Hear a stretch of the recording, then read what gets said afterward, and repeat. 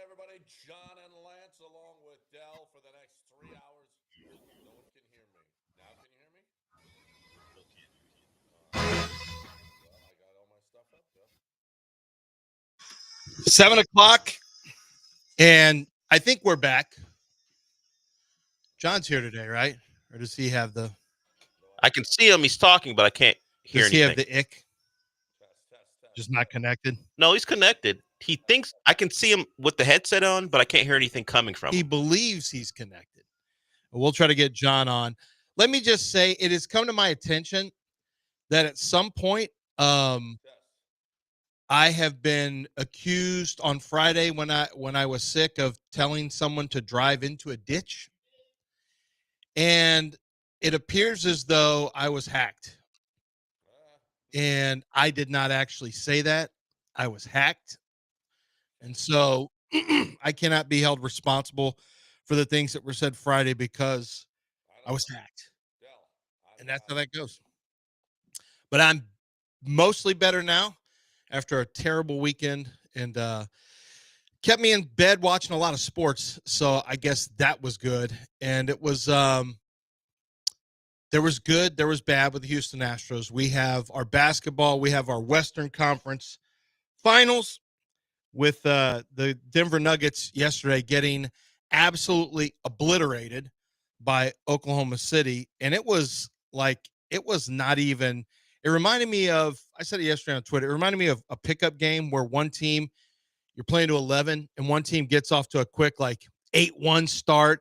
And the energy of the game, just one team is just rolling. The other team is, you can just tell there's no chance, and you're just playing it out. You're just waiting to get to 11, get them off the court, and get someone else in. That's what that game was like. They just ran. Oklahoma City ran Denver off the court. Jokic looked tired. He looked like he was unable to have any impact on the game whatsoever. They didn't, they weren't really going to him. And then when he had the ball, he wasn't a factor at all from a scoring standpoint. And Oklahoma City looked like the best team. They looked like the best team in basketball yesterday is what they looked like. So now we've got Oklahoma City versus Minnesota in that first matchup. And in the East, of course, we've got Indiana versus the New York Knicks. Should be, it's not the, I mean, I'm always a big believer in who cares what the ratings are going to be. Doesn't impact my watching pleasure. I just want good games. I want good teams, good games.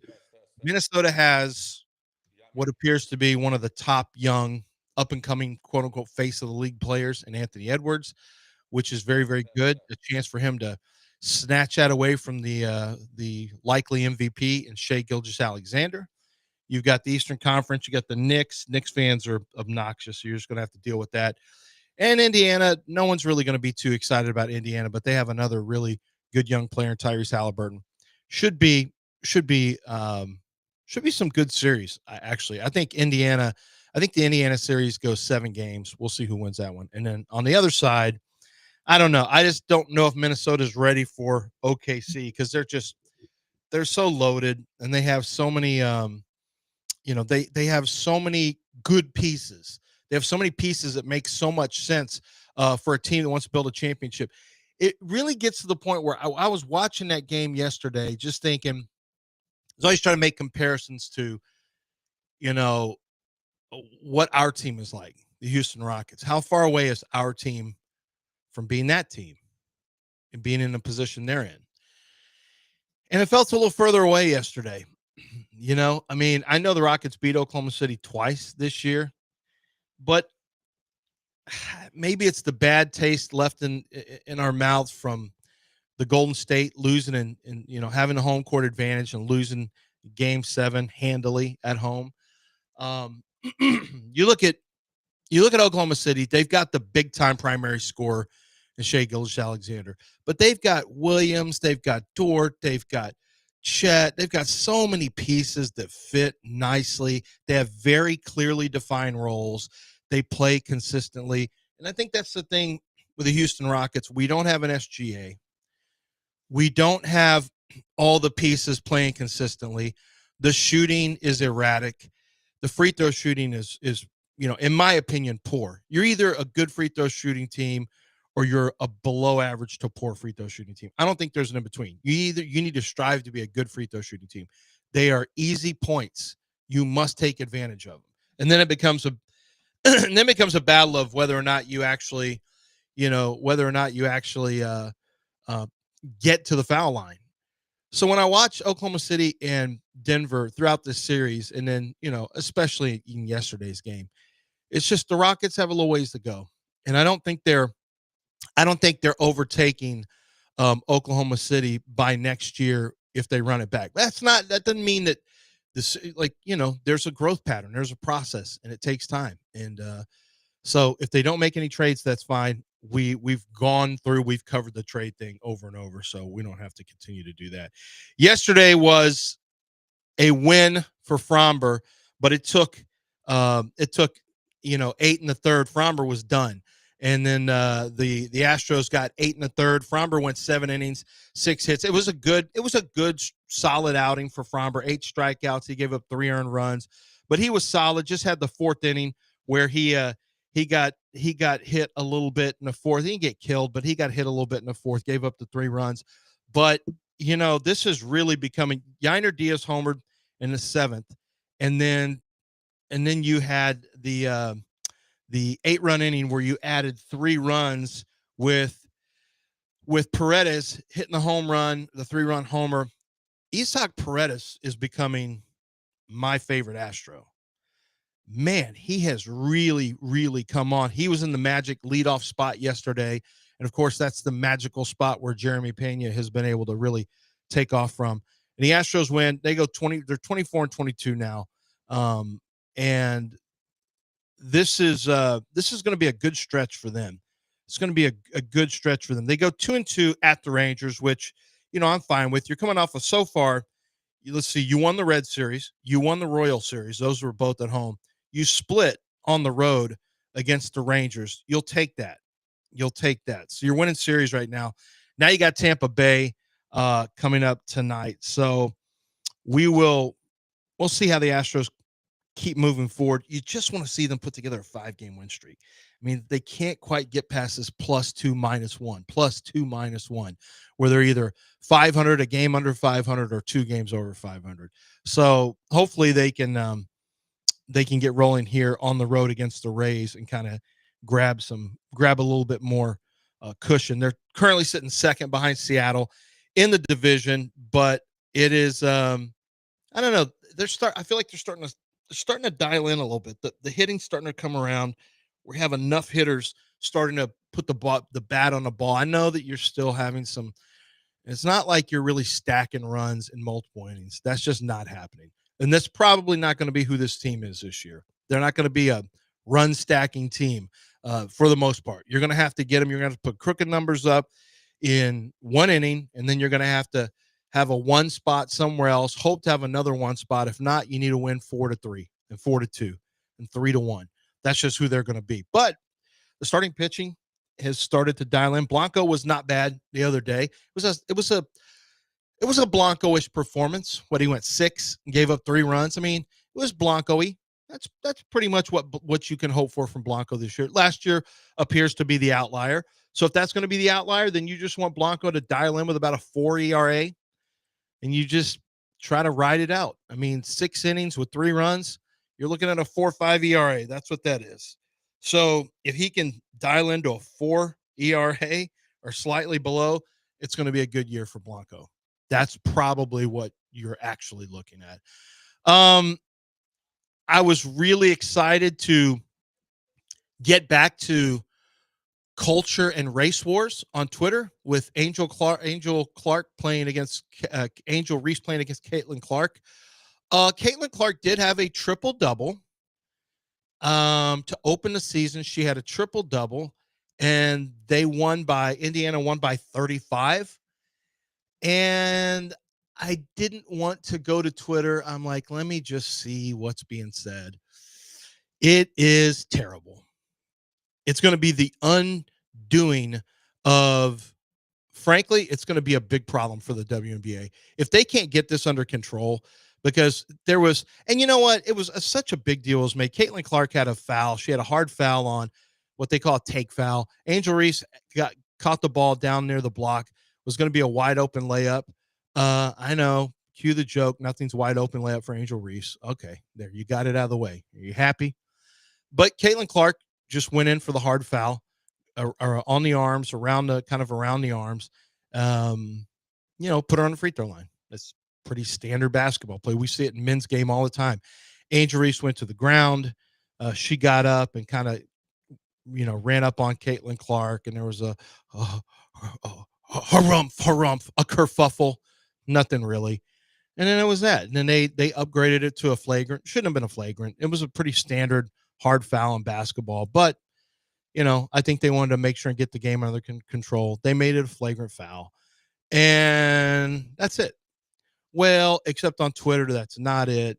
And there's huge fights and arguments about this being intentional. And Angel Reese hates Caitlin Clark. And who cares? Who cares? If the women's game can't, first of all, if they can't get along a little better, number one, and if the fan base continues to make this such a stupid racial and tribal thing with Angel versus Caitlin Clark, who cares? God, man. Number one, it was a basketball play. Angel Reese got up in her face. Who cares? That stuff happens all the time in a men's game. No one says anything about it. If Draymond does, we talk about Draymond or whatever. We see it with the Rockets all the time. Rockets are on the daily in people's faces. And we don't think anything of it. It's not a big deal. That's just how they've just got some grit. They got a little stuff to them. And in the men's game, when it happens, no one says anything. And then that turned into a whole thing. Caitlin Clark, for her credit, she's just like, it was a hard foul. It was nothing more. Let's not make it more. And what about Angel's response? She goes, it's nothing. It was just basketball. Don't make it more than it is. Angel Reese, to her credit, said she said it was a basketball play. The refs got it right. Move on. And she didn't make it a big deal. But man, the fans are insufferable, at least on social media. But the problem is it's going to boil over to these stupid ass shows today on ESPN, because that's going to be the topic du jour, is they're going to hit that. I'm hitting it now, getting it out of the way, but I'm just telling you, the story was the women's game came back, and Caitlin Clark looks like she's going to really, really be good this year. Again, maybe take it to another level, which is normal for a basketball player to get better in the second year. But man, that league needs to try, and because the stuff being said about these players, and Angel Reese takes, it's pretty what you read on social media towards Angel Reese. I mean, it's just overtly, it's beyond racial. It's beyond racist. It's horrible. Can't y'all, I shouldn't be talking. I'm not talking to you guys, but hopefully the fans can just let these women play and stop making it more than it has to be. And you know what? People are just going to have to get over the fact that Caitlin Clark is the most marketable player, and she's really, really good. She's really, really good. She's going to make them a lot of money. She's going to get them a lot of eyes on their product. Some of the players, obviously, and some of the fans just need to just let it go, let her play. And then Caitlin Clark at some point is probably just going to have to admonish some of her own fans and say, you're not really a fan of me. I'm a tool for you to just go after people that you don't like, because that's really what it looks like online quite a bit. So just want to get that off my chest. We'll see if we get John back. We do have it was funny. Scotty Scheffler finishes the tournament, and immediately his wife walks over and hands him the baby. Just like you get back from work and the mom says, "Here, you take this baby." I just got back from work. Well, that's what that was. Are you talking, Dale? Oh, okay. I can't. Oh, my headphones. Oh, okay. To John. Is he back on? I can hear him, but we're trying to make sure he doesn't have any issues. You might be able to hear him through the queue right now. He's talking to me. Okay. Well, we'll see if we can get it. We'll see if we can get it fixed by. Hopefully, John joins us on it. I mean, he's got golf to talk, so hopefully we get John back here in the next segment. Like I said, if any of you heard me say anything that seemed out of character for me on Friday when I was sick, I was hacked. And so that was not That was not Me. you. That was not me speaking. You seemed like it was you. Yeah, but I It was seemed hacked. like it was you. I was hacked. But people could see you on the But screen. just like people on Twitter get hacked all the time. No, but I people was hacked. Have you ever heard of deep fakes and AI? use so someone did that to you. I saw it on the video. I'm like, that wasn't even, I don't even remember saying any of that stuff. That was a deep fake. I don't know, man. I'm not sure people care that much to I deep said fake you. somebody should drive into a ditch. Oh, I hope they remember. couldn't get out of their car if they went into water. This stuff that It was- is out of character for me. And I'm like, I don't think I said any of that. And I went back and looked at the video. I'm like, that's a deep fake. The suggestion was you didn't mind if that guy died. Yeah, but that's obviously I was hacked, and that's a deep fake. That's what I'm saying. We're gonna have to get control. So of where AI. were you on? I was here, but you see, okay, did you see the video where she claims that Caitlin Clark claims that Angel Reese is going to be, something about McDonald's combos and OnlyFans? And I'm like, that's not really her saying that. They use her voice to say that stuff, and it's dangerous because stupid people believe all that. And I was listening to all that I supposedly said, and I realized, wait a minute, somebody deep faked me. So if you were deep faked, who would you go to get damages from that? John Daspit. Mm-hmm. Well, yeah, probably. I mean, it's not a car crash on the roadway where an 18-wheeler hits me. I was not injured at the roadway, but actually he might be able to do something like that. He actually might be able to do that. That's personal. Somebody personally goes after me by deep faking me and making me seem like I was saying hateful things when I was sick. That could be a John Daspit call. 713-CALL NOW, 713-CALL NOW, or DaspitLaw.com. I can tell you this much. John Daspit is the best when it comes to taking care of you when you have to battle against the insurance company. Because at first it will start. I went through this with my son, and I didn't know John Daspit at the time. My son got hit by someone who ran through a red light. If you are injured in an accident, if you're involved in an accident, first call should be 713-CALL NOW. Because here's what happens. The insurance company is going to get a hold of you very quickly and try to act really nice and get you a settlement. But what they're trying to do is make sure you sign off on the line so they're no longer accountable for anything. And that will include your future medical bills or a legitimate pain and suffering claim. None of it. You're just done, and you'll have to be responsible for yourself. John Daspit makes sure you're treated fairly. All your bills are going to be paid. Any missed time from work is going to be compensated for, and you get a fair pain and suffering payment as well. That's John Daspit. That's the difference. DaspitLaw.com or 713-CALL NOW.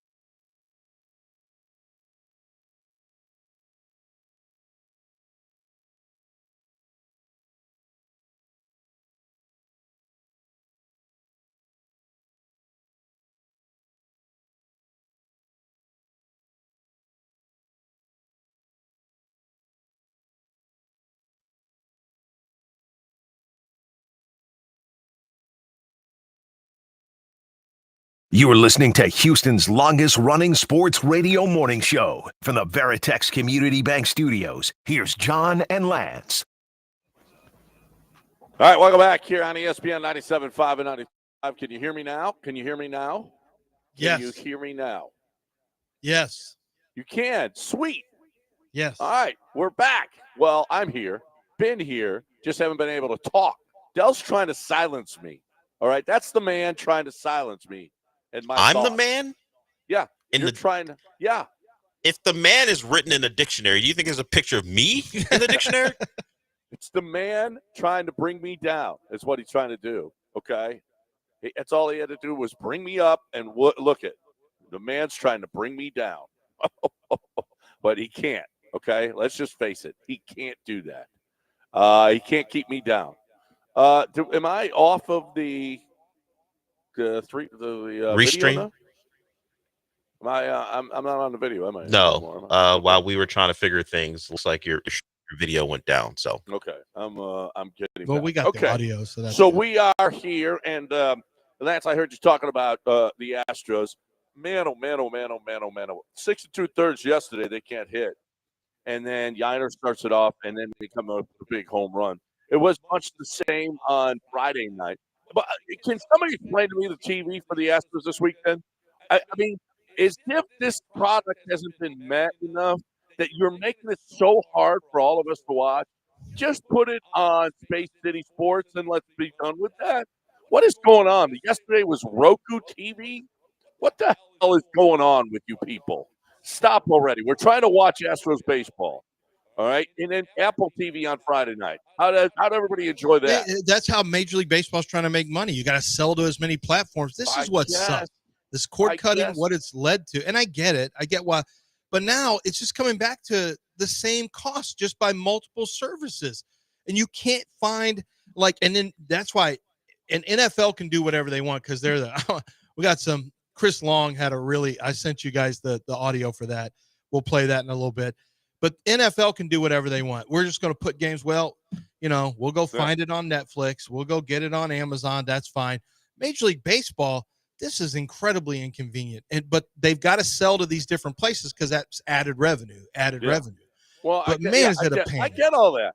And you piss off your fans. And you piss me off this weekend. Not only could you not hit the seventh inning was just awesome on Friday night. We were able to watch it. We go to a bar that had Apple TV, so we were able to watch it, which was great. We had a good time watching them in the seventh inning, doing all of that with 2 outs, coming up with clutch hits. Christian Walker coming through with the home run. That was great. The next night was just man, nothing, blah, blah, blah, crap. Okay, and then yesterday was pretty dang good. 6 2/3 of no hit ball. Yiner changes that with the solo shot, and then the 3-run shot by Paredes. And the Astros win the game. And didn't lose 3 out of 4. They actually salvaged that in the series tie, which was pretty damn good, which was okay with me because you had Grom on Thursday night against Hunter Brown, and they got 1 hit, and the Astros didn't. They got 1 big hit, the Astros didn't. And then you were able to take 2 out of 3 of the next 3. But you still are, holy crap, just go. You scored in 1 inning in the 7th, right, on Friday night. And then you basically did it with 1 inning yesterday as well. And you did it with 1 inning on Saturday, too. Mm-hmm.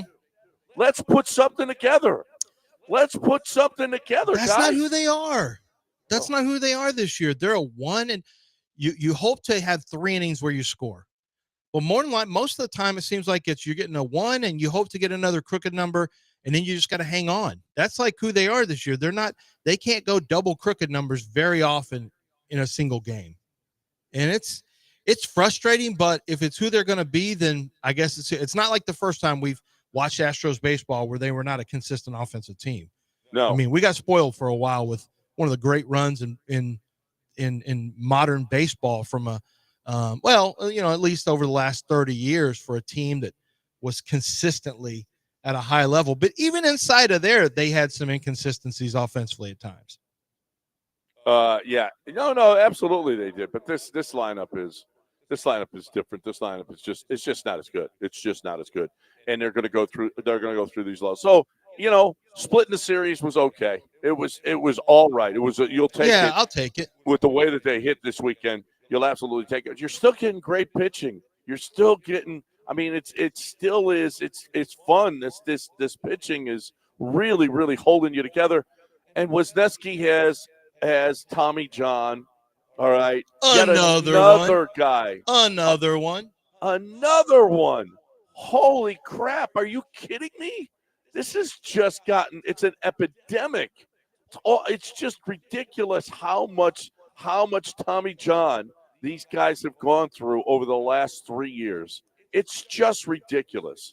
There is something about the way the Astros go about it that is really killing these starters. And did you see the graphic came up this weekend of all of the guys who have had there's no team that's going through what the Astros are, and yet they're still getting really good starting pitching. Well, according to wait a minute. Well, yes, right now currently, but the team with the most pitchers undergoing Tommy John surgery since 22 is a four-way tie between the Angels, the Marlins, the Pirates, and the A's, with 6 pitchers each since 22.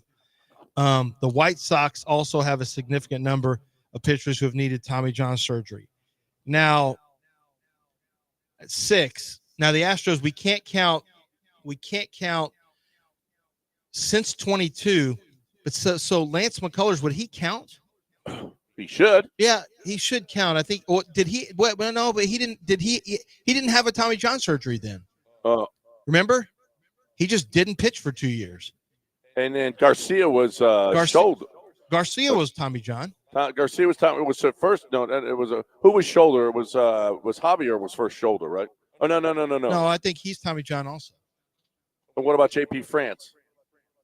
I think he's Tommy John. What about Verlander? Well, that was before 22. What about Garcia or Urquidy? Garcia, Urquidy. Let's just call them all Tommy John. Garcia, Urquidy, not McCullers in that time frame. France and Javier would be 4. This would be the 5th. Because, like I said, that's since 22. Now, if we go back since 2021, we go back since, 2020, the Astros are way up there. And Wisniewski is a new one. Like, I don't care if we're not number 1. This is really having an impact. Oh, I mean, no. A lot of guys. You're missing 2 full-time starters, and then the backups, Wisniewski and JP France. Now they both have them. Like France had a shoulder. It was. Yeah, that's who the shoulder was. That was France. Yeah. I knew one of them was pitcher out for the year. But it doesn't matter. They're out. JP France, we haven't seen JP France in like 6 years. Well, they brought him back early, remember? They thought he was okay. Yeah, and turns out he wasn't okay, and then it exacerbated the issue. Yeah. Doesn't Art call him J6 France? Yes, just because he has a mustache. Yeah. Yes. And he's got the tats. He's got tats, yes. But yeah, the Butcher of Bel Air at it again. Yep. It's not even here anymore. Its practices remain. Aren't his underlings or his, let's say, proteges the pitching coaches now? The people who handle things now? Potentially, yes. They went to the school of Butcher. Yes. Yeah. Including minor leaguers, the Mets lead all time with 14 Tommy John pitchers. I feel like the Astros should be leading that division. I'm pretty sure they should be leading that division because it's gotten ridiculous now. It's just ridiculous now. But the bats have got to they got to get more consistent. This is just so maddening. Well, when they just shut down, there is absolutely nothing. You can't get more boring than Astros baseball when they're just going. I mean, how many 3 up, 3 downs did they have this weekend? It was a ton. Oh, it's ridiculous. Yeah, they're not they're not very competitive from like their at bats need to be a lot more competitive. That's one. You're right. That's the thing that's really missing is Blummer saying, "Boy, this is a really good at bat right here. He is really making the pitcher work." You're not hearing that a whole lot this year. I've not heard that at all. And Jose Altuve, needs a slump buster, but it needs to be his wife because he's. Wow. I wouldn't call his wife that though. Yeah. No, I'm just saying he's faithful. So he can't really have a slump buster. It's just going to have to be his wife's going to have to find a way to get him out of a slump. Maybe a new tattoo. Maybe whatevs. Maybe a delicious type of Venezuelan cuisine. Anything. Try anything. Is he bad? She going to make him 2 years younger? I don't think she's got anything that will make him 2 years younger. I don't think 2 years younger is, oh my God. What you just said means, is this the beginning of the end for Jose Altuve? Are we talking about a slump or just age? Is this the Olajuwon where all of a sudden in that series against Shaq, he looks like he's super old when he is against the Lakers, and then he falls immediately off the hill? 10 hits in 57 at-bats, a 175 average, 242 on base, 228 slugging, 470 OPS this month. I mean, and this is a pretty big sample size now. His last RBI was April 30th. April 30th. This is probably the worst run of his career, the worst month of his career, I bet. Or at least over the last he's had slumps. 12 We've years. seen him in slumps before, but this is you just told me his slugging's under 300. It's 228. Yeah. I'll bet you he's never had a month like that. Slugging is below his on base. This is Brad Ausmus territory. Mm-hmm. This is when your slugging is below your on base, it means you're terrible right now. Yeah. And a 175 average for Jose Altuve this month. Just unbelievable. He is lost right now. Lost. All right, we got a break. 713-780-3776. You got anything that you want to talk about, you're more than welcome. I want to talk about the big Atlas Poker Series that's going on right now at Texas Card House. It is on. They've got $650,000 out there. You just go to Poker Atlas and see the different tournaments that they've got going on. There's all kinds of different tournaments. They're starting up just about every day. You've got 1, 2, 3. You've got a $200 entry for $100,000. You got a $600 entry for $300,000. It is on at Texas Card House on Westheimer. It is a great facility. I love it. You don't have to play the tournaments. I mean, but there's a lot of money out there. If you get lucky and make a run, you could be in for a lot of money. And you know what? You just have to be lucky. You just got to catch some cards. I've seen some terrible play. I watch poker all the time, and yet guys are making bad plays. Don't know. They know what they're doing, but they make bad plays and they win because they catch cards. If you're a lucky person, you don't know. You got to get there, though. You got to play. And if you're looking to just play at home, Hijack Poker, you download that. That comes from Texas Card House as well. But if you want to get in on all this money that's at stake right now at Texas Card House, get to Atlas Poker and find out for yourself. Or just go to the website, texascardhouse.com.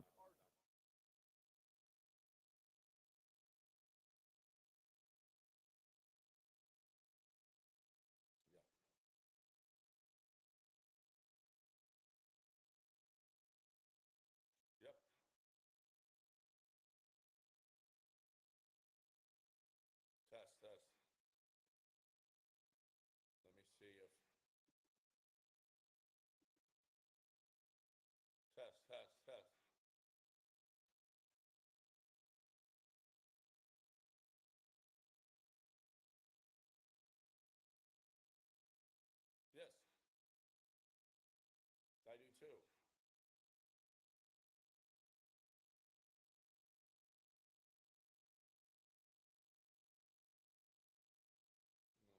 I was just trying to find how I could get on the air. Hold on, let me do this. Oh man, it's so much. Man. It's funny, this one.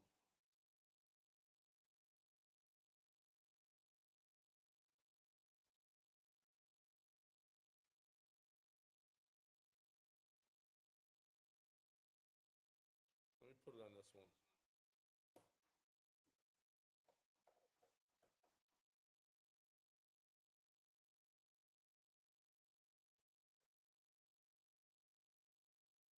Test, test, test, test, test. Test, test, test. Test, test, test, test, test, test, test. Test, test, test, test. Ooh, I don't hear the reverb. I don't hear test.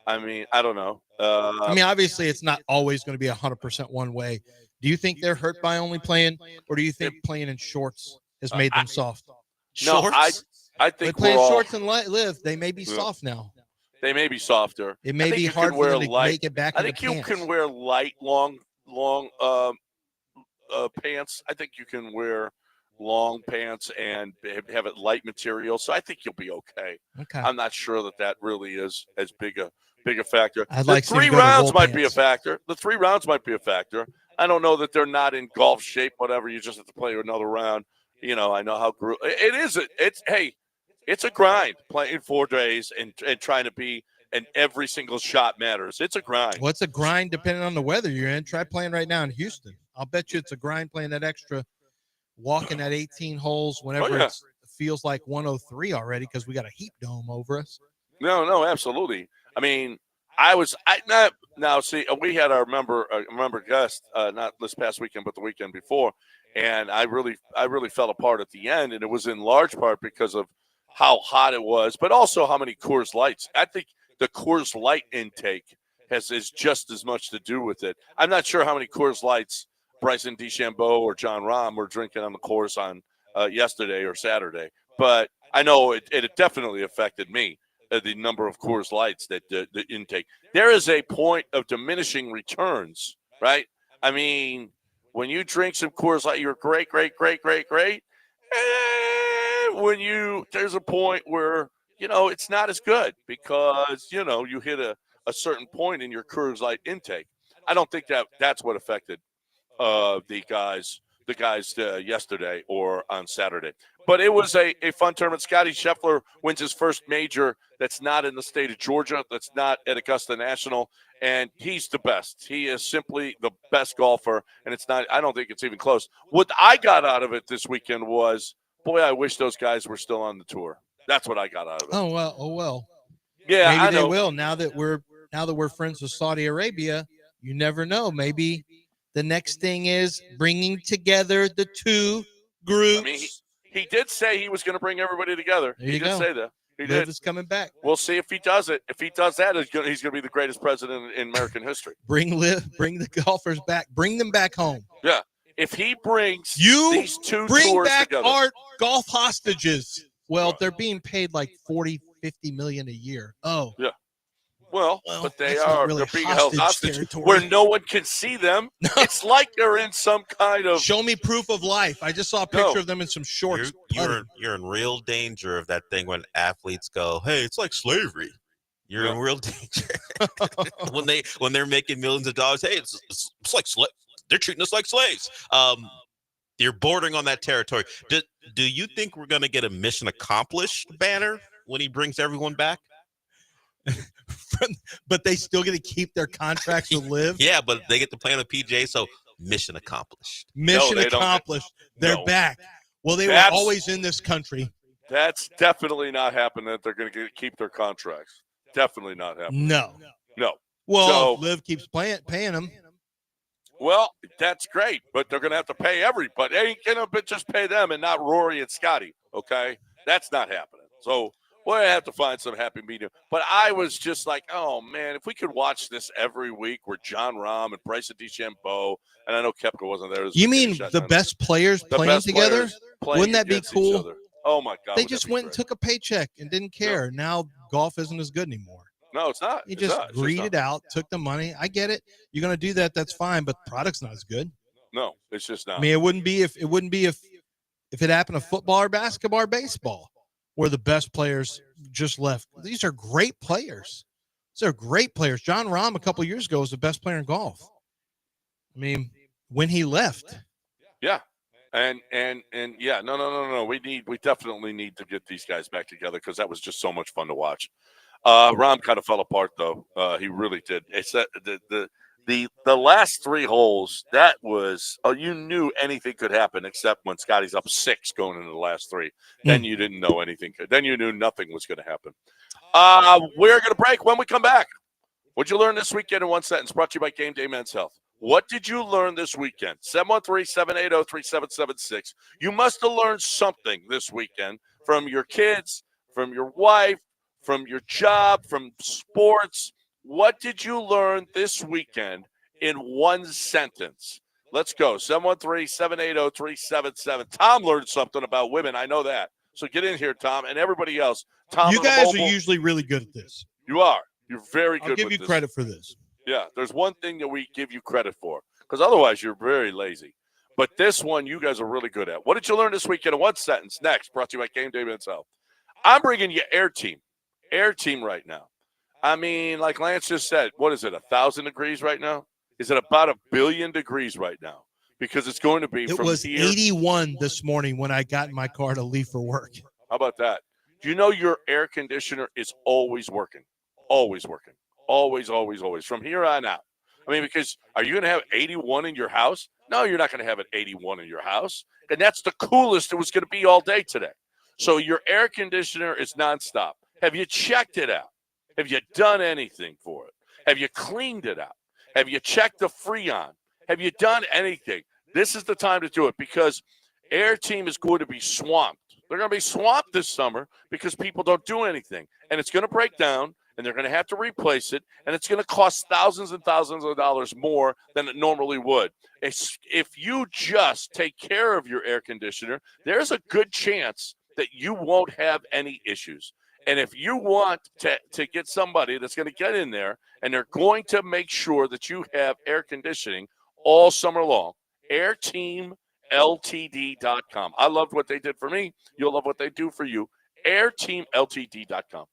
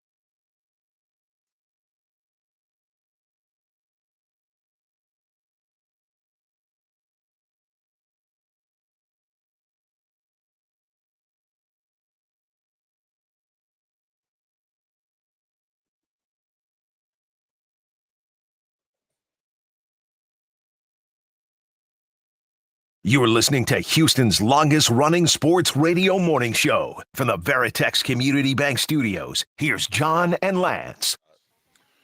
All right, welcome back.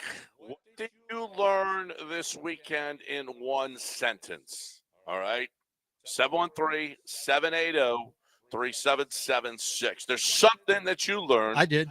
You get 1 cent. Now, you're not very good at this game. No, I learned how to properly locate bathrooms along a 1-hour drive.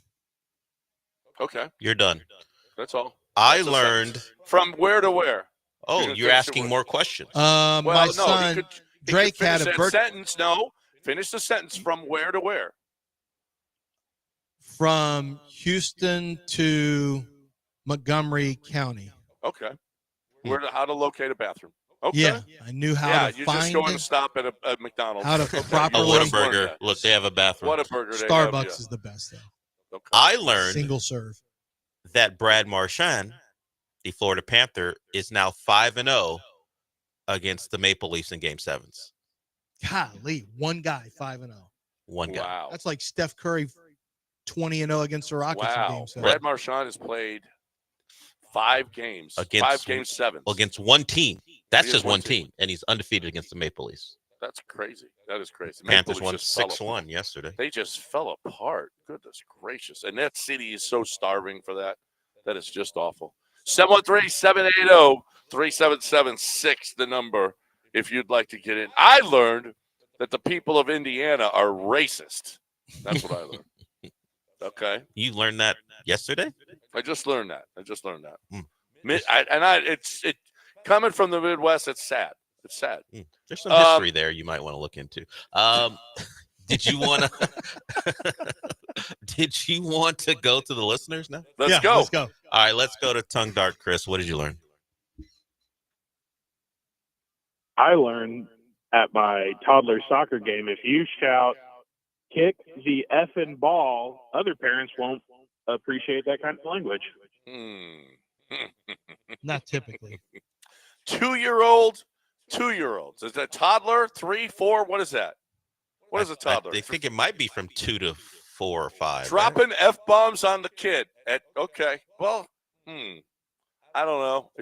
It pisses me off when they do that to Altuve in Yankee Stadium, let alone a toddler soccer game. Nice job, Tongue Dart. Tongue Dart. No wonder you're Tongue Dart. Your tongue keeps flicking in and out. Hey. Well, go to the line. That's what Tongue Dart means. Don't step over it. We know what it means. Okay. You must have got who's hacked. next, Del? Did you get hacked too, like Lance said he did?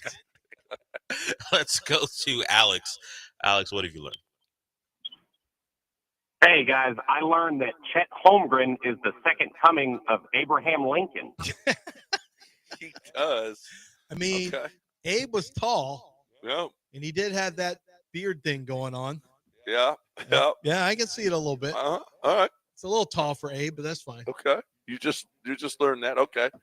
713-780-3776. As soon as somebody gets off, you get in.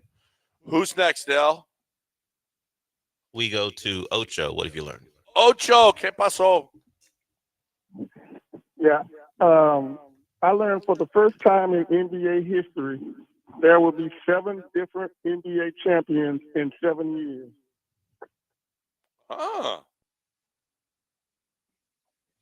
This is, by the way, this Final Four has got like 5 total guys, 4 or 5 total guys that have been in NBA Finals.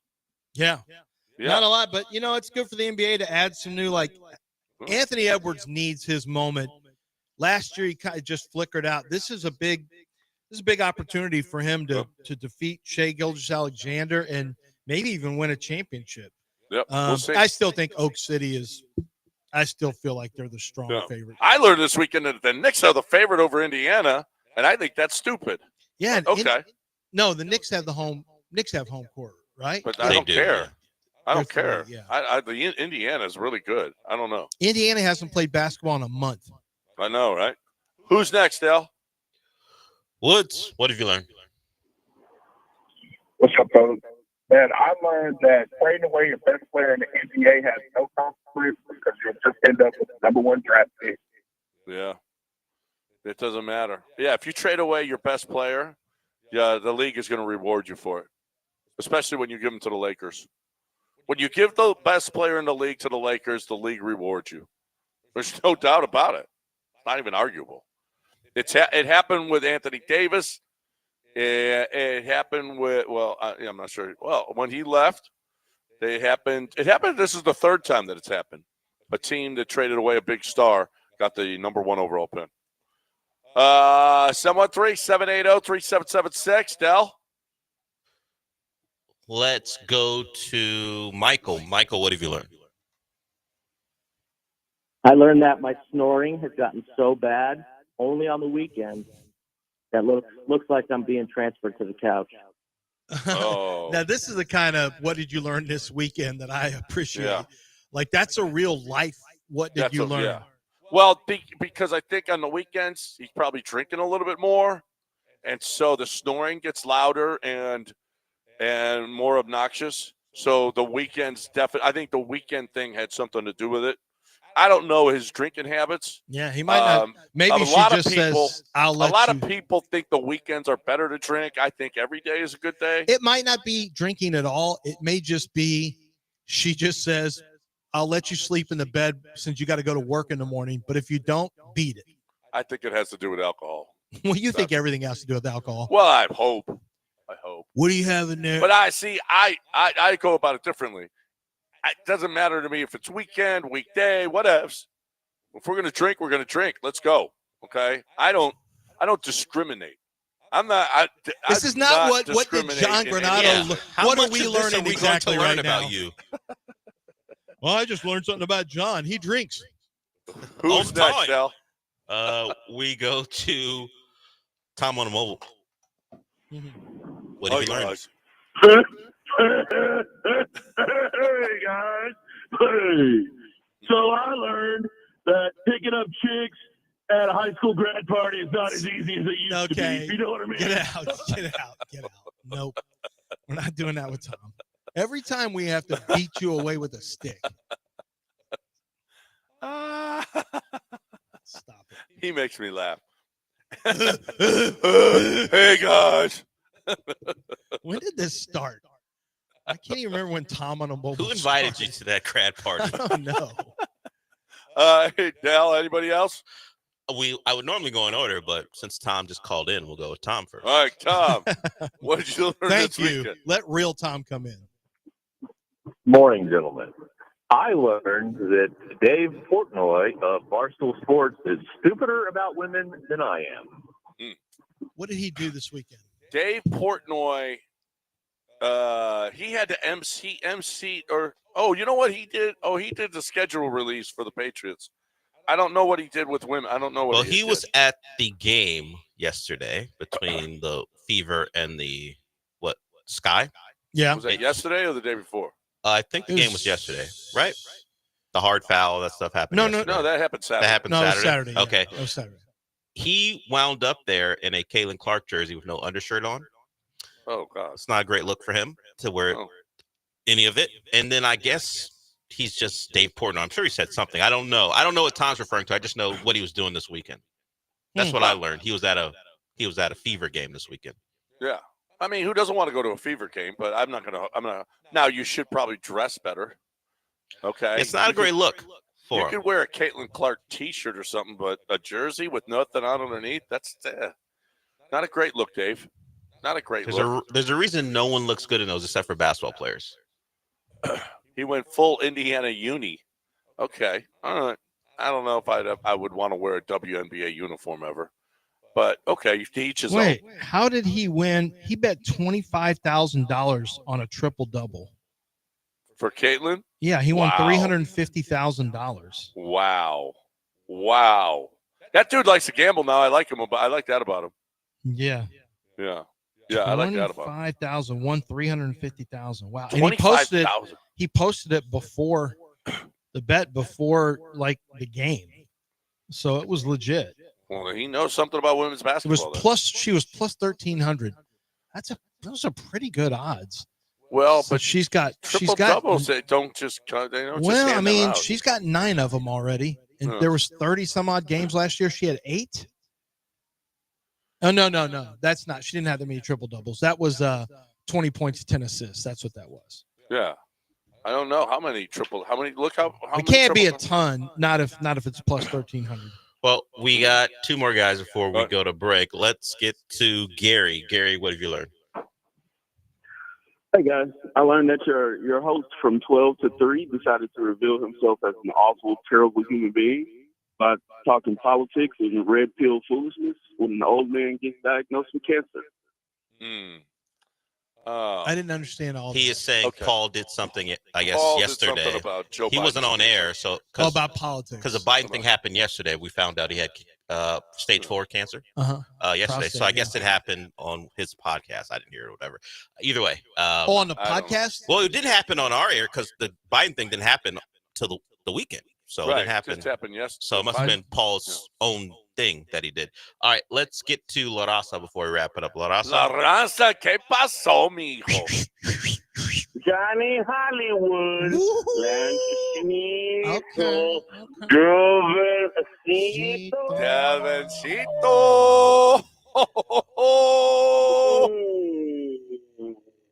Para tres, gentlemen, buenos días. Hey, well, I want to give a shout out to the people out there. I'll make sure my condolences to the people in the ship from Mexico. Well, at least we know that Mexico will never invade us to the sea, so at least we know that.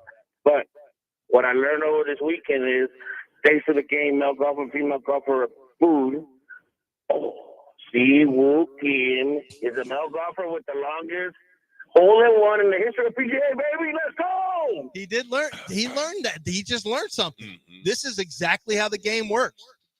I did hear him say, I did hear that. No, he's not Japanese.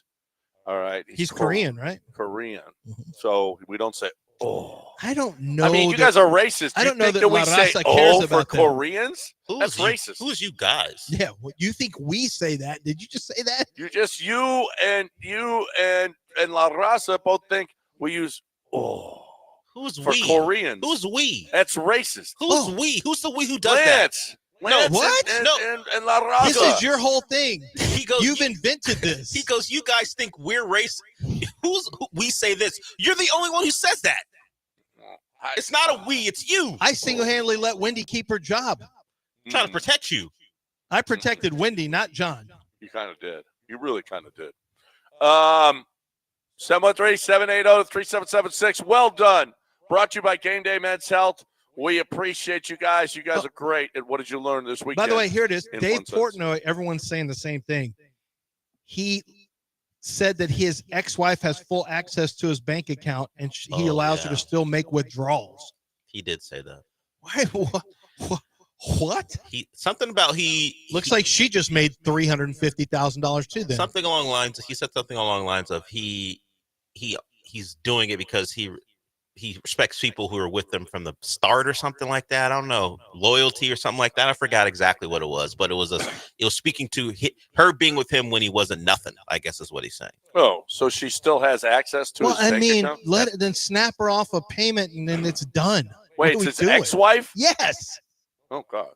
Well, I mean, God bless. Nothing. I mean, if he trusts her, that's fine. What do you care? Well, nothing. Why should you step into it? No respect for that. Yeah, Twitter, get off of it. Yeah, I don't really. If he wants to let his ex-wife in on his bank account, good for him. I mean, he's not hurting for money. So what do I care if he's taking her piece? He just made $350,000. Well, she did too. She has full access. She just made $350,000 too. She's like, way to go, Caitlin. We just made 350 G's. We met when Barstool was nothing. So she rode the grind up with us. She was with me every step of the way. So in my mind, she's entitled to enjoy the fruits of it. Give her 15 mil. Like I said, scratch a check. That's how that usually works. Why is Michael Douglas coming up on my? Because you mentioned like flicking his tongue, I think. Oh, don't, Del. I'm just trying to explain to him why it might be coming up. Don't let him. Yes. The tongue dart, Chris. Don't. Yeah, very early in the segment, you did that. All right, we got a break. We got to talk about hair now. Yeah, nice job, people. We appreciate you. Let's talk about your hair. Let's talk about your lack of hair. Let's talk about what you're going to do about it. I mean, don't just sit on your hands. Actually pick up the phone. Just go on your laptop. Go to 975hair.com. Go to 975hair.com and make a move. It's really, really simple. Go find out, get a free evaluation from Doc. I mean, a lot of places are going to charge you to find out whether or not you should be, but the doc is going to talk to you. He's going to look at your hair. He's going to find out just how good, what he should do. All right. You got that 5 head going on. You got a bald spot that's growing. Let's go. Doc is here for you. He's awesome, awesome, awesome. The process, the neografting is great. He's got a 3-day anesthetic you don't even really need, but he's got a 3-day anesthetic that can take care of it. I did it on a Friday. I was at work on Monday. Fred did it on a Friday. He was at work on Friday. All right. If you're looking for the best way to attack this bald thing that's going on in your life, and if you're in your 20s, 30s, 40s, 50s, it's time. Don't go bald. 975hair.com, 975hair.com.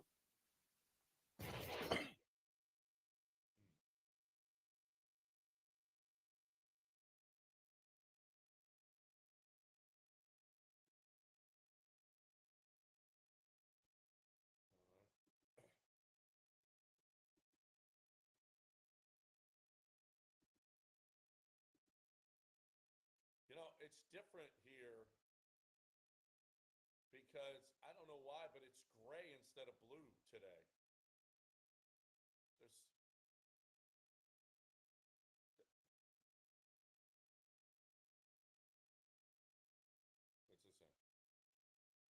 Hold on, let me test.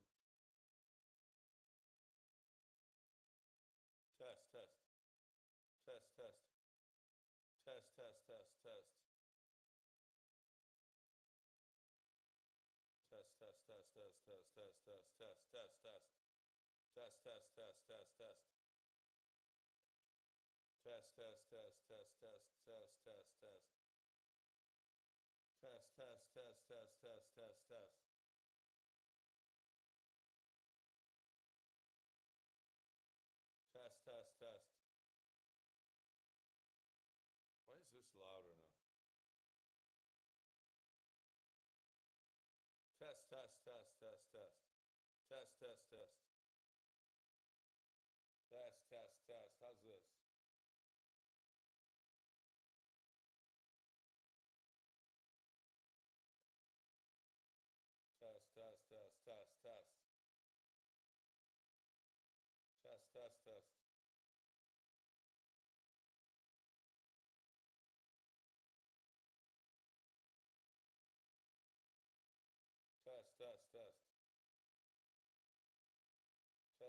Test. It's louder.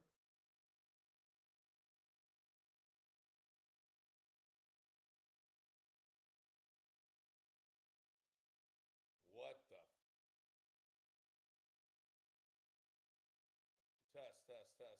Test. How's this now? Nothing. Same. Test.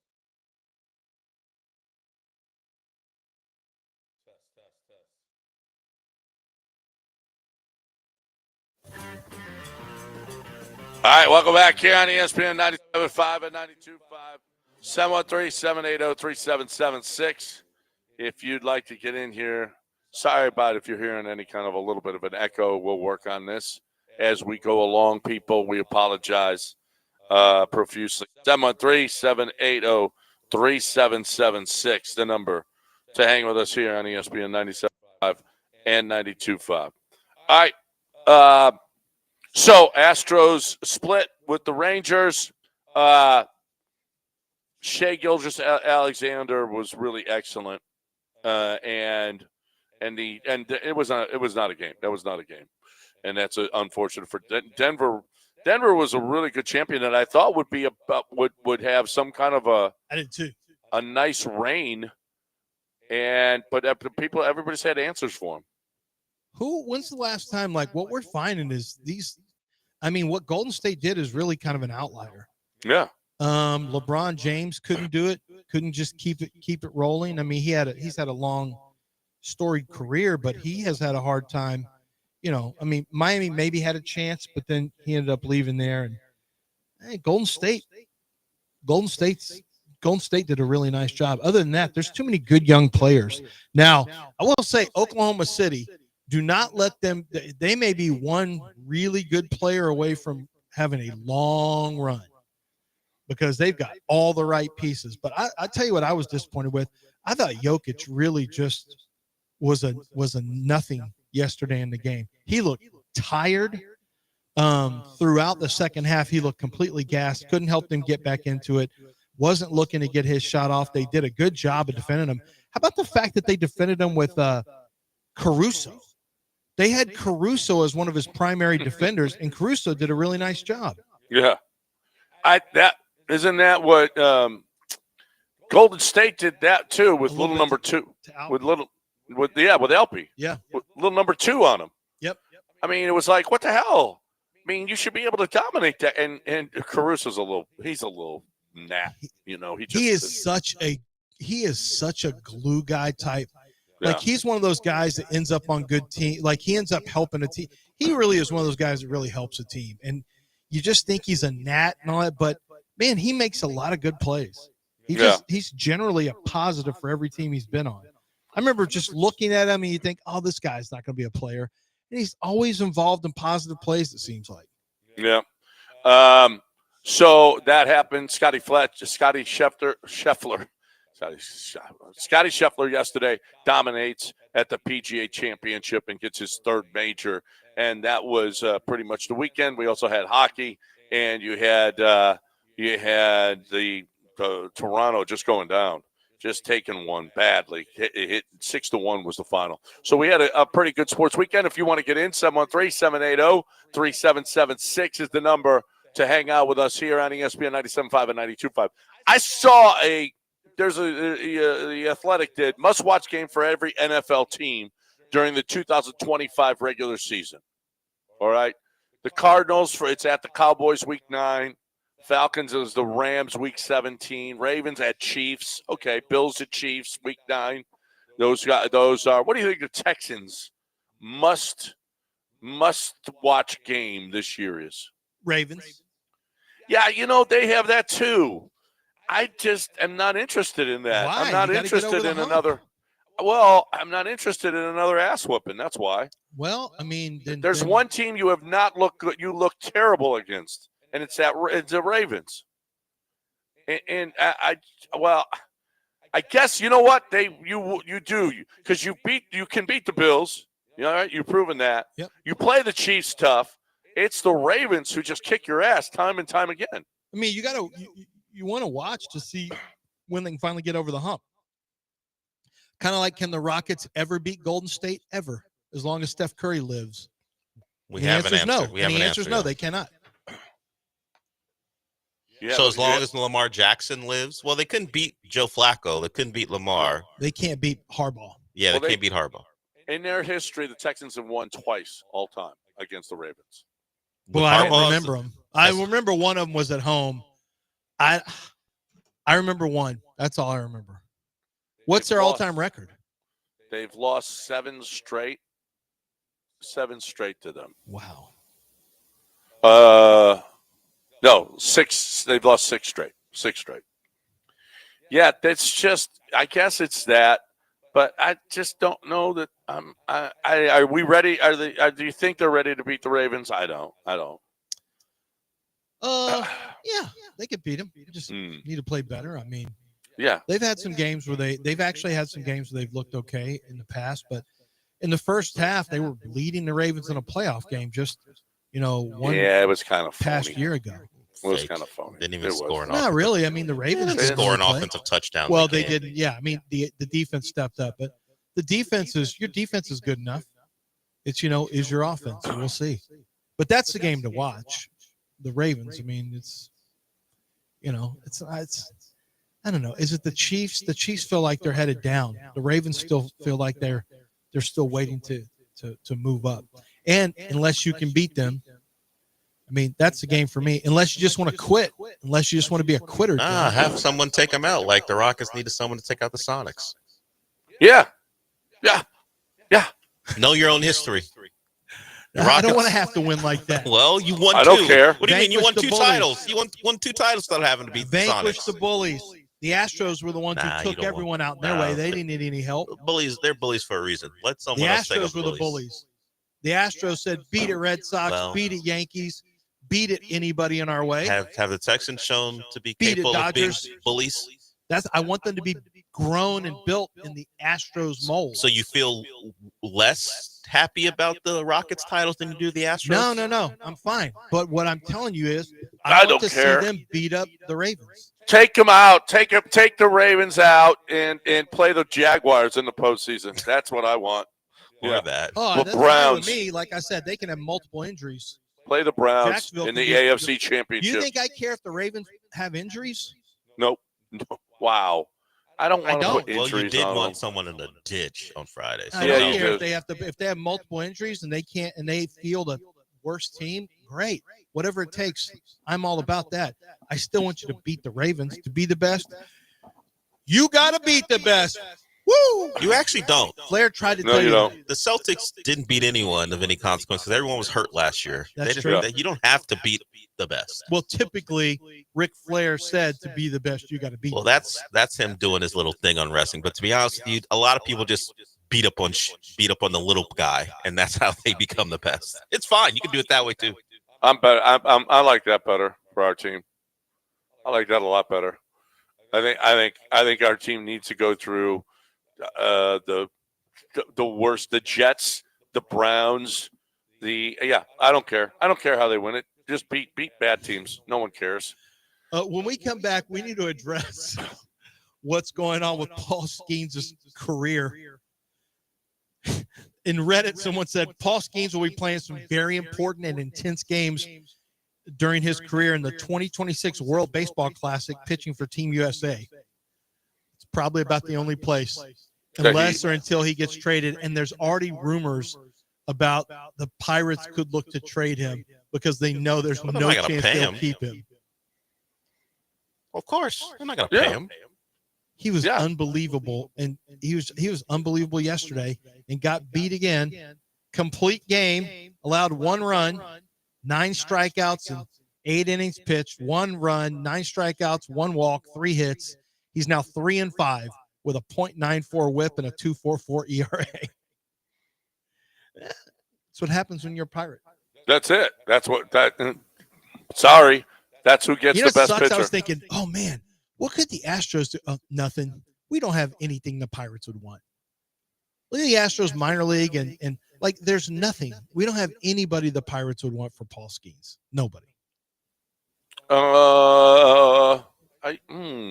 That's a shame. I know when I started thinking about it, I got sad because I realized like nobody on your roster. Cam Smith. That's who. Yeah, I don't think that's enough. Just throw. Sorry. Oh my God, Israel would have a baby if we got a white guy for Cam Smith. Can you imagine that? Oh my God. All right, let's break. Let's talk a little Craig the Surf. Let's talk about what Craig the Surf is offering. What Craig the Surf is offering are some of the best deals available right now on Buick GMC. These are some really, really good offers. They are they're called programs, right? So what the programs are what is available right now with dealer cashback, APR financing, things like that. And I'll give you an example right now. On the GMC side, they've got a GMC Sierra 1500 pickup truck with a Turbo Max engine. And so you say, okay, what's the program for that?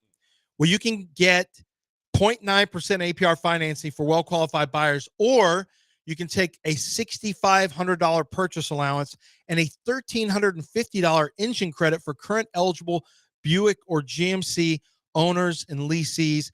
For example, head over there, bring your current truck in there, trade it in, and what you may find is that you're getting $6,500 purchase allowance plus $1,350. Can you imagine taking $7,850 off for a Turbo Max engine with the GMC Sierra 1500?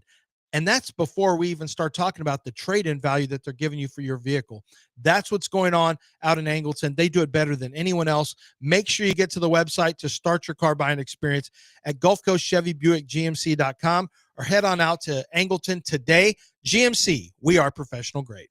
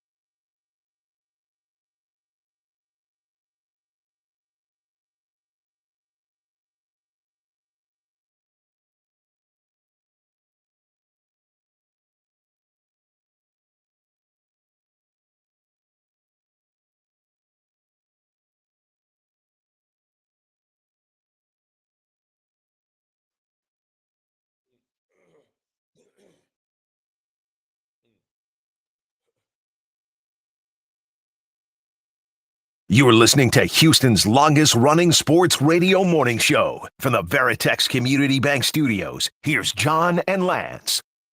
John and Lance. Mike's out. All right, welcome back here on ESPN 97.5 and 92.5. 713-780-3776. What you got, bring it. 713-780-3776 is the number. Yeah, this is a something that we do need to talk about because this is going to affect us, certainly. Let's bring Julian in here. Hey, Julian. Good morning, fellas. Haven't talked to you guys about the 49ers all off season. That's for John. But I will say this, man. I think we came out looking golden after this. If you look at it and add the the last year of his rookie contract, it all goes to about $45 per year. I'm totally fine paying Brock Purdy $45 million a year for 6 years now. I understand that he has to have a lot go right for him to look good, but at the same time, he does a lot of things that make him look good. Like his ability to escape the pocket. No one thought that was going to happen. I certainly didn't. Trent Williams will hopefully be healthy. CMC hopefully be healthy. We have the easiest schedule in the league. Now, that doesn't really mean a lot because the last 4 teams that have had the easiest schedule have finished with the losing record. But yeah, man, I think it's a good contract. And you notice how the agent didn't put out how much guaranteed up front or signing bonus. It makes me feel like it's a really team-friendly deal because if the agent had gotten something that would really be for Brock as opposed to the team, he would have came out with it immediately. But the whole weekend passed and we heard nothing. Y'all have a good day, man. Let me see if I can find the contract details. I thought I saw the guaranteed money. Yeah, I'm pretty sure. I thought I saw his. His guaranteed is 181 out of the 285. Yeah. Yeah, it's not terrible. It's not terrible for the team. It's not. I just have. Sean, he's one of these quarterbacks, though. You know, there's a lot of them in the league who get paid like this, but they're not. But they need everything right around them. They're not elevators. Very, very few quarterbacks in the league are elevators. Very few quarterbacks should be paid 50 to 60 million. Very few. Very few. On one hand, and yet it doesn't matter because this model's broken for quarterbacks. And so he's going to, like 49ers fans within 2 years are going to be all over this contract and Brock Purdy. Because if he doesn't, because he can't elevate people. So if you don't keep everything, if you don't keep the cupboard stocked around him, you're still asking him, once you hit a certain number contractually, first of all, quarterbacks take crap no matter how much they're going to make. You give a quarterback 45 to 50 million plus a year, now you have set him on a tee, and the fans are going to tee off on him if he doesn't play well. And I mean play really well. He didn't have Debo, he didn't have McCaffrey, and he went 6-11 last year. Yep. I mean, for the most part, he didn't have those guys. And he doesn't elevate. Well, now they had a lot, but also Jordan Mason was out. When he got a lot around him, they win.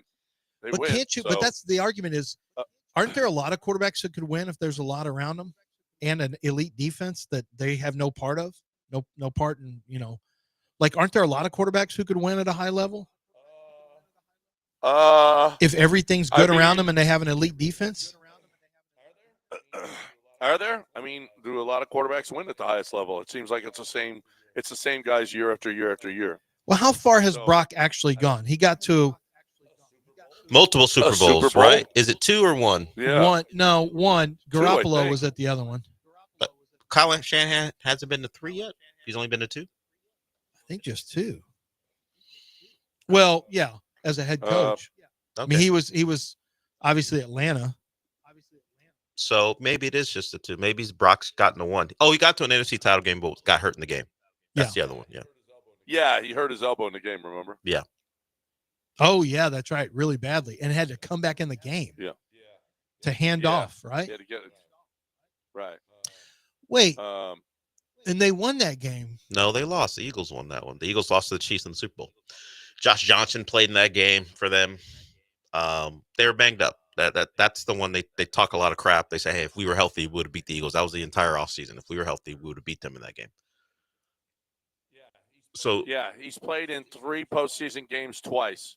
1 Super Bowl, 1 NFC Championship game, 2022 and 23. But hasn't played since 23. This is 25 now. So they were bad last year. They were bad, 6-11.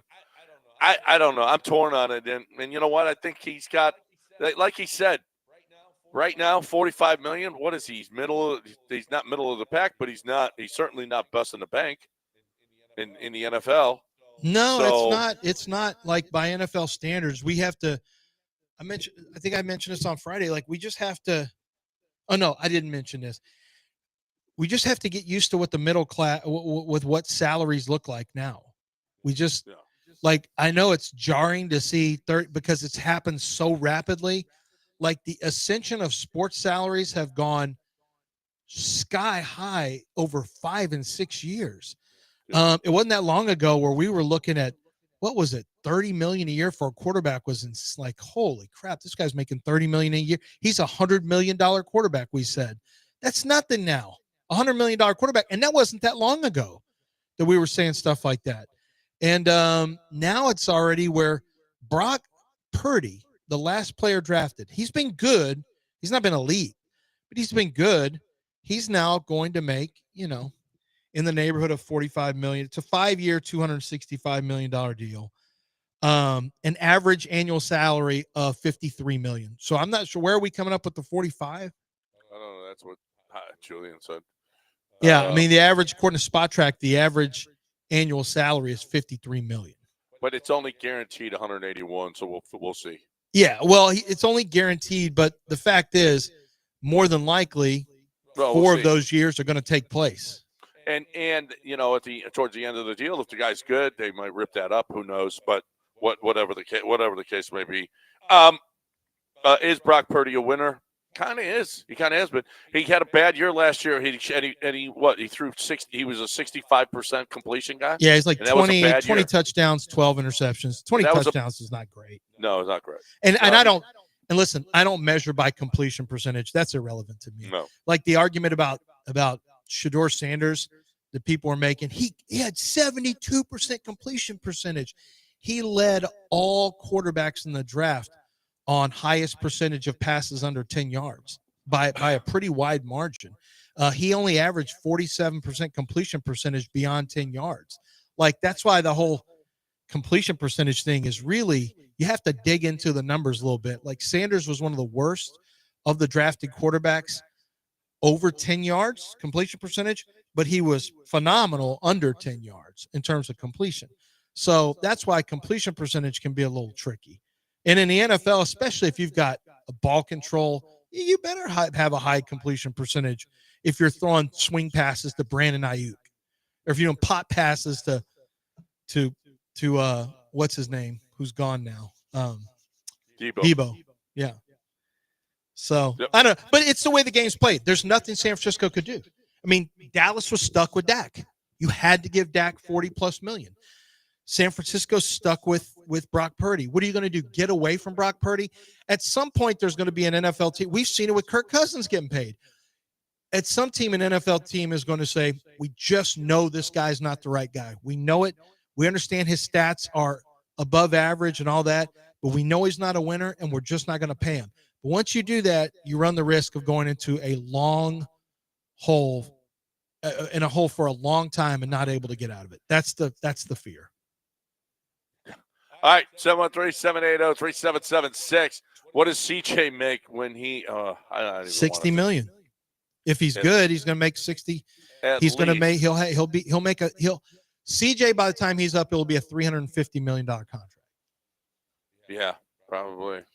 I mean, if it's not our money, what do we care? But if it's not above, at some point, I think the NFL needs to step in for the greater good of other players and put some type of cap on quarterbacks, because, I mean, they've got it in NBA. I hear all these people, that's not even, that's not a capitalist. Yeah, it is. NBA has had it for a long time. The NBA put it in because they had difficulties with a middle class in the NBA. It was bad for the entirety of the league. It was only good for about 3% of the players. And now it's you have maxes, super maxes. They still make $40 to $60 million a year.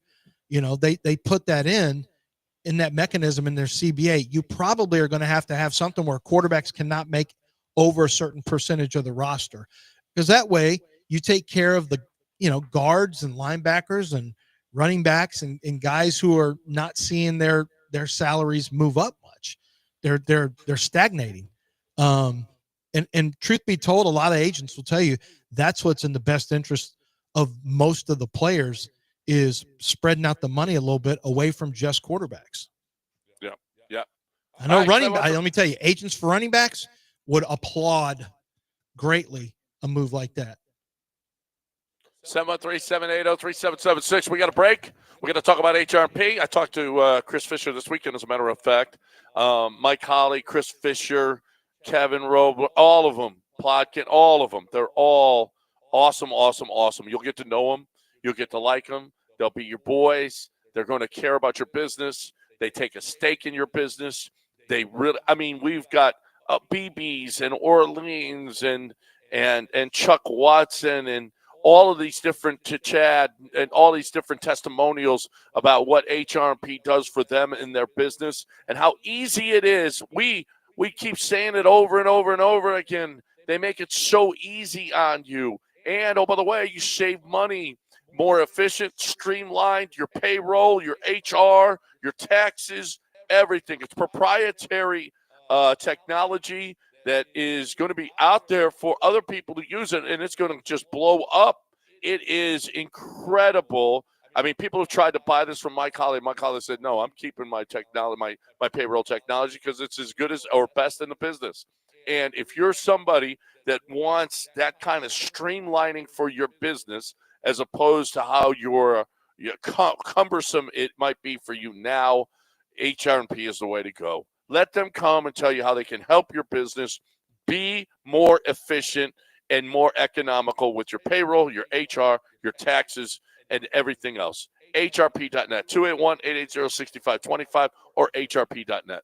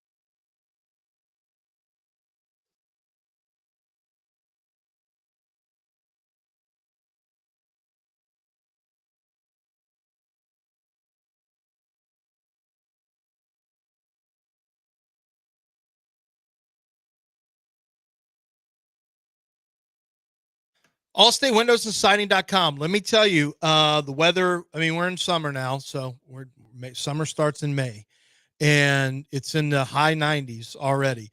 And your electricity is going to run. Your energy bill is going to go high. You already know that. That happens every year. But did you know it doesn't have to be as high as it usually is? Did you know that if you have leaky windows, it's going to cause your air conditioner to run more, and you're not going to be as comfortable? You're going to have a lot of you're going to have an issue with a lot of different, a lot of the elements getting in your home because of the leaky windows. Get brand new windows from Allstate Windows and Siding. They're made here in Texas specifically for the weather challenges that we face. You're going to have it sealed properly. You're going to see your energy bill, which can be reduced by as much as 60%. That's something you should not pass up on. Get better protection from the elements, protection for your home, beautify your home, all with brand new windows and siding from AllStateWindowsAndSiding.com. That's AllStateWindowsAndSiding.com.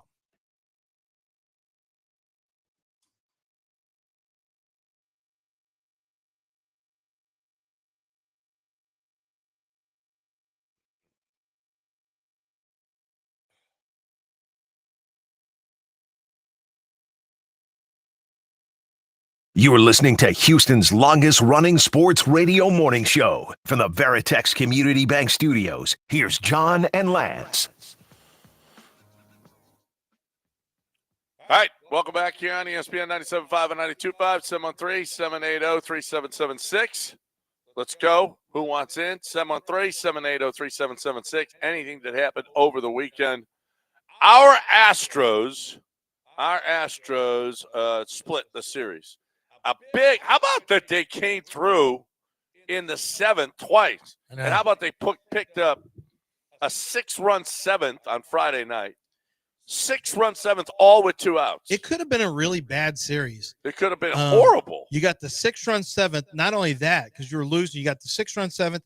And then, you lost an amazing Hunter Brown start. Hunter Brown got Paul schemed. And then you were on the verge of potentially losing against the Rangers in what was a pretty good performance from you just had one inning where Fryerberg gave up the 3 runs. Other than that, he was really good. And that sucker could have turned into a disastrous series. Instead, you're able to split it. And you did that because while you did lose, it was kind of a get back. You had a great game from Hunter Brown and you lost, but you had to get back on the other side with coming up with Paredes hitting that 3-run home run. So you got one that maybe you thought you weren't going to get, and then you lost one that you probably won't lose more than 1, maybe 2 of those in a given year. Yeah, a performance. I mean, the like Hunter that. Brown, losing a Hunter Brown like that. Yeah, you could have. Well, you maybe should have won one of these games. You probably should have won 3. Mm-hmm. Probably could have won 3. You could have gone 0-4 or gone 3-1. Or 3-1. Right. Yeah. Yep. Right. I'm watching a major league game where the first baseman goes after a double play.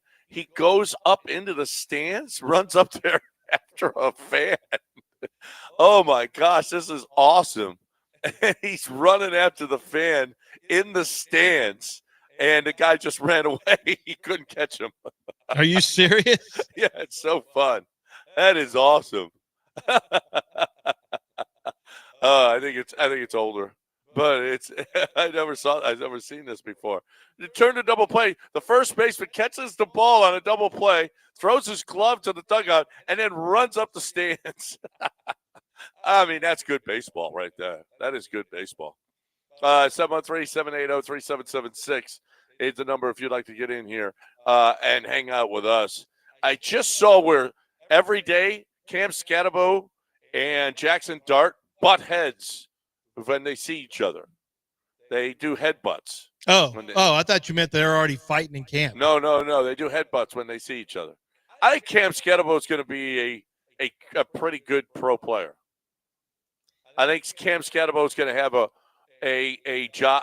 I don't think he's going to be a great player, but I think that he will have a role. He's going to be a role player.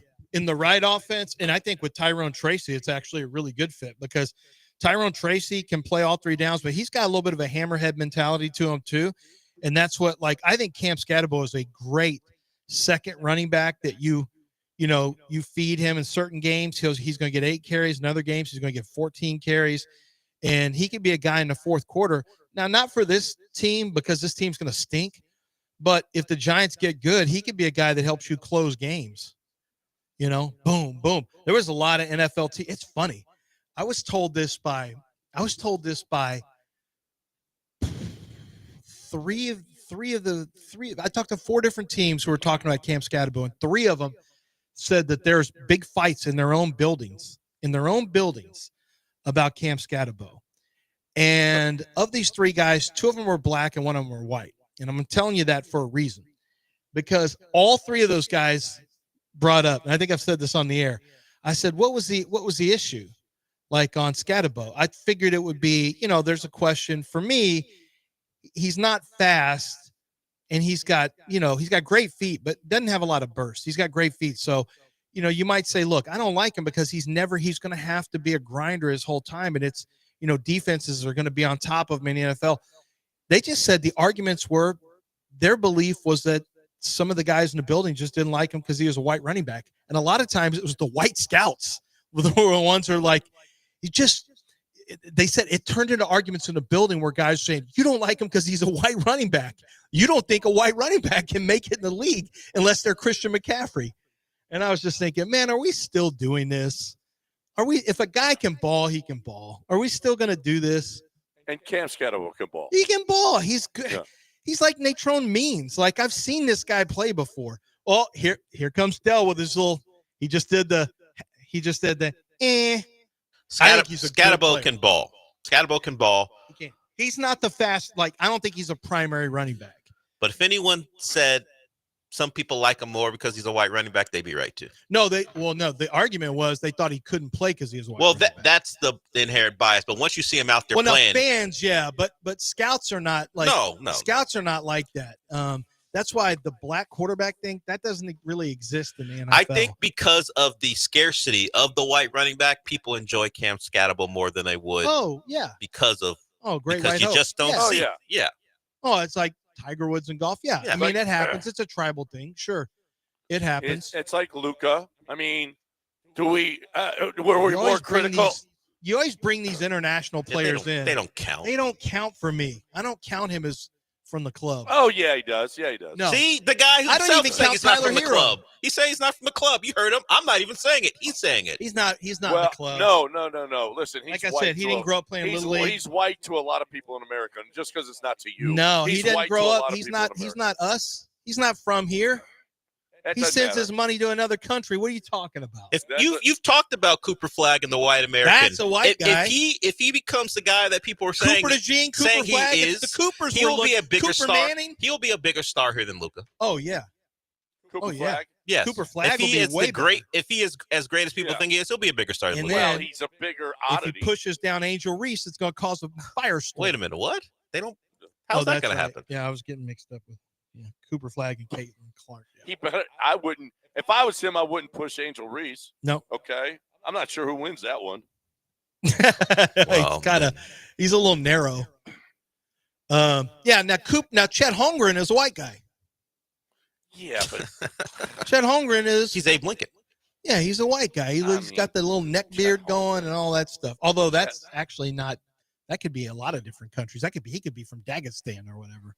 I see a lot of MMA fighters that, look like 180 pounds heavier than Chet Holmgren, and they're a lot bulkier than Chet Holmgren. No, we don't count Luka. He's not us. And Luka's a lazy guy. I like, Alex Caruso, John. He's in the club. His name should be Cooper Caruso because it's the Coopers that are blowing up right now. Cooper Flagg, Cooper DeJean. He's in the headband club. Okay. Stop. Somebody who just saw Scatterbo in person said, I was shocked how small Scatterbo was in person. He's not very big. He's only I wanted to say he was a Mike Allstott when you watch him run, but he's really not. He's only, I think, 212 pounds, and he's kind of a shorter guy also. So on the field, he's not a real big guy. He is kind of a squatty guy. He is a little bit of a squatty guy. Guys at Arizona State told me he was a pain in the ass his junior year, immature, kind of bad body weight, bad body type. They said between his junior and senior year, he worked they said he got his attitude right. He still plays around a little bit. I mean, he's still a little bit, immature, but he got his body weight. He got his body fat down, remade his body, worked on it. He's 5'9.5". Actually, at the combine, he weighed 219. That's pretty big. 5'9", 220 is a little bit of a bowling ball, but it's that short thing, 5'9.5". You stand next to him like he doesn't feel like 5'9.5". Yeah, it's gonna feel shorter. It's gonna feel shorter if you're around. Yeah, him. He looked real short next to Jackson Dart, even. Yeah, and Jackson Dart is 6'1.5", maybe. Yeah. Jackson Dart isn't big. But I think Scadabo's gonna have a role as long as he's used right. He can actually help your offense. Oh, he could end up scoring touchdowns. Maybe not for that team this year. That team is dead. There's a rumor going around that they were digging hard, thinking about trying to trade up to Tennessee and try to get Cam Ward, but Tennessee drafted Cam Ward, so there's that. Because that's like the only thing that could have potentially saved the head coach and the GM is having a Cam Ward argument and saying, all right, he's our player of the future. Yeah, we only won 6 games, but man, it looked good when Cam really took off at the end of the year. There's light at the end of the tunnel. Right now, Jackson Dart won't even play in the beginning of the year. It's going to be Russell Wilson. They've got the hardest schedule in the NFL, and they're not good. Joe Shane and Brian Daboll are dead men walking. I give them no chance of keeping their jobs. He looked kind of jovial in that draft video when he gave a little, I'm going to call Tennessee, see if they would take a trade. Because they showed him going, hey, I know Tennessee says they're going to take Cam, but let me give him a call. He called him while Tennessee was on the clock, and they're not going to make a trade. Then he hung up. He seemed in good spirits for a guy about to lose his job, making jokes. Well, I mean, they don't think they're going to, but I'm just telling them they're done. Oh, you're telling them. I'm telling them they turn in their playbooks because Russell Wilson ain't that guy. Well, that's true. And frankly, Jackson Dart ain't that guy either. Well, he wouldn't even get the next shot. Would he? Wouldn't Jameis get the next shot? Maybe. I don't think so. So I think it would go from Russell Wilson to Jackson Dart. Okay. So Lance called Scatabo a pest or pain in the ass. What does Scott McGrath do to pains in the asses, John? Oh, Scott McGrath. I had Scott McGrath at my house on Friday, as a matter of fact. I didn't have Scott McGrath there. I had one of his guys there. And wait, your house or the new place where you and JT are? No, the house, because it hasn't sold yet, and I want to make sure that we maintain it. And the last thing you want, if people are walking through your house to buy it, there's a bug, a roach, whatever. No, we ain't having that. So it was time to get Scott McGrath to come to the house again. I've got one of the selling points for my house. I got the mosquito murdering system, which is awesome. We had to have a termite inspection. Scott McGrath does that. Scott McGrath has been a big part of my life in Houston because Scott McGrath has kept bugs out of my house.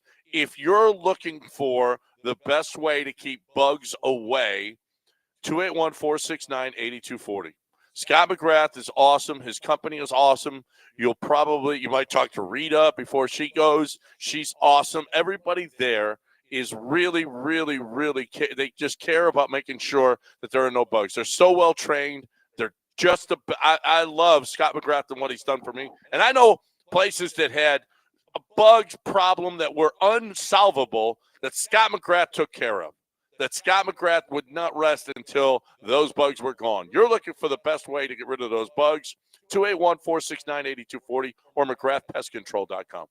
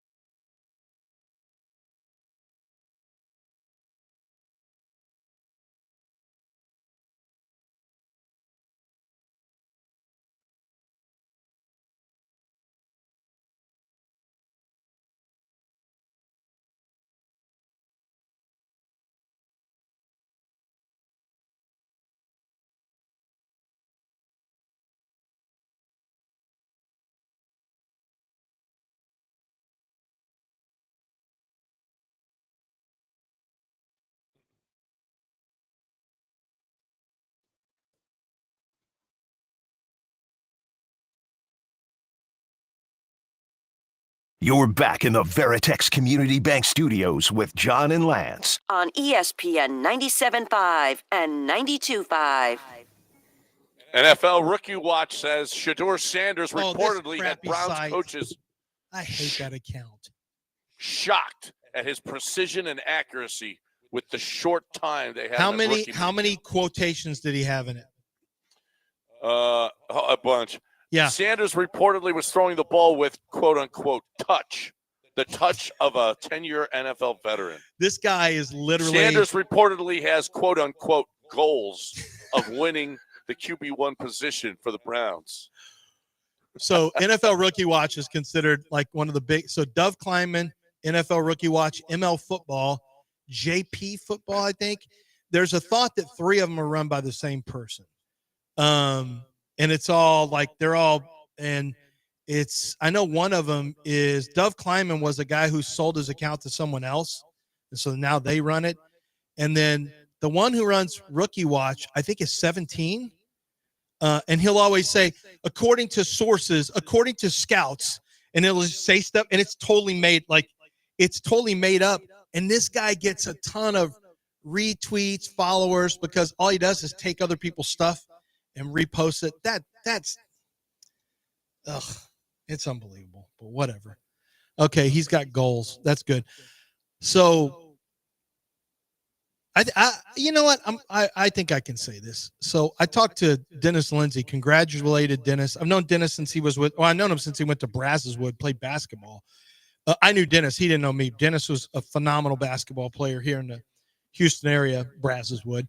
And then he, of course, was with the Rockets for years. Then he went to the San Antonio Spurs and then became the GM of Utah, built Utah up. Then Utah changed ownership, and the owner was best friends with Danny Ainge, the new owner was. And Dennis said, look, I'll step down, just finish out my contract as a consultant. So he did that, and so that they could get Danny Ainge in, and now Utah's gone to total crap. Dennis went to the Mavericks last year. They went to the finals. He went to the Pistons this year, full-time. Pistons are pretty good. So we're talking. It turns out his brother-in-law has a huge, it's called AP Ranch. And it's this huge ranch where a lot of athletes train. I didn't know anything about this. And Cam Ward was training out there the whole time. And his parents and Dennis's and Cam Ward's parents wanted to meet with Dennis and talk to them because his brother-in-law obviously runs the ranch. And so Dennis got to meet with Cam Ward and the parents and really talk to him about, how to find the right, his recommendations on finding agents and this, that, and the other. And I said, what was Cam like? He goes, Lance, he's like a spur. He said his mentality is almost exactly like Tim Duncan's. The main thing is 100% the main thing. He said he's just like all ball. And and Dennis said, look, this is what we've done for a living. Is you cut through the chase, you can tell when guys are kind of phony. He goes, he doesn't even try to be phony. He's just, everything is about football for Cam Ward, and everything we've ever seen about that. Like, if he fails, it's going to be because he wasn't good enough at football. It won't be because he didn't put the time in. It won't be because he didn't, put the work in, the effort in. And it kind of checks out also with everything everyone said about him during the draft process when you dig in on, and I didn't have to dig in on Cam Ward very long because he got kind of locked in as the first pick pretty quickly. But everyone who talked to him said, man, this guy's like super serious about football. That was the same thing with Jaden. With who? With Jaden Daniels. Yeah. Apparently, when before they even started, he was out there he knew the whole playbook before they even went to camp he was locked in. He was working at 5 a.m. He was apparently, and they knew this about him. They were thrilled when he was sitting there. It was Jaden is he's just like that. Yeah, Cam and Jaden. That's what you got to have, man. That's what you got to have. A guy who's just going to work his ass off, and nothing is going to be left to chance. He knows everything. Did you see the Ed Reed story? How he faked out Peyton Manning? No. Dell, did you hear that podcast? This was a while ago, I think. It was on Chris Collinsworth. And faked him out during a game, right? During a game. He turned his hips, and Peyton knew every time he turned his hips, he was going that way. And he actually did it to Peyton earlier in the season and set it up in the postseason when they met again, turned his hips, went that way, and then immediately turned his back to the quarterback and ran, and he knew that Peyton was going to go the other way on a bomb, and he intercepted it. He got there before, I think it was Harrison was on the route. But it's that kind of preparation. Peyton knew exactly what he was going to do, and Ed knew exactly what Peyton was going to do, and Ed fooled him. And it was like one of the only times in his career that he had been fooled. It's a lot like Maddox setting up Jeff Bagwell. Yeah. Remember that one? Yeah. Oh, when was that Bagwell he set up, or he let him hit a home Bagwell run? homer early in the season. It was a 7-0 game, and he let Bagwell He hit threw a home one run. inside that he knew Bagwell could turn on. Yeah. And then Bagwell thought that same pitch was coming in the postseason, and he got him out with it. And that was told by the catcher, if I remember. Like that was told by, I can't remember who the catcher was. That wasn't told by Maddox. The catcher told this story. That's on a different level, but Ed Reed was on a completely different level. His instincts and football IQ was just off the charts. And then, of course, he was a voracious film watcher. He and Ed Reed, like Ray Lewis said, Ed Reed taught him how to watch film. Ed Reed demanded they watch film. I was with somebody who was at Michael Rubin's house, was with Cam Ward at Michael Rubin's house. You know, Michael Rubin's the one who has the white party where everyone dresses on white. He's the guy that runs Fanatics. He's a mega powerhouse in the sports space now. And Cam Ward was there with his playbook. Like they couldn't even get him. Hey, Cam, man. Hey, look where we are. You want to, put the playbook down? Like, I got to get ready. And he's got his playbook. Like, just don't even go. Don't even go. But you kind of need to go since it's Fanatics and they have a ton of money and it's a marketing thing. You go to that kind of stuff. But they said he had his playbook with him over there. I mean, good for him and good for the Titans, I guess. We needed a partier in the division.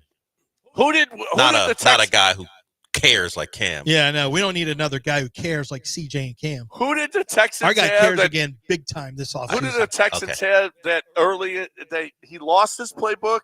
Oh, it was Peak. He didn't lose it. He got stolen out of his car. That's right. Antoine Peak. The third-round pick out of Cincinnati, and he gets his car. He gets his playbook stolen out of his car. I don't know what happened. I just lost my playbook. I don't know. Ed Reed had a trash bag full of cash or something they stole out of his car. Or maybe I just – Was it a I trash can't bag? remember if that actually happened or if I just I think there was a robbery. Coach Ed Reed. No, there was a robbery, and I believe he was robbed of money. I think he was, but of course it might have been me doing my Ed Reed character. I had a whole trash bag full of cash they took out of my car. I might have actually made some of that up and made myself believe it actually happened too. It's there. Crook steals $50,000 from Ed Reed. Okay, but it wasn't in a trash bag, right? Reed withdrew $50,000 from a bank in Houston, drove down the street. He stopped someplace, and I guess when he came out, the cash was gone. It's called jugging. He got jugged. Yeah, authorities say they believe Reed was followed. Police have seen a local crime trend called jugging, where thieves target a person leaving a bank they or had ATM. Jugging even back then. It was called jugging. Yes, because that was like 2012, 14. It's when it happened. Oh yeah, he didn't come till 13. And when he was washed king, Ed Reed. But I don't see a trash bag involved. I don't think the bank handed him $50K and gave him a trash bag to put Well, it he in. might have brought his own trash bag. You don't think a bank who's dealing with Ed Reed would have given him something to You don't know. hold the money? You're right. Just put it in the trash But he's bag. making that up. Ed, this looks like a robbery. We don't want to put cash in a don't trash think bag. banks, when they're dealing with a client of that value, don't let them just take out the money All in a we have trash is this bag. trash bag? Do you mind if we put the money in a trash? No. So that was probably me doing a Coach Ed Reed character where I said it was in a trash bag and I convinced myself that he had money in a trash bag. So, yeah. Well, I tricked myself. Okay. But he did get 50,000 stolen from him. That is That's correct. very believable. I don't believe it. Who pulls out 50,000 in cash anymore unless you're going to a strip bar? Well, I don't know what he needed it for. I just don't believe he carried it out in a garbage And of course, bag. we don't have 50,000 to pull out to go to a strip bar. But what athlete pulls out 50,000? Like, can't you just wire? Of course, that was 2012. Well, someone or did. 2013. Well, in the article written about it, someone said perhaps Ed Reed should deal with electronic transfers from now on. Yeah. He didn't want to pay that ET. He didn't want to pay that fee. Well, he paid $25 fee. He paid Why a does he bigger don't fee. pay that? He paid a bigger fee when they took $50K He from lost him. all of it. Yeah, and supposedly. What do you mean? Well, not supposedly. First of all, not a word. Secondly, It is for me. No, I know, but I'm going to continue to say supposedly. I'm sure your kids love that. Until they hate it, so I continue to say it. That's the reason that you use it, because you love trolling. By the way, Lance continues his streak of not letting us go to break on time. So congratulations. Oh crap, we're way past break. Yeah, you know how often you say that? About like 3 times a week. Oh, but you know what this is? This is what I call bonus time for the listeners. This is what they come for. No, this isn't the bonus time. The bonus time is at the end of the show where you stretch it to like 10:05. That's the bonus time. Right now, it's just you got 3 hours to talk. Same deal. No matter what. When you push it into the next show, that's bonus time. That's the bonus time. I think when we come back, I want to discuss Rockets going after Jokic. Jalen, Cam Whitmore, Reed Shepherd, and Jabari for Jokic. People are offended by Rockets fans' offers for Giannis. I've heard that. Are a lot of people like, what are they talking about? That's not That's not gonna get it done. No, I see some of these weak offers. but I know that's Lance being Lance. But the Giannis thing, people are actually offended by the thought that Rocket fans have about what they can actually give up to get him. They're like, what are you guys talking about? No. All right, we got to break. We got to talk about Brinkman Quality Roofing. We got to talk about what is best for you and your family, your house. How about protecting your house? How about, listen, and this is not crazy either. If you need a new roof, don't just get regular shingles. Get the solar shingles. They literally pay for themselves over time. Literally pay for themselves. If your electricity bill is going, and it's not glass panes, it's shingles. And it looks great, and it is a game saver. It is a game changer for you in that your electricity bill is going to be so much less with the solar shingles, not solar panels. You're looking for the best way to get a new roof. You got to call Brinkman. Brinkman Quality, been around for over 50 years. There's a reason that Brinkman Quality has been around for 50 years because they just do it right. There's nothing that they can't do for you and your roof. They even do siding. But listen, you call them, you tell them you heard it right here. Jason is awesome. You got to look at your roof. If you haven't looked at your roof in a while, it's really going to hurt you if anything happens because the insurance company's not going to pay off. You got to do something. Have the testimony right there, the paperwork that you did something with Brinkman Quality. Brinkman Quality, BRINKMANN, BrinkmanQuality.com.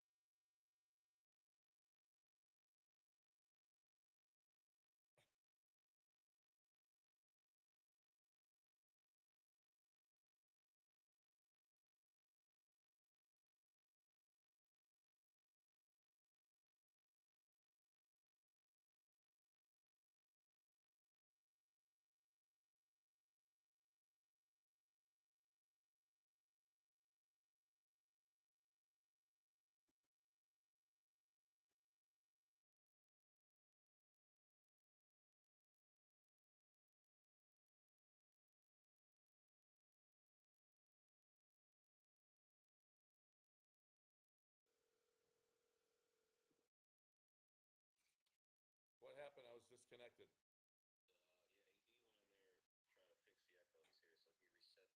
Oh.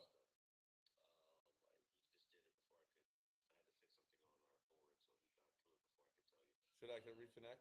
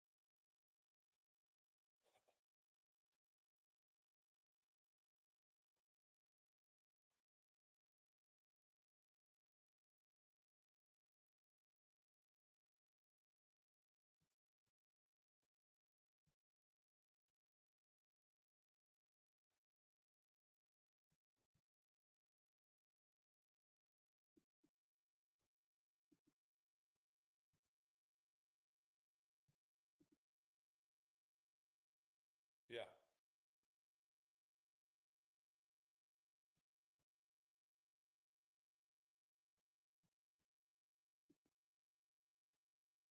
Yeah. That's Lance.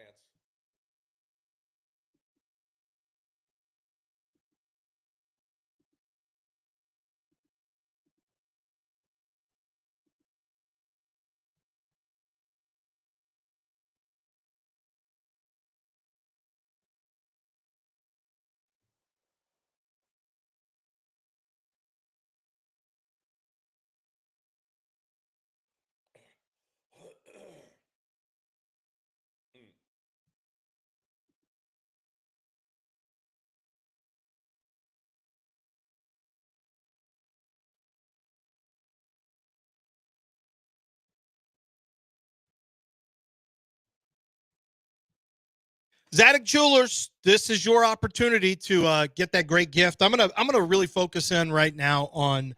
I mean, I've told you before, 28,000 square feet. I mean, we've got every designer you can imagine, and most of us don't know the best designers, but that's why they have experts there who truly are fantastic in jewelry, in terms of watches, in terms of necklaces, bracelets, tennis bracelets, diamond pendants, diamond engagement rings, whatever the case may be. An expert's going to help you. But if you're looking to get engaged, if this is something where you want to take that next step, go to Zadok Jewelers at 1801 Post Oak Boulevard. In the upstairs section, it's dedicated to the entire process of getting engaged, and they can help make that day absolutely special. Not just with a ring that is going to be something that she absolutely cherishes for the rest of your lives, but with the entire day, they can help you. And that's what you want. You want a special day. You want a special ring and a special day for that special woman in your life. Make it Zadok. Zadok Jewelers, always there for that perfect gift. 1801 Post Oak Boulevard or Zadok.com.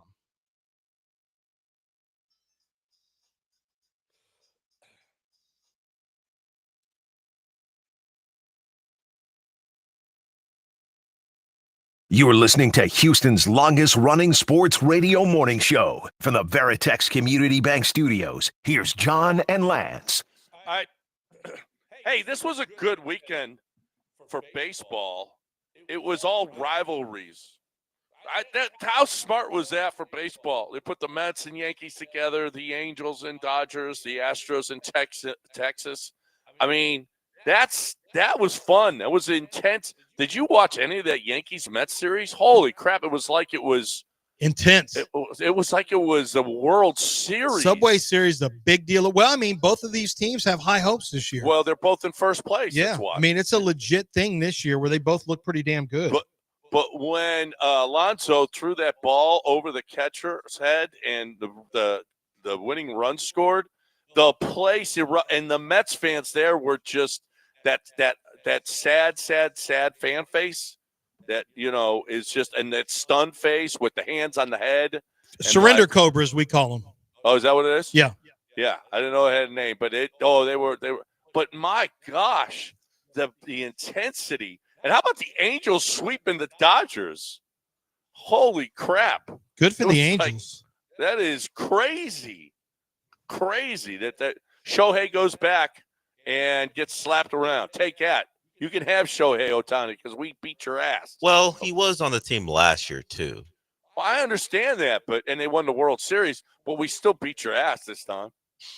Yeah, they did, Dale. That's a true story. You'll take it. Yeah. No, there's nothing there. I said it's a lie. And then we beat Texas's ass too. He split the series.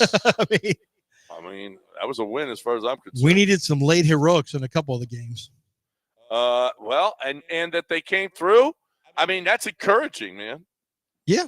That's encouraging that in the 7th inning you're coming through a couple of games. Well, I mean, it's encouraging. It's also that's what you get paid for. Like that's their job.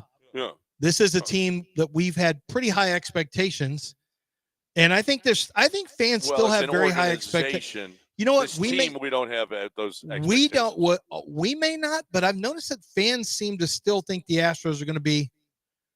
At most, Astros fans still think, yeah, we're the Astros. We're fine.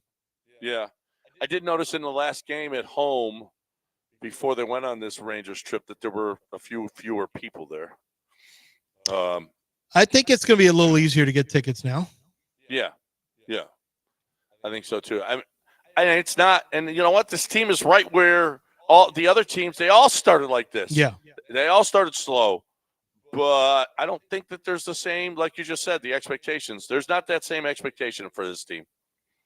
I know I don't have it. It's fun when they win, and it's fun when they But I honestly feel like, they lost it.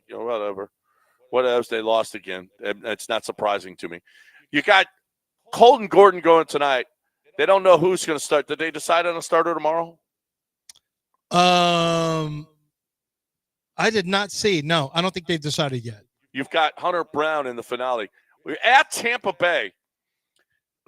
Of the first 22 games that Tampa Bay played, 19 were at home. 19 of their first 22 games this year were at home.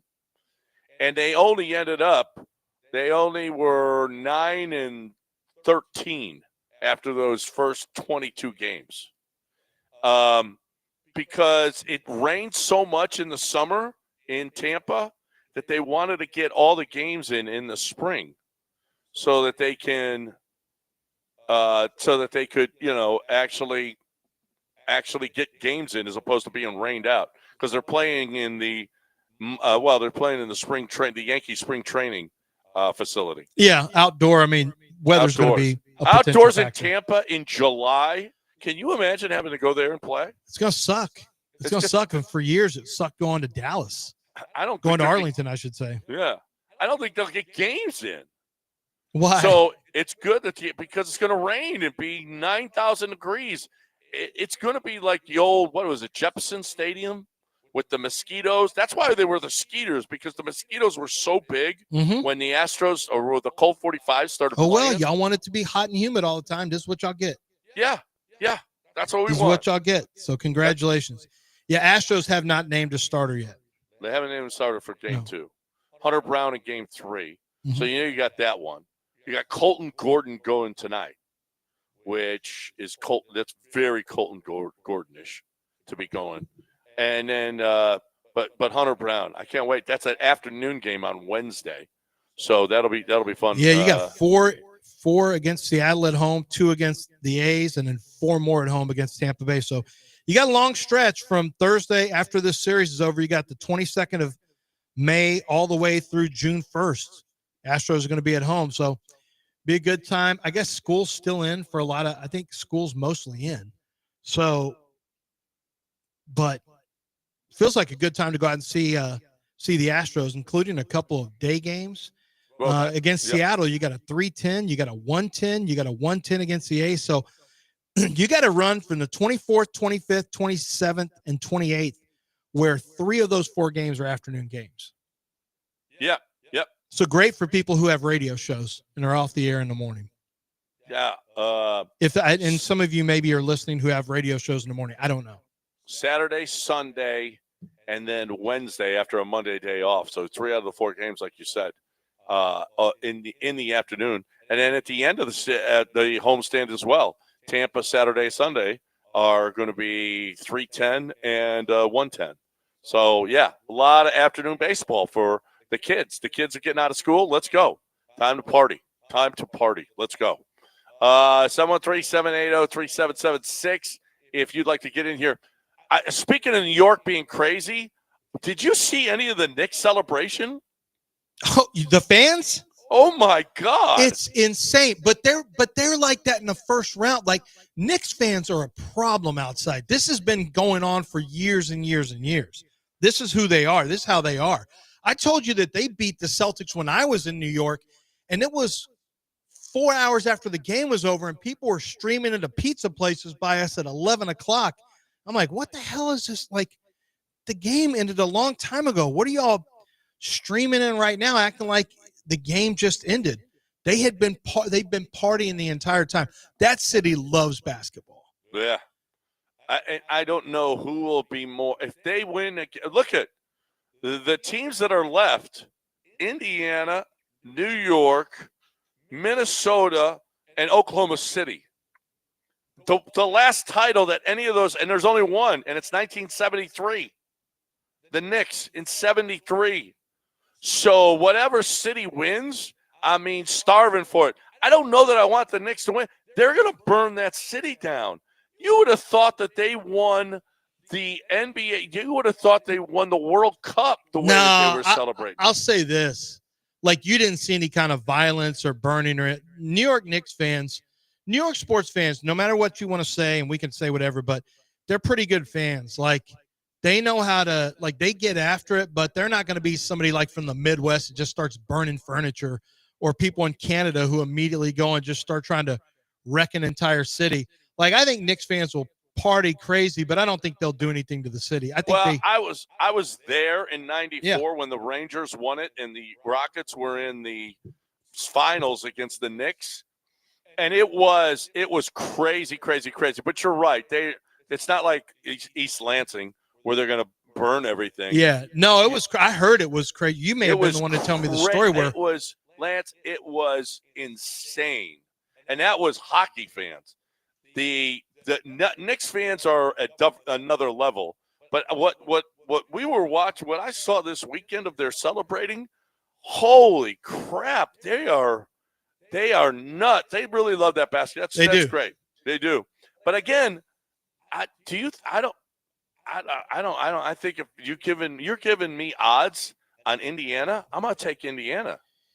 Yeah, that's what we're talking about here. I mean, it's looking at the current series prices. I mean, the Knicks are the favorite. They're the home team. Yeah. They're the home team. It's going to be – that's a really good series. I think that goes 7 games. The Thunder are minus 370 against the T-Wolves, plus 287. So if you thought you're going to get any kind of – like you're – and even if you go minus 1.5 games with the Thunder, you're still minus 160. The Knicks are minus 165 against the Pacers. Minus 165, the Pacers are plus 135. The Knicks are at minus 1.5 games. The Knicks are plus 138. The Pacers plus 1.5 for minus 190. So it just goes to show you how tight that one is considered. No, that's going to be a good series. Do you give Minnesota any chance against Oklahoma City? No, because I don't think they have enough. Like, I think Anthony Edwards could end up playing great, but I think the most games they can win is 2. Anthony Edwards fizzled out last year, right? He did. But I don't see that. He did last year, yeah, but yeah, I don't know. I mean, it could happen. We'll see. It could happen. He averaged. I got to see what he did last year, but I remember that being the argument was he didn't show up last year in the playoffs. To me, he is the future. I love Anthony Edwards. I think Anthony Edwards is super legit. I think he is going to be the star in the league because I think there's something to him. I think there's a personality with him that I think is better than SGA. The kind that goes up and looks up in the stands and tells him how big he is. That's the energy he has. Yeah. Well, not how big he is, just he's bigger than you. He's bigger than you. He told a fan trash talks, and you come back with that. I think the fan didn't know. What's he going to say? What can the fan say? You don't know. You don't know. The initial one was him defending Rudy Gobert. The fan was talking about Rudy, and he's talking about Rudy. How much? Talk about Rudy's contract. Anthony Edwards saying, "Man, you're a $200 million man, whatever." And then the fan, because they're fans, said, "Hey, what about your kids?" And then that's why Anthony Edwards said, "Well, mine's bigger than yours." So it was a bit of a back and forth. Last year, they lost in the conference finals to the Mavs in 5. He didn't shoot the ball great, 43%, but from 3 he was over 40%, averaged about 25 points per game. So he wasn't terrible. It just wasn't to the heights of what he did against the previous Nuggets. 2, yeah. Yeah, but better team, well, at least a better matchup, at least for the Mavs. So he wasn't terrible, but he wasn't great. So we'll see what he does this time around. 17 turnovers, 2 in 5 games, not great. But he had 39 assists. I mean, I'm not worried. Anthony Edwards. I think Anthony Edwards is going to play good. I just don't think Minnesota has enough as a team to reckon with Oklahoma City. It's just they just are so consistent, man. They are so consistent. One of the things we're seeing is, and they talked about it on the broadcast yesterday, is teams who play with great pressure, not just defensively, but who are still pressuring offensively and attacking you. Those are the hardest teams to beat. Like those teams have shown to be much better. And that's the problem with the Rockets is they press you defensively, but there's not that same pressure offensively. They don't run like you want them to run. They can, but there's not the same level of intense pressure offensively from the Rockets. And Oklahoma City has that. They do have that kind of pressure. So Minnesota has a solid 8. They don't really go beyond that.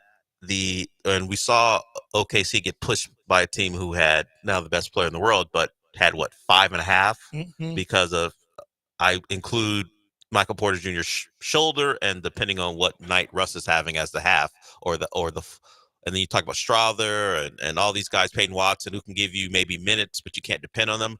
They will I think they'll play a deeper team in Minnesota, but Minnesota has kind of played 2 compromised teams themselves. They took out, who they took out in 5 early? The Lakers in 5, who didn't have a center, and then you have the Warriors team who was compromised early on Steph, and then you got Jimmy Butler, who could only give them 1 game because of age and injury himself. So I think each team will face their most complete team. The Jokic thing takes it to another level, but I think if Julius Randle is going to play like he's played in the first 2 rounds, then I think Minnesota's got a real shot. Yeah. Well, the odds-on favorite, looking at the series props in terms of games, is Minnesota. The favorite is Minnesota winning Oklahoma City winning 4-1. That's the favorite. That's plus games? 250. Wow. 4-1 is the favorite. If you want to pick exact odds, this goes at least 6. Yeah, that one's like plus 300, I think. If Jalen Williams is going to play like he played yesterday, then it could be a short series, but he's had his fluctuations in that Denver series. He was great. He was great in the last 2. And he struggled in some, and those are games, as you might imagine, Denver's going to have a chance to win. And we think about this series. Denver was up 2-1 at home with the real shot down the stretch in the 4th quarter to make it 3-1, and the veteran team couldn't get it done. The small margins, man. Denver could have taken control of that series, didn't in the 4th quarter, and then OKC obviously played out the way they did. So I don't think it's 4-1. I think I agree with you, John. I think this has a shot to be a long, long series. Yeah, I hope so. I'd like to see Anthony and Julius make it a. I mean, the playoffs have been pretty good now that we've had our share of blowouts though. And somebody said, one of the guys in the post game, I forget who it was. I was watching. He said, I think it's because it's every other game, every other day we're playing. That was Aaron Gordon, who played with a grade 2 hamstring. So he could speak to it, I guess. He wasn't expected to play, found a way to go out there. He reminded me of like an old school like power forward. Like there's not a lot of athleticism because he couldn't move very much. He can just be big and strong. It looked like he was playing in the 90s while everyone else was playing a different sport because he just couldn't be as explosive as he normally is. Do we like every other day? Because we like the games coming, but then you hear a player go, well, it's one of the reasons guys get hurt. But then we think about the regular season where the guys don't play that much, and we complain about that. So I guess what's the balance? We want everyone healthy. Does that mean more time between playoff games? Are we assuming just because there's more time? That's what he said. That's what he said. Yeah, I don't know. The other teams aren't. I don't see any injuries on the. Well, Tatum's hurt. So you see it. And we know Dame got hurt going in. Yeah, but the teams that have all advanced, they don't have any injuries. Well, it's just depending on the year. The Knicks lost to the Pacers partly last year because all their guys got banged up.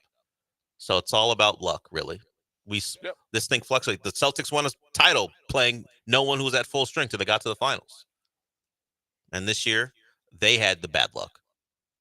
Yeah. All right. 713-780-3776. If you want to get in here quickly, you got one segment left before we hit news of the weird. Right now, I'm talking about the Golden Nugget Lake Charles. I get excited whenever I talk about Golden. We're going to be there June 9th to 10th. Make some plans and come. It's a Monday and a Tuesday, and it's the NBA Finals going to be there, which is 2 hours and 15 minutes down the road. Why don't you come and join us? We'll play a little poker. My guy, he comes, he hangs out with me there, and I want Michael, and I want you guys to come too. June 9th and 10th, Golden Nugget Lake Charles. So much fun. I love the poker room, but you like the blackjack or what you like craps, whatever it is you like. The casino is a Las Vegas style casino. Okay, it's not any different than any other day. It's not like they've got different games or anything. It's the same as it is in Las Vegas. Only it's 2 hours and 15 minutes down the road. You don't have to get on a flight. How much cheaper it is to get there? You'll have more money in your pocket to gamble. It's so much easier to get to than the way to go to the airport. By the time you get on your plane, you could already be in Lake Charles. By the time you get on your plane, then you got a 4-hour flight. So Golden Nugget Lake Charles has everything you possibly need with the restaurants, with the nightclubs, with the pool, with the golf, everything you could possibly need. No reason that you have to go all the way to Las Vegas. You got it right there in Lake Charles. GoldenNuggetLC.com. Make your reservations now. Get on out there. Have yourself a great time. GoldenNuggetLC.com.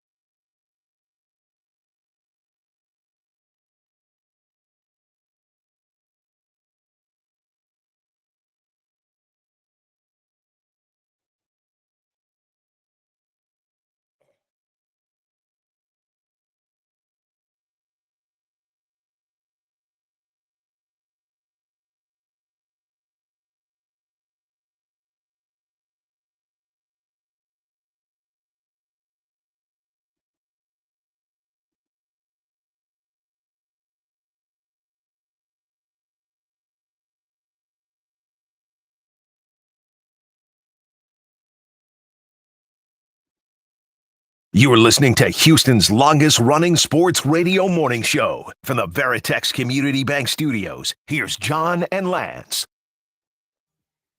All right, what did we miss? So, did you guys see? I mean, I saw a couple of guys. Max Homa was furious through his club. I mean, like, winged it. Wyndham Clark had his drive, hit a bad drive, and just he threw his driver off the sign behind and broke his driver. Flung it off. Yeah. The head just came crashing off after. I mean, he winged it. He didn't. I don't know if he didn't know there was anybody behind him, but that's fun. That is just good. Do golfers get fined for etiquette stuff? Like if an NBA player chucks a basketball, they're catching a fine. But golfers don't? Nope. No fine. No. I mean, golf is the hardest sport in the world. So if you. Yeah. So, and you have to be the top athlete in the world to play golf. So if I mean, why would you get fined? Because you get frustrated at the hardest golf sport in the world. And so you chuck your equipment, not knowing who's behind you. Right. Just get out the way. So don't be behind me. That's all. Get out the way. Don't be standing behind me. Witches. Is that what Sheffer said to that police officer? Get out the way. I got a tea time. He kind of did. Did he say move, bitch? Yeah, Get out the way. Get out the way. Bum. That's all. Just get out the way. Why are you standing there? Hey, I want to play. I sent this in. I want you to listen to Chris. Carter. No. Collinsworth. Eagles. Come on. McKendry. Tell me who it is. You know who it is? I do know. I'm trying to see if you'll ever get to it. Chris, the basketball guy? No. Oh. The defensive end and Chris Long. Oh. I just love the wheels turning. And you knew what you were doing. I knew what I was doing. You're the worst. So Chris Long was talking about the NFL. I want you to listen to what he says because this is exactly what I was telling my wife a couple days ago. As we were both laying in bed sick. And I don't even remember how it came up, how the NFL just basically tries to dominate everything in its path. Listen to Chris Long talk about this. When I was a big 273-pound man, I would come home from a long day's work in St. Louis, and my lovely wife would have a succulent meal on the table for me.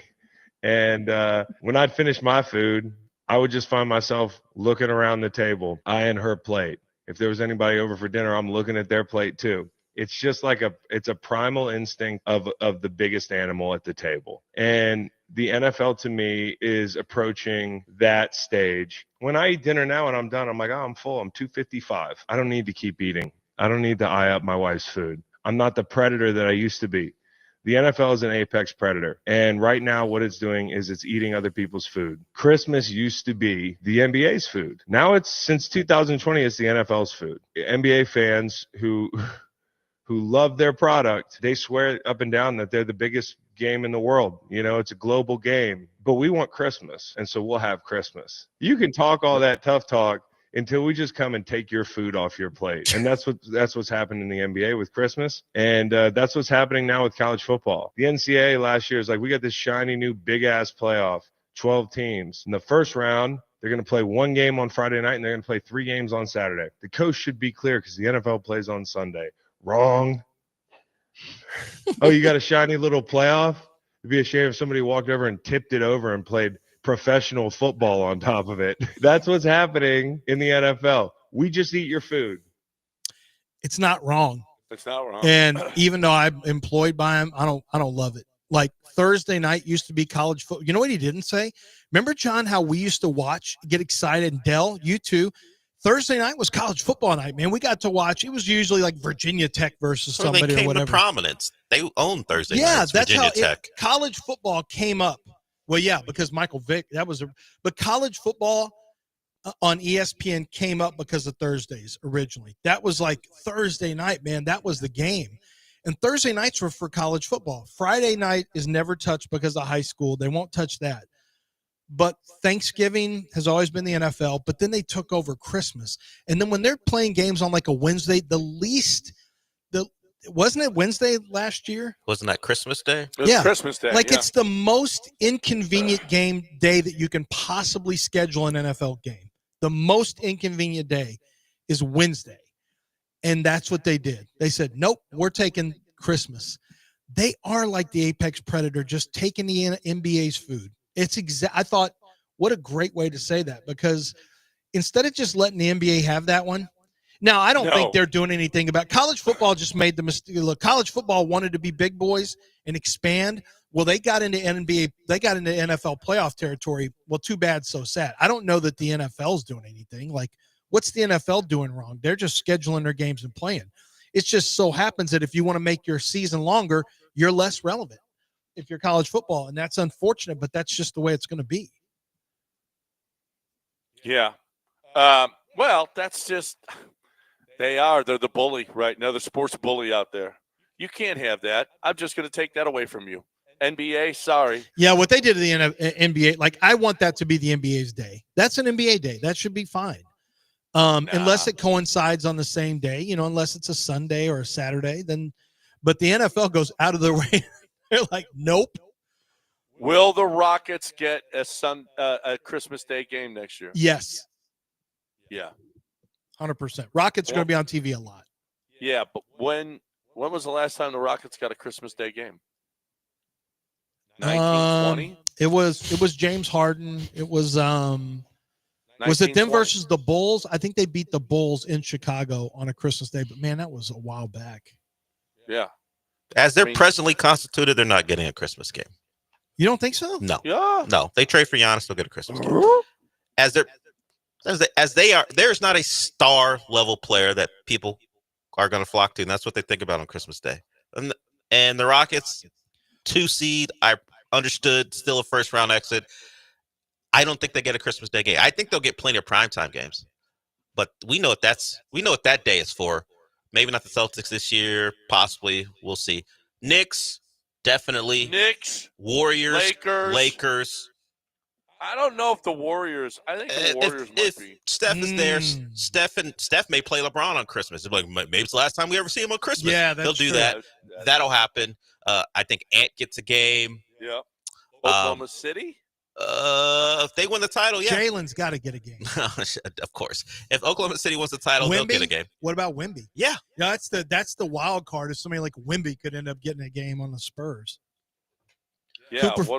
Cooper Flagg get a game? Cooper Flagg gets a game. Maybe. The Mavs, because it's not just Cooper Flagg, it's Anthony Davis. Well, Kyrie won't be there. He'll be hurt. Oh, yeah, Kyrie's hurt. That's right. By the way, the Rockets played in 2018 on Christmas. James Harden had 41 points, and they beat the Oklahoma City Thunder. They lost to the Warriors in 2019. That's the last time they played. Last time, 2019. They played on Christmas Day 11 times since 1967. If they go back on what they've said, at least they've put out there the last week, 2 weeks or so, and acquire Kevin Durant, they'll be on Christmas Day. Yeah, for sure. Giannis or anybody else. If they make a big trade, they'll be there. But I have my doubts. Think they might. I still think. I don't know. They don't particularly play an appealing style for most people. Look, it's great here. They play hard defense. They make it difficult on people. It ain't exactly aesthetically pleasing.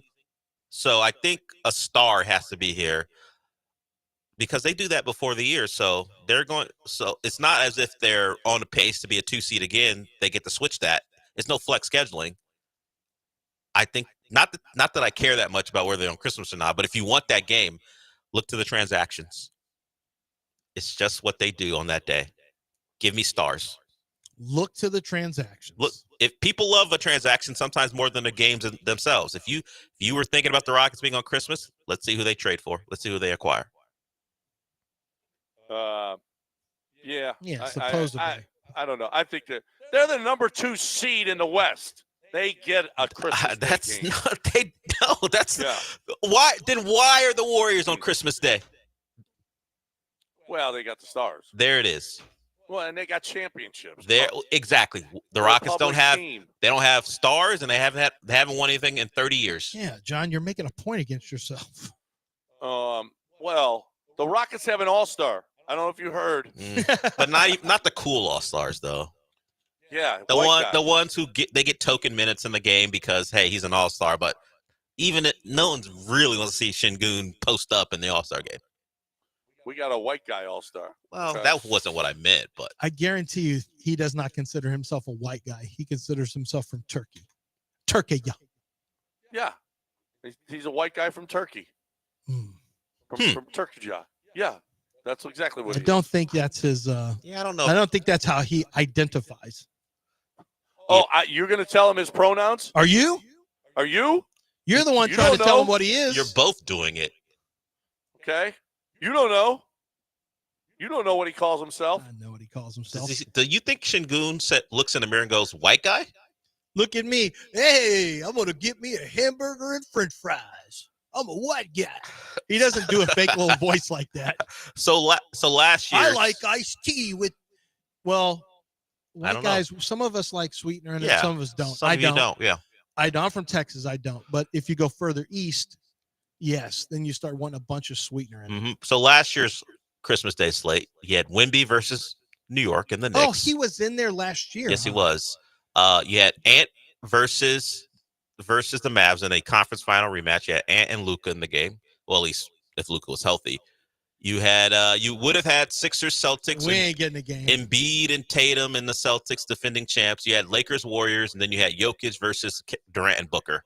Oh yeah, they don't want Jokic anymore. Oh yeah, okay. Yeah, I mean. So look, what you don't see are the Thunder. They will likely get a game this year, particularly if they have the defending MVP. Telling you, that's a star-driven day. We probably are an underdog to get on that day. How many games now? 4, right? Yes. 8 teams. At points, it's been 5, but last year was 4. But Wemby will get on again. Last year? Yeah. Well, they were trying to avoid. No, it was 5. It was 5. Yeah, it was 5. It's 5 games on Christmas. It's 5 games? Yes. 5 games? 5. The Rockets are a top 10 team. That's not how that works. Yeah, they were a 2-seed, Dell. That's not how that works. Yeah. Rockets The Spurs were there. They weren't a top 10 team. Well, because they had a 7'9" guy. A star, you mean? We just need like another big Chinese guy again. Well, we'll get on TV again. If that Chinese guy is great, then yes, you'll get on Christmas Day again. Yes. If we could get the Shohei of basketball, that would be incredible. A 2-way star, DPOI and MVP. That's right. That's all we need. Is there another great Asian basketball player coming up? I haven't heard of one. You don't know that. Not lately. There's not one that's.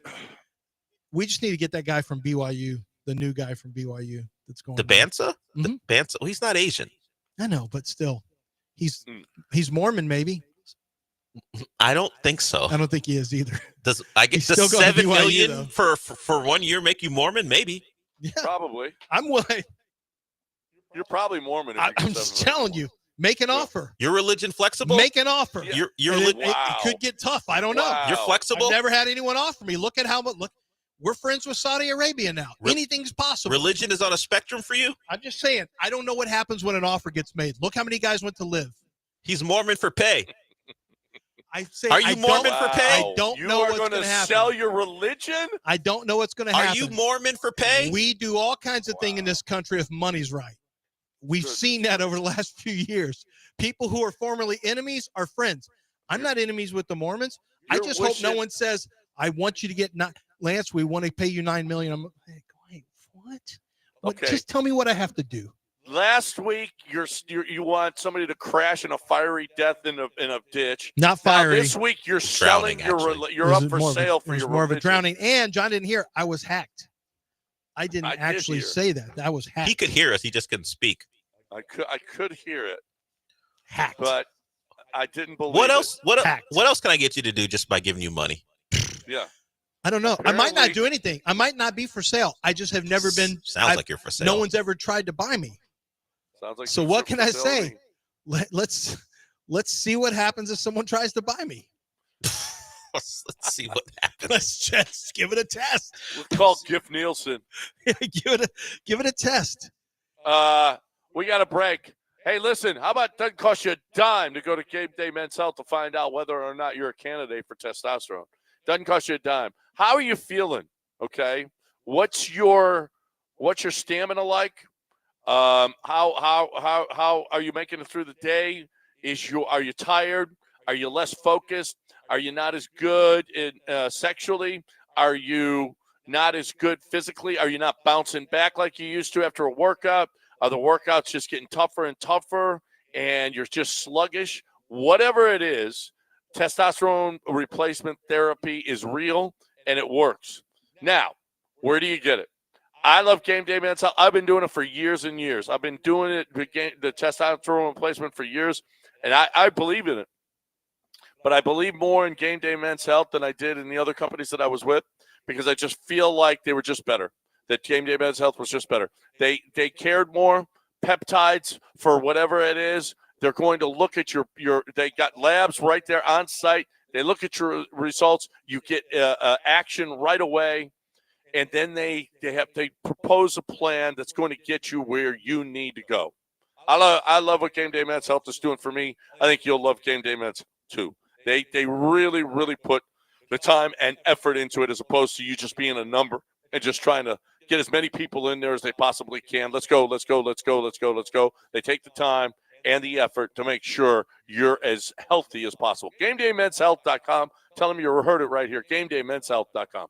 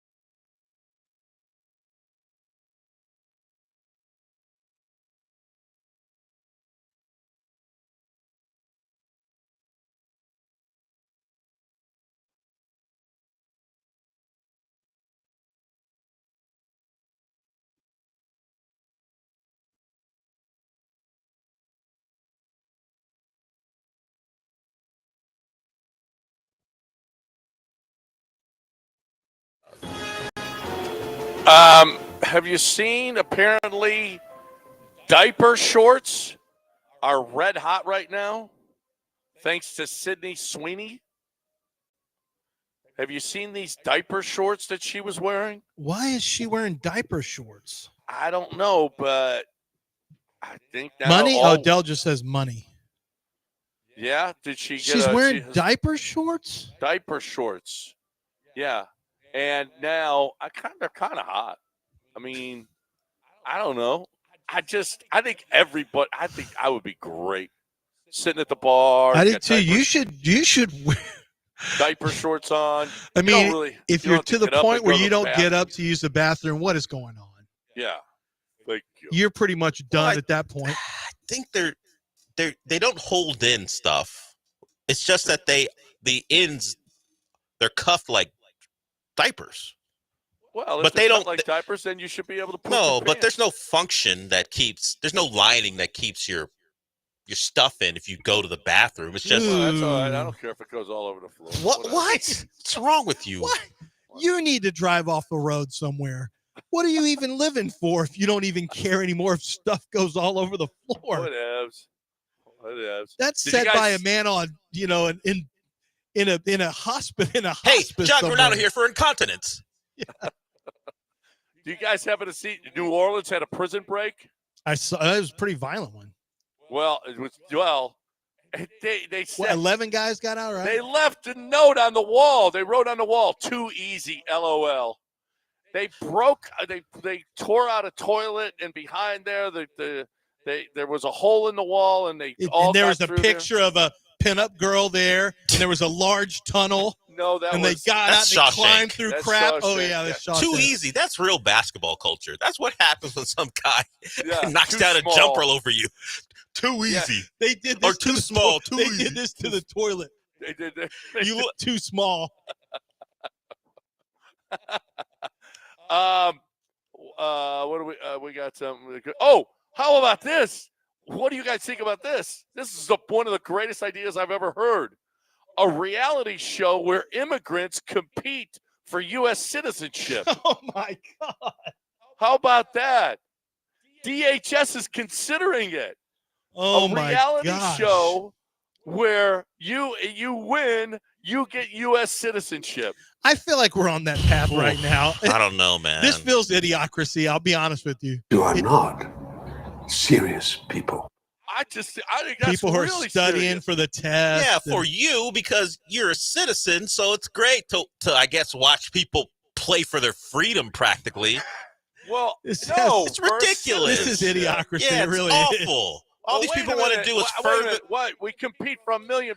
Who cares? This is different. $1 million. Different. These people, I don't know. These don't individuals are coming here to further their lives, and they go if they want to go through the process legally, cool. But instead, we want to make them compete for it in games. No. They can still do that if they don't win. But how much easier? I'm on a reality show for 3 weeks. We're turning citizenship. Do you know how long the process is now, Del? The process to become a citizen. We're gonna broadcast it, and if you people do get to a reality watch. show that takes 3 weeks, they will take that all day You're long. gonna put it on that's TV. true. We're gonna put it on TV for our entertainment purposes. What are we doing? We're terrible people. I have not once been entertained by anybody trying to get there. Well, it's not supposed to be entertaining. Well, it will be to me. Why not? It could be. It shouldn't be. Why not?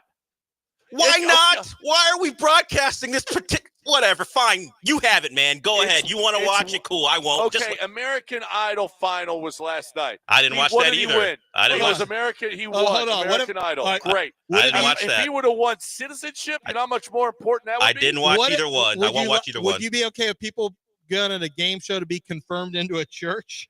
Yes. Because they get confirmed all the time anyway. You just have to go through a whole process. Right. It's a hard, long, arduous process to become a citizen. If I could do it in 3 weeks, let's go. Then make it easier as opposed to broadcasting it on television. Your people didn't have to do that, John. The Greeks or the Italians. Well, there was no television then. I don't know if you heard. Well, when did they come over? 1925. Oh, no, there wouldn't have been. Could have put it on radio. Could have put it on radio. And it looks like here comes all the Italians. Whoa, boy. This is quite a crew here. The Italians look like a dangerous lot. And the Greeks are coming up quickly behind the Italians. It's the Italians followed by the Greeks. This doesn't look good at all for America. Bring back more. Well, it's better than the Irish.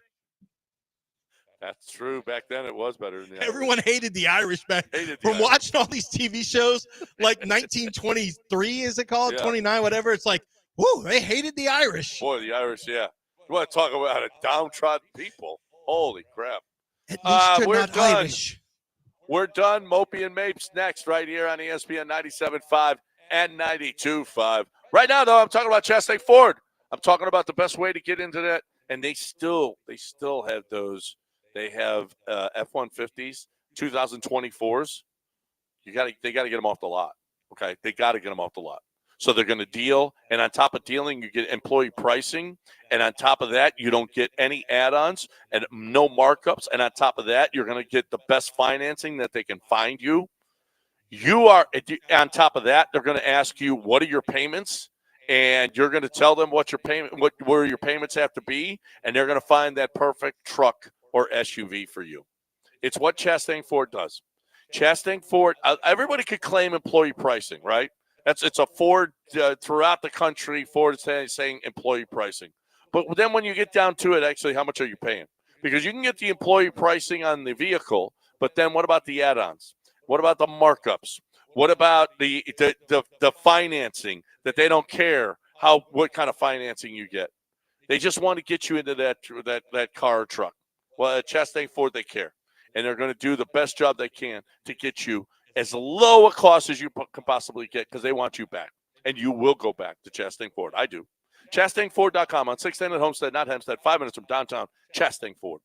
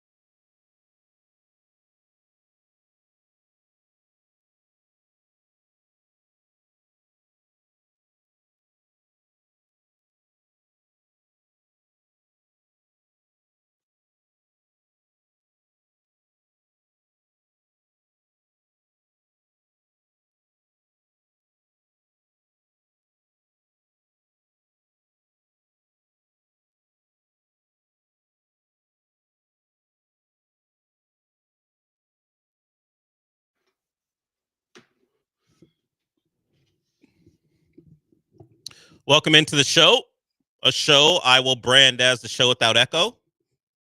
We are in studio. We hope to fix whatever happened with John between now and tomorrow. But we're here.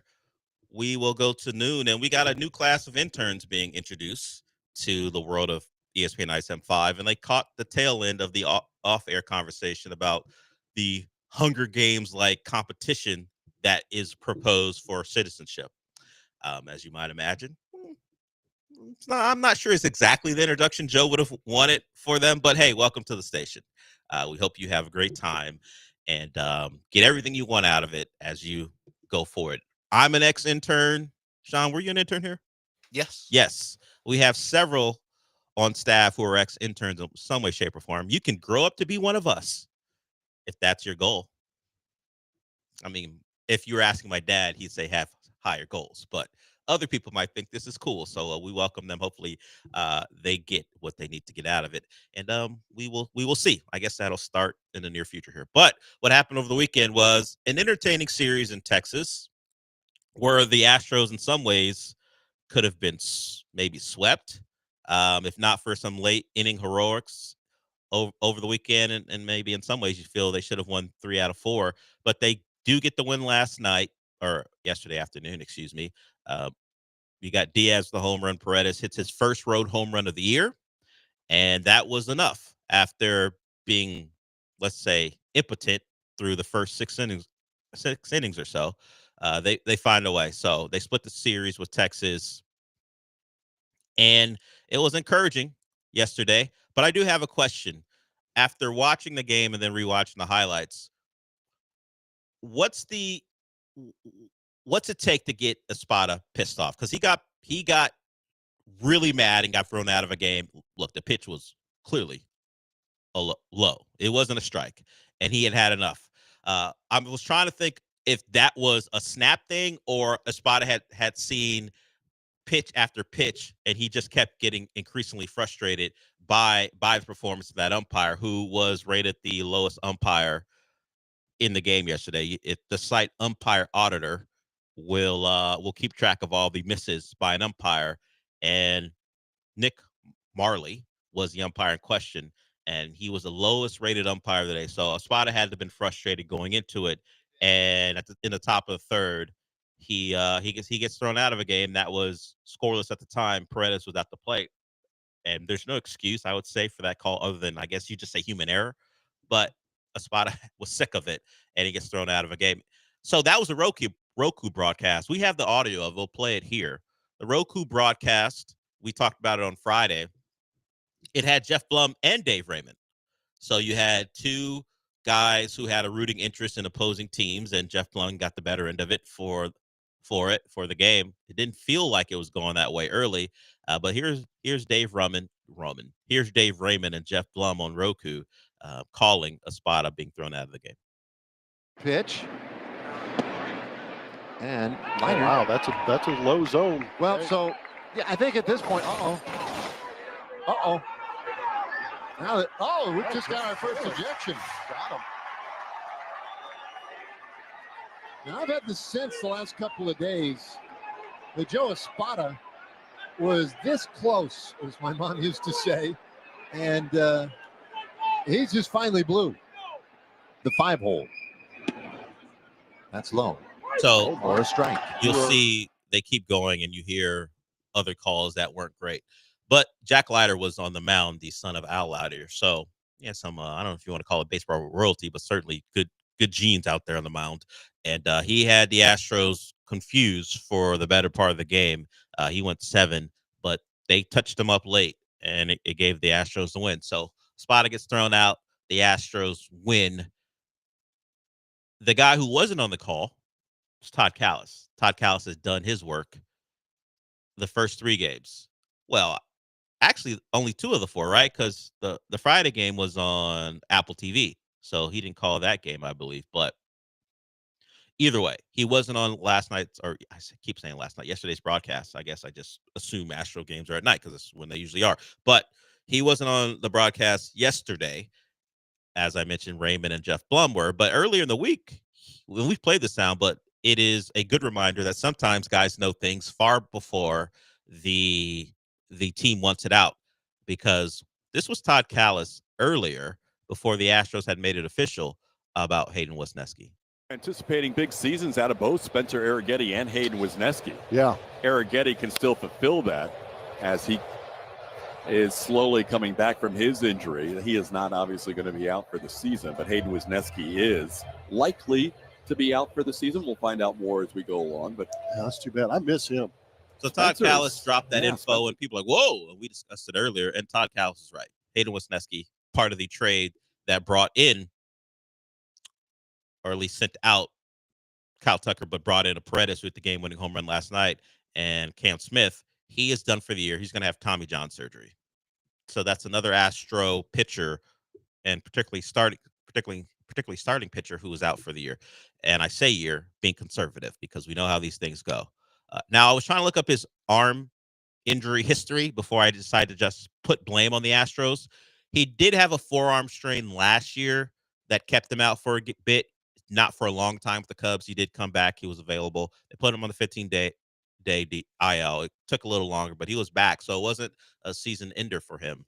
This one is, and maybe longer than that. So we've got more than a full rotation of guys who were at one point supposed to be starting pitchers for the Astros who are no longer available. We went through this morning partly to see if this was unique to them or other teams have had it. We know across baseball arm injuries are picked up, but it very much seems like the Astros are at the forefront. They're trailblazers when it comes to multiple starters and beyond picking up these arm injuries. So it's just another one. It's almost just to be expected. Is it the fact that they are leading when it comes to how baseball wants their pitchers to pitch? They are just at the top of that where it comes to throwing as hard as you can for as long as you can, and then your arm be damned afterwards. I don't want to throw that completely on them, but do we need an investigation? Who would do it? Who would look into the Astros and why they have so many arm issues? Has the question even been asked? I have not heard an answer in that vein. Like someone posed a question to them: how come all your guys, not all your guys, how come a lot of your guys leave for an extended amount of time and have Tommy John, or they're just out for a long time because of arm issues? Are you doing something differently from the rest of baseball? Is this a problem, or is it just bad luck? It's little nuts, man. And Wesneski wasn't even in the organization for very long before he caught it. So just add him to the Javier, what Verlander had to deal with. Urquidy's was out for a long time before he was no longer part of the organization. Of course, McCullers, who was okay over the weekend, certainly bounced back from his performance that led to I don't even want to say led to it, because there's nothing that can excuse what he had to go through, but the performance that came before the death threats that he received and his family received. So very many arm injuries. And we're just going to leave it at that, because after that, it just becomes reckless speculation. Okay. So we're not, I don't want to blame anyone like the Butcher of Bel Air. I was going to say the system that he that he left, that he built. Yeah.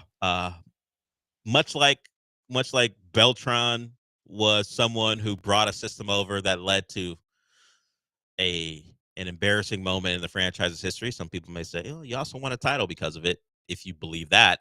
But this Strom thing, joking aside, the Butcher of Bel Air thing is just my way of trying to make light of what's going on. But what's the deal, man? Over and over again. And the recoveries take forever. Guys miss multiple seasons. We're still waiting on Javier and Garcia. And JP France didn't have Tommy John. He had a shoulder issue that they unfortunately rushed him back early from. And now he's dealing with the consequences of that. It's just been a weird thing where it feels like, and look, a lot of it has to do with us just focusing on the Astros. It feels like they have had an inordinate amount of these, and it has affected important pitchers consistently. And now we're at it again. And Wesneski's was a guy who was, if you want to call him that, this the throw-in in the Tucker trade, but he was also someone that was going to be depended on because of the previous arm injuries that they've had to deal with, and now he just is another on the list. So, good luck to Hayden Wisniewski. He was asked about it. He said it hadn't really sunk in yet. He said it probably would eventually, and you get that. Guys, happy to be here, happy to be back in the area, and had a chance to be part of a starting rotation for a team who had goals of winning the division. And now he's got a bit of an uncertain future. Julian, you want to talk about Astros arm injuries? Cool, because you already used up your Brock Purdy call on the previous show. So, and there's not a lot to say other than congratulations for paying that bus rider all that money. Didn't he have an arm injury too? Yes, he did. But we saw that happen against Philly in that title game. He came back and they went to the Super Bowl. They had a bad year last year, and the 49ers have rewarded him with big money. Do we think that Brock Purdy is a product of his environment? Sounds like we're talking about an at-risk youth. Brock Purdy, a product of his environment, or is he or is he someone that changes the environment because of his mere presence? Or does he just need to reach out? Does he need Kyle Shanahan to turn his chair around backwards and put a leather jacket on and talk to him? Brock Purdy's like, if they don't understand me, how can they reach me? You know? If you don't know, that was a big song in the mid to late 90s? How long ago did that movie and that song come out by Coolio? Either way, we'll talk to Julian about arm injuries. We'll talk about the playoffs as well. The NBA playoffs, we were in and down to the Final Four. And that leads us to think, who are we rooting maybe against more than for? We rooted for the Rockets to win. Now, do I really care who wins the title? It's more about who I don't want to win the title. And some of it's not even about basketball. So we'll get into that a little bit as we have our Final Four set. And we'll get into more. A lot of that has to do with you. If you want to get in, you can. 713-780-3776. Me and Sean till noon. We'll hear from Nick Fan, which may kind of help you decide who you want to root against. And we'll also continue to talk Astros and some news about Nick Caserio, who we know he's Trader Nick, and he wanted to make a bigger trade than the one he did make. It just didn't come. It just didn't work out. So we'll get to that too. All right, Julian, we'll get to you when we come back.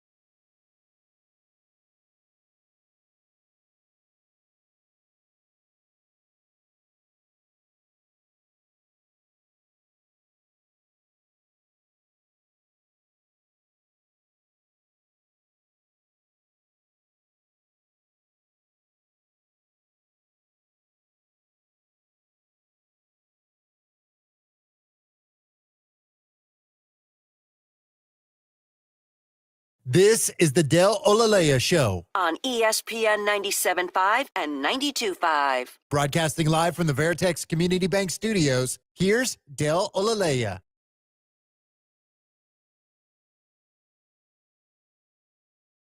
So I just Googled the name Nick Marley, or Marley, the umpire yesterday for the Astros Rangers, and then typed it into Twitter to find out what people think of him. Not positive, and this stretches beyond what happened yesterday. He is apparently not very good at his job. He also had a really scary moment last year. I think he got hit by a bat or something. So he's clearly recovered from that and was ruining a Spada's day. So hey, glad the man has a job, I guess, but maybe do your job better. And he has a history, at least if you go by online fans, of screwing up being a home plate umpire. And Spada didn't take too kindly to what he did yesterday. But the Astros found a way to beat the Rangers and the umpire and win 4-3. We talked about arm injuries for the Astros. Julian wants to talk about those as well. What's up, Julian? What it is, job turkeys. So the Astros concentrate on spin rate quite a bit, right? That was something that they helped Cole Hamels or Cole, the pitcher that went to the Yankees. Garrett Cole. They helped him get his spin rate up. Yeah, there you go, Garrett. Garrett Cole, his spin rate went up, and then all of a sudden he went from someone who could be really good, someone who was very good, obviously. And then earlier in the first show, Lance said that the AAV was 53. Yes, for the new money. But if you add the fourth year of his rookie contract, which is $5 million, it goes 45 over 6, which, like I was saying, is a great deal. Have a good day, guys. Okay, here's a rule. And it's really only for Julian. If you called into a previous show and the host in question screwed up something you said, you got to wait for the next day to call in. Don't use this show to get your get back when the guy's not even here. What's the point? And then I got to add context to you if someone missed you calling into that show. If you want to continue the storyline of Brock Purdy's annual average salary per year, call into the morning show because that's where it began. It's like, hey, this happened last time in The Last of Us, but wait a minute, this is Andor. Why are you giving me plots from The Last of Us? Stop. That's just going forward. But yes, the spin rate has been part of the Astros way, and it's one of the reasons why even guys who weren't looked at as big time prospects have continued to pitch well. And it's really, I talk about it quite a bit, extended the Astros run. You get the performances from Fromber, who you aren't going to pay a lot of money to, but someone will. And when Urquidy was here, and Javier and Garcia, all these guys who weren't exactly looked at as top prospects have become staples when they've been healthy of the Astros rotation. But its spin rate has been part of the evolution of the team and why they've shown, or at least had, such great success. It can also be pointed to as the reason why the arm injuries have become another staple of Astros pitching. You almost just come to expect it. That's why when I saw the initial Hayden Wesneski report, I just tweeted Sean with the tweet from the Astros and wrote typical. Nothing else, because no one's surprised by it. He was just the next guy for it to happen to, unfortunately. And so hopefully he has as quick a recovery as possible, because of course, beyond just pitching for the Astros, that kid has dreams. He wants to continue to pitch in baseball. Now he has to recover from Tommy John. All right, Julian. Appreciate the call, I guess. All right, we'll move on. We'll move on from that. The playoffs yesterday. We had a Nuggets loss in OKC. Not surprising, really. The Nuggets felt like Game 6 was kind of their last stand, particularly when you hear that Aaron Gordon's hurt. Then you hear he's going to play. You're trying to figure out how much he has left. He couldn't be explosive. He was just big and strong, so he got rebounds pretty early. They got out to a good lead until the Thunder started to make shots. And then once they started to make shots, particularly late in that second quarter, that game was pretty much over. It was a runaway after that. The Nuggets gave it what they had, but when you're playing with, I would say, maybe 6 guys and the 6 guys, some combination. Do we get anything from Strother? Do we get anything from Watson? Is Russell Westbrook going to play well? And what about Michael Porter Jr.'s shoulder? I'm sure we'll find out the significance of his injury later. They kept that as quiet as they could, despite having like a pad on his shoulder, just because it's playoff time. And that team showed some toughness. Yeah, I mentioned Aaron Gordon. He had a grade 2 strain. That generally means you're not playing. We saw what happened when Steph had his strain. He had to miss the rest of the series, and Aaron Gordon was not expected to play. He found a way to play. Wasn't enough. And Jokic, very funny after the game, talked about how what's next for me in this offseason? A couple beers, probably a lot of them, really.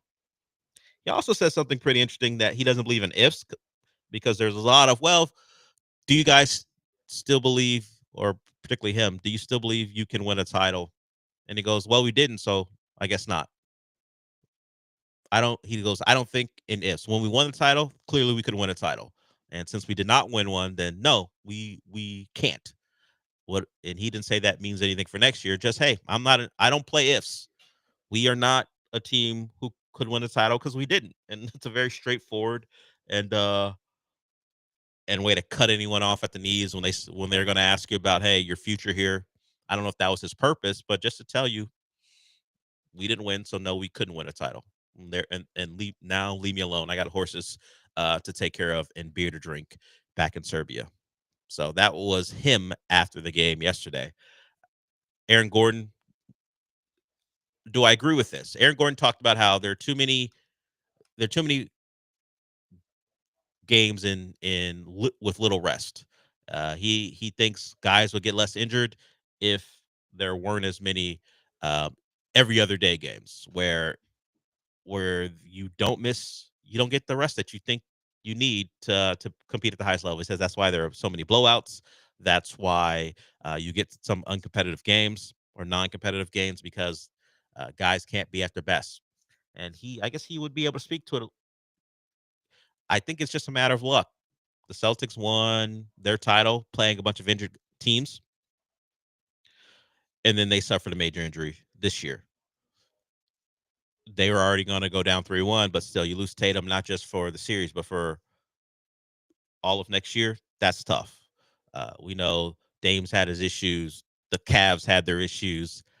I don't know what it is, because the Wolves are fine. Now we'll see. They've had more rest than the Thunder, but that series will be every other day throughout the entire series. So we'll see as the playoffs go on, if another major injury happens, but I don't think the NBA is going to come off of it. I think they love the inventory. They love being on every night. They were not on Saturday night, just a product of the Warriors and the Wolves ending early, and also the Cavs and the Pacers ending early, but their goal is to have games on every night. I don't think they're changing the every other day thing. They give you that in the first round. Hey, long season. I know we just gave you like a week plus off anyway, but then we'll give you more days off in the first round. But after that, once you start to get competitive and the games mean more, less time off. Yeah, or it's more just like we have 3 games a night. Yeah. We don't really need to be putting 4 except for on the weekend. So, hey, just an extra day off. I also think it's a guy on a team who has 6 playable guys being like, you know, it would be nice rest. Yes. So I think there's a little bit of that going I'm hurt. We don't have more than 6 playable guys. It'd be great to have 2 days off so I can go 43 minutes and not suffer a hamstring injury, because that's what it's going to take for us to win games. Because we aren't ready. At least our young guys aren't ready to be real contributors, which was a point of contention throughout the Nuggets season, and a reason their GM and coach are no longer there. Oh yeah. Remember that? How one guy wanted to play. The guy young who built this team got fired. Yeah, and the guy who coached the team to a title got fired because of their back and forth about how the roster can be constructed. And Aaron Gordon would say, hey, we know we're limited as far as playoff guys, because there are some guys who are 82 per game, or 82 game guys, and there are other guys who are just playoff guys, where you can play Strother 15 minutes a night during the regular season, but in the playoffs, when they matter, you might get that one Strother game where he goes for like 8 points, in which he did in a matter of minutes, but you can't depend on him through a 7-game series. The Nuggets are light on guys they can depend on. And even one of the guys they thought they could depend on was banged up in hell. The stuff on Russ, you watch his fingers. He had 4 fingers taped. So he wasn't healthy either. And I guess everyone's injured at that time, but they were particularly compensated, and it cost them yesterday. So Nuggets, Wolves, and Knicks, Pacers. We'll get into who you maybe shouldn't root for in a little bit. I see the 2 callers up here. They both have questions at different ends of the spectrum. You got Dave wants to talk about injuries, pitcher injuries, and then we have Sean who wants to talk about fashion. Is it NBA fashion, Sean? Baseball. Baseball fashion. Yes. So like the difference between stirrups and having your pants. Cap related. Cap related. Okay. I mean, I did see some I had showcased this weekend. They weren't great. Maybe that's what he wants to talk about. We'll get to that and more when we come back. As you can tell, you can call pretty much about anything, and we'll get to you when we get back.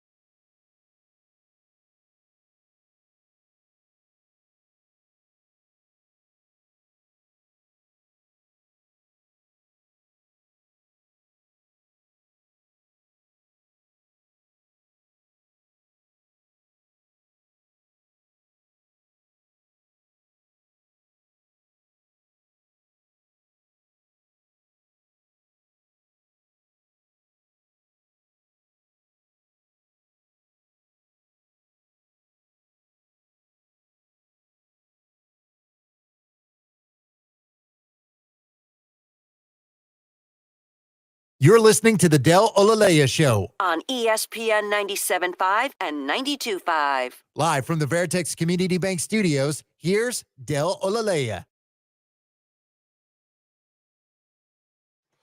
Let's get to the calls. Dave wants to continue the conversation about pitcher injuries. What's up, Dave? Hey, Dale, good morning. Listening to this conversation about the Astros pitchers and their tendency to go down, I guess it makes me think, people wonder why hasn't Jim Crane been more aggressive about trying to sign Fromber? I think that partly explains it. I think Jim Crane's sitting there looking at what's happened with with Lance and with Christian Javier. I mean, he's probably in no hurry to sign guys, especially someone whose contract's going to be, pretty lucrative, you would think. He's probably looking at pitchers more like NFL guys look at running backs, like, 3 to 5 years and then maybe done. And then I guess the other thing I was going to say is if you look at Hunter Brown, and I don't know how many years left he has under club control, but if I'm Hunter Brown and I look at what's going on around me, if they offered me 5 years, $100 million, to buy out the last few years of club control, I might consider it, So what do you think? You think they're going to try and make a deal to get Hunter Brown to sign one of those club-friendly deals? I'll just hang up and listen. Thanks. Appreciate it. An interesting thought. Would Hunter Brown operate in fear of what's going to happen to his arm and just go secure the bag early? Unlikely, but it makes me think of, this was a conversation before Lamar Jackson proved he could stay healthy the last couple of years. There was a conversation about quarterbacks because of how much they cost on that second contract. And we just saw that with Brock Purdy. If you have a good one, I don't want to put it this way, but this was the conversation. Use them up for 4 or 5 years and then go draft another one. Of course, the problem is you just don't see guys, unless you're like the Colts and the Packers, draft good quarterbacks every time you need one. Those are the two franchises who have been able to hit. And the business of drafting quarterbacks and hitting on them means you have them for a decade plus. So you don't have to be so great at it every 4 or 5 years in that example. But are the Astros beyond the spin rate thing, looking at their arms as 4 to 5 year commodities on the major league level? Hey, you'll be good for 4 or 5 years because this is the way we teach it.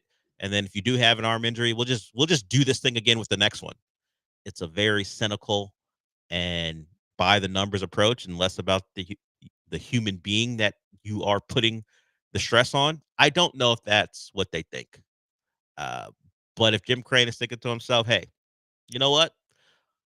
There's a 5-year shelf life on these arms. So why would I give you a big deal when I know the way we teach it is going to lead to a major arm injury? Why would I do that? Yeah. Or even just like if I pay you whatever, 6 years, $180 million. How many years of that will you not be available? Exactly. Like, do I have to pencil in you're going to miss a year and a half every time, or 2 years? Like a year and a half with Tommy John, and then just half a season with the, run of the mill arm injuries that befall pitcher. It's like, I don't know. Then really, I'm paying 4.5 years and the same amount of money. Like, I don't want to do that. Yeah. So, and it wouldn't be that unheard of. But that's what NFL GMs and NFL teams basically do to running backs, and except Saquon Barkley and Derrick Henry might have started the kind of boomerang on that, where it was the longest. Like, you don't want to pay these guys when they're 30. Shoot, you don't want to pay them when they're 29 because they're gonna be 30. Like, exactly. It just becomes so like. Actually, you don't even want to pay them when they're 28 because they might be 30. It's really the second contract thing. You'd love a guy to come out 3 years after his high school career. That's the quickest you can get him. Yeah, if he can reclassify, that'd be awesome. Yeah, exactly. Hey, skip a grade. Yeah, exactly. Whatever it takes to get you in quicker, and then we'll pay you your rookie deal for 4 or 5 years, and unless you are a future Hall of Famer, we'll go draft the next one. And to Dave's question about Hunter Brown, that he's arbitration eligible the next 3 years. I had never thought of it because of the propensity for Astro arm injuries. Would Hunter Brown go, you know what? They got me for 3 more years. Am I going to be healthy at the end of 3 years? Do I need to take a deal right now to make sure I got my money? I don't think that's happening, but it's not a crazy thing that Dave put out there to think, because if we watch what's happening around him, what is the likelihood that Hunter Brown makes it through? Well, Fromber has. So there's an example of a guy who hasn't had to deal with a big-time arm injury. Yeah. So there is the number one on the team who hasn't had to deal with it and is going to get paid a lot of money someplace else. Yes. But I think literally every other pitcher. But every other pitcher that Hunter Brown has seen come up as he's come up. Yeah, I was going to say, who's been on the team the last 3 years. Yeah, they've all had to deal with something. At least the guys who were supposed to be mainstays. Betting on yourself when you're a Nationals pitcher is a little tricky. But I think he'll bet on himself. Yeah. That'll be the approach he takes because you can come back from. I was gonna say, guys also get Tommy John and still get. Justin Verlander got Tommy John, turned 40, and got a 3-year contract. That's the thing. It's not like ACLs from the 1980s where if you get one, you're done for. Yeah. You get Tommy John, you come back even if the process is long, and you'll still get your bag. So I don't think Hunter Brown's signing that team-friendly deal out of fear his arm's gonna blow out. It'd be nice though, if we could. No. Oh, you mean his fear? Yeah, but it never comes if we to could fruition? really play upon that fear. Hey, man, just leave. I don't know. I don't know if we could subconsciously do it or something, but yeah, to have him be like, you know what, I will sign this terrible contract that Jim Crane and Dana Brown are offering me because that's also part of it is that they have to offer a contract. Yeah, that's something we don't know that they've done, and if it was offered right now, it probably is terrible compared to what Hunter Brown would be making 3 years after this year when he's no longer arbitration eligible. Let's get to Sean before we go. I said I get to Sean. Sean has a MLB hat question. What's up, Sean? Well, it's not an MLB hat, but it's a thing. It always bothers me to see the ears in the cap. And so my daughter plays softball, and this weekend my wife gets a new cap. And lo and behold, she has her ears stuffed in the cap. So I've never really made it public in my opinion of it. I just wanted to get yours. You're a younger guy than me, and just wanted to see what your thoughts were on it. It's not a thing I would do. I generally buy hats that wouldn't allow for my ears to really be stuck unless I was really trying to make a point. I don't know how that comes about. I throw a hat on. Sean wore a hat occasionally. The ears are not in the hat. It's not how the hat sits on my head. I was going to say, I don't think I could get my ears in Yeah. that. How oversized would the hat have to be for that to happen? Like, it'd have to be like a size or two. Yeah, for it to happen, for me to even think it's a comfortable option. Like, I don't wear fitted hats as much anymore, but I still have some. Or, they have the stretchable ones too, and those aren't even the snapbacks. Never have decided to put my ears inside the hat. It's not my bag. But hey, I like a woman who wears a hat, like a ball cap, I guess. Not the hats you see at the Kentucky Derby. I think those are silly, but hey, fashion, I guess. But they are silly. Yes, they're very silly. I think they're very, very silly. But hey, if she looks great in it, so be it. But I understand your point, Sean. It would be off-putting to me initially. Like if it was someone I didn't know and they had their ears inside the hat. Oh, what are you doing there? It's like when Portnoy was wearing that Caitlin Clark jersey. It's not that he was wearing a Caitlin Clark jersey. It's that he wore one without a shirt underneath. And then he was also wearing a full Fever uniform. All right, bro. I get it. You're a fan. You can just wear a t-shirt. That's why jerseys exist. You can wear your Caitlin Clark t-shirt and be cool. I'm sure they're giving out a t-shirt at the game. Yeah, you don't need to go and it's what we make fun of when it pops up occasionally on Twitter where the guy's dressed like Michael Jordan. Oh, he's got the full-on at a pickup game. Yeah, he's got the full-on Jordan jersey at a pickup game. Or the calf sleeve. All of it. He's just all Mike. At least that guy's playing basketball. I don't know what Dave Portnoy's doing wearing the full-on Caitlin Clark jersey. Basketball. Yeah, sitting courtside watching basketball, wearing Fever shorts as well. The jersey is one thing. Getting like game shorts was actually like he probably had to call the Indiana Fever, right? Do they sell like maybe at the team store, maybe from the website, maybe. But to your point, buying game shorts like that actually like you have fashion shorts of teams. Those are things where they're not the actual shorts the team would wear on the floor, but I want some Rocket shorts, and they might have a Rockets logo on them. But actual Fever shorts that they would wear on the court, Nike swoosh on like them. what? Why? The real question is, why are you doing that? Did it have pockets? Because that speaks to the authenticity of it. Yeah, it can't have pockets. If he was really trying to dress like Caitlin Clark, also they would be shorter. It's true. He probably bought like extra large or whatever it took to keep his thighs from being exposed or whatever. Either way, it wasn't a great look. Wear an undershirt, man. I don't care. I'm not a big, hey, real men don't wear jerseys. I don't wear them, but that's just a preference. If you want to wear one, go ahead. But it's cut like a woman's jersey. Like it looks like an authentic woman's WNBA jersey. So it's cut weird for a dude. All of it's a bad look. Just put an undershirt on or something if you're gonna wear the jersey. Yeah, just wear a white shirt. Well, yeah, even if you want to go, yeah, you know what happened if Caitlyn wore an undershirt, he would have worn an undershirt. But because she doesn't, he didn't. Shooter sleeve. Whatever. Unfortunately, too bad there was, I don't know who his rival media company is. Too bad there wasn't a guy in an Angel Reese jersey so they could both do the thing off the court that was happening on the court, since that he's so into the fever and not into the conversation around it for clicks. All right, we'll go to break with that. If you want to call in about your wife's hat selections, you're welcome to it. 713-780-3776. We will be back.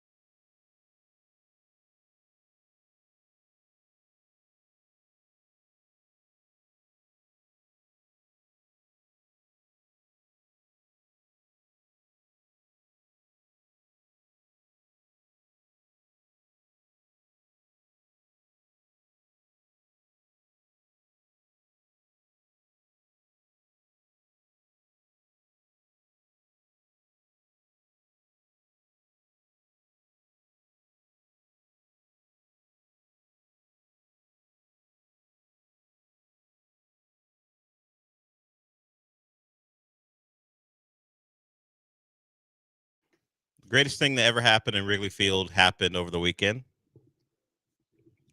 Reacher filmed an episode there. Like, the broadcast crew is talking about it. You just saw the TV cameras and the guy who plays Reacher. It was a real insult to the woman who is one of the stars, because he was like, "Hey, Alan Richardson is there. He's Reacher, and they're filming an episode of the new season." And then he goes, and that woman next to him is in the show too. So I was like, "Oh, that's tough. That's tough." But best thing that happened in Wrigley in years. I mean, who is that woman? Her name is Maria Sten. Yeah, no, sorry.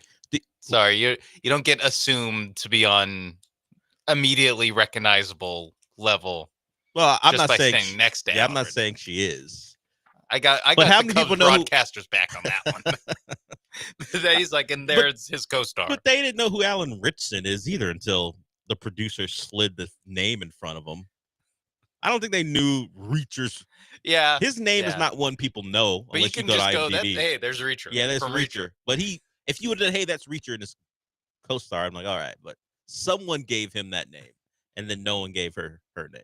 Gave him her name. Either way, something good has to come out of Wrigley. So I guess when I look at Reacher season 4, I'll remember this day and that scene. Mm-hmm. Mm-hmm. Does this affect the Kyle Tucker trade tracker? No, the Wisniewski thing does though.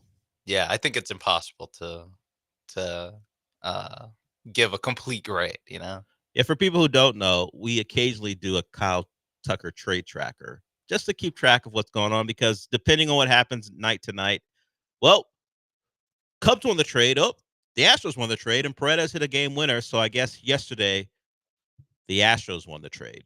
But we also found out someone who was part of the trade will be gone for at least 18 months. Yeah, I think the fair thing to do is to say the Astros won the trade and just hold until Wisniewski comes back.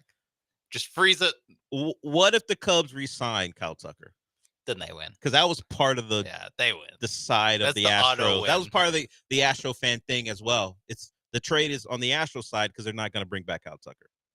Yeah, no, they win. Okay. Although, if you also take into account the Presley trade with it, inches closer. The exchange between Cubs and Astros. Because the pitcher the Astros got for Presley, like, who cares? Just the fact that they got off Presley. It's great. Stuck him with the Cubs. There we go. Yeah, and Presley continuing what he was doing last year. He's got an ERA over 6 for the Cubs. So that's a win for the Astros at minimum. We'll see how the rest of it plays out. But Wisniewski, if you missed it, Tommy John surgery for the Astro pitcher, which isn't that unique when you say Tommy John, an Astro pitcher. Okay, we'll move to the NBA, partly because it'll distract me from Stephen A. Smith in my face screaming. And that is part of our equation when we decide who are we rooting against. Not who are we rooting for, who are we rooting against? Because with the Rockets out, why do I have to root for anyone? I will just choose the least hateful team and hope they win. So yesterday, or maybe it happened on Friday, but some of the videos started coming out, and I saw this yesterday. Brian Windhorst, who is a likable figure. I don't dislike him. Maybe some of you do, but Knick fans don't like him. And Sean told me during the break that Windhorst knew that Knick fans didn't like him. But if you're trying to decide who to root against, maybe you think fans are lovable, bing bong, all that stuff. Hey, KD, what? Don't you think you should have joined the Knicks? That thing that guy did, which is pretty funny. But then you get this. This is Brian Windhorst after Game 6, leaving the Garden, I think, to walk back to his hotel, which he referenced in a podcast he did that same night. Here is the interaction with him and Knicks fans. How do you feel about Boston losing? I don't give a f***. Knicks is 6, bro. Suck all that now. Suck all that now. What you gotta say? That was Brian Windhorst, because you heard him almost respond, and then he got cut off because the guy did that thing where I ask you a question, but I don't really care what you have to say. There are other videos of trash being thrown at Brian Windhorst. I don't think any of it ever touches him. A couple of Knick fans, to their credit, are trying to keep the trash from hitting him, but that was some of what we saw on Friday. We also saw a Pacer fan who happened to, I guess, just want to troll. They harassed him. I think they asked him to take off his jersey, and then they eventually tried to help him tried to help that jersey off of him. I don't know if he left the area with his jersey, but it was a well, I don't want to say mob, but it was a group of Knicks fans who were feeling pretty good about themselves and decided to mess with that Pacer fan. You heard the interaction with them and Brian Windhorst. So they go on the list. I think the OKC power friendship thing bothers me a little bit. I don't know why. This is my cynical heart. I don't need 8 of you guys after a win. This was more when they were with the local broadcasts. It's less so during these national. They're still doing it with They still do it. They don't do like the game of putting towels on them. People. Okay. Yeah, they're not doing that to Lisa Salters, but Okay. they still do the group. I don't know, the group Group meetup photo, whatever you want to call it. Yeah, I agree with you. There's a little bit of like, all right, guys, grow up. This is like it's a little bit of like, you're not winning a championship. You're still doing this. And it's the same franchise. Remember when Kevin Durant wore a backpack and his mom would kiss him? It was okay. Back then, I was less cynical. It didn't bother me so much. Now I think back on it. What are you doing? I remember the back, especially like the way they're dressing. Like, you mean the glasses without? Yeah, they're doing like the glass fake nerd dress up thing. Yeah, they had Both the of them were. frames without the actual glass in it. Yeah, you're talking about Russell Westbrook. They're all in on it. And there's a little bit of like, I don't know. Just I'm taking it a little bit less seriously because of they were the way it's positioned positioned. and they were positioned as a lovable team because they were playing the Heat and LeBron was coming off the finals failure against Dallas. So it was like, hey, don't you want to root for this young team? They could be together for years. How wrong everyone was. Well, Russell Westbrook and Durant stayed together for a couple more years, certainly, but not for their entire careers. OKC's got a little bit of that in them. Do I really take this team seriously to win it? And then not that Ant's a villain, but he has a completely different vibe on the other side. So while I wouldn't mind OKC winning, I would like them to take another L. One more. Maybe we cut it out with the post game stuff. We're just about ball, and we'll see how it plays out for them. So I think, but I do think Knicks fans, you get your joy from winning the series against the Celtics, but no more. It's not even me standing up for Brian Windhorst. It's just a combination of all the things Knicks fans are about. Maybe I want to see less of Ben Stiller. I'm not sure. There are things I'm contemplating. But less Chalamet. I don't mind Timmy so much. Okay, I don't mind Timmy one of so the much. good ones. Yeah, I didn't say that. But bless Ben Stiller. There are others who I don't care for so much. I need you to stick in the realm of acting, making stuff. But when I have to deal with your fandom, I'm out. Shut up and make movies. I think is what I'm saying about Knicks fans. All right. Spike Lee, Gaylord Fokker. All right. Yeah, I'm not De Niro. But John McEnroe, you want to talk about tennis? Cool. Tim Thomas beat it. I don't want to see all the ex-Knicks. What about all the ex-Knicks? And it's always funny because the Knicks legends at the game. Jason Sudeikis is there. Yeah, the Knicks have maybe close to the Texans level of low bar to be Knicks legend honored at a game. But Texans also have a low bar. That's true. They just call everyone a Texans legend. But the Knicks, they'll not stop the game, but they'll show them on the broadcast. Like you said, they'll go through all the actors that are actually A-list or pretty close, and then they'll go and here's John Starks. You're like, okay, that makes sense. Blah blah blah. And then there's here's Tim Thomas and Marcus Camby. You're like, well, Marcus Camby, were they both on that finals team? That's why they get maybe. But a seat of recognition because they were on that finals team back Larry in 99. Johnson, well, Larry's been at the games, right? I'm sure he has. Yeah. Ewing's fine. Starks is fine. You see less of. You don't even see Ewing. Yeah. Yeah. He's but it's they'll just be and here's Knicks legend. So the 94 Knicks are fine. The 99 Knicks you got a problem with. I think so. Okay. And post. If that's true. If they're here's Raymond Felton at the game. I'm if Carmelo's cool. There, cool. It's Carmelo. Yeah, Carmelo gets Carmelo and maybe Amari Stoudemire gets a pass. Yeah, well, Amari's been at the games too. Yeah. So it's not even just about what they did with the Knicks. A certain level of talent level. Yeah, literally anyone else who's put on a jersey, like for the Knicks in the last 25 years. What about should not? Latrell Sprewell? I don't think so. Allen Houston? I don't think Stephon Marbury should. Well, that guy. But they still show him. They're like, look at It's Stephon true. Marbury. I'm like, It's true. This team is way better than every Knicks team. It's like if the Rockets made the finals and we saw Katino Mobley and Chuck Hayes. Exactly. As featured members. Oh, Ray Austin is here. Look at that. They just don't do that. It's Hakeem Olajuwon. At least Chilcutt was on a title team, wasn't he? Was he on those 94, 95 teams? Either way, if you wore the pajama era jerseys and your name is not Hakeem or Clyde, I don't want to see you at a Rockets finals. No, game. it's the Rockets. I feel like have a right barometer of like it is Olajuwon, is Yao, and then maybe it's like a Robert Horry.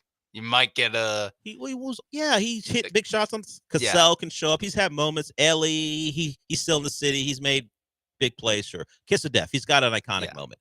What about if the Rockets are a title contender in like 7 years? And here's PJ Tucker. Nope. Oh, who's actually not playing for Knicks but on the roster? He closed it out last. Is that what we're calling what happened on Friday? He closed it out. Came in. Yeah, he was in the game. What if? Or I'll put it to you this way. Can James Harden at a future Rockets finals appearance be highlighted? Did he burn too many bridges I think he's in the Carmelo zone. Okay. Where too great of a player. Yeah. To allow some of the things that happened on his way out. And it's just naturally like whatever. After another 5 years, it'll be a decade since he. Yeah, people will stop caring if they care. They don't even care now. But for the most part, it'll be a long lost memory. So, Rockets finals. James, yes. Yes. Ryan Anderson, no. Hakeem, God willing, if it's like 8 years from now, if he's still healthy and with us, of course. Ryan Anderson, what? I said no. Oh, well, thank you for. But if we're the Knicks, it'd be yes. That's what I'm saying. Eric Gordon would be front row. So how many better seats than Ben Stiller? Can Chris Paul be there? I mean, he wouldn't, but yes, he could. Of course, he wouldn't, but he could. I would allow it. You'd allow it. So James and Chris Paul, the only ones from opposite sides of the court. Of course, to be 10 years from now, maybe they'll be fine. Who knows? Who knows? Not if Foster's still there, like refereeing games, Chris Paul won't be there. He'll throw Chris Paul out of the game just because for old time's sake. Try to trip him as he's walking by. He was the referee in the game last night.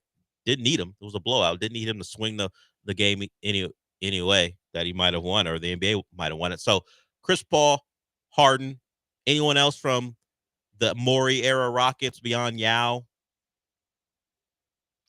We have to mention Dwight Howard. No. I just have to bring him up. He can't be it. Okay. He shouldn't be someone who they put in great seats at the game. I could see it going either way. Especially again if you put some more years in between now and then. I don't know. Was he impactful enough? How long was he even here? 14, 15, 16, I think. It's not long enough. Okay. He goes into like the Eric Gordon category. Okay. I think it's like Paul, Harden, and McGrady. Yeah. Hall of Famer. Well, Dwight's a Hall of Famer, so I can't use that as a standard. Yeah, McGrady goes. I think McGrady gets to show up courtside and sit with other great Rockets. I think he belongs there. Okay. But it's not a long list. Stromile Swift? No, we have higher standards in the Knicks. Okay. So no, not Stromile Swift. Not Kelvin Cato either.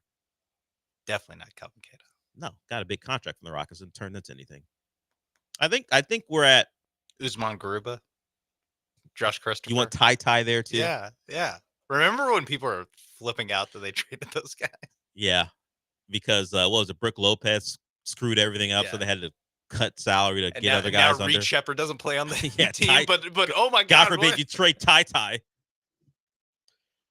Huh. Unfortunately, because of our standards, it's not a long list of guys who should be there for a Rockets finals appearance about 10 years from now. Honestly, you don't need no, they can all be there. But they should not be courtside. They have StubHub. They can go if they pay for the tickets, sure, but they should not be there courtesy of the Rockets. Yes, and get the ABC, celebrity row treatment of like that. I think that's the biggest thing is like they keep showing me these Knicks that never did anything, and I'm just like, cool, cool. This guy's here. Does he have a podcast too? Yeah, I bet he does. Where he talks about how this stuff would have gone on back in his day. Yeah. While celebrating what's going on in this but day. only the Knicks. Yeah, of course, only. Every single member of the Knicks could have played on the '99 team. No one else in the league. They would cry Could they all and start? go home to their mom. Yeah. No, that'd be impossible. Yeah, because Larry Johnson is there. Yeah. So Marbury gets a pass because he's a New Yorker, period. I would give him, because New York loves themselves a New Yorker. So I will allow that in a way where I don't have any real control, but I will allow that one because he's New York. He's not Larry Johnson. Okay. If Larry Johnson was from New York, maybe I'd feel better about it. But you have higher standards than I do. Yeah, I think if you eat Vaseline on camera, you're out. I think that's a fair one. Because Larry Johnson's from Tyler, Texas. Oh, He's wow. not a The New Tyler Yorker. Rose. Yeah. Well, that's reserved for someone else. No, there's only one. I'm going to save you from Tyler. Not that our listener base is going to be so upset about the jokes you're making. It's not. I don't think the Earl Campbell super fans listen to this show. But Tyler Tulip. I don't think Larry Johnson super fans like that one. You can't just use another flower name because it's an alliteration. Willie P, you want to talk Final Destination, Bloodlines, I guess, or maybe you just want to go over the entire. I think it's movie by movie. Movie by movie, the series itself. We'll get to that, but we're just dreaming about the Rockets in the finals and who would be there for free. Yeah, imagine if we get to do the show where we get to judge who gets shown on the celebrity Dennis row. Quaid. Yes, they'll ship in Hillary Duff because she was born in the city. Jim Parsons will be there, touching wood. Of course, be great, and Kelvin Sampson, as now a Houston legend, even though he's not from here, probably will be invited as well because Tillman and Sampson go hand in hand when it comes to UH basketball. All right, we'll go to a break with that. Willie P, we'll get to you. You want to talk some Final Destination? Of course. Why wouldn't you? Maybe you saw Bloodlines this weekend. Did that come out on Friday? Michael didn't give that. No, he did give that as a recommendation, right? I think so. I don't remember. Either way, we will talk to Willie P about that when we come back. But first, I want to talk to you about Prize Picks, America's #1 daily fantasy sports app. And we're talking a lot about the playoffs. Playoffs, good time to build some Prize Picks lineups. Before the series, they even have lineup projections where you can build a lineup based off the entire series averages for these guys. So if you knew that, Kristaps Porzingis was going to stink it up for the Celtics in the next series, you could have put some lesses on him and made some money. They're like the season-long projections, just a little bit shorter, just maximum of 7 games you'll have to get those projections. Or you want to go, hey, every day I need to watch these Astros games, and I think I know my thing or two about how these Astros games are going to go. Well, you can go hit the MLB tab and you look for the Astros who are playing the Rays here tonight. And you can go, hey, there's a lot of pitchers duels going on in these Astros games. I think that Colton Gordon and Ryan Pepio will have a pitchers duel. I like them to have more than 9 combined strikeouts. And Yainer Diaz, I think he's the Astros hitter that will help kickstart this offense to maybe scoring 3 runs, 4 runs. Who's to say how many runs this Astros team will score? But if you like that lineup, you can build your own, or you can follow me, or you can build your own. Just download the Prize Picks app today. Use promo code MAPES when you sign up to get $50 instantly when you play your first $5 lineup. That's promo code MAPES on Prize Picks to get $50 instantly when you play your first $5 lineup. You don't even have to win to get that money. It's guaranteed. Prize Picks, run your game.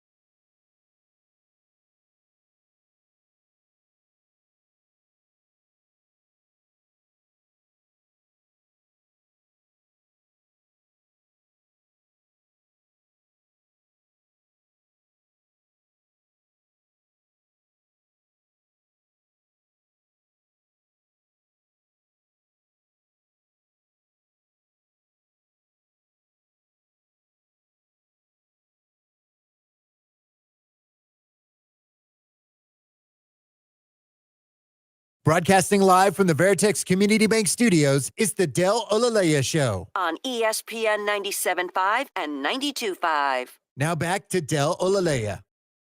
Good luck the rest of the way. We'll see you on Tuesday. You know who this is? The MVP.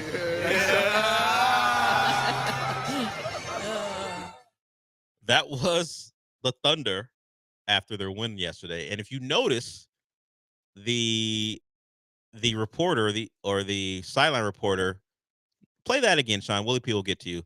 Notice what she sounds like at the very end. This is the Thunder.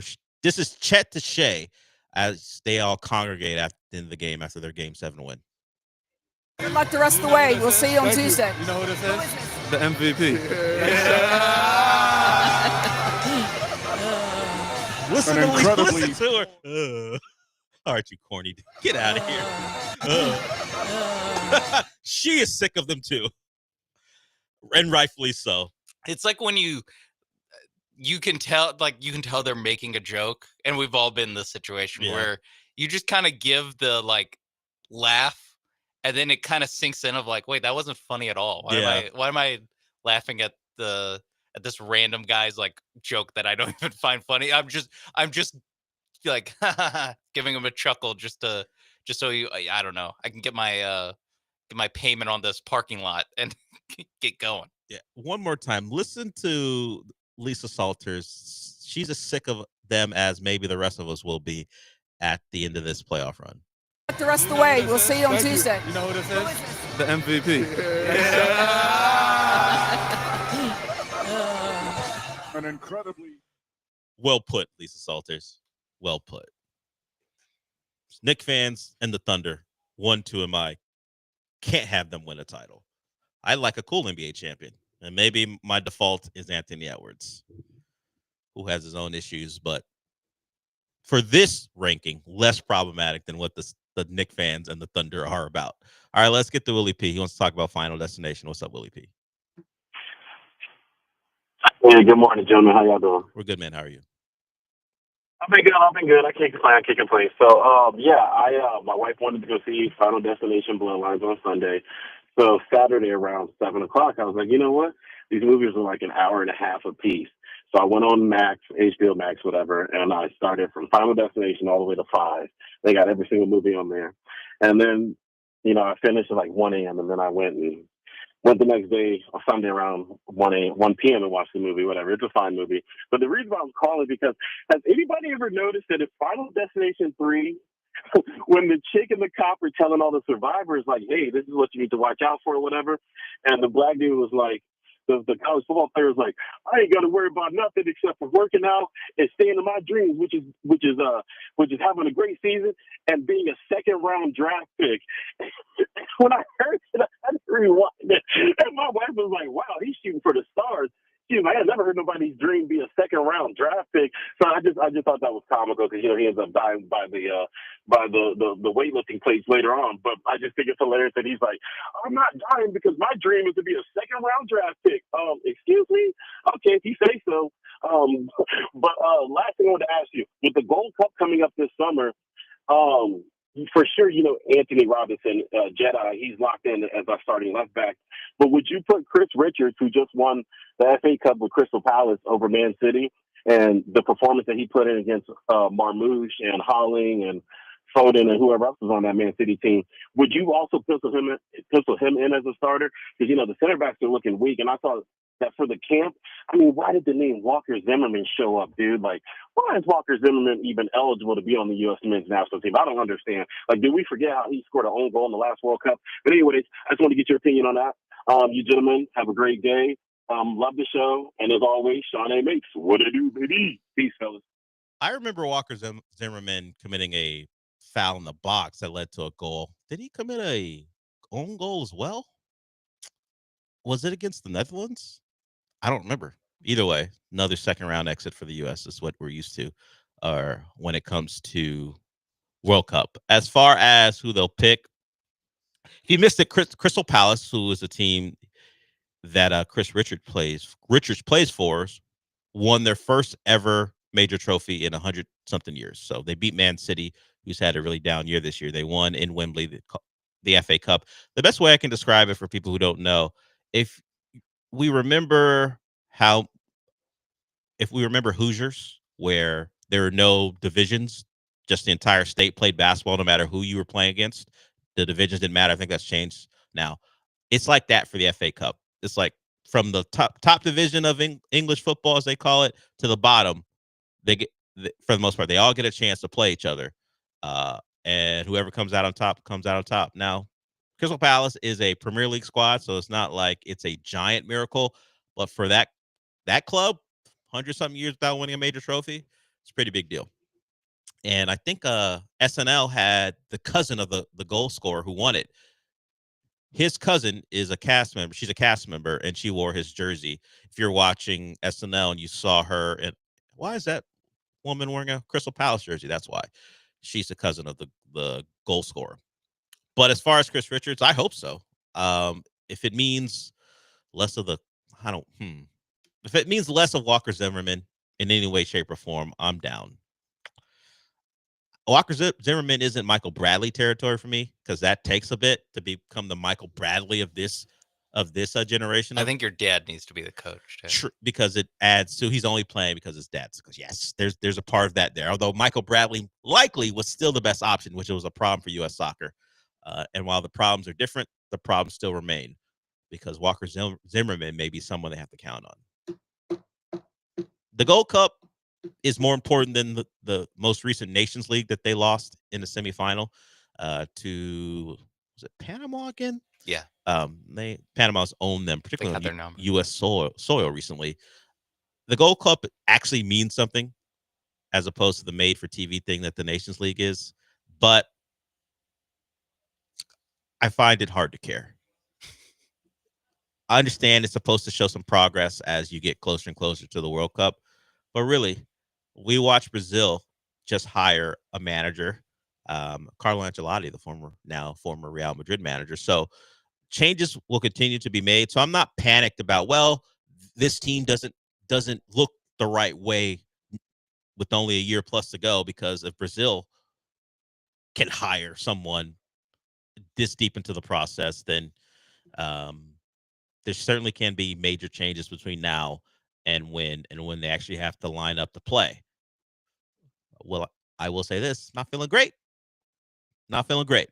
While I don't care that much about a Gold Cup because it is just CONCACAF, I prefer not to lose to Panama again in the game that matters. That's my standard right now. Beat Panama? How about we beat Panama? It's like Ohio State's goal every year. Well, first, got to beat Michigan. It used to be beat Mexico. Now it's beat Panama. It's not great. No, not great. Not great for either team, really. No, Mexico or US. The fact that the U.S. now struggles with Panama, and the fact that while Mexico is still the biggest rival, it's not the most problematic. Not the worst. It's not the one that gives us the most trouble anymore. It's Canada and Panama are bigger problems right now than Mexico is, as far as when they see each other. Oh, what happened to the game I love? Oh wait, they're playing Walker Zimmerman. Well, they've played Walker Zimmermans in the past. That is the game I love. Yes, I remember those Walkers. I remember Jeff Agus from way back when. Like, oh, this guy plays for Sporting KC. Yeah, sick. Yeah, love going into a World Cup with this guy. The Graham Zusi days. Remember those days. Now, we may be dependent on some MLS center backs. Yeah, if you play for the Timbers, come on down. Maybe you're our last option. Well, a lot of guys playing in the biggest clubs in the world, and yet a 60-minute sub may be some dude who plays for the Dynamo. You just never know with the U.S. national team. You just never. Probably doesn't play for the Dynamo. That's ugly. You may be right, but it's ugly. I don't know. Probably. I just don't know. Actually, I don't know the of all the teams, they are least likely to have. I mean, they may have an American that's pretty good. Glenn Davis could probably tell us immediately. Jack McGlynn. Yeah, maybe it's Jack McGlynn. There it is. You named the one American that might be pretty good on the Dynamo. He might be ready to go by 2026. Certainly hope so. He's promising, but our entire roster was promising at one point, and now we can't beat Panama. We got Panamanians celebrating in the Nations League semifinal with Thierry Henry on our soil, Sean. Yeah. On our soil, celebrating with I think honorary American at this point, Thierry Henry. Hey, he's coached in the MLS. He's played in the MLS. I think it's just honorary. Like, Yeah. he's one of ours now. Same with Beckham. True. I don't know If France and England would agree. No, I don't. I was gonna say I don't know if Henry has made his home here, but like Beckham did for a while. But I didn't coach in MLS. He played for the Red Bulls for a long time, or at least 5 seasons. It looks like. But so be it. Gold Cup coming up. You heard Willie P. Good luck, Walker, and all the other Americans. Let's start with beating Panama. Walker Zimmerman and the other Americans. Because that's the one I'm going to focus on. Is that how Fox is going to sell this No, broadcast? it'll probably be a lot of Pulisic, maybe some Timothy Weah. Don't know if Walker Zimmerman, if he makes the squad, will be someone they focus on unless he has a blunder, which is what Willie P's are worried about. All right, we'll go to break with that. If you want to get in on the final 25 or so minutes of the show, you can 713-780-3776. But before we get to any more calls, I want to talk about Monument Chevrolet. It's the place you go to if you simply want a great vehicle. And I say vehicle because not only do they sell trucks, they sell cars, and it goes beyond new. They have savings on their pre-owned inventory, employee pricing on that pre-owned inventory right now. You can check out everything they have to offer at monumentchevrolet.com. And once you go there, you're going to see the new cars like the Silverado 1500s, the Blazers, the Tracks. It's all there for you. You make your choice, you see what you love, and then you go on out there to Pasadena off of Beltway 8 and 225. And maybe you'll run into Javier, salesperson of the week. He does a great job walking you through the process. And like everybody out there, they understand that maybe you aren't an expert. That's why they're there, to walk you through the process and get you into the best car you possibly can. And if you are an active service member or retired, they have deals for you out there too that you can check out. So that goes on out there beyond the great deals they have on the car. So make your way out there. You'll get treated like family because they understand once you step on that lot, you're one of them. And whether you are an employee who they've been treating like family for 50 plus years, or someone who is looking for a car, they treat you like that because generations of people have bought cars from them, whether they be the grandpa, the mom, the dad, the son, the granddaughter. They've been selling cars to families for years. So you should experience that as well. So go out to Pasadena off of Beltway 8 and 225 and check out the website, monumentchevrolet.com. And remember this, Chevrolet, together, let's drive.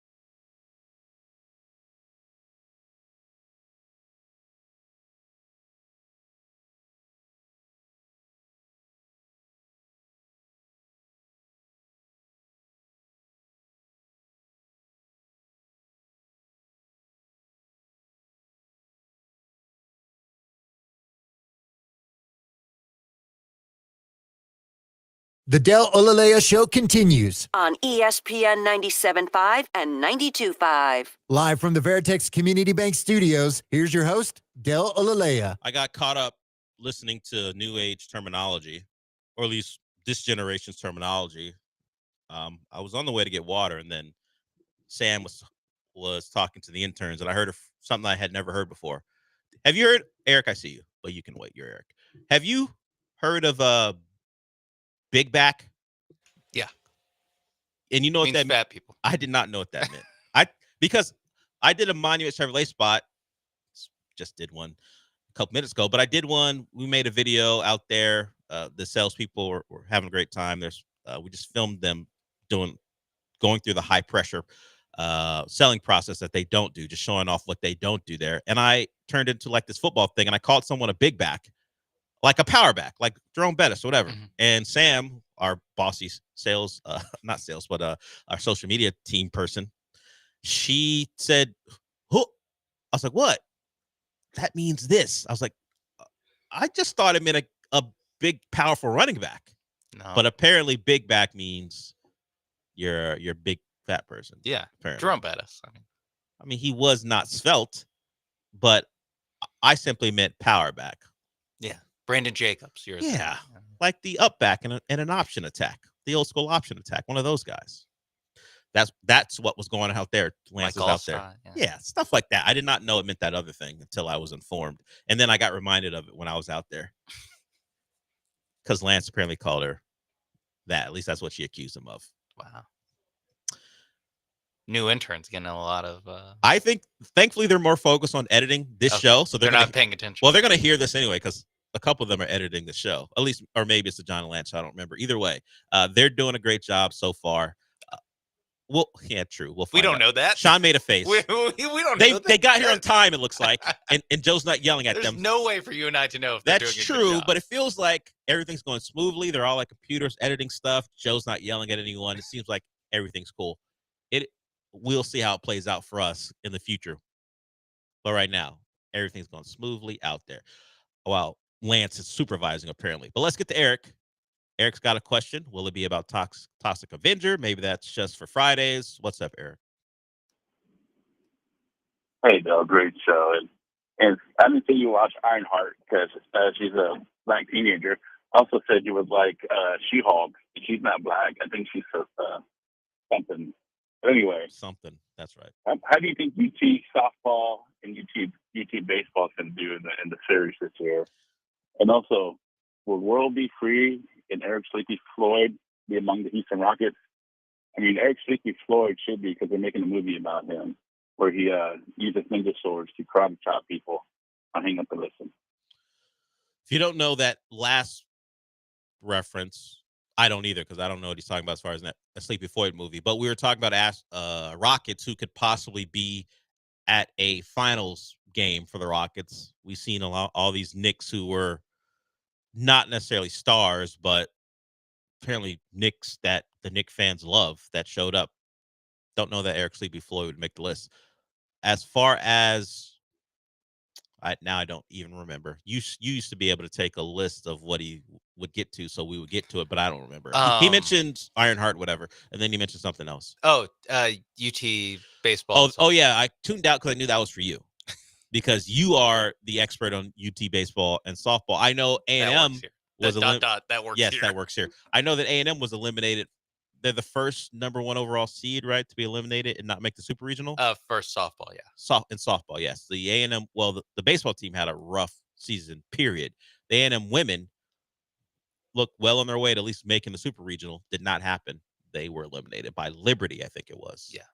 So, what do you think about UT's chances in baseball and softball, Sean?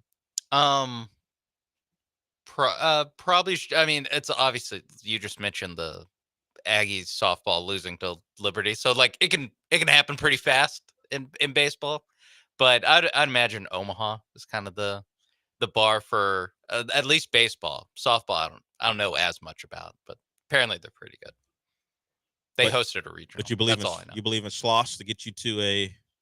Yeah, I believe in Schloss. To the World Series. I believe in. I think is it Mike White? No, that's the backup quarterback. I forgot what the softball's coaching name. I think it is Mike White, actually. So you believe in them both. That's the extent of your analysis, Eric. Sean believes in both the coaches to get it done. Good luck to Texas baseball and softball. We probably would have had A&M, certainly their World Series games, if they had made it. Doesn't feel like that's happening. No. Don't they have to win? I think they have to win the tournament to make the postseason, considering how they played this year. They have to win the SEC tournament, I think. Oh, yeah. They do an SEC tournament, too. So they're SEC tournament, then regional, super regional. It's a lot of baseball to be played. It's a lot of baseball left. I'll be honest. I completely overlooked the conference tournament. Yes. Completely. It's in some cases the only way a team gets into the regional. We'll see. A&M's been a big disappointment baseball wise, and their softball team did not live up to expectations either. Yeah, they got Mississippi State tomorrow as they try to keep their postseason hopes alive. We'll see how that goes for them and the rest. Because at this point, I don't know how many people are still or are paying attention to college baseball. That generally picks up, I wouldn't even say regionals. I was most gonna people, say, I would say super regionals. That's when this guy starts tuning in. Texas made the super regionals. It's also normally late enough to where there might not be a basketball game on that night. There might be nothing else on. So, okay, yeah, I'll watch this on some app I need to download, or I need to see if do I still have ESPN Plus? I forgot. ESPN, yeah, it's not ESPN3 anymore. It hasn't been for a while. Or it used to be Watch ESPN, and now they have a new name for it, just called ESPN. Their app. I'm with you. If I know that a team I'm rooting for is in a super regional, oh, look at that. They're 6 outs away from winning game 1. Okay, let's tune in. Which is very funny because that's like the equivalent of waiting until the team's like in the Sweet 16 in the tournament to be like, oh, let me start watching. Oh, it just speaks to our lack of care and attention for college baseball. I know it's deep into the season to start paying attention, but sorry, man. I got too much on the plate. Got professional baseball, got the playoffs, got life. Like college baseball is going to be a little further down. I'm certainly not listening or watching a game in Coral Gables when they're the 2 seed playing. In fact, they won't be in Coral Gables as a 2 seed if they even make the tournament this year. Where are you going? You going to Gainesville as the 2 seed? Oh, we never win there. I'm not watching this. Peace. Yeah, I'm out. So we'll see how the Aggies do. See if they can make the tournament. We'll see how Texas does as maybe not the favorite, but a team to not be trifled with, I would say. Yeah. I would say that. I'd be surprised if a team tried to trifle with Yeah. No one really trifles with anyone anymore. No. Because they fear the consequences. Generation's gone soft. Yeah. In fact, I'd have to explain what trifled means. Yeah. To all those kids in the bullpen right there. They don't know what trifled means. They don't know what it means to be trifled. Don't trifle with me. They're like, what? What are you saying, old man? Get out of here. They hired someone from Robin Hood days. Yeah. I'm Friar Tuck. All right, we'll go to break with that. I mentioned earlier that Nick Caserio was trying to get even more active than he was during the draft. We'll talk about that. We know he gave up a 3rd-round pick to go draft Woody Marks. Could there have been another running back he wanted? This comes from a Patriot reporter, but Nick Caserio did not mind giving up future picks. We'll talk about that and a couple of other things before we wrap it up for the day.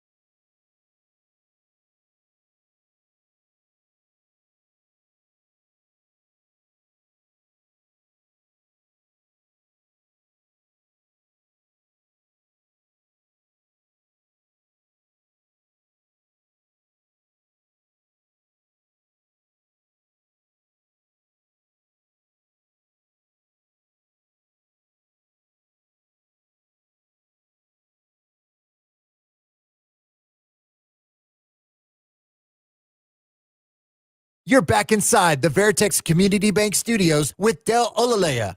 I mean, you're not actually in the studio, but if you watch ESPN Houston's YouTube channel, it's kind of like you are. No, not really? Okay. So the Texans traded down during the first round of the draft. The prevailing thought is they did it because they missed out on a lineman that they were swooped on. So they decided, all right, our guy's not here. We're gonna trade back. Of course, they did wind up taking an offensive lineman out of Minnesota. But while we know Nick Caserio to be active, he would have been even more active if the Patriots would have accepted his trade proposal.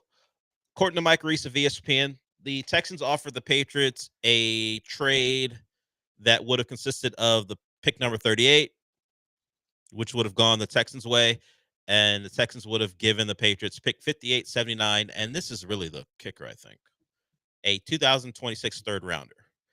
Now, Nick Caserio eventually gave up that third rounder to the Dolphins, and as I said before we went to break, they moved up to take Woody Marks. I think the Patriots wound up taking Travion Henderson with that pick. So was he targeting a running back? Was he targeting an offensive lineman? Either way, they are very aggressive in picking up Woody Marks. And from just some reactions, people like that pick.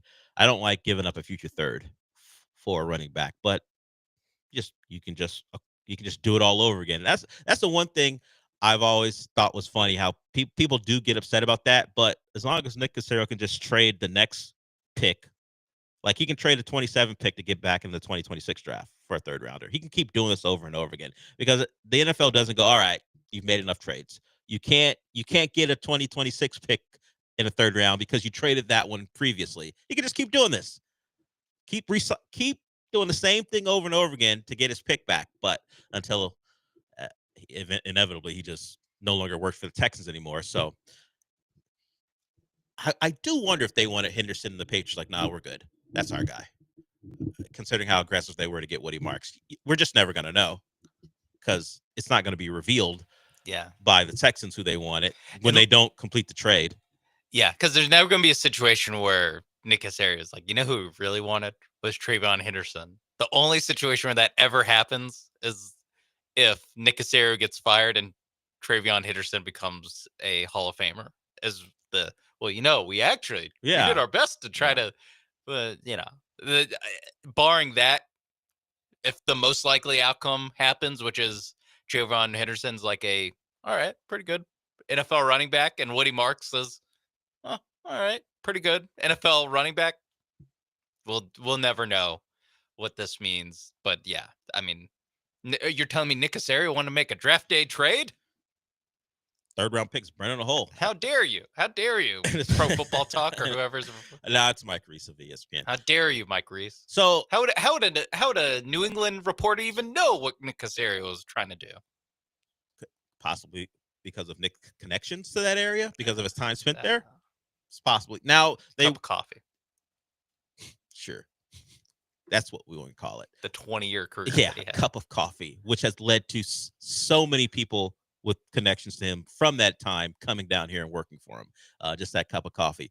Of course, they did go on to take Ariante Ursery, the Minnesota tackle, at 48. So either way, the Texans got their tackle who may not play, and then they got their backup running back. Yeah.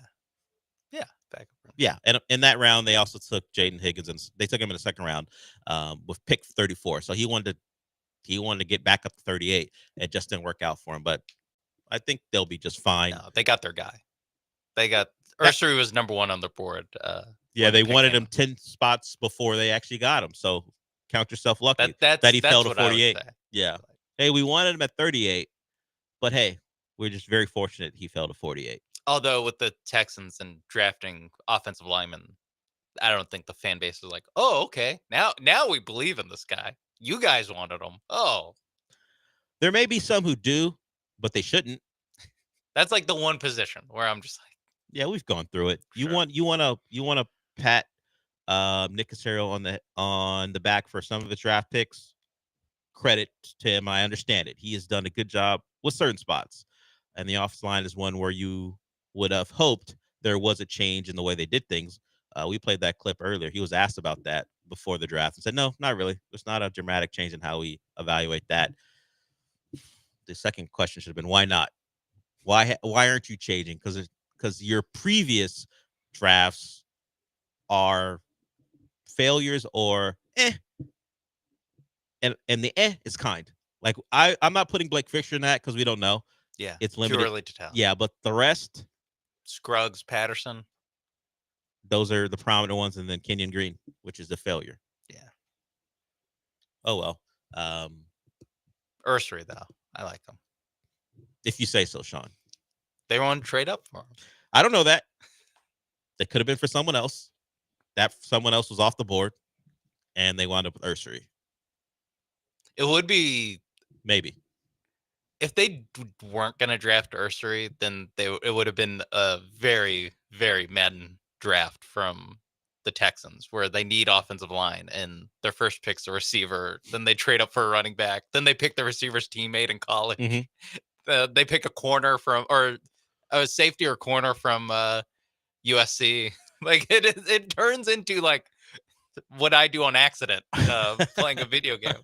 You auto, yeah. This guy looks fast. Yeah, you didn't. Yeah, you're playing a video game. It's not like you evaluated these guys. I recognize that team, that school name. Come on in. It's better than taking a guy from Eastern Illinois. Yeah, and the offensive lineman they did take was at a spot you wouldn't think was an actual position of need, in the way that they had bodies for the spot. They certainly needed an upgrade in talent, but the spot that felt like they needed bodies and talent was guard, and they didn't do it.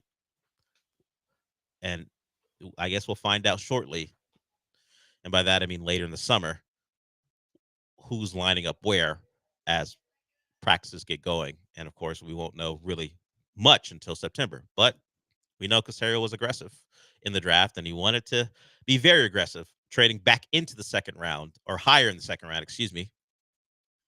So in that case, if I'm looking at it, did he want 3 second-round picks?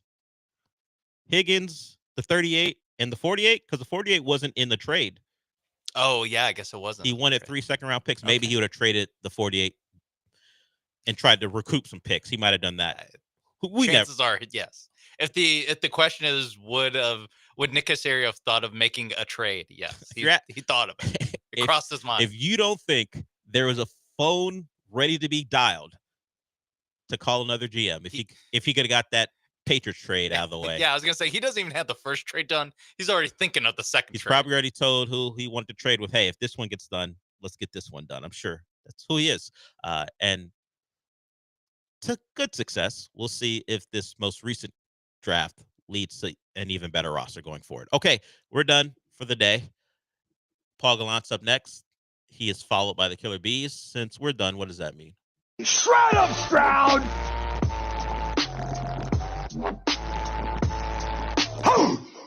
Shred him indeed. I'll talk to you tomorrow.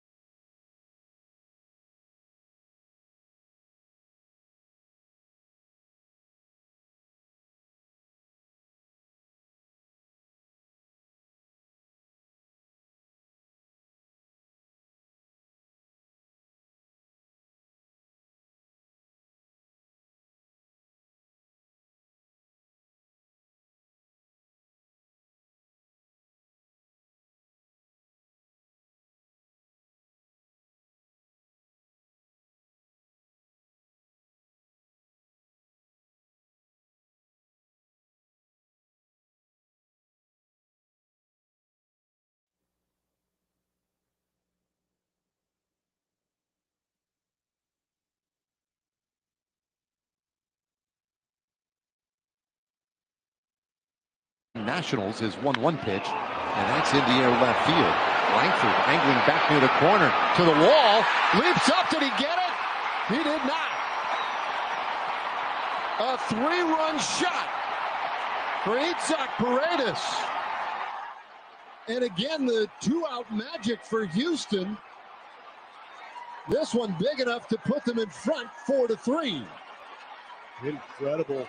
Just kind of reached out on a changeup.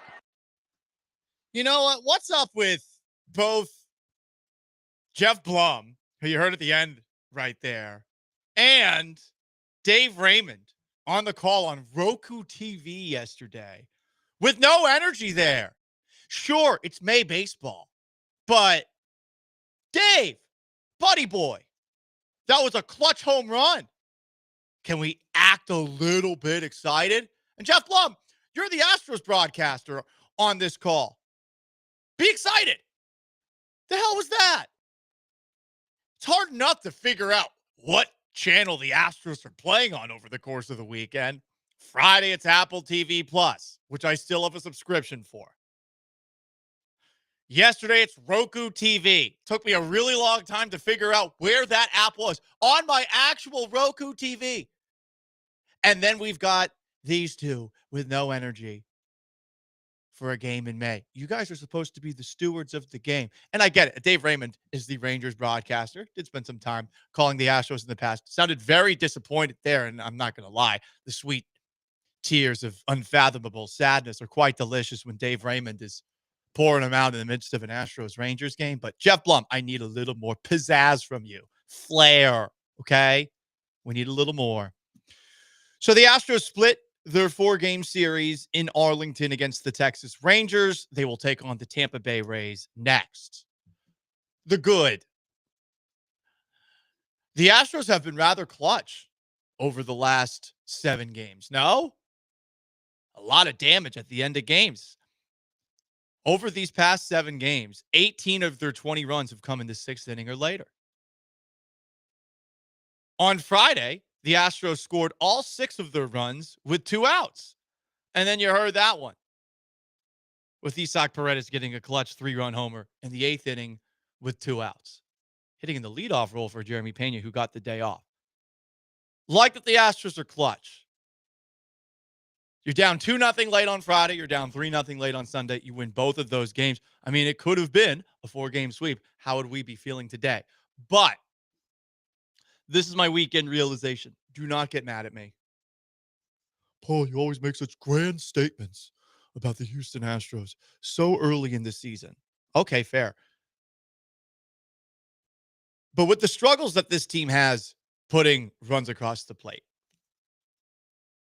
I really feel like this Astros team is on even footing with a Texas Rangers team that they have been the big brother of for quite some time. I think some Rangers fans would argue we have the recent pelt on the wall, which was the 2023 ALCS and, of course, the World Series championships for the Rangers. You're on even footing with this team. Okay, pat yourself on the back a little bit. This was a very hyped Rangers team going into the year. Astros less hyped, obviously losing Kyle Tucker, losing Alex Bregman, losing Justin Verlander, to a lesser extent losing Ryan Presley. But right now, both you and the Rangers are American League wildcard contenders. And I suppose that, yeah, this is a team that could win the AL West. The Rangers could win the AL West. But it does feel like both of these teams are going to be battling each other all year long to play in the fake round of the playoffs as part of baseball's playoff expansion. You know, you ain't getting a bye. You're not the 1, you're not the 2 in the American League. You're probably going to be the 3 best case scenario. And unless the Astros find a way to add a bat, preferably a left-handed bat, I think that they're going to stay here in this spot as an AL wildcard contender that could win the AL West. And perhaps more people are there than just me, but that's where I'm at today. I really would like to see them bring in a little bit more offense. You have Jose Altuve really struggling in this series. He was 1 for 10. You have Jeremy Pena coming back to earth in this series, 0 for 7. And it's just taken you way too long to get your offense going. Give him credit for sticking with it, battling through. but I want more offense, and I'm going to be bitching and moaning for more offense probably all year long. I wonder if it's possible for the Astros to get some sort of bat to help them out. I'll say this. Good weekend for Christian Walker. Christian Walker didn't strike out all weekend. Good job. Isak Paredes making some clutch hits. That's nice. But we need another bat here, Sean Mapes. Well, I think Dana Brown can work something up where you get one of the best hitters in baseball over the last couple of years. Would that be interested? Would you be interested? You know what? In that? I would be interested. He's a lefty, too. A lot of people don't like how many right-handed bats there are in the Astros line. Who are you talking about?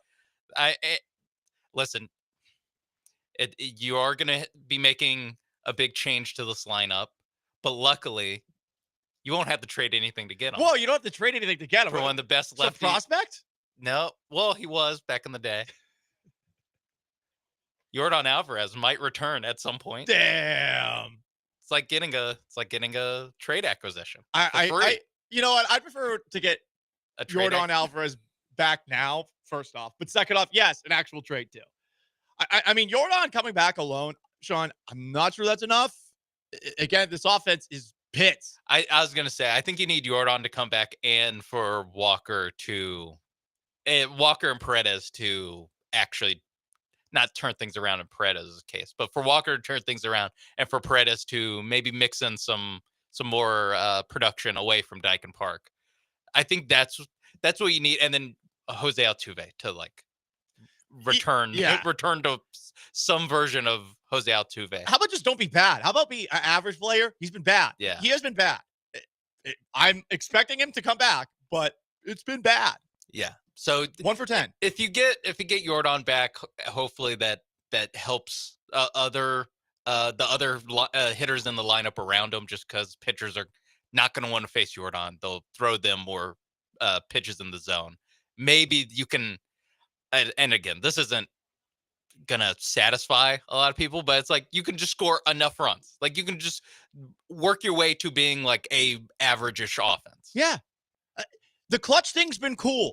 I'll give them credit for being clutch over the last couple of games, specifically the last week. But they hadn't been clutch up to that point. Stands to reason they will stop being clutch relatively soon. This offense needs to get going. Hopefully in this BS ballpark that they're about to play in, where the Tampa Bay Rays are forced to play after that hurricane, hopefully this Mickey Mouse ballpark can get the Astros offense going on the road. But Globe Life Field, which has typically been batting practice for the Astros in the past, was not that over the weekend. Whatever the case, I will still take a 2-game series split with the Rangers. But I feel like that's a pathetic thing for me to say. A pathetic thing for me to say. Down bad, Sports Paul. Yes, I am very upset about what happened to the Celtics on Friday night. I'm very upset. Tip of the hat to the New York Knicks. Congratulations on your NBA championship. It's the greatest victory your franchise has had in years. It is. What? This is not me being patronizing in any way. It is. Okay. They deserve to go through the streets of Manhattan and set people on fire and throw trash at Pacers fans that just happen to be walking down the street. They deserve that. They deserve that. They're trashy people. I mean, they're just throwing the trash somewhere, and this guy happened to be in their way, right? Right?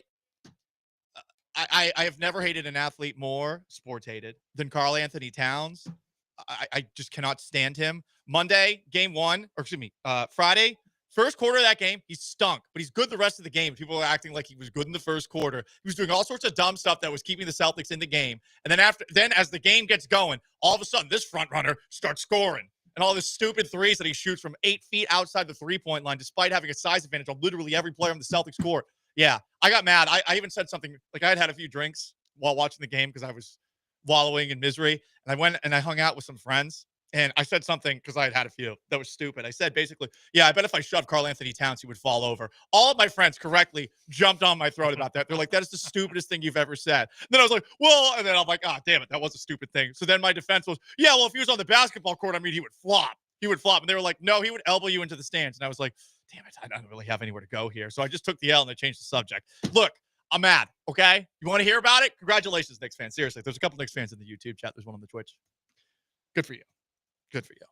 I'm mad. I'm mad. So I'm looking for people to lash out irrationally at. How about this? I found one. He's actually a friend. I like this guy. I like him. Jared Sandler. I'm in a this massive, we do this massive picks league and it's very fun but enjoyable. The last couple of years, you pick college football games, you pick NFL games. He does a great job organizing it. In addition to being the Rangers radio guy, he does their TV pre and post as well. Like, this guy does a lot. He's a nice guy. But this is where Rangers fans feel they're at now. Even after a disappointing year last year, after winning the World Series in 2023 and beating you in the ALCS, they're chirping. This was Thursday during the Rangers postgame show. Hey, let's just not forget 6 straight wins for the Rangers now. That is significant. But yeah, okay. Oh, sorry, you're right. I probably shouldn't say something. Don't jinx it. Go online. You can check the stand-ins. There's a column for streaks. I won't say it again. Just check. But okay, so that's a streak that he actually did jinx because the Astros won on Friday. Here's what he said after the Rangers won 5-1 on Saturday.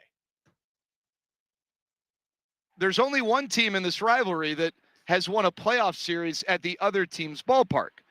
And if I recall, that park was pretty empty of Astros fans by about the 7th inning in Game 7 back in 2023. And if I also recall, and Elvis, you can be my witness here because I know you played in some of these games. Yeah. I went to a few Rangers-Astros games at Globe Life South, in which the only Astros fans in the building were the people who worked for the Astros. Everyone else, Rangers fans. So this has been a great run. But before you try and get cute about calling this Daikin North, let's not forget what life was like before the Astros went on a run. Baseball did exist before the Astros became a relevant team again. And baseball is going to continue to exist after the Astros dynasty ends, which is going to be this year. Their run of AL West titles is not continuing here in 2025. Gotta say, very cocky thing to say after winning a Saturday game in May when you and the Astros are neck and neck in the AL West standings. And everyone picked the Rangers to win the AL West this year. Everyone. Look, the Astros were an afterthought in preseason predictions. I mean, we even saw A's or Athletics picks. There was a couple of Mariners picks. Very cocky thing to say. So I like that Jared Sandler is giving me something, a straw man to beat up. Like, oh, yeah, the Rangers, they're talking down to you because I'm upset about my Celtics losing over the weekend. I'm very upset about it. Just want everyone to know I'm very upset. I am a sports fan deep down inside. And I mean, losing to a city that you hate sucks. It just sucks. And it's a sports hatred thing. It's not like I hate New York City, you know, but I hate New York sports fans. I really do. Yeah. Friday sucked. And now you're going to have to deal with them being like, when's the last time Boston won a playoff series in the Garden? I know. And they're going to call it the Garden. They got Garden prima nocta. They got Garden rights now. Oh, yeah? It's the Garden. Next 12 months, they get to call it the Garden. Maybe the next 5 days, 6 days. Let's see how long it takes the Pacers to take care of them. But we'll see. Indiana gets to be the Garden? Yeah, I think so. I don't know where Indiana plays. Probably do they play in Lucas Oil Stadium? There's only one stadium there. Play in a field house. Oh, like a barn? That Yeah. sounds Indiana. Yeah. See, look at me. I'm just lashing out irrationally, whatever I can, because I'm so They're upset. like, we didn't do anything. Yeah, we didn't do anything You're at rooting all. for us. Paul, you're rooting for us now. F you. Okay, I'm mad. 713-780-3776 to call it the text. On YouTube at ESPN Houston. On Twitch at ESPN 975. So, you want to weigh in on the Astros? They got to do something about the offense sooner rather than later, in my opinion. Do you feel the same way? Also, very amusing story that happened to me last night. I think I had a chance to help out the city of Houston when it comes to improving their sports, and I didn't do it. I'll tell you how next. Stay put.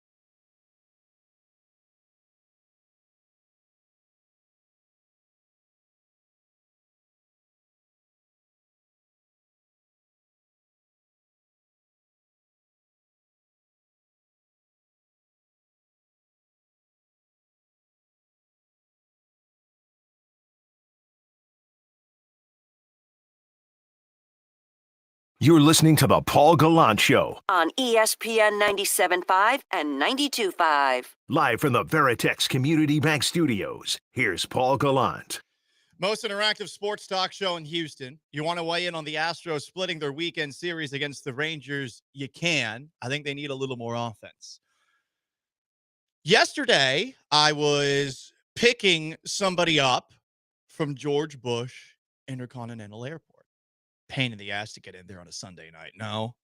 Bumper to bumper. Very difficult to get in there. As I was pulling up to go and pick this person up, I noticed a very large man standing next to a couple of college-aged, high school-aged, tall kids. And I thought to myself, no way. No way. Is that who I think it is? It was Hakeem Olajuwon. It was the dream.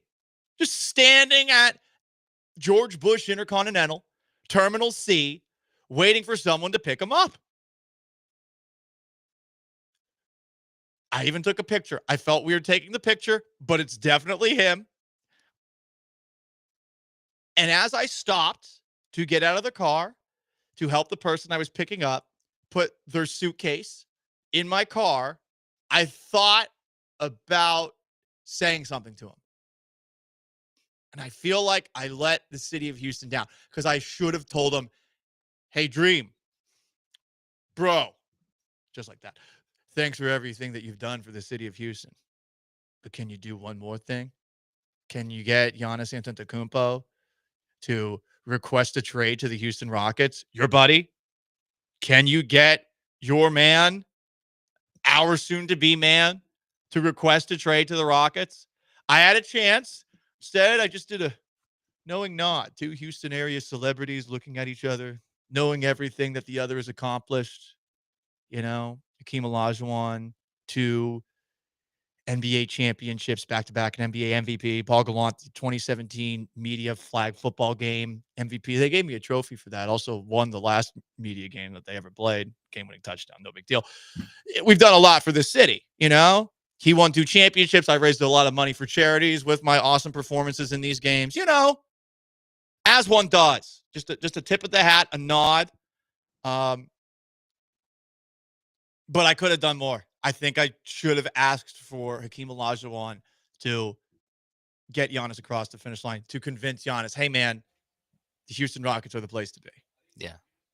Hey, Hakeem, put in a good word for us with Giannis. Right. That's all. Just say, hey, man, how about Houston? How about? Do you want to be buried in the H? How about it? So, yeah, I might have let the city of Houston down last night. But that was wild, seeing Hakeem Olajuwon. And, I mean, whoever was there that was supposed to pick him up, I empathize with you. Hopefully he wasn't mad. I mean, the traffic at Bush on a Sunday night, it is hell. I remember one time, after getting home late on a Sunday night from a bachelor party, one of my buddies had parked actually in the parking lot that's by the terminal. I always do eco lot because I'm a poor. And we waited a good hour and 15 minutes just to get out. I mean, I have had an easier time getting out of NRG Stadium during the rodeo, during a Texans game. It's easier to get out during a Texans game. After a Rockets game, after an Astros game. I've had an easier time getting out of all of them. George Bush on a Sunday night, awful. It was at 9 o'clock. 9 o'clock at night. Crazy. But I could have helped everyone, and they didn't do my part. I'm sorry about that. It is weird. You see a celebrity in person, and I'm always like, should I just let him be? I think I would want to be left alone because one person calls attention to you. Everyone's going to start calling attention to you. But it is bizarre. Over the last year, I have sat next to Rudy Tomjanovich at an El Tiempo bar. Just sat right next to him. He sat down at the bar. I was like, oh, Rudy, what's up? Like, acted like, you know, we knew each other. He's like, who the hell's this ass bag? And then this time last night, saw Hakeem Olajuwon. All right. Hell Next yeah. up, Clyde Drexler. Yeah, and I guess so. Robert Ory. Yeah. Anyway, yeah, you're welcome for the no one cares story. But anyway, here's Sam Amick of The Ringer talking about Giannis Antetokounmpo perhaps being at the top of the Houston Rockets offseason list. Quick, to me, Houston, we reported this last week. They're, 100% going to look hard at it if it is a possibility. He is perhaps the only guy that, probably on top of their list when you talk about age, talent, timeline, all of that stuff. All the talk about Kevin Durant in Houston, Kevin's age, Kevin's timeline. I'm real confident saying that is not the direction they're looking right now. Even guys that have kind of unofficially fallen off their list. Devin Booker was on their short list before, but he had a bad year last year. But Houston for sure will be looking hard at Giannis if he is available. I want Giannis. I enjoy watching him play. I know he's not everyone's cup of tea, but I like the big guys who beat the hell out of people in the NBA. We need more of that. I think he fits the Rockets brand very well. And I'm willing to move everyone outside of Amin Thompson to get him, including Alperen Şengün, who I do like and do think has upside. I just do not know that he will reach said upside. I think there's a lot of things that he has to do to take that game to the next level. I think it's improving his conditioning, and I think it's getting in better shape as far as, being more muscular, stronger. Can he do that in one offseason? He could. Certainly could. But he's got to put in the work, and it is tough. You're a young guy. How many people are wired like Kobe Bryant? How many people are wired like Steph Curry, Tom Brady, Michael Jordan? The many guys who have been awesome, who are just psychos when it comes to the prep. It is a level that not everyone has. And I don't blame everyone for not having that level. I mean, you have to be a real committed psychopath to get there. But perhaps that series against the Warriors, where Şengün did acknowledge that he needed to be a little bit better, will be what it takes for him to, I guess, wake up and get a little bit bigger, a little bit stronger, with more touch around the rim next year. Some comments. We were talking about the Astros offense and their struggles. A text in. Sucks living in Houston. You can't watch the Astros without 5 different streaming services. Yeah, I'm a little bit frustrated with that too. I mean, at least Roku's free, but I think you have to have a Roku TV for it. Could be wrong. I don't know if there's a Roku app that's on every single thing that you theoretically would watch sports on. I don't know if it's available on game consoles for those like me who hook up a game console to their TV. I don't know if it's available on the Apple TV. Probably is. I don't know if it's available on a Fire Stick. All I know is I had a couple of Roku TVs. And it took me a very long time in the Roku TV menu to find the Roku TV app and then to eventually turn the game on. And I don't like that you don't have the ability to really switch to another game when you're on one of these apps. I mean, it makes it difficult to navigate back and forth between things, especially during commercial breaks. The last button on the cable side of things, I mean, not everyone has cable anymore. A lot of people are cutting cords, but I do miss that. I do miss how awesome the remote control used to be, how responsive it used to be. It's tough to adjust to these new remote controls that have like 2 buttons on them that are unresponsive and suck. Or just like where you just would know, oh, I need to go back to channel 46. Right. Oh, and then the last channel. And then 33. Like I missed the last button. Oh, really? Because I would remember what especially the high use channels were. So you would enter the numbers. Yeah, I would just boom, boom, and then jump back. And then that way you can get 3 in rotation. You're like the accountant. You're like Ben Affleck in The Accountant. All right, that's what? I'm just saying, you remember the numbers of the channel? It's been a while since I could do that. What it is, you remember the numbers. Just remembering what 33 is. Yeah, but I mean, no, but generally it's not like that, isn't it? Isn't it like if you want to do it in HD, you have to do like 1033, and sometimes it's not the same channel in HD that it is on the regular? Okay. Whatever. That's a long time ago. So I guess, again, it's been a while since I've had cable TV.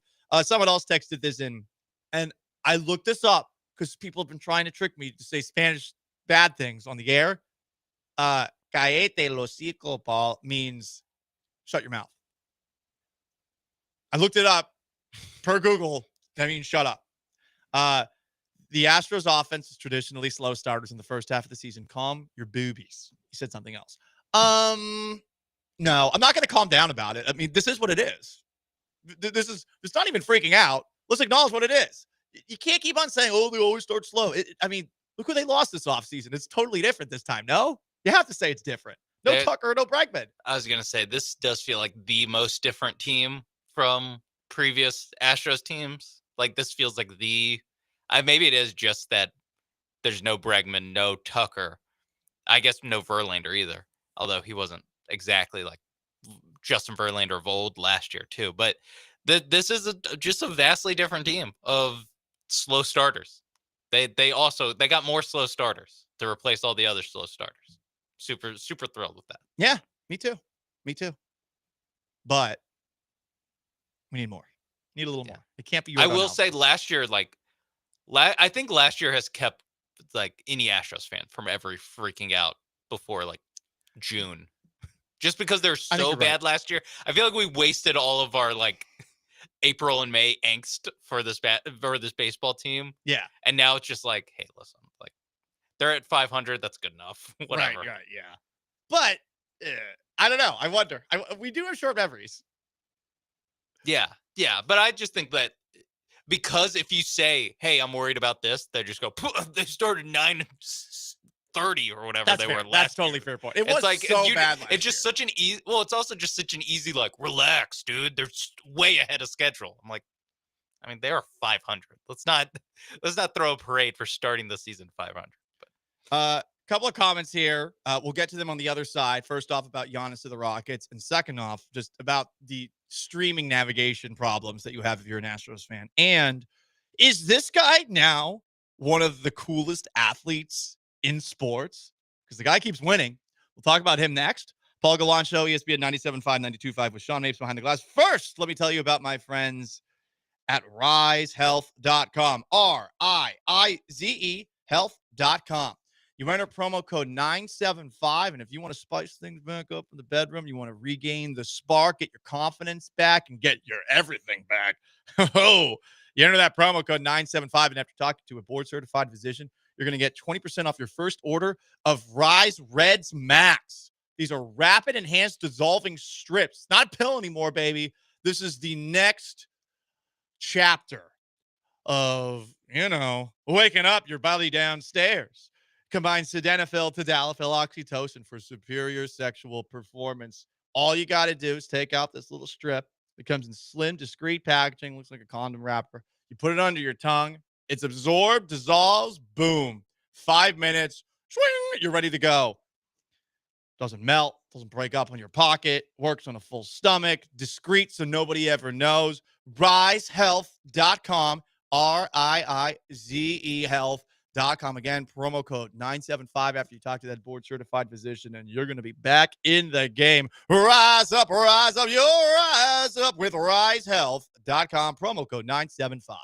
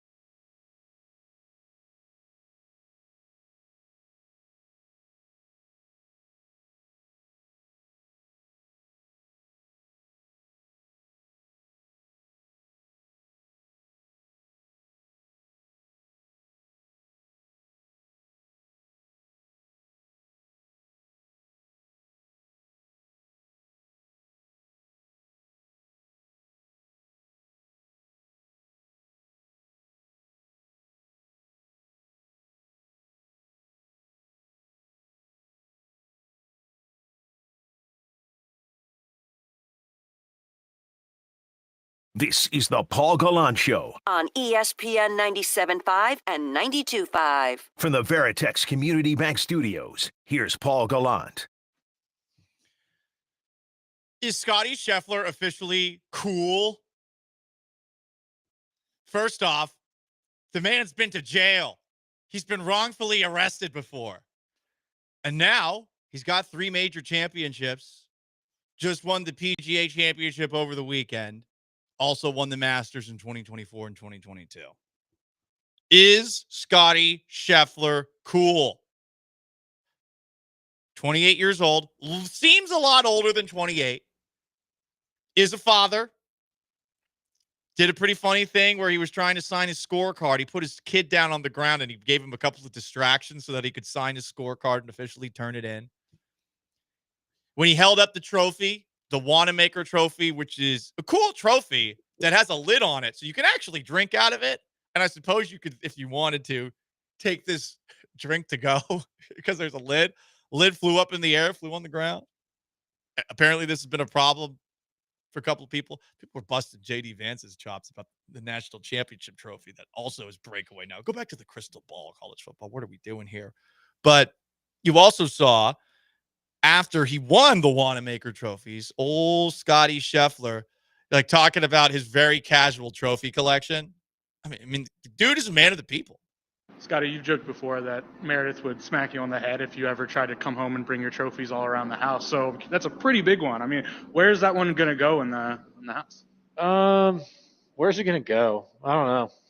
I have a room in our house called the golf room, and that's where all my crap goes. Literally.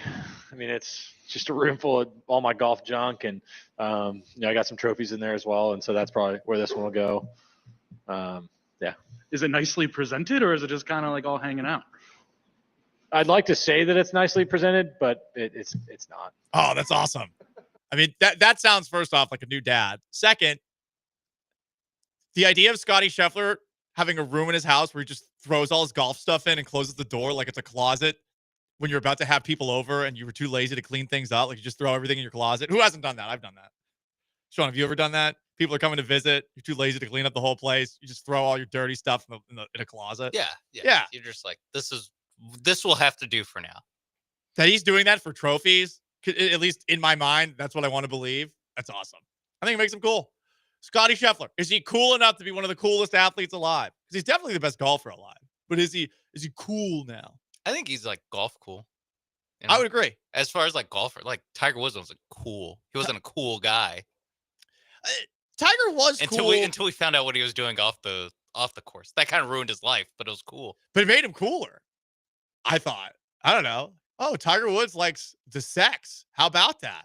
Old Tiger Woods. Now, kind of messed up, cheating on your wife when you have kids, et cetera, et cetera, et cetera. Getting chased after with a golf club in your car. But, I mean, Tiger Woods was cool from this perspective. Tiger Woods was a jacked golfer. I mean, we had never really seen that before. Yeah, he was the first guy to ever, hey, what if I lifted weights? Right. Hit the ball harder. Because every golfer looks like they could be somebody who's 10 years old's father. Like, I just got that vibe from every golfer before Tiger Woods. Not that I was a diehard follower of golf, because I was 5 before Tiger Woods. But since then, right. I mean, it's been like Tiger Woods. And I guess now, like, the latest edition of this is Bryson DeChambeau. But is Scotty Scheffler cool? I think Scotty Scheffler's cool. He got arrested. Free Scotty. A year later, vindicated. Hell yeah. I did look up his career earnings. Not to pocket watch Scotty Scheffler, but the dude's made $82 million from the tour. Wow.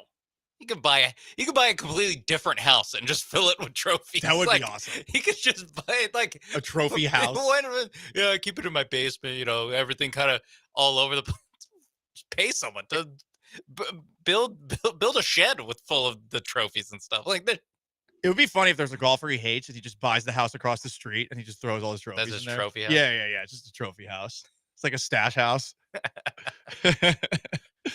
What else happened in the PGA Championship over the weekend? We'll dive into a couple other things from that in just a moment. I did want to respond to a couple of comments. We were talking about how difficult it is to watch the Astros on these streaming apps. A texter says, Paul, we should be mad at the NFL. They're legit trying to Grape us? Oh, now I get what you're saying. With all the platforms to watch. You sent a grape emoji in. That was creative. Listen, at least the NFL, for the most part, all of their games are free. For the Astros, if you want to watch it by cutting the cord, you got to get Fubo TV, or you have to have MLB, what's it called? TV.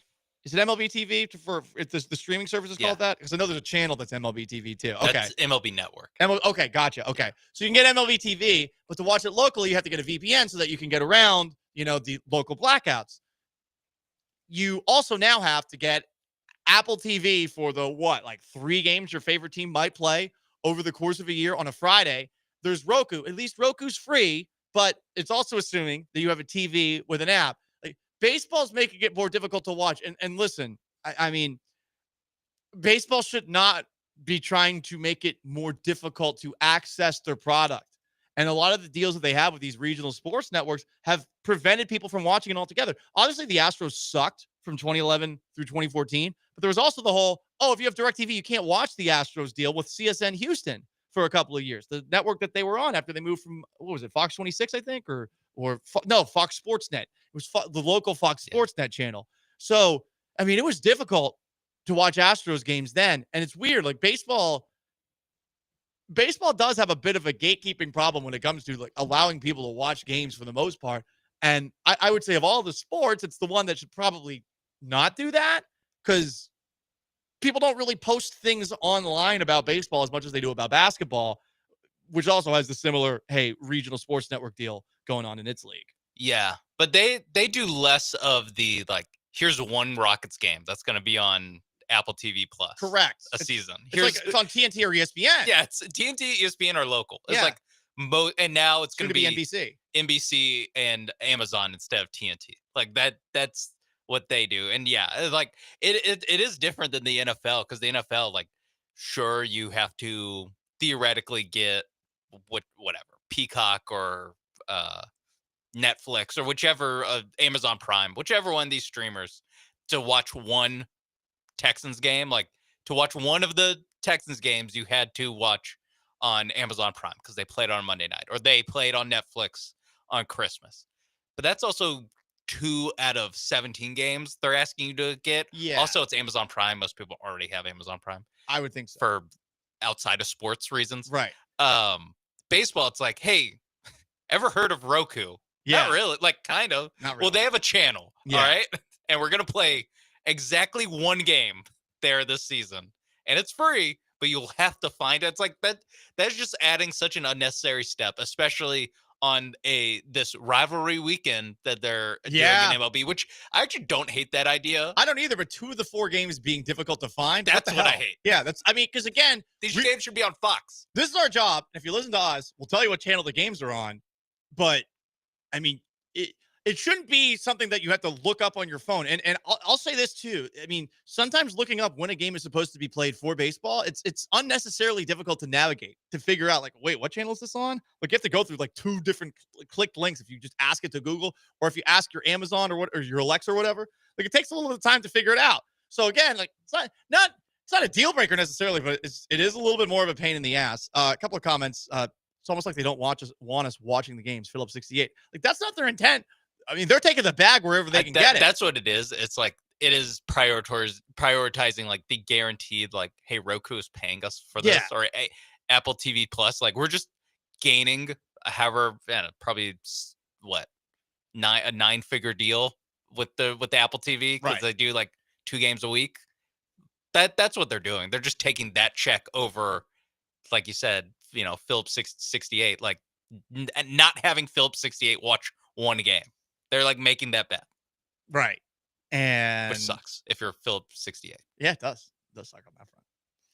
A couple of comments too about Giannis to the Rockets, because I saw Hakeem Olajuwon at George Bush Intercontinental Airport, and I feel like I let Houston down because I didn't say, "Yo, dog, we need Giannis here." Yeah, I mean, come on, that would have made it happen. Yeah, I would have definitely. What would the New York Knicks fan do? Oh my God! Bing bong, bing bong. Hey, Hakeem, you bitch! You better bring Giannis to town. I'm walking here. That's what a Knicks fan would have done for sure. I haven't forgiven you for the mid-90s, you son of a bitch. Like, would have been something like Throws that. a witch rapper at him or something. Like, Yeah. One of the weird airport restaurants. Yeah, exactly. Bing bong. Some more texts. The Bucks hire Mike Malone and trade for Şengün. Nuggets East. Makes sense to me. Huh? Poor That'd be man's funny. Nuggets. The That- TEMU Nuggets. Yeah, but that is like the Eastern Conference version of the Nuggets. That It's would be like- really funny. It's like, yeah, this team could, I guess, make the playoffs in the East because 8 teams have to. Also, a text. Rather the team we will have with Şengün versus the unknown we have with Giannis. Giannis injuries scare me. There haven't been that many Giannis injuries, right? Like, there've been some. They're A, poorly timed. B, they're nothing like catastrophic. It's just he's out for 2 weeks, right in the middle of the first round in of the playoffs. Right. It hasn't been like ligaments or Achilles. Yeah. Although he does miss like a decent amount of games. He's not like, if you just go pull up his stats just year by year, like he's not pulling down 82 game seasons, but I mean, it's not what some guys in the league are like, Right. Astros split their weekend series with the Rangers. I want Giannis with the Rockets, and I feel like I let the city of Houston down by not telling Akeem Olajuwon, hey, man, how about...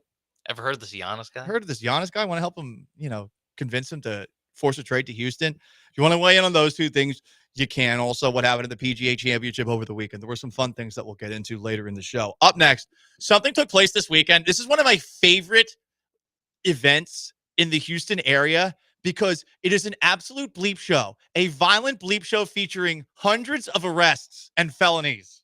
Yes, it happened again. What am I talking about? You'll find out on the other side. Stay put.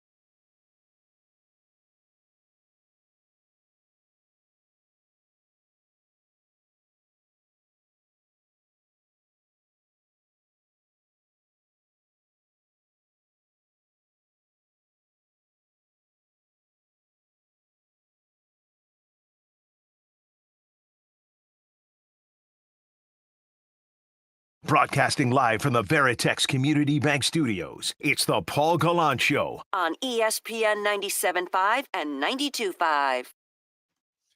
Astros split their weekend series with the Rangers, and I may have missed out on a chance to nudge Hakeem Olajuwon at George Bush Intercontinental Airport to try and convince Giannis Antetokounmpo to force his way out of town.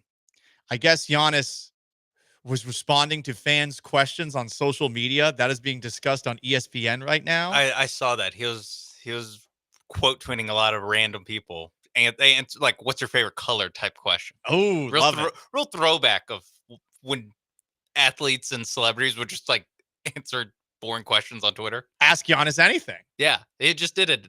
AGA said New York is his favorite city to play on the road, and that Florida cities were the cities that made him happiest to be there. No income tax there.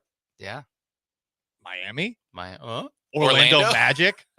What if he wants to go to Disney World? What if Giannis Antetokounmpo is secretly one of those Disney adult freaks? Yes, freaks. You're a freak if you're obsessed with Disney World as an adult.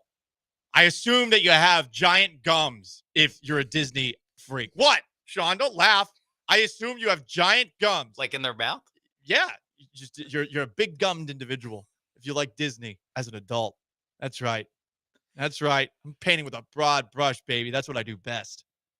I could see Giannis was more of a Harry Potter world kind of guy. Ooh, yeah, I like that. Maybe it's just because I like him. Right. I don't want to hit him with the. Well, if he goes to Orlando, I will accuse him of being a Disney freak. Okay. And perhaps it will be a false accusation. And just know it was done in jest, Giannis. Okay. You could still come here at any time. I'm a big fan. One of my favorite players in the league. Please. But that's what you're risking.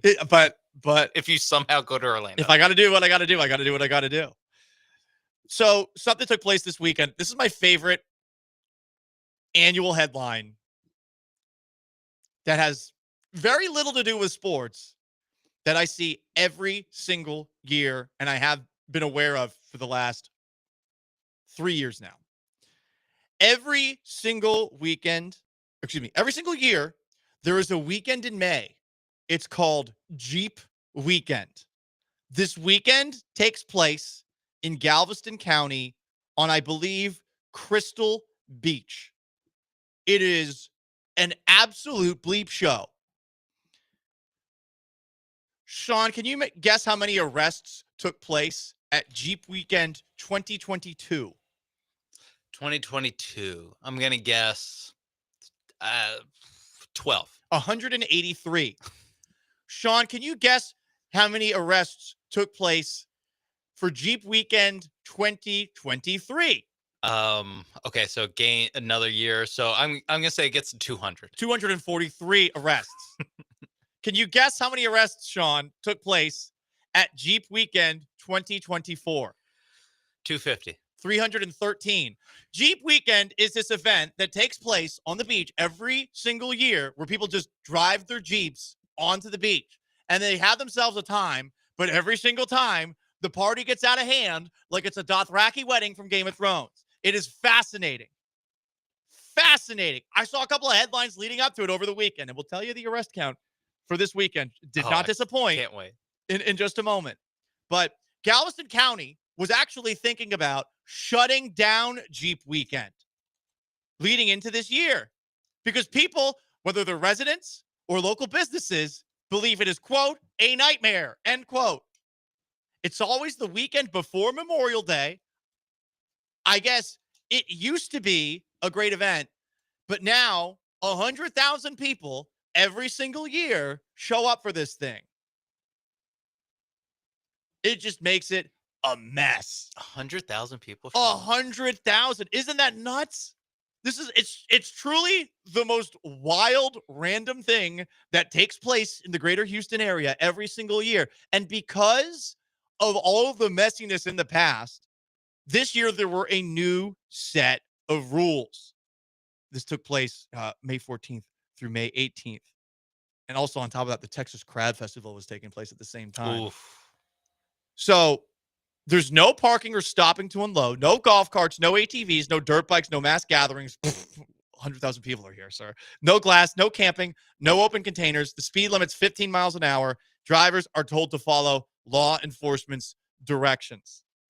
Some businesses were closing at 1 p.m. on the weekend, 6 p.m. on Friday. It's literally like a scene in like a Western where people are like boarding up the doors and jumping in barrels to hide. It got to the point, Sean, where 100 Crystal Beach homes were donated to law enforcement for this weekend. Because, as you said, a perfect way to describe it. This is like a Western city that is terrified that there's going to be a big old shootout because of this biker gang of Jeep freaks. Yeah, because the whatever they were in Tombstone just showed into town. Yes. I'm your Huckleberry. Yeah, because Johnny Ringo and his gang are in town. They're driving their Jeeps around on the beach. So, with the new rules in place and with the more cops there, can you guess how many arrests were made over the weekend, Sean Mapes? Well, I was going to say that they helped, try to control it, but then you said that they donated 100 houses to cops. So that means there's going to be, theoretically, hundreds of cops out there. Last one was 313. I say and I'm saying we, as a Jeep driver, we got to 400. Forgot you're a Jeep driver. Were you there? No, I wasn't. You freak. I had better plans of not doing that. Not going to Crystal Beach? My plan, not that. So, okay. You said 400? Actually, 400. We went down, baby. 275 arrests. USA. I mean, it's still more than it was in 2023, but less than 2024. But less than 2024. Going in the right direction, baby. You know what? Shout out to everyone in charge. 278 misdemeanor charges. Can you guess how many felony charges? You said the number and I already forgot, and I was going to just do the math. So I'm just going to say 88. 52. Okay. We did all right. Okay. Only 42 firearms recovered during the event. That's too low of a number. I actually want more because there's more than 42 firearms for there. Sure. I got to go down and cover this some year. I really do, because it is wild to me. And a ride? I can get you in. Yeah, you want to get me in? Yeah, undercover Jeep guy with driving your Jeep in here. I have not seen any details about injuries, hospitalizations, and/or deaths. Haven't seen anything about that. Because it's just good, clean fun. Sure. We'll keep you posted on this. I just get a kick out of Jeep weekend. It makes me laugh so hard. There's just so many people getting arrested. And it's just completely shutting down Crystal Beach. Raheel did something on CityCast for it. Oh, he did? Okay. This week. And then when he was on with Dell on Thursday, he just kept, and I told him about it, and he kept looping me in. He goes, "You guys, Sean." And I was like, "Don't you guys. Don't loop me in with these people, please." These freaks. I love it. He's Sean Mapes behind the glass. I'm Paul Gallant. Paul Gallant Show, ESPN 97.5, 92.5. 713-780-3776 to call, to text on YouTube at ESPN Houston, Twitch at ESPN 975. Day One Donna says the Jeep people steal from the stores and create havoc. Oh my God. So they really are like they're like pirates driving in on Jeeps. Unbelievable. You want to stick around? You can. You know how to do it. To call in to the most interactive sports talk show in town. Astros split their weekend series with the Rangers. Do they need a bat sooner rather than later? Yordan doesn't count. Also, can we get Giannis Antetokounmpo to the Houston Rockets? Stick around, the Paul Gallant Show.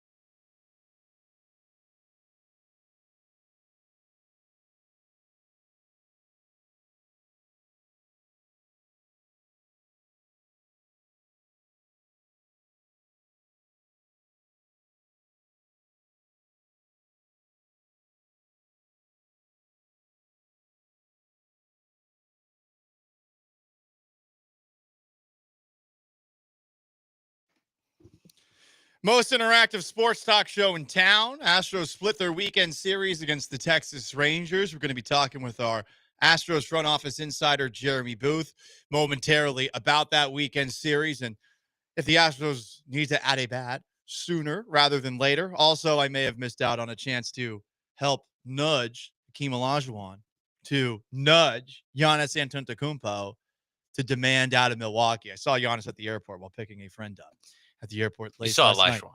What? You said Giannis. Did I say Giannis? Okay, Yeah. sorry. You saw I saw Hakeem Olajuwon. I did not see Giannis. That would be something, right? Before that. Then you really blew it. Pour some gasoline on the rumors. You Yeah, should have just been like, great weather, huh? It's like Lied muggy. to him. It's muggy at Yeah, 8:30. just lied to him. It's like, yeah, it was like 87 degrees at 9 p.m. last night. God, it's only May. We have some interesting facts coming in on the HRP listener line on the most interactive sports talk show in Houston about Jeep Weekend. This text made me laugh. Texter, I'm not judging you, but this one makes me laugh. The arrests are bogus at Jeep Weekend. Look up the reasons for arrests. Lots of seatbelt and U-turn arrests. I was arrested a couple of years ago for 4 grams of weed. Listen, I'm not saying that I mind, but slightly different than a U-turn and for a seatbelt. No, it's a different violation. 4 grams? I mean, it's not a lot, but it's not nothing. Yeah. Yeah, it's definitely different than no seatbelt on. We had another call in, didn't want to get on air, but just pass along that there were like full-on checkpoints that you had to like, they stopped everybody at some parts and there of it. Still were 275 arrests because they kept getting them on seatbelts and weed, little knick-knack charges. Some more comments here. The police warned them. They still showed up. Yeah. These people are not going to be stopped. No. It's about community. They won't stop this community. You're going to need some sort of High Plains Karen to stop them from coming. Just to absolutely stop them all. From the text line, these are Gen X kids screwing it up. Gen X kids, they are spazzing. Okay. Well, at least we're not blaming it on the boomers for a change. Huh? Because, right, Gen X kids are Gen Z, I think. Yeah, but my parents are Gen X. So, yeah, you're Gen Z, though. Okay, yeah. I mean, you're borderline Gen Z. Yeah. You're more of a millennial. You're the youngest millennial possible. suits me in the room that I'm in. I'll be a millennial. I'll be Gen Z. Are you millennial right now in this moment? Because the Gen X kids are screwing up Jeep Weekend. Yeah, millennial. Millennial Sean. And you are a Jeep. You are a Jeep guy. Yes. Big time. I disavow their actions. Disavow their actions. Although I kind of want to go now. From the 409, 409 Josh says a Beaumont cop got arrested at Jeep Weekend. Oh, damn. Was he trying to go undercover? And is this how they got him out? He was trying to disrupt all the operations? Yeah. He was in too deep. Yeah. From the 281, you don't get arrested for seatbelt violations. Apparently somebody else was involved. Okay. Interesting. It was no seatbelt and weed. Yeah. But see, it seems like the seatbelt would be the reason that they would look in your car. And then when they look in your car, that's when something hits the fan for you. Like a gun you weren't supposed to have. Because you're just going to shoot guns up in the air in the middle of Jeep Weekend. Oh, no. Sometimes you just have a gun in your car. And it just so happens that you are going to Jeep Weekend. Junior Bronco says on the Twitch, I believe one of the newly elected Galveston Sheriff's campaign promises was to crack down on Jeep Weekend. I mean, they did, but would a crackdown mean less arrests or more arrests? More. If Right. it's successful. Right. So don't you want to, I mean, do you want to go over the amount of arrests you had last year, which was north of 300? They had 275 this year. It was 313 last year. Is this actually a cracking down or were things tamer? Were things more calm? Truly, I wouldn't know. I have to go next year. I have to go. You would think that would mean more for a little while and then less once you get these animals under control, you know? These Jeep freaks. the Jeep freak. I'm not like them. They're not You've like heard us. of the Greek freak. Now here's the Jeep freak. Sean's going to start singing a Kendrick Lamar-esque song about the Jeep people. Yeah. They're not like me. They're not like me. They aren't like me. I'm not like them, actually. I'm not like them. I'm not like them. Junior Bronco says, Paul, it's the worst of society. Don't do it to yourself. I don't know, man. I'm so fascinated by this. Every single year. There's a post that I made from 3 years ago for the live stream show that I occasionally do on the side. And there's still people commenting on it because I said it took place in Galveston, even though it took place in Galveston County. They're like, actually, it's at Crystal Beach. Get it right. God, how do you not know this about Jeep Weekend? It's a post from 3 years ago. It still gets commented on. Like I looked at my TikTok today. I was like, oh, a bunch of people are posting or commenting to a post that I made 3 years ago about Jeep Weekend. There's nothing else like it in the greater Houston area. It is basically a Mardi Gras-esque celebration that has gotten completely out of control, and there's not enough infrastructure to stop it. Yeah, or what's the big like biker hangout thing? There's like a big like Is that the one in Waco? Oh, I thought there's like a big one that's that. in like South Dakota or something where it's like they all ride their Harleys and hang out. I'm looking this up really quickly. I remember what you're talking about. The biggest biker hangout in the United States, the Sturgis Motorcycle Rally in South Dakota. You're right, Yeah, Sean. okay, there we go. 700,000 attendees, 10-day event, live music, bike shows, races, and more. Major event for motorcyclists, offering a place to connect with friends, see custom bikes, and enjoy the atmosphere. Yeah, that must suck for Sturgis, South Dakota. Yeah, imagine you own the Quick Trip at Sturgis. Right. And look, there are some motorcyclists who aren't like the South Park episode that just took a drive-by on all motorcyclists who just like to vroom their engine loud and get all pissy if you drive past them while they're in formation, end quote. I guarantee we'll get someone texting, yeah, you're just a cage driver.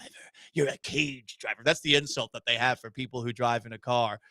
But the people who are the worst of the motorcyclists are pretty awful. And I would assume that at least 5% of those 700,000 people in Sturgis are the worst. At least 5%. Yeah, at least 5 I can get behind. I would like to know the arrest results from Sturgis. Yeah, we might have to look that just up. to compare, because they have 7 times the people, so should have like 1,000 arrests. 700,000 is nuts. How does any small town handle this kind of thing? And there's probably an element of, well, this is the biggest business we're going to do all weekend, but God, it's the worst. Yeah, it's the worst kind of especially people. a place like South Dakota too. Right? 700 people showing up in South Dakota. So many people. Some text in on the 936 as a tops off weekend historian from 2012 to 2018. There used to be guys from Oklahoma who would trailer their Jeeps on 18-wheelers, then use the trailers as a stripper dance floor and DJ booth. Okay, well, now this person's trying to like make it sound like this is a place to go. Maybe I have to do it. Yeah, if that's what they're trying to stop, then I don't know. It sounds pretty awesome. I don't know whose side I'm supposed to be on. What else do we have? Galveston also has a biker get together too. Oh wow, dang man, a biker rally. I feel sorry for the locals. LOL. Yeah, you got the poop on your beaches, flesh-eating bacteria, and then like once a year, a horde of locusts come into your town that are motorcyclists, and then another part of the year you have a horde of Jeep drivers. At least bikers you can kind of drive around, you know. Yeah, I'd be so pissed off if I lived in Crystal Beach. Oh my God, lived in one of these houses. Absolutely brutal. How do you sell it? How do you get rid of it? Like people are give it gonna to the cops this weekend. People are gonna find out about Jeep Weekend. Yeah, it's not like you're charging the cops to like be in your like it's an Airbnb. You're not making any money off of this. It's more you just wanted to give it to them so that random people don't break into your homes while you're on vacation. I bet. Oof, brutal. By the way, just a side note. There's nothing worse than going to the bathroom and, you know, we work at a building and our floor has a men's bathroom that has one urinal. It has a regular stall and it has a handicap stall. Nothing worse than going into the stall and there's something left over. Nothing worse than it. I'm not saying like the person didn't flush, but the person didn't flush multiple times because there was There's a little bit left over. That was gross. Oh, okay. So there's Yeah. the one flush, but not. It No. didn't finish the job. No, there's a little left over. That's tough. Yeah, it's like because it is motion censored, but like also you should do a Look little behind follow you. up. Yeah, Yeah, do because your there is a button duty. too. Do your duty after you've done your duty. Okay. Anyway, Exactly. Paul Gallant Show, ESPN 97.5, 92.5, 713-780-3776 to call, to text, YouTube at ESPN Houston, on Twitch at ESPN 975. Up next, what do we got? Perhaps we have Jeremy Booth. Perhaps we have another dumb reason to talk about a sport that honestly needs to do more so that we're not talking about it for this reason. Paul Gallant Show, stay put.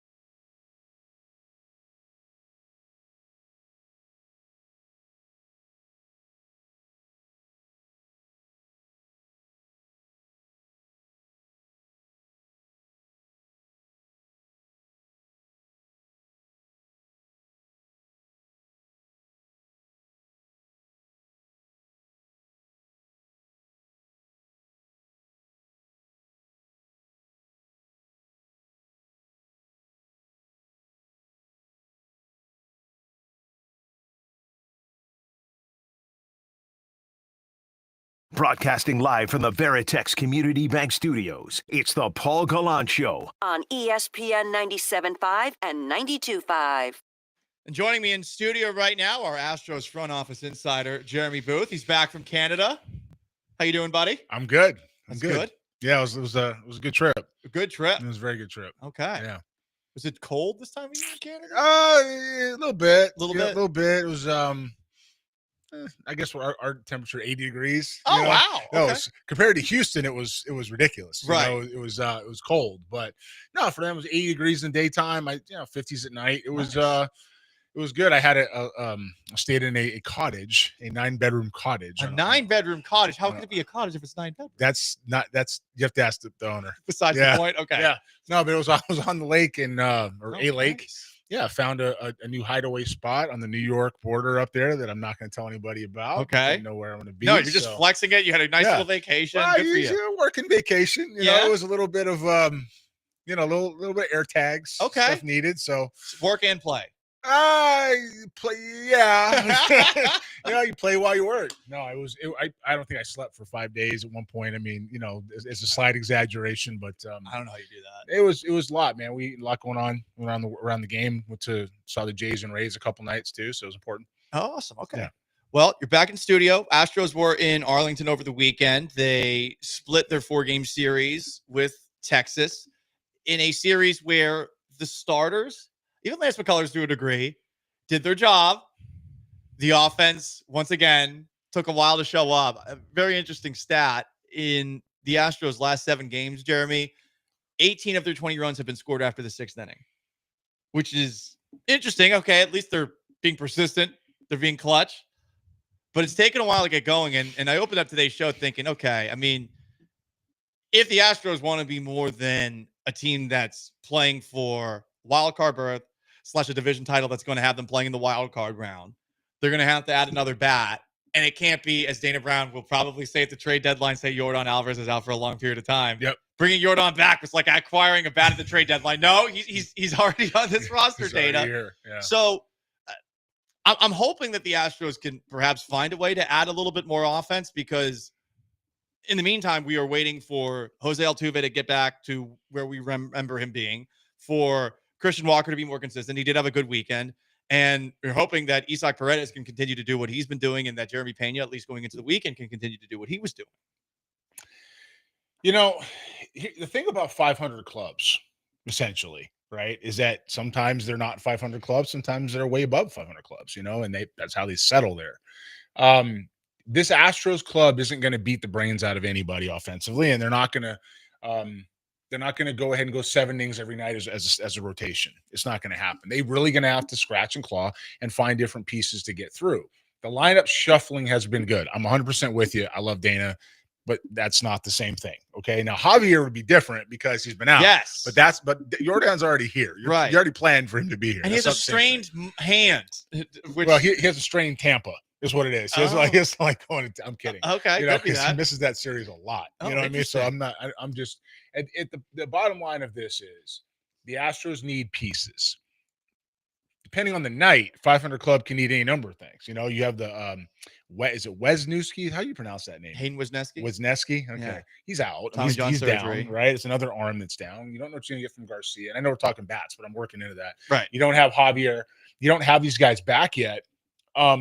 That puts pressure on the offense, especially when you don't know what you're getting from Lance McCullers. I'm only saying that not to beat him up, because he does have a place on the roster.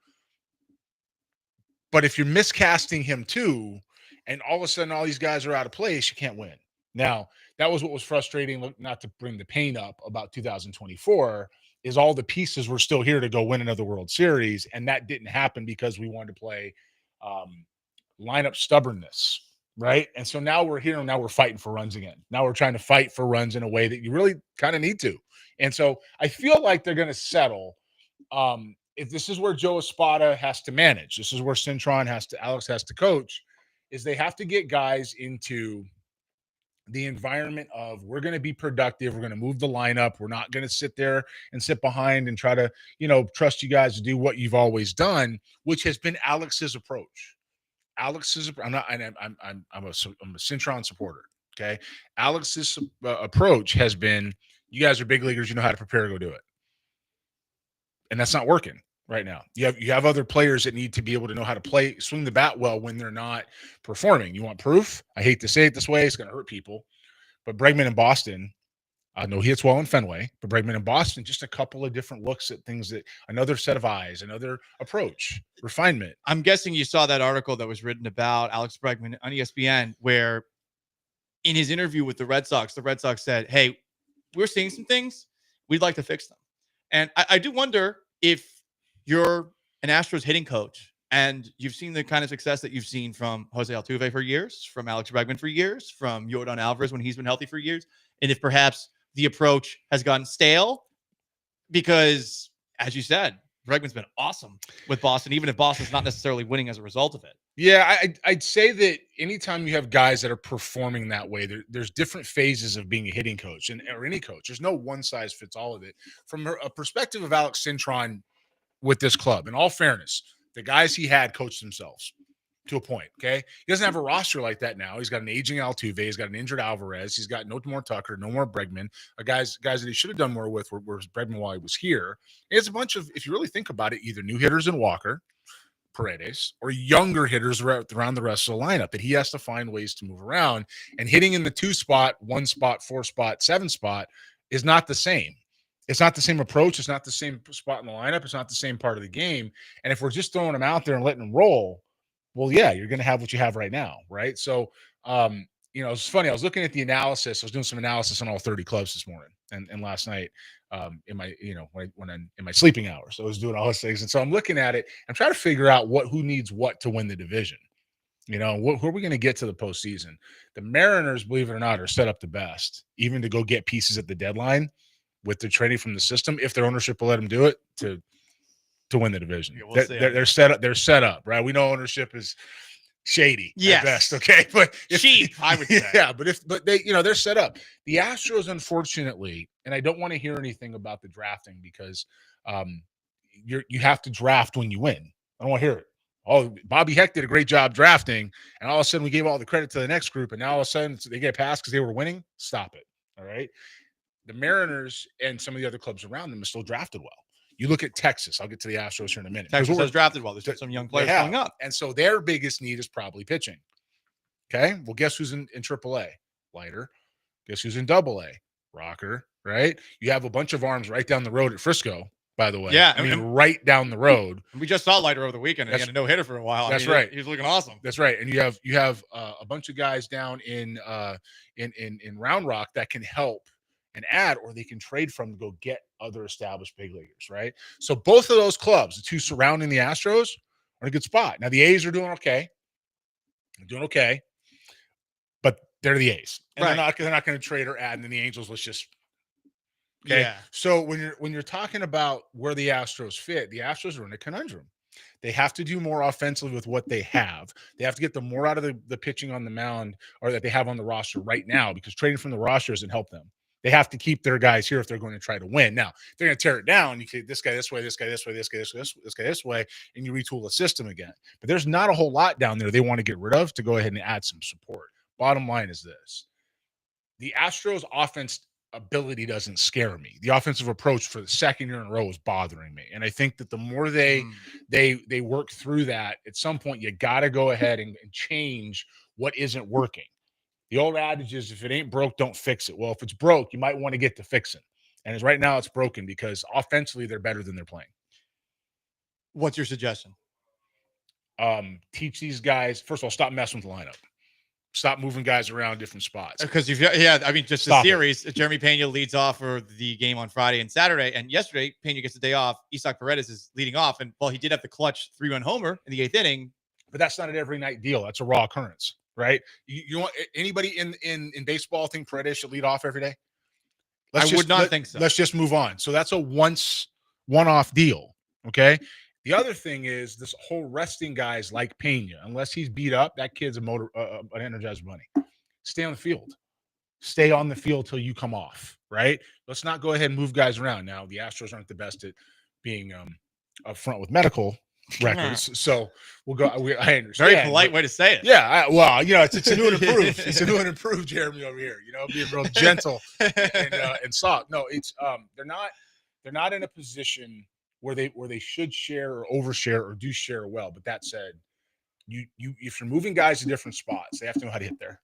You have to be able to play the game a little different. How about hitting behind runners and hitting and runs and hitting runs and things along those lines, stealing bases, a little more action in ways that they're not doing it yet, even from the guys you don't think you should get it from. A slow guy on first base, another guy that's a high contact guy at the plate, maybe hit and run. Let's get some fastballs, let's get some velocities, get more balls in play. Let's do some things that can get some defenders uncomfortable. And it sounds simple, man. It sounds like baseball 101, but if we're not playing baseball 101, how are we going to win? Right.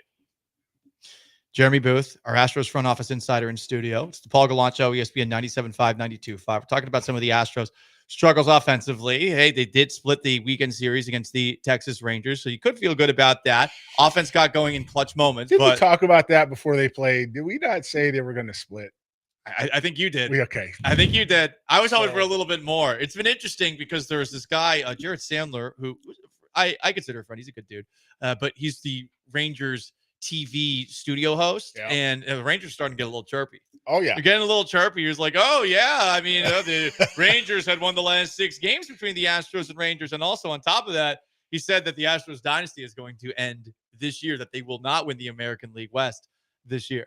Do you agree with that? Do you think they're not going to win it this year? I think the Mariners are in the best position to win. They have the pitching, and if they're swinging the bat, and they've locked up players long term. Cal Raleigh comes to mind, right? They've locked up some players. Big dumper. Who, right, long term. Some of their best prospects play the same position, and they're highly coveted around the league. Premium position guys. Doesn't mean they move them. It just means they can. One of the biggest problems with Jeff Luhnow and Mike Elias, and I said this yesterday as it pertains to Elias, was that they held on to their players too long. Whether they drafted well or not is irrelevant. Once they get them, you're past that stage. You got to let it go. I don't. But the team does. And then once you have that in front of you, how long do you keep a guy? Right. They keep him way too long. And so the Orioles have done that, switching back to the Astros or the Mariners, rather. If the Mariners ownership, who does not like to spend money, that fair? Very fair. Okay. If the Mariners ownership, they're poors. Despite making profits, they act like they're poors. I'm still scarred from my time up there with them not spending at the I'm still scarred from getting random emails about you're not talking enough Mariners. Oh, I'm sorry, you don't matter. Like we're in the Seahawks. Did I tell you the Nelson Cruz story? Tell me the Nelson. Okay, I'll tell you. Okay, let me get back to this. Okay, if the Mariners trade from depth at AAA level or guys that are high end prospects, they can go bring back players from other clubs to help them get over the hump. The Astros can't do that, so they have to change approach. So for me, believe it or not, it's Astros, Texas, Houston. In that order. Now, it doesn't mean Texas can't sneak into the wild card with the second one or the Astros in the wild card. But I just think it's 1, 2, 3 in that order because of the depth and the help that those other 2 clubs can get. Seattle can trade for it. Texas can bring it up. I'm not so sure the Astros can do that. Okay. So Mariners, Texas, Astros is how you see the LS at this moment. Oh, okay. Yikes. This moment. I mean, right now, neck and neck. A lot of season left. The Astros have to be a little more like the Rays in this standpoint. And I was talking to, as I was again watching the Blue Jays and breaking them down, which is a very high ceiling club that isn't performing like they should, and looking at the Rays, who is an overachieving club who's performing kind of like they should on any given night. The Astros are lined up more like that at this point for this year, which means the high ceiling players aren't over the field anymore. It's performers, right? So performers they don't have that big upside, extra impact.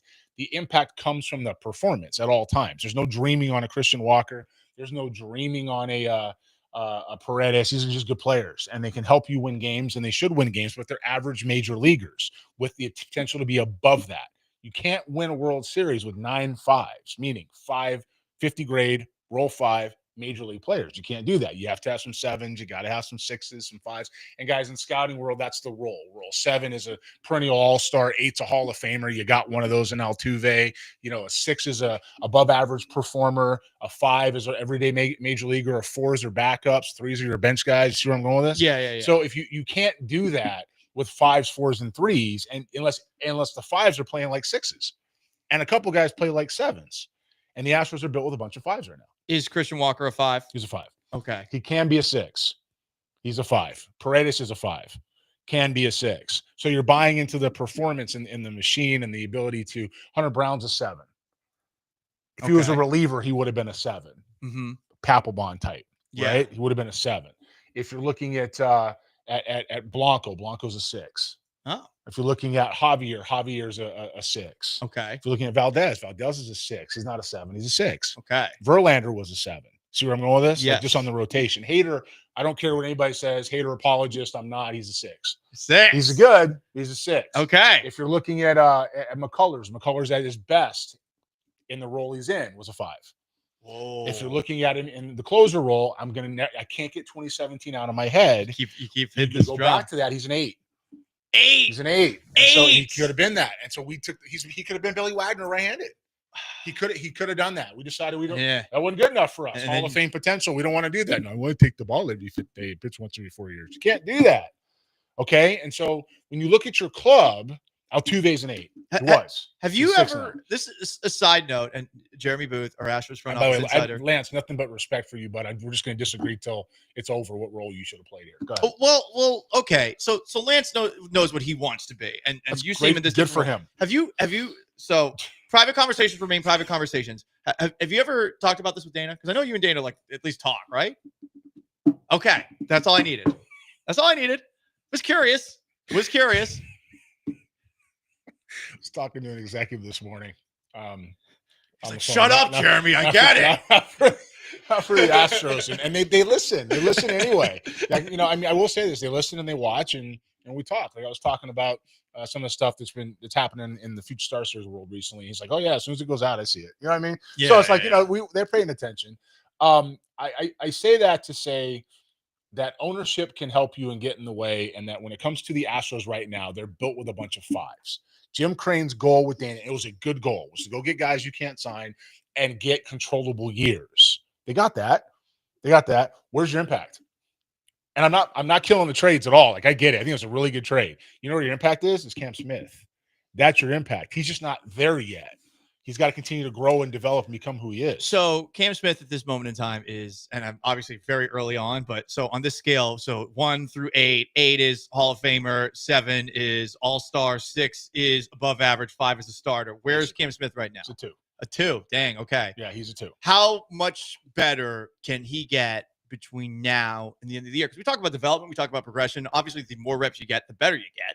And we've seen some guys, and it's a rookie season as well, so there's going to be some ups, there's going to be some downs. He did have a RBI double over the weekend, for what it's worth. So I'll revise. He's a 3. Okay. He's a 3. He's a fringe player right now, but that's expected. Like it's expected. He's getting more games in the big leagues than he got in the minors. And you've had the measured expectations for Cam Smith going into the year, and I think there are very fair expectations. I mean, you're throwing him out there. It's fun, but what are the realistic returns that you're going to get? 240 and 12, Right. 240 and 15. I'm with you on that. Yeah, I mean, so I think he could end up being a 45, which is between a 4 and a 5 by the end of the year. I think if all goes well, at the end of 26, he's a solid 5. That's a big jump because the league's going to adjust back. He's going to establish himself there, right? Mm-hmm. By the time he's in 27, he could be a 55 to a 60 grade player, which is an all-star.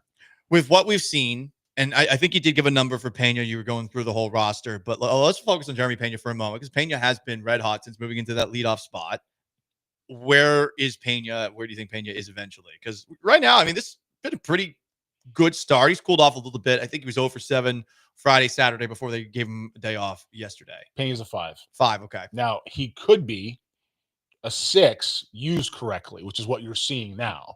You're seeing an impact player. You think back to the first year, which, by the way, was way unfair and unrealistic to judge a career on that because he just got there. But if you think back to that time, you think back to what you're seeing now, there's flashes of Jeremy Pena right now that showed up in the 22, right? Mm-hmm. And so when you start seeing that, what was the difference maker? I don't know. Hitting at the top of the lineup might have something to do with it. I don't know. It could be me. So when you bring that together and you look at what a guy can be, used correctly, he could be a 6. He's a 5 otherwise. In different spots, he could be a 4.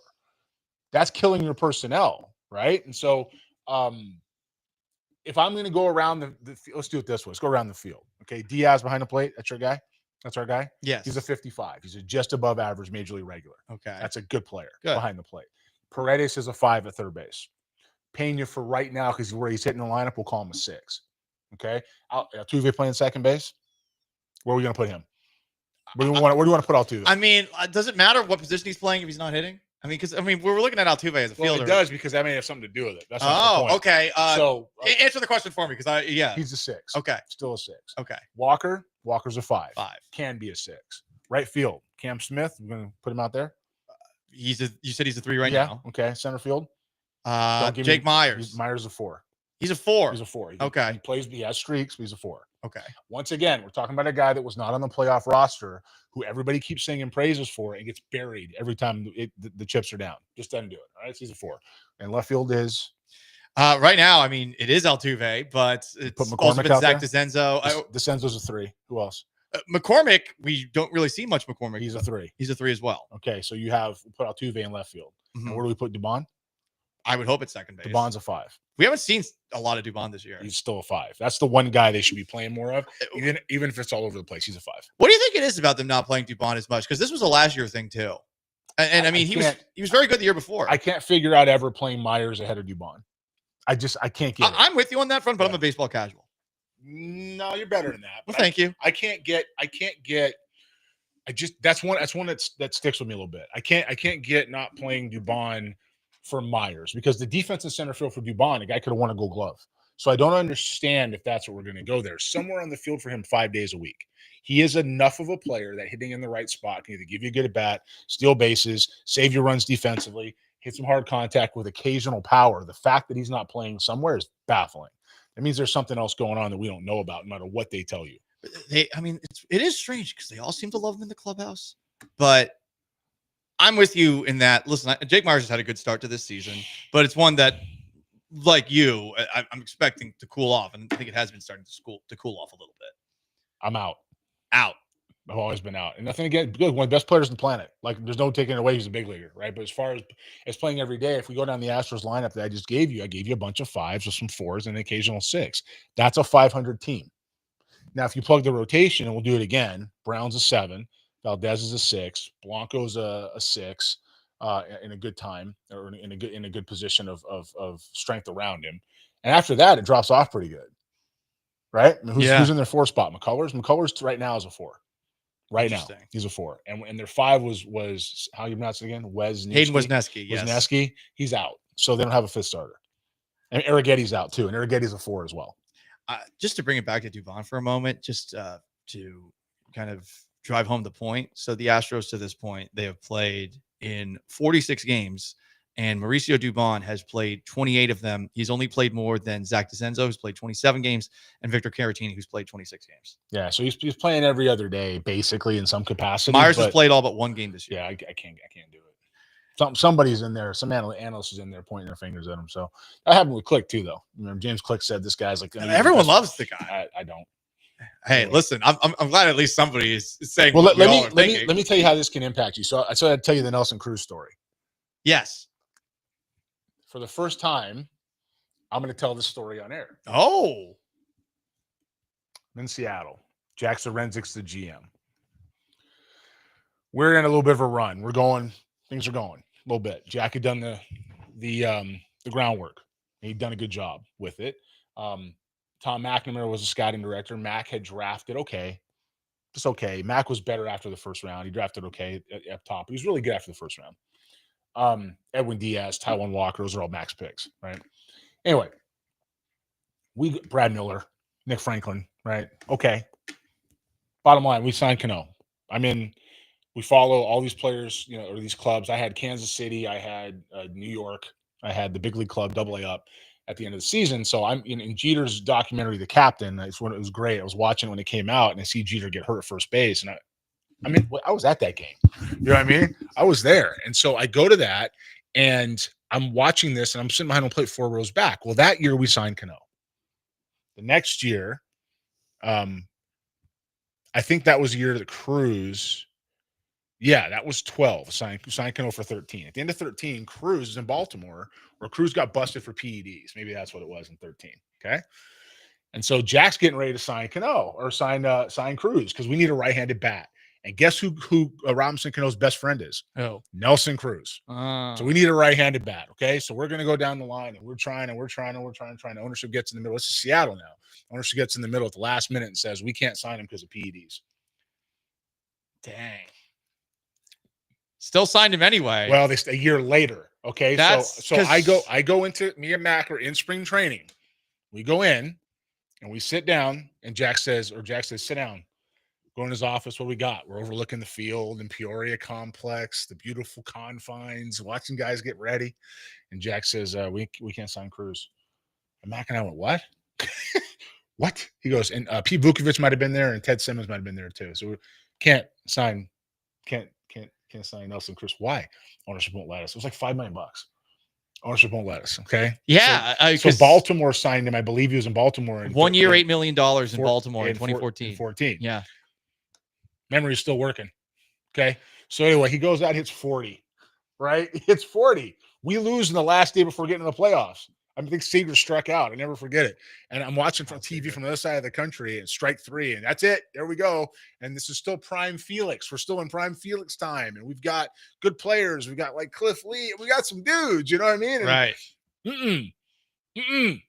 Okay. So the next year we come back. We're not the same. We're just not the same club. And we got Cruz, but we weren't the same club. Sometimes those type of signings matter. It's not always about tomorrow. It's not, you got to go ahead and get some impact. And Cruz wanted like $5 million to come to Seattle and play next to his buddy Cano on a 1-year deal. And then we could have signed him for whatever he got. We signed him the next year for 10 times. That's wild. Because, all right, so 2013 turns down a $14 million qualifying offer from the Rangers, signs for 1 year, $8 million with the Orioles. And then when he eventually signs with the Mariners. Next year. These are the home run numbers in his 4 seasons in Seattle. 2015, he hits 302 with 44 home runs, a career high. 2016, 287 with 43 home runs. 2017, he led the American League in runs batted in. He also had 39 home runs, an OPS of 924, hit his 300th career home run. 2018, he hit 256, but he had 37 homers. Oh, so we're talking like close to 200 home runs over 4 years. Seattle, yeah, which is hard to do. Which is That's ridiculous. Wild. Like and it's like go back to the lineup we had. And I'm Astros fans. I want you to think about how this can change the culture. But go back to the lineup we had in 2014 before we had it. Yeah. Okay. Because remember, we were going to sign him after 13 because he was still with Texas. We had Cano at second. I want to say we still had Brendan Ryan at short, but that was being upgraded. We had Seager at third base. We had Smoke playing first, which was okay. We had Michael Saunders out there in the outfield. We had Franklin Gutierrez out there in the outfield. And we had Ackley, who was a part-time guy. And Zunino already got to the big leagues as a catcher. And we had the staff. We had the players. Yeah. And all we needed was a right-handed power bat to put us over the top. And an outfielder, if we could get it. And the answer was, Wow. For $5 million. That's it. Damn. So that's how much one player can change an organization, and one player can change the course of everybody else around him. The Mariners that year, I would have argued, would at least won the division and certainly got into the LCS. Whether or not they would have got to the World Series, who knows? But they would have got that far. And instead, that organization's still searching a decade later. That's crazy. 12 years later. So that's how it can change. Why do I say that? Because the Astros, every pick, every selection, every player does matter. And so if you're going to go ahead and turn that back around with the Astros, you have to get guys to play above. If you have no 7s and all you have is 5s, they got to play like 6s to win. There you go. Gosh. Well, hopefully we get that. He's Jeremy Booth, our Houston Astros front office insider. You're also doing a million different things, whether it's the podcast, the KHOU 11 stuff that you do, and also, of course, New Balance Baseball, Future Stars. What's going on? Yeah, we FutureStarsSeries.com. We've launched this league. It's North America. Canada's set. That's part of the reason why I was up there. The Canadian version of that, all the high ceiling prospects around the world. And I do mean that around the world. There's 5 other countries in the Caribbean that are now involved that are being started. But we had a moment yesterday in Future Star Series land. In Future Star Series, as you guys know, is generated here in Houston, where we started. I was living in Katy. I live in Fulshire now. And that first year in 2017 or 16, turning into 17, some pretty good players came through here. Grayson Rodriguez, Noah Naylor, Bo Naylor, who was famously selected right after Seth Beer by the Houston Astros. That worked out. And then you've got a guy named Mick Abel, who was here as a 15-year-old. Damn. And Abel, I wrote about it. I put it out there. But Abel is a feel-good story for all of us. For him, the ability was always there, but the way that happened was a very closely connected group, which we were very fortunate to be a part of. It's an honor to have been trusted by the family the way it was, and the way it continues to be, and with the way Mick busted in yesterday, man, it couldn't have been any better. So I'm happy for him, and that we're kind of celebrating that moment for the minute. The moment's got through till 5 o'clock today, and the next game start, and we're done. But we're enjoying Mick Abel. FutureStarSeries.com. He's Jeremy Booth. He's our Houston Astros front office insider. Jeremy, always a pleasure. Yeah, man. Paul Gallant Show, stay put.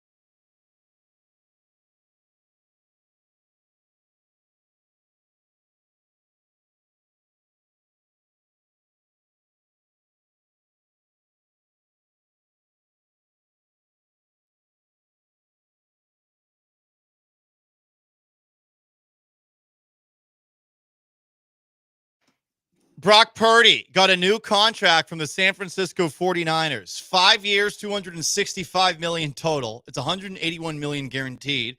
Basically, it is a 6-year, $179 million contract that replaces the current contract that he has for about $45 million a year. It has a no trade clause. And since we don't really have time to do it today, we'll probably talk about it tomorrow. You know what it means for the next quarterback who's up for a big contract? It is none other than Houston Texans quarterback CJ Stroud. He's the next guy. Embrace debate. I know a lot of the Twitchers hate CJ Stroud. I'm a fan of CJ Stroud. Think he's good. I actually enjoy listening to him. Can't say the same about a lot of quarterbacks, like Russell Wilson wearing a Giants Letterman jacket. A Knicks Letterman jacket at the Celtics-Knicks game, Game 6. Like, pour salt on the wound, why don't you? See that bandwagoning fraud jump on. Anyway, hey, what else is going on around the National Football League? Nick Sirianni got an extension. Man, I mean, we thought this guy was going to get canned after last year going into the season, but you bring in Saquon Barkley and a lot of things get fixed. Eagles agreed to a multi-year extension with Nick Sirianni. Terms of the extension were not disclosed. The thing that bothers me about NFL coaching contracts is we never know the salary and we never know the length of years until somebody's in the last year of their contract. And generally that's only brought up as a way to, I think, draw up interest, or maybe not draw up interest, draw up pressure for the organization to extend the guy. Or it's the Cowboys, and the Cowboys are just like, we like everyone seeing us walking around our house naked. Yeah. No, that is right. That I wish that we did have just like a list of coaching salaries. Like Right. Just seeing how much guys get paid. I want to know who's underpaid and who's not. If all these players' contracts are available, why aren't the coaches' contracts available? It's weird. And whose deal is coming up? Like who? I feel like you would understand the league more if you were like, well, this guy has 1 year on his contract left. If Zach Taylor misses the playoffs again, he's fired. Or if Zach Taylor has 5 years left and he misses the playoffs, chances are he doesn't get fired. Is there a coaches union? Yeah, there has to. There must be, because it would stand to reason. If the contracts are all made public, that means that the contracts can get bigger and bigger and bigger and bigger and bigger. Yeah, because you can go, North. hey, this guy makes that. I'm Kevin O'Connell. This guy makes more than me. We always used to know Belichick was the most paid coach in the league, but we didn't know what he was making. We never had any clue. I'm sure it was probably close to $20 million a year or something like that, but probably it's insane. So there you go. That's the 10 minute drill. It was 5 minutes. Paul Gallant Show, ESPN 97.5, 92.5. This is a baseball show now. It is a baseball show now. Ugh. I mean, yeah, I love baseball. It's a baseball city and it's a baseball show. It's not a baseball town. No, it's not a baseball city. It's not a baseball town. It's a football town. But we didn't talk that much football today. So how about that? What's your Astros confidence level 1 through 5 after this past weekend? You answer that question on the most interactive sports talk show in town. We take a look back at what the Astros did against the Rangers over the weekend, the good and the bad. Stay put. ESPN 97.5 and 92.5.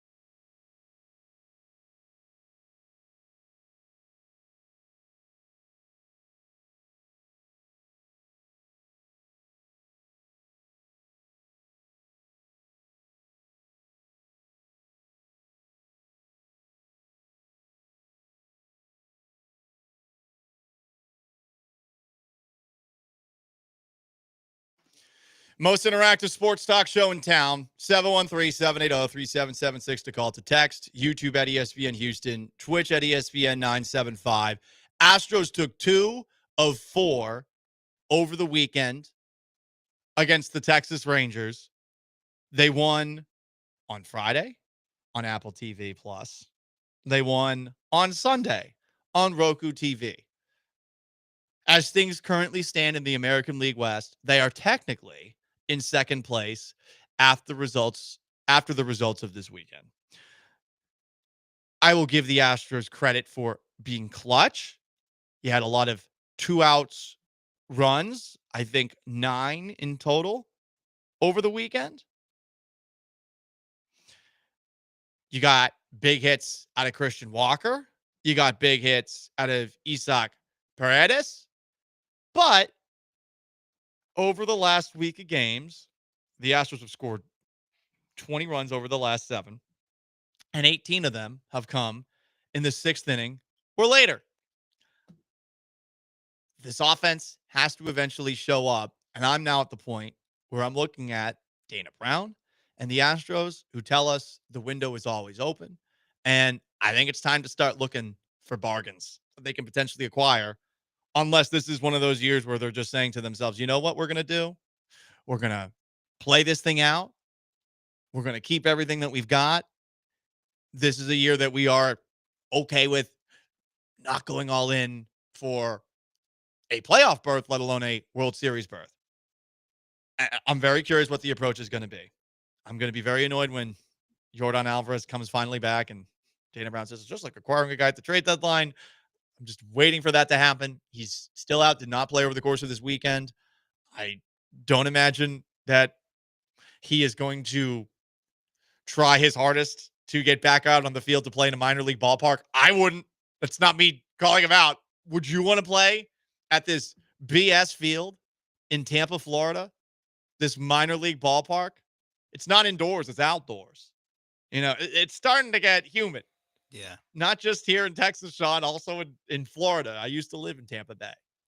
Yeah. Yeah. I again, I don't know if this is what Yordan actually will do, but if I were him, I'd just be like, yeah, they're coming back to Houston in 3 days. I'll just wait here. Just wait. It's already, I mean, hasn't it already been longer than the 10-day Correct. IL? He was eligible to come back on the 13th. Oh. Yeah. So, okay. It's been a week, almost. What's 3 more days? 6, 3 to 9.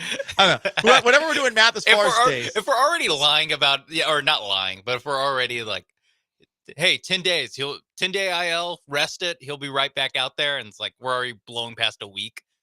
Just wait until you're all the way right. Because I think right now this team is like a 500 team, especially without Yordan Alvarez, where they're going to play at this level, and some nights it'll be good enough to win. Some nights it won't. That really is a simple. And until other guys beyond Yordan Alvarez start hitting better, that's all this team kind of is going to top out as. Right. And he does have to do that when he comes back. Yeah, he also has to. I am doing the math as if Yordan Alvarez will come back pretty close to being as good as Yordan Alvarez normally is, even though he struggled to start the season. He struggled to start the season. Because adding that guy in the lineup, like, who cares? We already have 5 guys like that. Right. Altuve's 1 for 10 over the weekend. Pena was 0 for 7. He did not start yesterday. He did eventually come in a pinch hit scenario. Christian Walker was good over the weekend. No strikeouts. Isaac Paredes had some clutch hits. But there needs to be more offense. And if we're doing 1 through 5, confidence scale for the Houston Astros, I'm at a 2. What is a 2?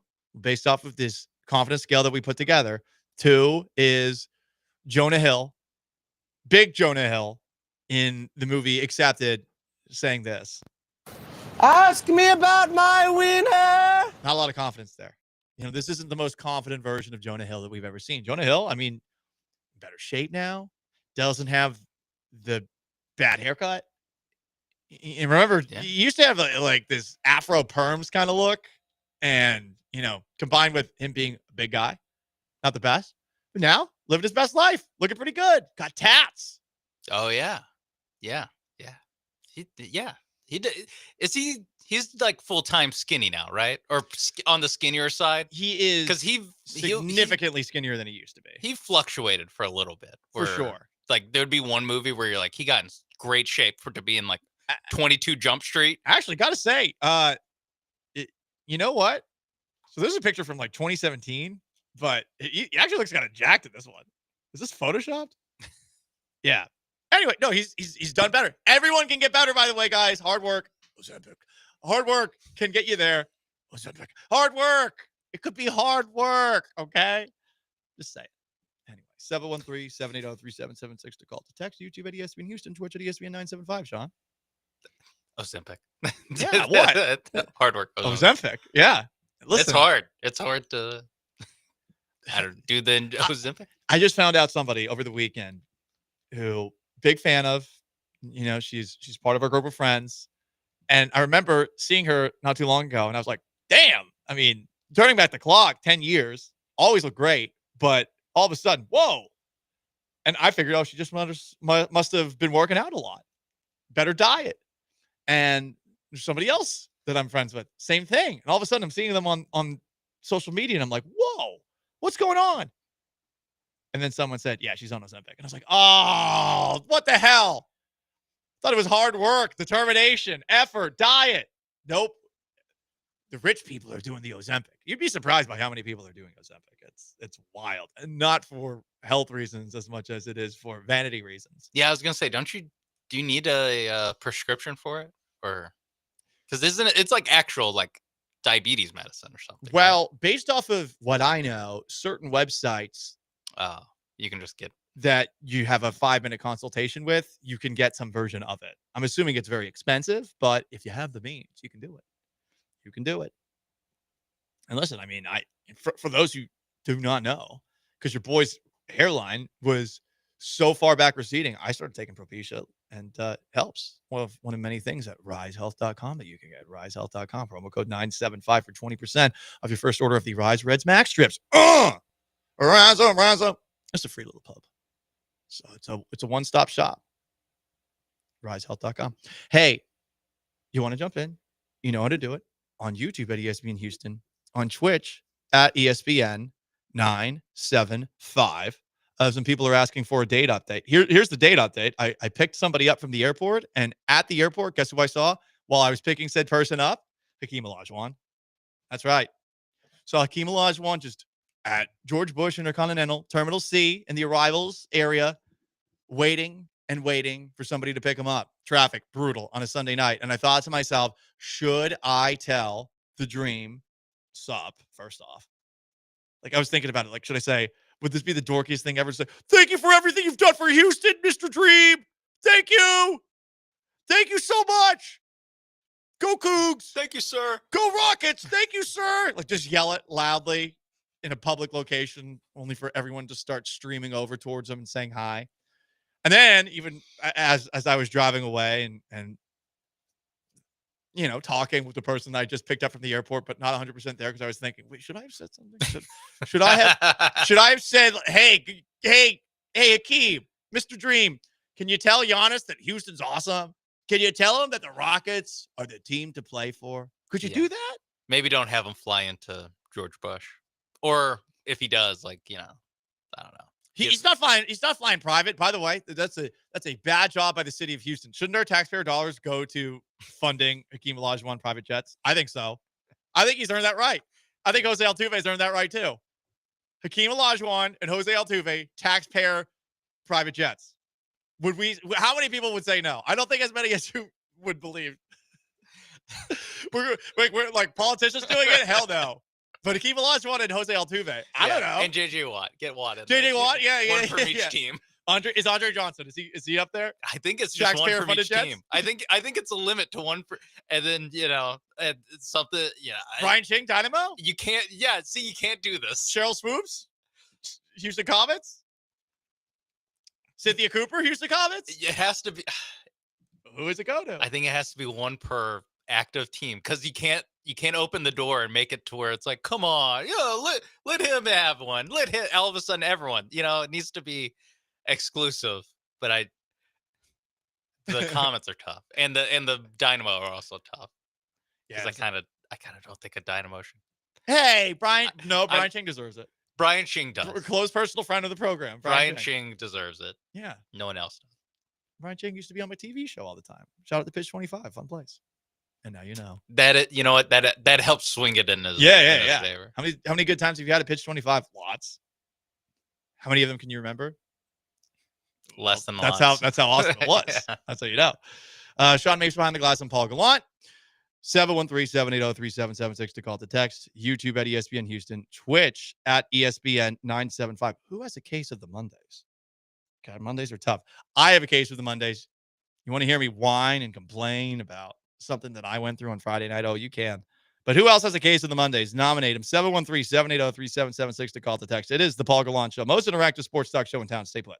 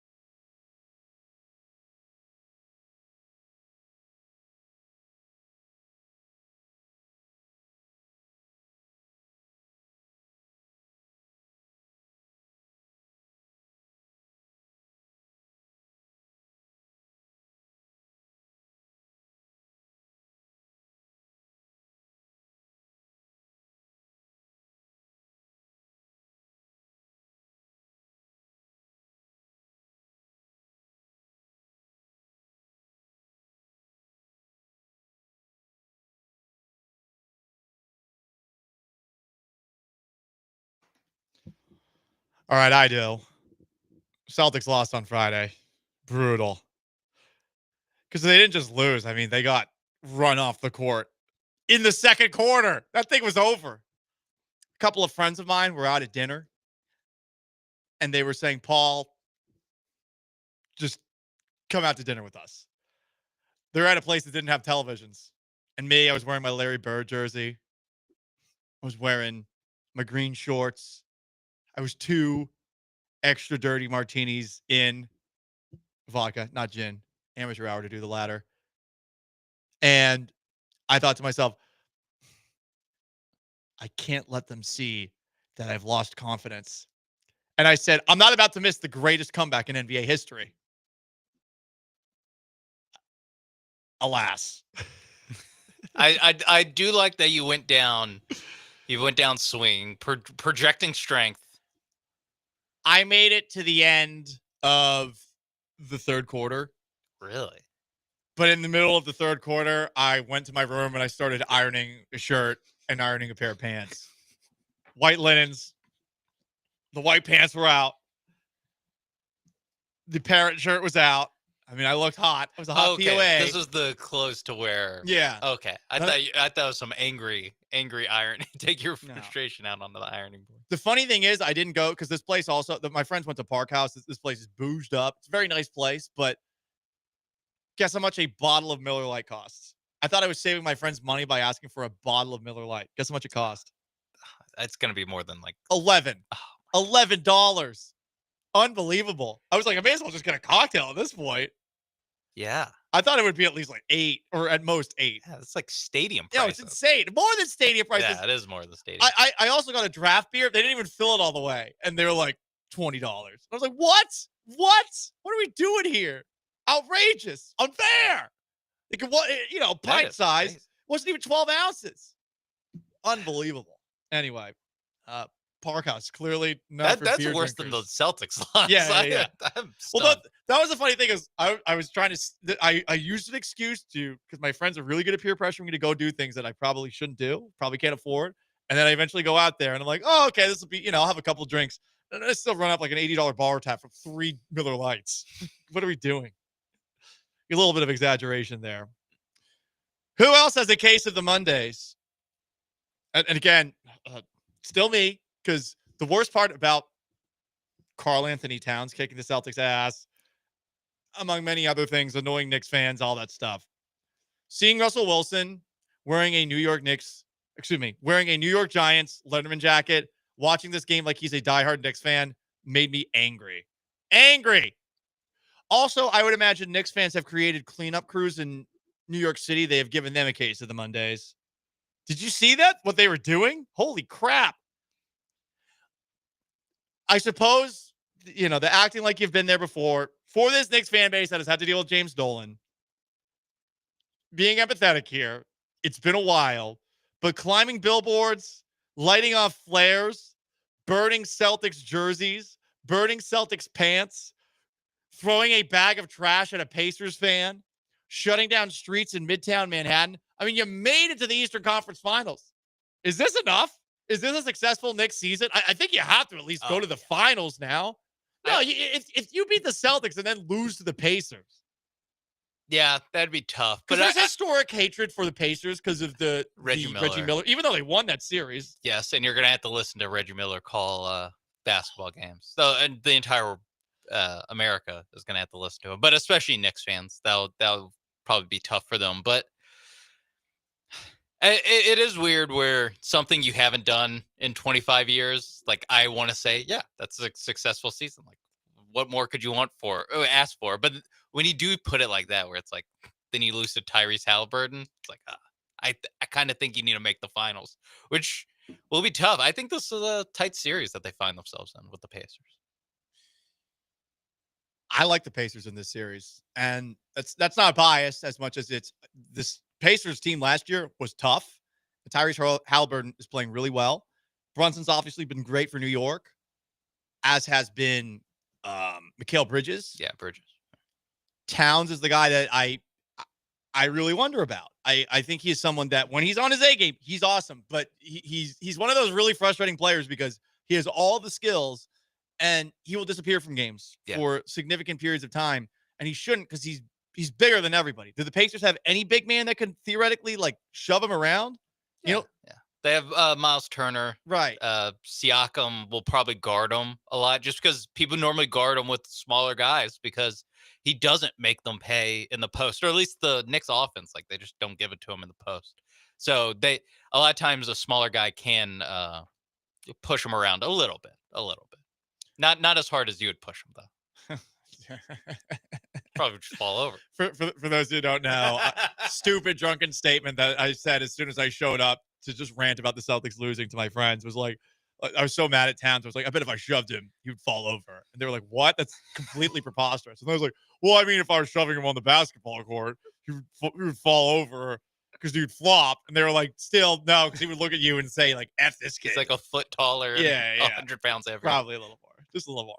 Listen, we say dumb things when we're intoxicated. Okay? I at least confess to it. Yeah, no, you moved off that position. I moved off it immediately. Also, case of the Mondays, the Denver Nuggets. That was a disappointing Game 7 yesterday, huh? Goodness gracious. So for those who didn't see it, in addition to the Celtics getting curb stomped in over the weekend, Game 6 on Friday, yesterday the Nuggets lost 125-93 to Oklahoma City. So it's going to be OKC, Minnesota in the Western Conference Finals, which tip off tomorrow. And then it's Knicks Pacers tipping off on Wednesday. Here's Nikola Jokic asked what he would do this offseason. We will see, But from now, like next couple of days, there's going to be a lot of beer probably. I saw some people doing the double standard, and I'm pretty sure these are just annoying Laker fans. They're like, oh, double standard. If Luka Doncic said this, everyone would be crushing him. Yes, he hasn't won yet. He hasn't won 3 MVPs yet either. That's simple. Yeah. Get a ring. You're kind of good for at least the next 2 years, which is how recent we're talking about. But yeah, Jokic can do this. He's built up the equity of he plays well. There's something where I think him and Murray, when they've played in a playoff series together, it's never not gone at least 7 games. Like the worst they've done is lose in 7. That's impressive. That is very impressive. They always show up. From the 8 through 2, Nikola Jokic does not have a case of the Mondays because he can now hang out with his horses. Fair. That is true. Fair. That is true. It's all the other guys. He's the only guy. He's like whistling on his way out. Yeah. Can't wait. Toronto Maple Leaf fans. Yeah, we're talking a little bit of hockey. Now, I don't know who they played, and I don't care. Did they play Dallas? No idea. Okay. Who cares? But the Toronto Maple Leafs, one of the most cursed franchises in the history of sports, lost in Game 7 again. Oof. They've had it rough. Funny line by Drake after the game, posted to his Instagram story. Beaver curse. Because Drake is also from Toronto, but a lot of people believe Drake is a bit of a bandwagon jumper. Justin Bieber, diehard Toronto Maple Leafs fan, was in attendance for the game, and Drake put that in his story. It's the Justin Bieber curse. I thought that was pretty funny. Yeah, no, that's what you have to do if you're Drake. You have to, and like you said, I don't really think he's much of a hockey. I don't think he cares. Is that racist? No, but I don't think he really cares. I don't think he really cares about basketball that much. He just likes hanging around the athletes. Like I don't know if he's actually a giant Raptors guy. Also, I did look this up because I wanted to know if Canada was out of the Stanley Cup playoffs. No, apparently Edmonton Oilers are the last Canadian team standing. There is a Canadian team left. Yes, with Connor McDavid. They play Dallas. Okay, so it's Oilers, Stars in the West, and in the East, it's the Florida Panthers versus the Carolina Hurricanes. All right. A ACC clash. Oh, this is going to be so good. Edmonton's got all of Canada's hopes on them. And the best player in hockey, I believe, is Connor McDavid, if I'm 100% right. That is a shame. It would have been funny if the Stars lost. Would have been funny. Damn. There's a segment of audio I'm trying to get from somebody I used to work with, that the next time somebody asks us to talk Stars, I want to just play this clip. It's one of the funniest things I've ever heard, but I've been having a tough time finding it. If we ever get it, we'll get it. Who else has a case of the Mondays? I think Lionel Messi and Inter Miami. Hey, remember when they didn't play that game against the Houston Dynamo earlier this year? Remember that? He just didn't show up, just jobbing people out of all their hard-working money or hard-earned money, shelling out a bunch of money to go see a Dynamo game. He doesn't even show up. Well, Inter Miami made the front page of ESPN.com because they've lost 5 of 7, and they're apparently not doing so hot. So all that rest, what did that actually do for Inter Miami? Huh? By the way, Lionel Messi said, guess what, guys? We just got to stay the course. It's going to be fine. Sure, buddy. There's no way he cares, right? No. There's not, like, I don't mean to call him into question, like, professionally, but there's just, if you're Lionel Messi and you're playing the MLS, you're just like, man, we'll figure it out, You're I right, guess. yeah. Or not, and I just get to go home. Case of the Mondays. Who's got it? I have another case of the Mondays, having read this post by Kay Adams, who covers the National Football League for, I believe, FanDuel, Up and Adams show. Not a single NFL rookie has heard of Jerry Maguire. Not one of 40 interviews that she talked to.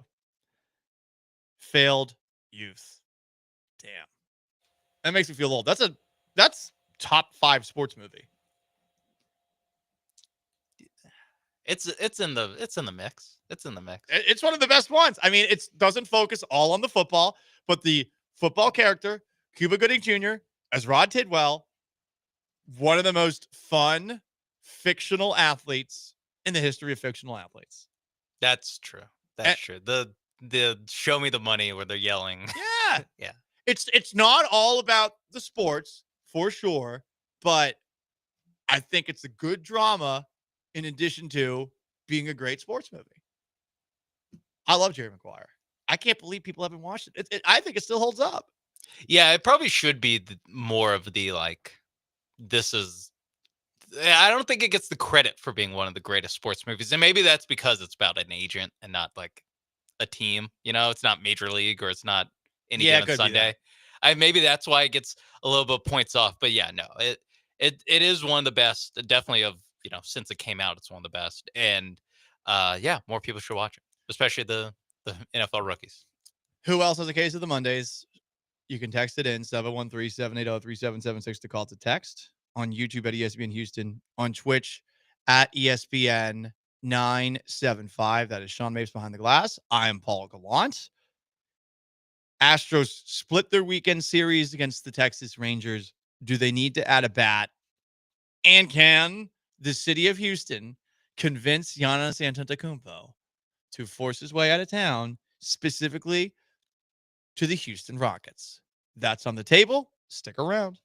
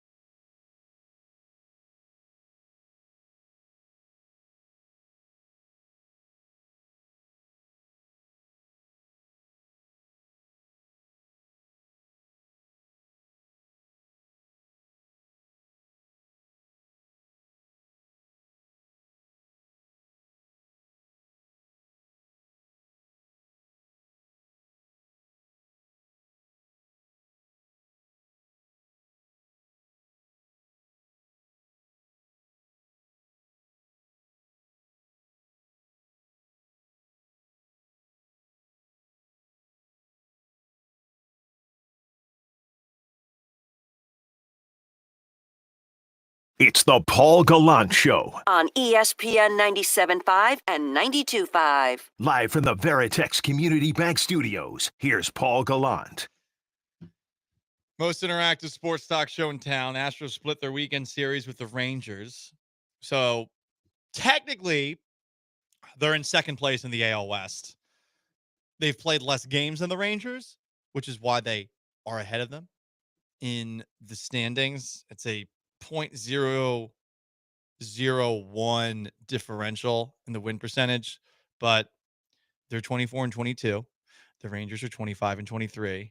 And somehow having more wins means you're still in second place if you've played more games. I get it. The win percentage is .522 versus .521, but that's where you're at right now.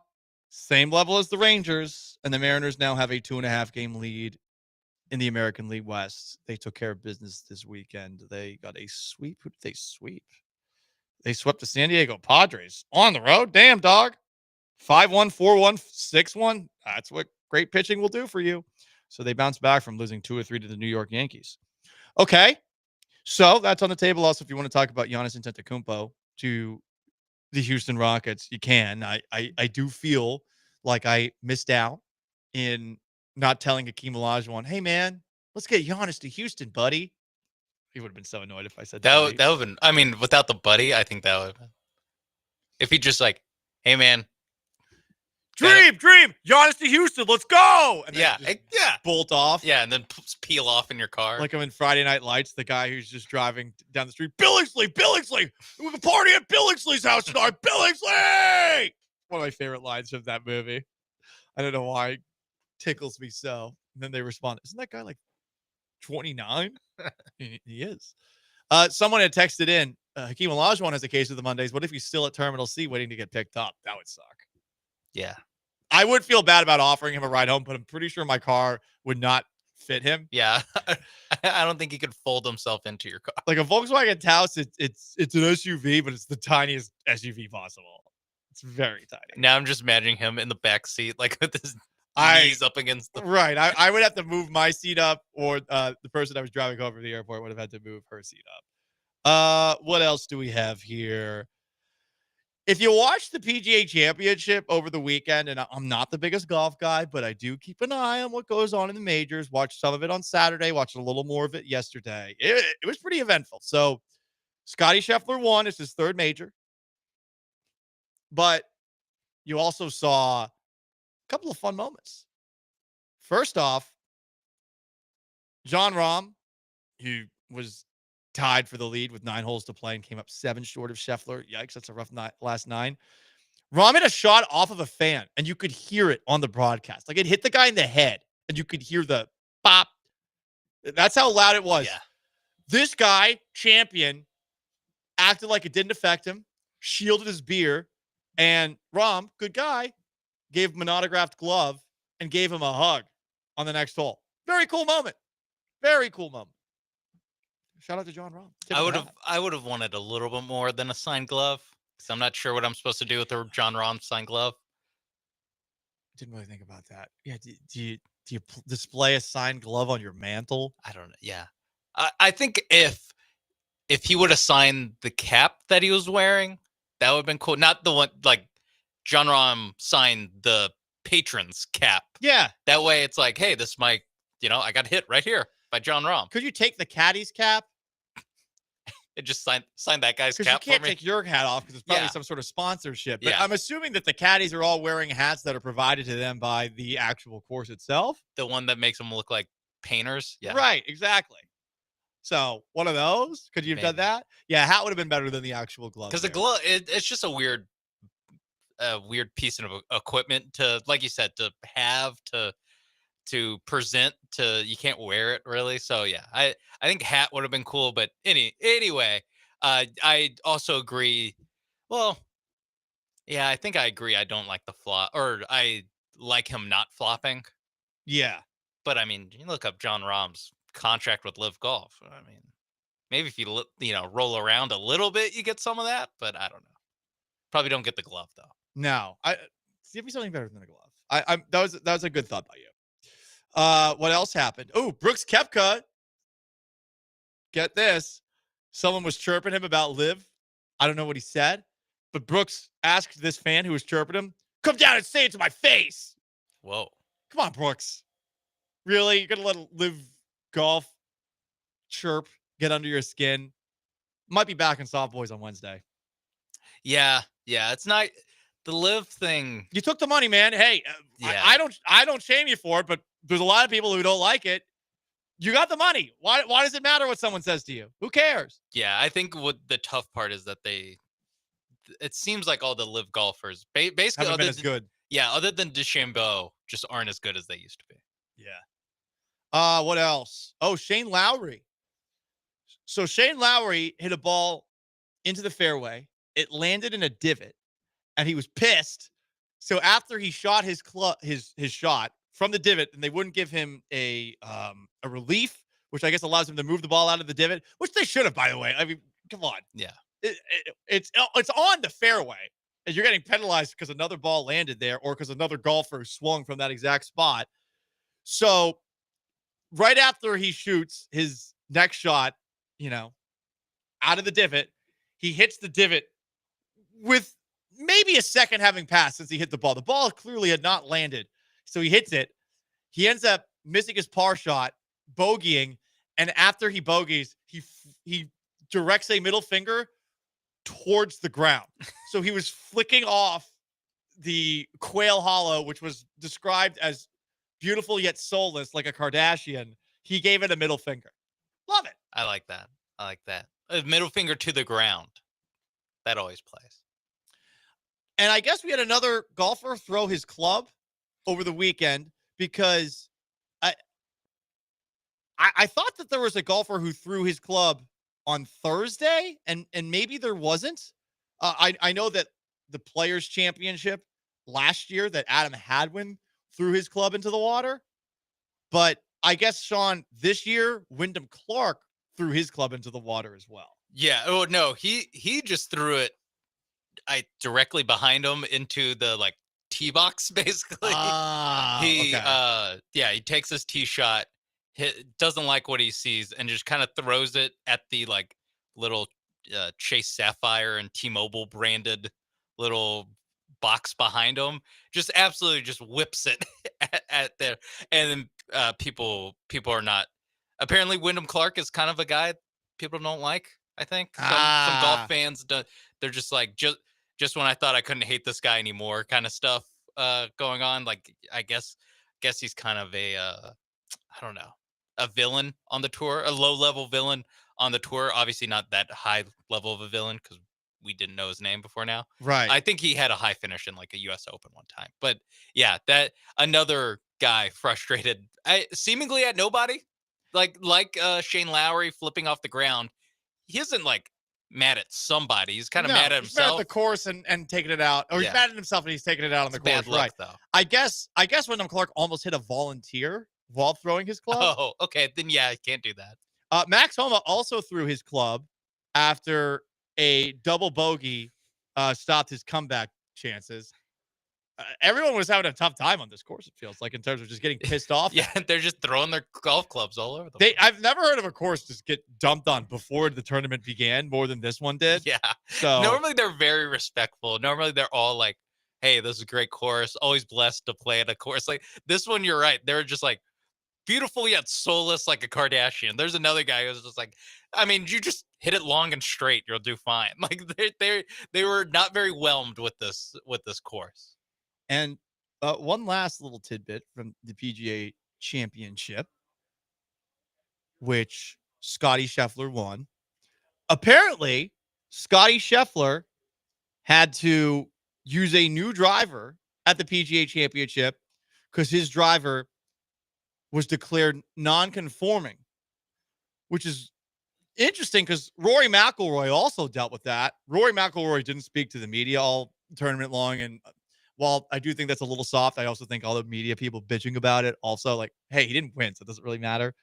But Rory McIlroy also had his club declared non-conforming. So I guess they just changed things up right after Rory wins the Masters. And Scotty Scheffler helps out Rory a little bit here, making him seem a little more legit, saying, yeah, I got my club taken away, but also a bit of a flex because he got his club declared non-conforming and then he won the major. Yeah, he still Pretty won because awesome. I think what was the case, like he had time just with like whatever protocol there was to where he could replace his club that got ruled non-conforming, but Rory couldn't like literally take that club out of the bag and put in a replacement for it. Like he just didn't have the time to do that. So yeah, but Scheffler just being like, hey, yeah, I'm with Rory. Now, as you can see, not really my problem. But Right. hey, they try to get me too, man. Listen, we're all getting victimized here. It's like the Shiloh Sanders talking to Shadur. Man, if they're doing this to you, I don't want to see where I get drafted. Like, yeah, relax, dude. Relax. By the way, can we call belly putters non-conforming? Are those done? Have we gotten rid of those? Because those are lame. The lamest thing ever. I think Adam Scott was the guy who used to use it. Yeah, well, there's a time where like a lot of guys had it. Yeah, It was awful. I do think hated of Adam Scott as the. Wait, Adam Scott isn't that the? That's what I'm thinking too. Actor? Whatever. Okay. We know golf here, okay? Just trust us. Kevin Joseph commented, this is what Brooks Koepka said. The heckler said to Brooks Koepka, this is soft. Guaranteed money does that, Brooks. Brooks responds, you want to come down here and say it? Come on, man. Yeah, it's guaranteed money. That You wasn't have the even money. good. You have the money, and you have this smoking hot wife. Like, what do you care what this random heckler says, dude? Yeah, you should be like, guaranteed money's awesome. You kidding It's me? great. I get to play like this.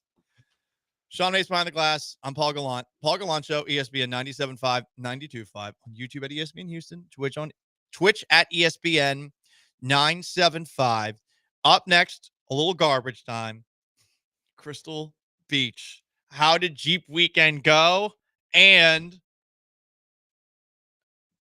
did Mexico almost accidentally cause an international incident with the United States over the weekend? Stick around.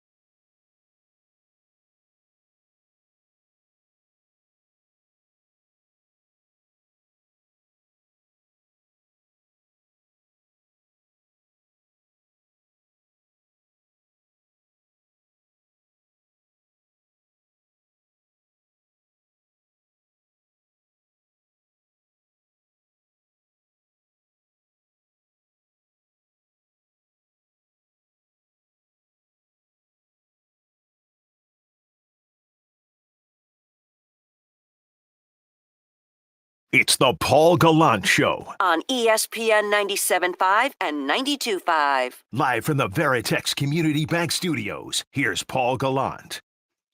Last chance to dance with the Paul Gallant Show, ESPN 97.5, 92.5. Astros split their weekend series against the Texas Rangers and are going to play at George Steinbrenner Field, home of the Tampa Yankees and now Tampa Bay Rays tonight. First pitch at 6 o'clock. Going to be very interesting to watch things in this environment. They have foul poles that don't go high enough. And also, since it's outdoors and it's this time of year in St. Petersburg, Florida, and in Tampa Bay, Florida, it's actually in Tampa. This is the time of year where there's thunderstorms every single day. So this could be several rain delays tonight or any of these games. This is the time of year where it starts to get dicey. There are regularly thunderstorms every single day in Florida. If you've ever lived there, it's like every single day, Sean. It's for a couple hours. It's not like here where it's torrential downpour for hours and hours, but thunderstorms every single day occurrence. It's like an hour a day. No, not even. Sometimes it's just 20 minutes. We used to have this issue in football practice. Yeah. We'd have to go inside for like 10 minutes, yeah. and we go back outside. It was wild. This would happen regularly. So I'm very curious about this dynamic of Astros Rays over the next couple of days. I imagine there will be at least one delay for a little bit of time. Didn't the Marlins play outside like when they first came into the league? Yeah, right? they were at Pro Player Stadium. Yes. Why'd they do that? They didn't think it's nuts because you're right. Like thinking about playing outside in Tampa, you're just like, this is crazy that they're doing this. Never mind that's a minor league ballpark. Just like you said, the weather of Tampa, of either you're gonna have to delay a bunch of games or you're gonna have to play them when it's inhumanely hot. Right. And it's like, wait, they just put a baseball team outside in whatever the 90s. They did. They did. I mean, because Miami, they've been playing in that stadium forever. Like the Dolphins, and the Marlins for a while, and then eventually, because now they're in a dome. Wild that the Marlins got a new stadium and the Dolphins did not. Yeah, the Dolphins played nowhere close to Miami. I mean, no offense to wherever that stadium Miami is located, Gardens, right, or something. Yeah, it's about an hour outside of Miami. Like we stayed in Fort Lauderdale when I went to a Patriots-Dolphins game. That's where a Dolphins fan threatened to strangle me with my own intestines because I was talking smack. I deserved it, and the Patriots lost. They were 13-1, and they lost that game. They won the Super Bowl that year, but I was asking for it. I was. Why'd you come and say that to my face? Basically, yeah. That's crazy that's all it took for Brooks Koepka. Interesting point brought up by Day One Donna on YouTube. I didn't remember this, but John Rahm has accidentally hit people in the crowd before. Sage Steele, the former ESPN broadcaster, he hit her at a PGA championship in the past, 2022. She lost 8 teeth and had to have 3 root canals as a result of that. What? I know. Isn't that nuts? I mean, okay. 8 teeth? Very cool that he gave that guy a golf glove that he autographed. Eric texted in. Rahm said in the interview after, he had his caddy going through his bag looking for more stuff because he felt bad. Did he feel bad about this? Now, this is a highly paid commentator / anchor on ESPN. So I'm assuming that the benefits at Disney, especially since this is probably a hazard kind of event, I'm assuming that they paid for the new teeth. If you're losing 8, like you're a hockey player, 8. It's like the Mountain King punching Oberyn Martell. I'm just trying to I'm trying to figure out what angle a golf ball, because straight on it doesn't knock out 8. So it has to be at an angle, like the JFK bullet. Like it has to cause that much damage. If John Rahm knocked out 8 of my teeth, I just looked up John Rahm Live contract. He signed a $500 million contract with Live. I'm getting some of that. I'm getting some of that. I'd want some of that too. I'm getting $1 million for each tooth. I'm getting $8 million. By the way, so she was at Liberty as part of her convocation speech talking about getting hit by that golf ball. Steele believes an incident in which she was hit in the face with a golf ball was the work of the devil as payback for speaking out about the COVID-19 vaccine. What? Wait. Because she had been suspended and taken off the air in October of 2021 for going on Jay Cutler's podcast. And she said that the company's requirement that all employees receive the COVID-19 vaccine was sick and scary. After she returned to SportsCenter, she sued ESPN and Disney in April 2022, alleging her contract was breached and her free speech rights were violated. A month later, she was attending the PGA Championship. The ball going 281 yards off the tee at 181 miles per hour caused her to lose 8 teeth. She believes that the devil did this. She thinks this is all connected. Interesting. Very interesting. I know. This is a wild story. Because I've heard of sign from God before. But the devil. I've never heard of the devil striking back on her for speaking up about something that she felt passionate about speaking up about. I don't really follow the logic here. Anyway. Just killed you? Time for garbage time.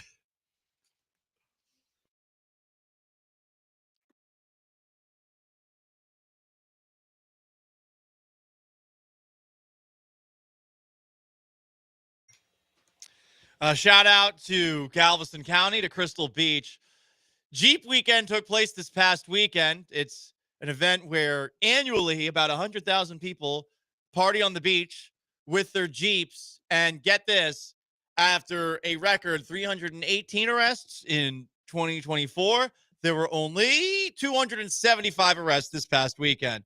That's right. Good job by the Crystal Beach and the Galveston County Police Department, who were staying in the homes of concerned citizens. 100 families left and allowed police to stay in these homes on the beach so that bleep wouldn't get out of hand. So only 275 arrests. Good job, everybody. I think we're heading in the right direction. Yeah, I was gonna say they're getting this under control. I mean, it's less than the year before. So what? They had to station police officers in people's homes, which isn't that like the Fourth Amendment? Is that the army can't do that? Right. Yeah. Unreasonable. No, it's not unreasonable search and seizure. It's but it's something that it's some word that I've only ever heard of in this context. The British did this in the Revolutionary War. That's all you need to know. Sean can look that up. In the meantime, we almost had an international incident this weekend, and shame on the people who said that Mexico tried to pull a 9/11 on us. Shame on them. That's not what happened. That Mexico had this very cool naval ship. Unfortunately, they like that one truck on that overpass on 45 in Houston Avenue. They didn't really take a look at how high the Brooklyn Bridge is. So this beautiful white ship that had lights on the mast. Yeah. Biggest Mexican flag I've ever seen in my life. Insane. It was a cool looking boat, but this massive Mexican Navy ship, unfortunately, toppled its mast into the deck because the masts were too high to go underneath the Brooklyn Bridge. There's a crew of 277 people, 3 people in critical condition, a dozen others seriously injured. You see it, you think it's just the mast that got hit. They had people standing on the mast. Like what? Mexico, what the hell are you doing? This took place on Saturday evening. I mean, I just saw the video and I thought, oh wow, that could have been a lot worse. A lot more people could have gotten hurt. I didn't know they had people on the mast. And two people died. Unbelievable. This is brutal, man. That what were they doing? What did Mexico think? They're not even close to clearing that. Not bridge. even close. What did they think was going to happen? And they had people up on them. How God. Oh, I feel awful for these people, their families. How terrifying must that have been? Like you're just on a mast and this thing is about to crash into a bridge. Oh God. So this boat was built in Spain in 1982. It was basically as part of America's 250th birthday. Next year, going to be one of 30 Class A international tall ships that would parade through the New York harbor. It's a cool ship, but what were they doing with these people on the mast? Oh, that's awful. I hope that those people get all the money. Like, sue the hell out of the Mexican government for that. Also, is the Third Amendment that I was thinking of. Third Amendment? About quartering troops. God, absolutely brutal. And shame on that person who texted that in. Anyway, guys, that's going to wrap up today's edition of the Paul Gallant Show. Big thanks to everyone who tuned in. subscribe to the podcast. It's on Apple Podcasts. It's on Spotify for our texters, callers, YouTubers, and Twitchers. I am merely Paul Gallant for Sean Mapes behind the glass as well. So long, farewell. Have yourselves a wonderful rest of your Monday. The Killer Bees are next. Peace.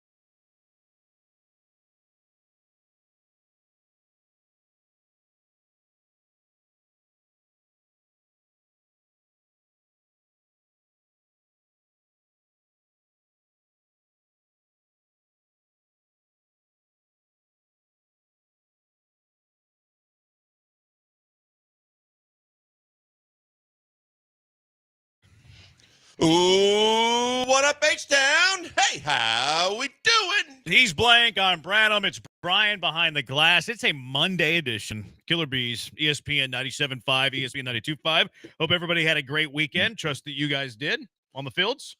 Big one this weekend. Y'all had a big one, or you have a big one coming up? We had a big one. Did y'all win? We lost the championship game, but the girls got their first rings ever. Second place is first loser. Okay. I'm just kidding. We got a Congratulations. participation That's ring? cool. That's cool. First and second place always get rings, and as in our first year in 10 and under, and all of our girls are 9, they got rings against an 11-year-old team. That's good. Yeah, it's good. It's a good solid weekend. Yeah, it was very, very, very pleased. Longhorn Scott, who always calls into the morning show, his daughter was a member of the unbelievably talented team we lost to. Oh, really? Yeah.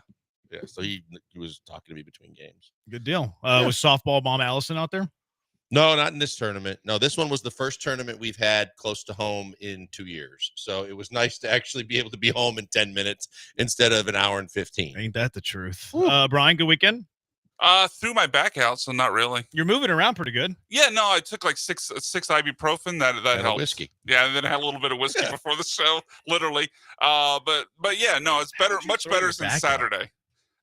Bro, I throw it out the lamest Oh, ways. I couldn't even tell you what I did. It's just, it just moved, and it was So like you nothing. don't know how you threw out your back. Well, I say that because it wasn't like some significant thing, like I'm moving some, like really heavy equipment or doing a bunch of yard work. I was just doing some stuff around the house, and snap your fingers. It's That's not a good feeling. No, it's not. Yeah, you normally just have your dad do that for you anyway, right? All the heavy lifting. No, not exactly. Okay. I lost my train of thought. Oh, my IT Well, band's how was been your hurt. weekend? It was a good weekend. My IT band's been messed up for like the last 3 weeks. Like it hurts to drive the truck. It hurts to lay in I've bed. done that before. It's Have not you great. torn your ACL? No, I'm an Because athlete. okay, because that's usually something that happens to people that tear their ACL, like Really? I did in high school, where your IT band starts acting up. IT band's been jacked up. It's not fun. You need to look up some stretches. Anyways, Astros over the weekend. Good, bad, and ugly. We usually dictate if they've won the series, whether we start with the good. If they lose the series, we start with the bad and the ugly. It's a 4-game series. They split the two. So I'm torn. Now, the fact that they were on the road and that they have a good taste in their mouths leaving Arlington, I lean to start good. That's fine. All right, let's start good then. What are the Astros good over the weekend? 713-780-3776. What do you got? Aside from going just with each individual performance, the first thing that came to my mind was, especially catching up on it for some of the games, the fact that in 2 of the games that they won, they came back. The fact that in those games early in the season, I would have said they're done. They're finished. After 5 innings, if they're not hitting the baseball at all, literally, or they're down by more than a run or two, that they're not going to come back and win the game. And those games, they came back. They found a way to scratch and claw and get runs across the board. And they got wins kind of in a situation I would call improbable early in the season that I was actually pleased about, especially when you're getting no hit from set for 7 innings. You're like, oh, man, here comes another one where you lose 3 or 4 to the Rangers and you do it in this fashion. And they found a way to win. So I would say that was my first good. Al Leiter's baby boy was oh boy, was he dealing pretty good against the Astros yesterday. Made the mistake to Yandy Diaz. I mean, Yandy Diaz got him. That's what Dave Raymond was calling him. Calling him Yandy Diaz. Dave Raymond was not impressive. Hey, when has he been? He's just a tough listen, man. I know a lot of people didn't even know who he was, but like some of his calls were just, I mean, you could tell he was a Ranger guy, but my goodness. The Isak go-ahead home run was hilarious to me. Awful. Because he was bashing he did it in a kidding manner whenever he was bashing Altuve a few years ago. Yeah, right. But Astro fans, they got a hold of Dave Raymond. And Dave Raymond has history in Houston. He was the radio guy here forever. With Milo, actually. Like Milo's last couple of years, Dave Raymond and Brett Dolan did like a 3-man rotation. Yeah, for sure. Yeah. For sure. And he was a little bit jaded, I think, with whenever Crane came in here and kind of cleaned house because he was an odd man out there. I want to say he's done an interview or two where he kind of all but admitted that. He has. Yeah. I think he did it with it might have been with Granado and Lance. I think you might be right. Yeah. Yep. I remember him coming out and finally just saying, hey, the way you unceremoniously got dismissed from the team was not he held a grudge. And I understand that. Absolutely. Me of all Absolutely. people, I understand. Anybody could understand that. Now, we don't have to like it as Astro fans, Right. which we're also entitled to. Like he has the right to not like the Astros for what they did to him. And then we have the right not to like him for the way that he perceives the Houston Astros. It's all well within our rights as Americans. That was the come from behind stuff was good. Isak Paredes is already my favorite Astro. Mine too. He's Isak from Mexico. He's my favorite. He's past Jose Altuve for me. Isak Paredes. He to me, because of the fact that I knew that he was on their list and they wanted him previously, but then from the time they got him, and I understand that I missed very badly on Mancini when I thought he'd be a good fit with this team in this ballpark with everything when they got him. But I was like, you know what? It just seems like it's there. Like he's going to fit in well. And I really believe I really believe that he was going to have, stats that were going to go up against Bregman's last year in Houston. And then I got bold and said, I want to see how he does against Bregman this year in Boston. But regardless, I was like, I believe in this guy, regardless of Walker or anything else. And I thought that was a good signing too, but I was really excited about Paredes. And to watch him just progressively get better after a slow start and get hits in every game, big hits when you need them. His command of the strike zone is unbelievable. Yeah.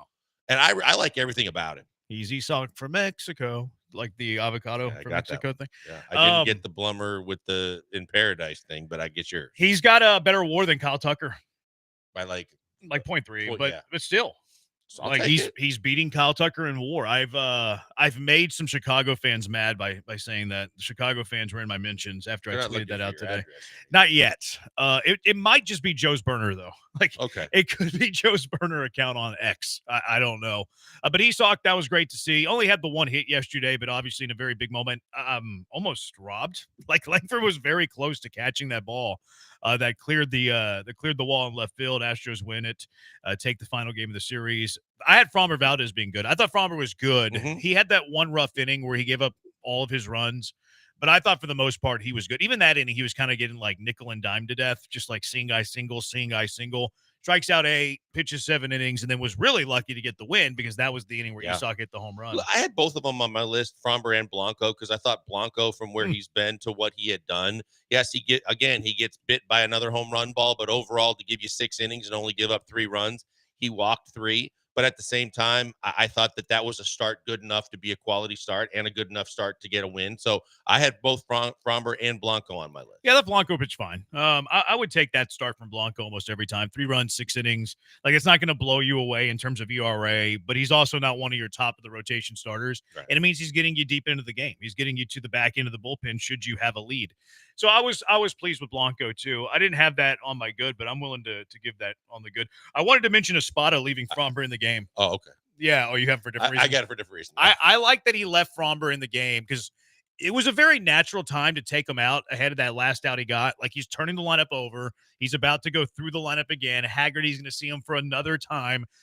I believe that if it wasn't one of your top of the rotation starters, I believe that Espada would have taken him out there if it wasn't Framber or Hunter Brown. So I actually like that Espada went on Phil there a little bit because the analytics are saying don't let him have another time through the lineup or have Haggerty get one more look at him. So I do like that Espada, I think, managed that one a little bit more by Phil than analytics. And I like my managers that manage based on vibes and Phil. So I actually tip my cap to Espada for that call. Yeah, no, I understand that. I think you're right. I thought Framber's stuff was moving all over the place. I thought that, he still gave up, 6 hits, but at the same time only had 1 walk. And when you go back and look at it the second time, the way the ball was, his movement, a lot of them started middle, and they were just dancing to the corners and really were helping a lot with getting the Rangers off balance. So, yeah, I'm glad that he gave you 7.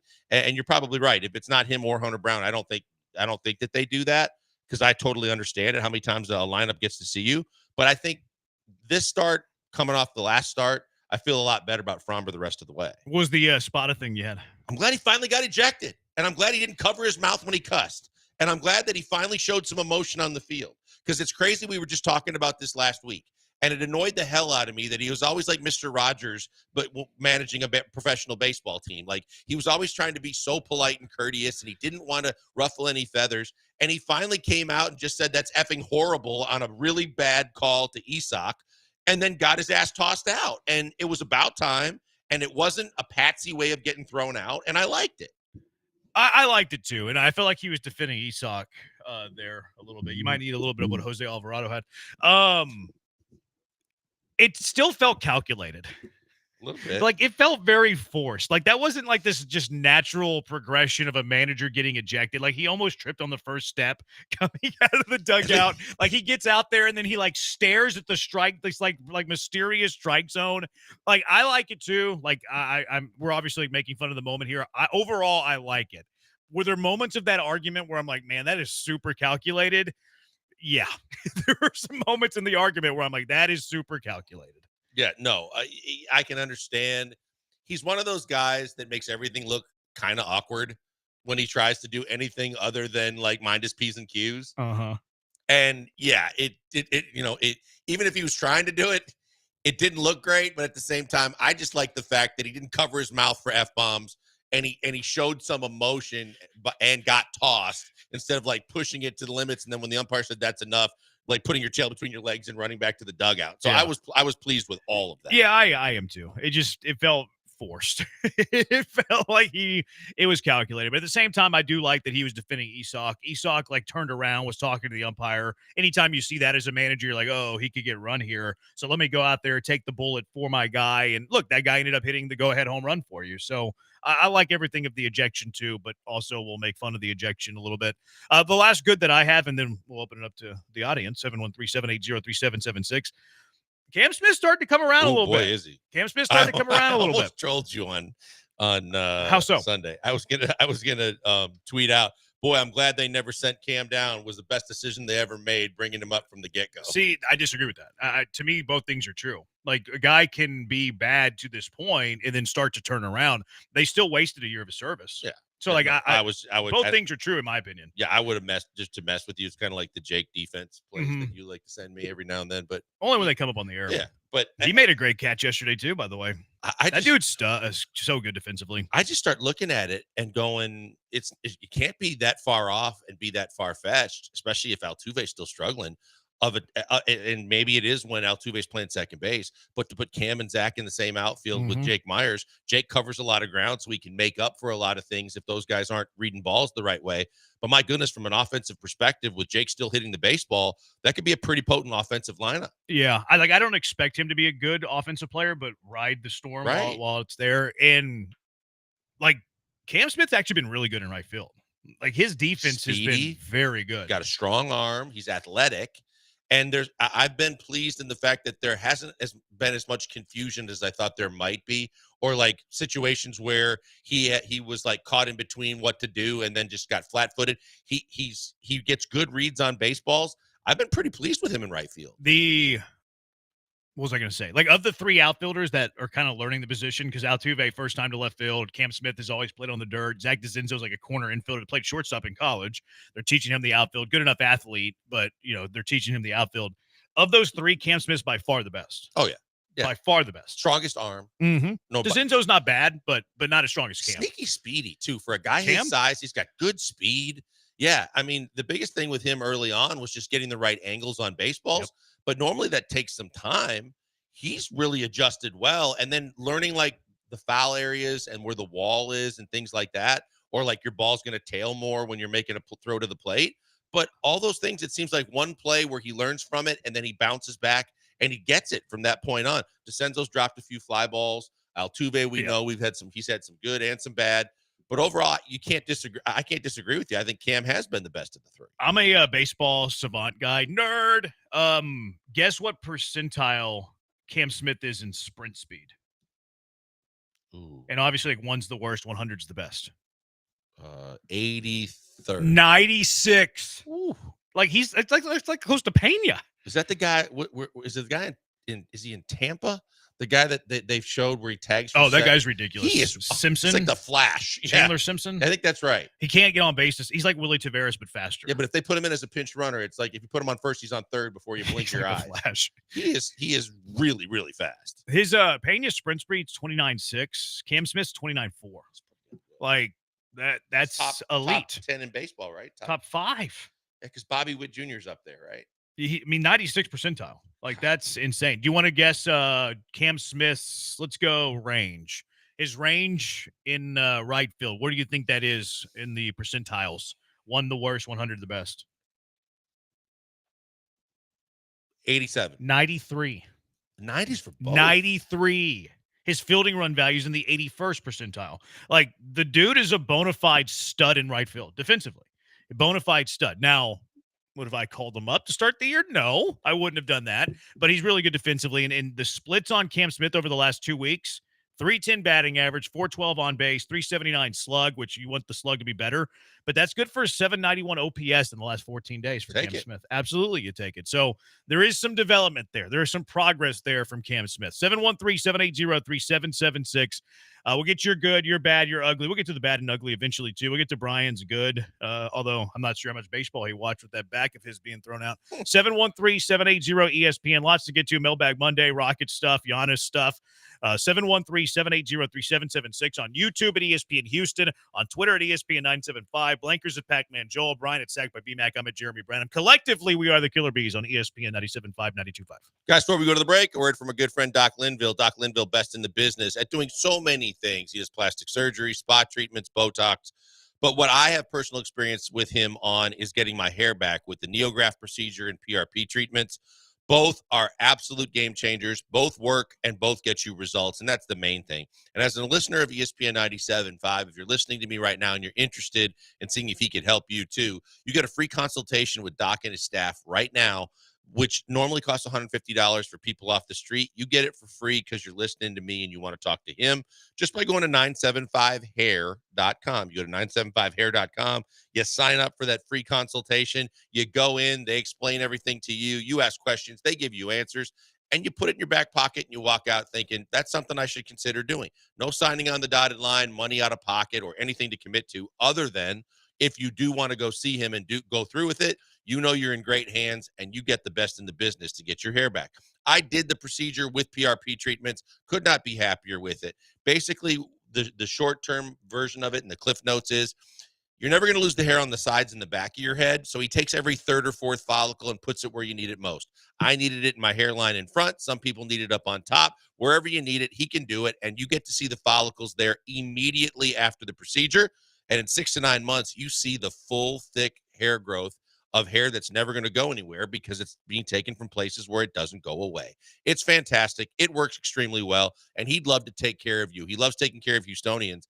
And I just talked to him last week, and he was telling me about the fact that all we need to do through word of mouth and why I sponsor the station is because the more people that do it, they'll realize it works. I'm not trying to make a killing on the money. I just want people to realize they can get their hair back. It's fantastic. Take my word for it. Check him out today. Go to 975hair.com.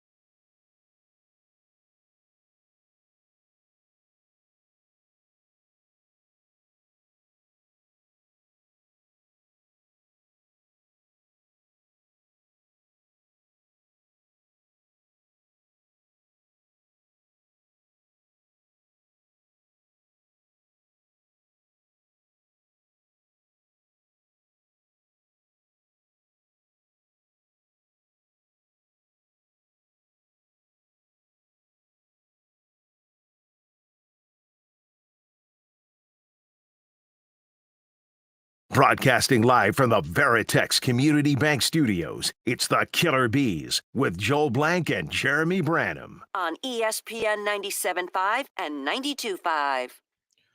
713-780-ESPN. Astros good, bad, ugly. Text line. I thought Cam Smith was, though. Lance took me out of context. I never said that. Never said that. Well, if Jeremy Branham says so, I guess Cam Smith is ass. So never said that. Well, he was really fired up that day. He put words in my mouth, and because I'm right so often, it became fruition. Boom. There we go. Jeremy there we Branham's go. right. See? He admitted it. I think at one point when I was listening to it, there was he thought he was going to commercial or something like that. He thought he was in break, and he was just unloading. I think he did that for the cameras. Where he turned off, he turned off the mic. Yeah, he turned off the mic. Yeah, it was he like was flipping me you off, off, and stuff. yeah. Yeah, but he also said it and then caught himself, and instead of like an S bomb was like crap or something. I was like, whoo, boy. And he worked himself up. I didn't even say that. 713-780-ESPN. Let's go out to the HRP listener line. Israel, you're in the Hive. What's up, Israel? Hello, Israel. Israel, call back. Brian screwed it up. His back's jacked up, and he doesn't know how to work the board, apparently. He can't reach to the top of the board. It hurts like when he normally presses can. buttons. We apologize on the behalf of Brian McDonald for hanging up on you, Israel. 713-780-3776. Who? Israel. No, I don't. Oh, he's going to go off on how he was right about Cam Smith. Now he's going to have. Probably. He's going to tell us that Cam's actually hitting 328 right now with OPS numbers that are through the roof. He probably will. Yes. Texter, what's up with Jordan? Jordan has been avoiding the media, but apparently talked to the media like minutes ago. Matt Kawahara, who covers the Astros for the Houston Chronicle, Jordan Alvarez, through an interpreter, said his hand is, quote, getting better, but he still feels it when he swings. Alvarez said he played with the hand hurting for a while, but it reached a point where I had to stop because the hand started getting inflamed. So inflammation of Jordan Alvarez's hand, which I guess this is good news, bad news. Good news is this can like defend his poor start. Bad news is the mystery of Jordan Alvarez, the enigma. Well, time out. Where are they playing? Well, I know that. Yeah. Well, I know that. Oh, Tampa? Yeah. So One of the close, cities. but not One of the close enough. Next series, we might be in business, boys. I'm still taken aback that how long has it been now? 3 weeks, something like that. But I'm still taken aback that they deemed it so minor that imaging wasn't required. Yet it's been 3 weeks or whatever it's been. But then he did fly back to get imaging. That begs the question: why didn't you get imaging in the first place? Don't know. Yeah. I'll tell you. It's the Astros for But you. we're already past the imaging, and now we're just full blown like take what you can deal with while it gets better. Apparently he's getting close, according to Espada. Yeah. Last time he played in a game was May 2nd, so it's been 17 days since he's last played in a game. Because McTaggart was saying he's off on this series, but follow whoever's replacing him for the series because there should be Jordan updates. Hopefully, like he's going to play. Yeah. I did see in McTaggart's newsletter, though, that he expects a return of Jordan Alvarez in late May, which when would qualify late May? 21st or after? Okay. So probably when they come home, which is my prediction because I know he doesn't make his city of Tampa. Now, apparently he's in Tampa, but he doesn't like Tampa. He's not a fan of Tampa. If he's going to Tampa but not playing, maybe he likes other things about Tampa. What are you trying to say, Brian? It's known for its nightlife. Are you saying his wife summoned him home Is the Tampa last time he was known there? as much as Miami? Could have been. Tampa's known as Tampa is known for that. Tampa's known for a I nightlife. don't know as much as Miami, but they have like a street right by the Oh, football I remember stadium. back in the day, spring break in Tampa was big, but I didn't think it still was. I'm not pretty talking sure about it is. spring I thought it was break. more like a retirement community. Nah, that's more like St. Pete. St. Pete's kind of old. It's where the Trop used to be. Astros are playing in the spring training home of the New York Yankees. Yeah. The, Did you see what the George Steinbrenner field or whatever? George Steinbrenner. What's the guy used to do Sunday Night Baseball with Joe Morgan? John. Anyway, the Giants announcers. You see what they were calling the A's this weekend? The Oakland A's. Oaklamento. I love. Very I well love played. John Miller's John awesome. Miller. There you go. He's my favorite. 713-780-3776. He does games in flip flops and shorts. I love that guy. And for ESPN, he used to do flip flop shorts, dress shirt, tie, and jacket. I love that guy so much. He's my. I want to be him when I grow up. Him and Granado. All right, let's go out to the HRP listener line. Israel, you're in the Hive with the Bees. What's up, Israel? What's up? Hey, Brian, thank you, man. You know what I mean, for your integrity, man. That you hung up on me, but you put me back on. Let me tell you something, man. Cam Myers, he getting it together. Last year he batted .219 for the season. For the rookie, he going past expectations. He's not going down. He outbatting Rodgers, Diaz, all these vets. He only 22 years old, bro. He got 3 home runs. Okay, the leader's at 6. Let me tell you something, man. Not only is he went to a new position that he never played. He athletic, just because nobody said he was athletic before the season started. Oh, he was going to adjust. No. He athletic, but he can play baseball, man. Last year he was at Florida State. You know what I'm saying? And now he's in the big leagues. He's the youngest one to come up as far as in 2 years. By 24 with Cal Tucker, he had to go. He was at 129, 130. They sent him down 140, and then they act like 233 is this for a 22-year-old rookie who playing the defensive. He is a catch. And I'm gonna tell you something. I shout out Dana, man. Dana is gonna build around around my man Cam. And Killer Cam, man, he's the guy, bro. Not only that, they scared to run against him already because his arm is a rocket. He get it back to the infield. And I'm a baseball guy, too. Yeah, I do all the sports, man. My mama, my grandmama, from the Negro Leagues type stuff. So let me tell you something. Cam Smith, in about 2 years, and Kyle Tucker can't even, when they sit him down, he's batting 150, 120, It's no comparison. Cam is a bona fide star. Is going to be in the running for the Rookie of the Year as long as he gets his time. And my man, and yesterday what he did, he charged the team up. And then 8th inning, they got the win. My man got a single. Cam got a single. Boom, out of the park. Catch was out of the park. All right, let's go Stros, baby. I love it, Israel. Bona fide star. I wouldn't go there yet. God, I think he said. I hope he's in the running for Rookie of the Year. Be Currently nice. wouldn't be. And it's not. This has never been about Cam Smith being a bad baseball player. Neither one of us thought Cam Smith was a bad baseball player or would be athletic. bad. Like we were both very hopeful for his future. My biggest point is, would you rather have him in 2025 on the major league team, or would you rather have him in 2032 on the major league team? I stand by the latter. I do feel like they rushed him. Not to say that he can't overcome it, it's not be fine, but you're not getting the best 6 years out of Cam that you could get. Now, if you wanted to lock him up to an extension whenever he came up, that to me would have been the play. And maybe they do that in the offseason. They wait till after the year. We'll see when it comes to that. All right, 713-780-3776. Let's go back out to the HRMP listener line for Israel on a mobile. Israel, hello? Man, I'd just like to thank Brian for putting me back on the line. I just want to tell you, we got to go with more melanin. We need the melanin. This boy is going to be a star. He's batting over 700. 700. Oh, you guys, y'all just missed the boat. Have a good day. Appreciate it. No, it's a little racist with the melanin That thing. was That's racist that was a bit much. Yeah, we could have went Israel on a mobile and made fun of his takes. The melanin thing, I think, crossed the line there, Israel on a mobile. You're always welcome Should back. I have done that? But maybe, yeah, I think you should have, Brian. I think you dropped the ball there.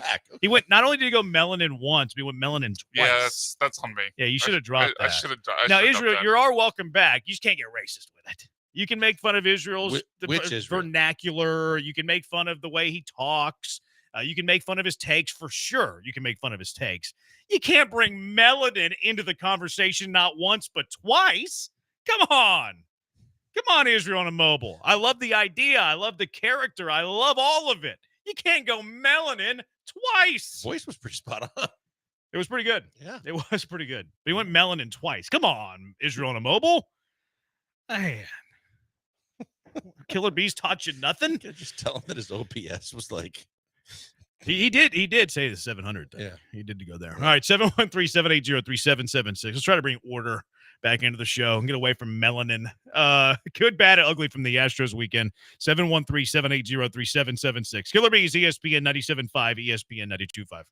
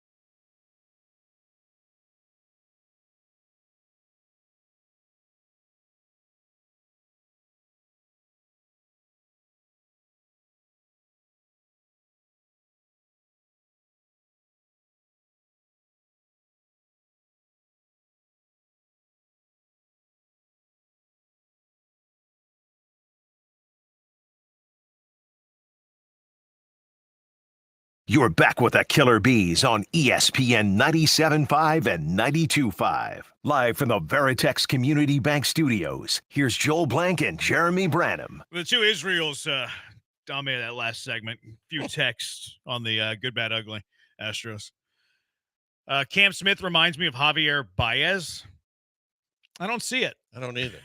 I don't. Maybe athleticism, power. I mean, Baez did get moved out to the outfield some, but He played outfield early, strikeout too. machine, right? He's been good this year, though. Cam's kind of a strikeout machine.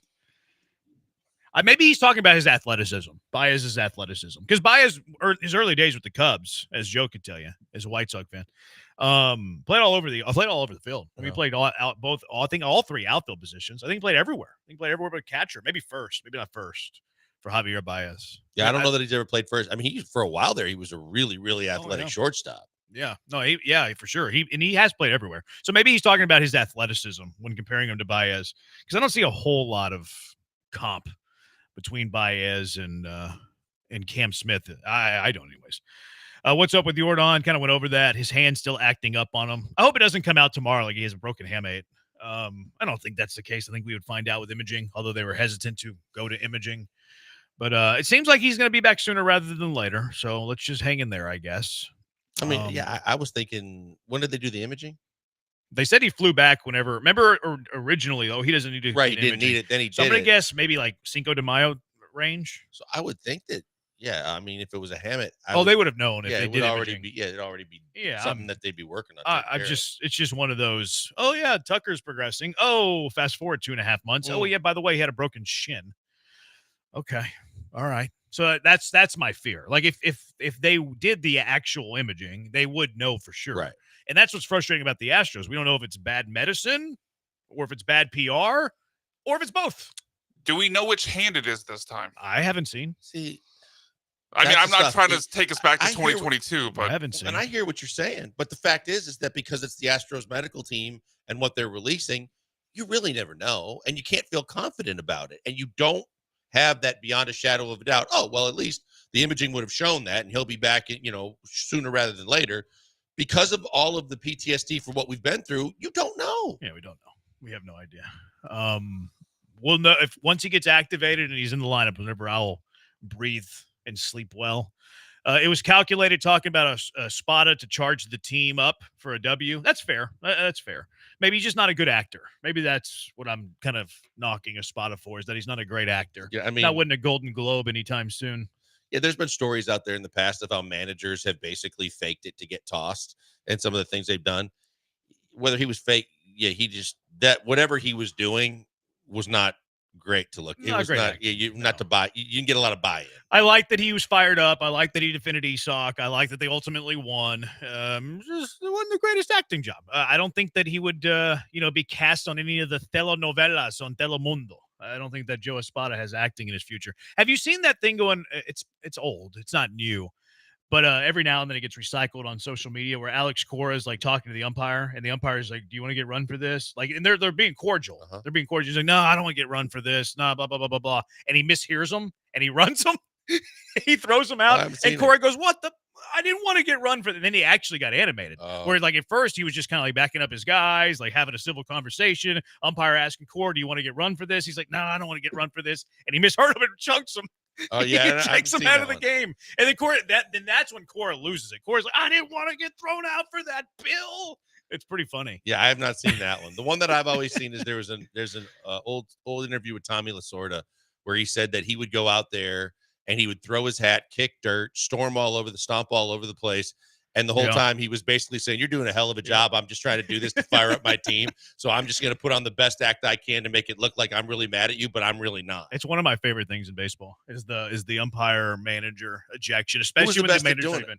Lasorda's pretty dang good. Lou Piniella was great. Pinella was a psycho. Was awesome because he would pick up bases and throw them, and kick dirt. And, Bobby Valentine, when he had the fake disguise, he got tossed and he came back in with the fake disguise. He got suspended for that, as he should. Yeah, it was pretty damn funny though. It was funny because he had the big nose. Yeah, it was like the Charlie Chaplin glasses with the mustache. Yeah, that was pretty bad. Yeah, those are fun, man. I like a good little. Didn't Hal McRae go completely off the deep end one time? Hal McRae, I remember him going off in his office to the media. I thought he also did one where he either chest bumped an umpire Maybe. or whatever, but he was super fired up. Was it Ray McLeod who stole the base too? I think it was Ray McLeod. I don't know. The Pittsburgh Pirate manager back in the day when they used to wear the vest. I think he grabbed the bag and did a Pinella as well. I thought Lloyd McClendon might have done that. For That's the what I'm Pirates. That's who it was. Yeah, That's it's what I'm like thinking Ray McLeod. I know as a football player. I'm thinking but- Lloyd McClendon. Yeah, Lloyd McClendon. That's another one. Lloyd McClendon. He was yeah. pretty emotional. Yeah, he was good. He grabbed the base and like stormed off into the dugout. Took it with him. So, Billy I wonder how Martin long back we in the delayed day, that. I I'm don't remember. sure, yeah. He had help. Yeah, like who are the best currently? Like right now, today. You don't see it as You often. really don't. Cora will get a Schilt- little pouty. Oh, Boone's pretty pouty. Boone is very, very emotional, and he does the whole imitation of the umpires. And Mike Schilt, when he was it not when he was here, but recently he threw his glasses and he was throwing everything, and he's like, that's the only good pair of glasses I had, so I made sure I threw them on the grass. But yeah, he gets pretty fiery. But you're right, there's not that kind of managerial personality in the past where you were just a ticking time bomb waiting to be entertained. They're all kind of tame. Who's the most over the top? Says Billy Martin. Who was the most over the top Astros manager to you? Astros have been pretty tame too. Larry Dierker had some moments. Garner? Did Garner ever lose it? Not really. I mean, Dierker was pretty what chill. was Jimmy Williams? Jimmy? Yeah, the crotchety man. They He was never more really crotchety had a with the lot of- media than he was with the umps. Did Bo Porter ever lose it? I don't remember. They were so Not that I bad. remember. There was nothing to lose it about. They haven't had anybody that's nuts. Uh-uh. No, not really. Not really. Earl Weaver back in the day used to go off. I'm just trying to think, like, even more current, like, there's not a lot of managers that get demonstrative anymore. Best ejection was the Braves minor league manager, the guy throwing grenades. That one was funny. He's like doing like the military walk, like the military crawl. I'd forgotten about that one. He pulls the pin out, Yeah. puts it over his. I almost feel like that one's so nuts that it was like a minor league charade. You know how those It minor could've leagues been. do whatever they Yeah, can to yeah, like just to entertain draw the fans. attention and- yeah, I yeah. almost felt like that. He was before his time. Now John Morant's doing an NBA game. That's what I was Tossing thinking. You get the grenades. John Morant. Yeah. Bobby Cox was great too. Which one of you guys was in love with Xander Schauffele this weekend? How did he fare? I don't even know how he fared. I had no idea. 3 over maybe. Bob Melvin says somebody. Does Melvin lose his mind? I don't think so. I haven't really seen a whole lot of Melvin. Hal Lanier was pretty animated. That's way back. What's the big X player that was in? He's managing Cleveland now. Voigt. Oh, Vogt. Vogt. Yeah, he has a tendency to get Does a little he? salty. Yeah. Oh, the guy that just got fired, Hyde from Baltimore. He would get fired. That was Espada's brother-in-law. He would get fired up. Was or is? He got not only did he get fired, but he got divorced. Yeah, it's all in the same It's a weekend. bad year. Yeah, that's tough to take. No, he was known to get a little fired up, but nothing like we used to see. Bobby Cox, 162 ejections, a full Major League Baseball Oh, season worth. man. That's funny. Instant replay may have helped with managers not exploding and getting ejected. That's probably true. And then plus you have like the track man too in the dugout where you can kind of see the pitches and stuff. That's a good point. It probably has helped with that. And then like there's also not as like a lot of the managers they hire now are kind of like soft, sabermetrical, yeah, like soft, more analytically like inclined, as opposed to the old baseball man. You know, I used to love the classic one where he'd go out, the manager goes out to take out his pitcher, but he's just waiting for the umpire to come out to tell him too much time and then lose it and go nuts. I saw one on social media the other day. It was Dwight Gooden pitching in the playoffs with Cleveland and Mike Hargrove. Mm-hmm. Like 3 pitches in, went to the mound to visit Gooden. 3 pitches into the game, playoff game.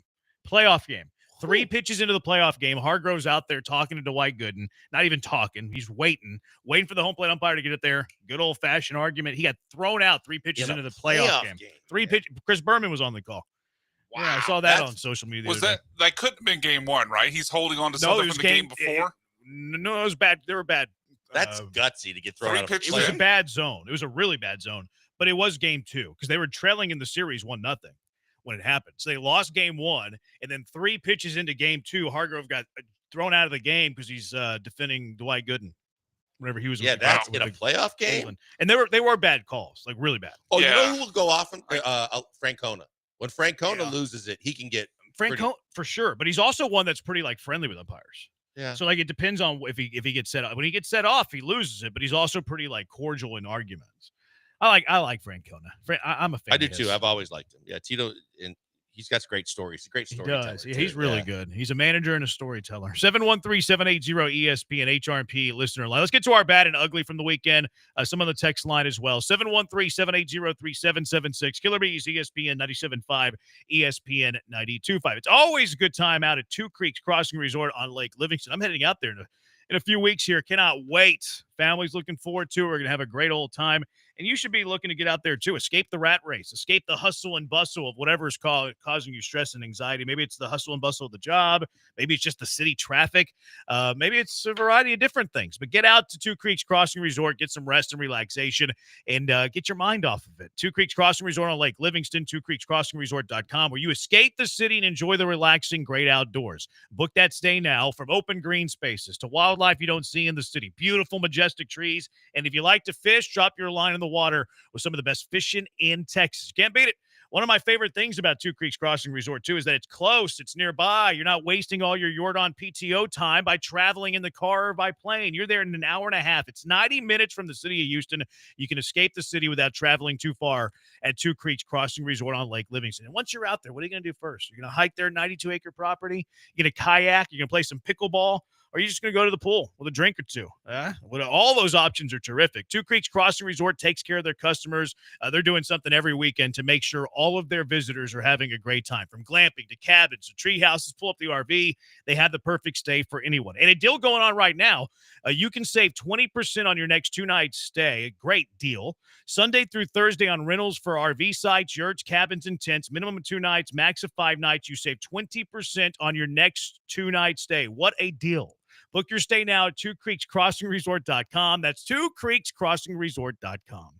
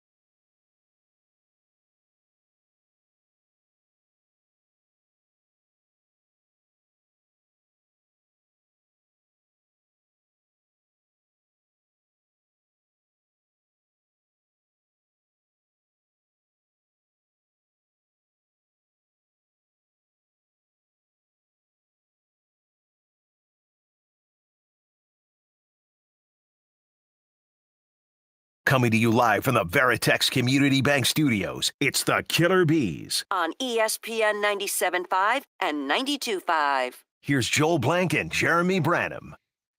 Back when we had some melanin on this team full of whiteness, Dusty Baker used to get fired up every now and then. Dusty was actually pretty chill. He was chill, but that playoff game was all time. Yeah, when they threw out a break. That was all time. Which was Bush League. Adolis started that whole thing, and they threw out a break, and then they suspended him. That was bad. It's ridiculous. And plus, this team isn't that white.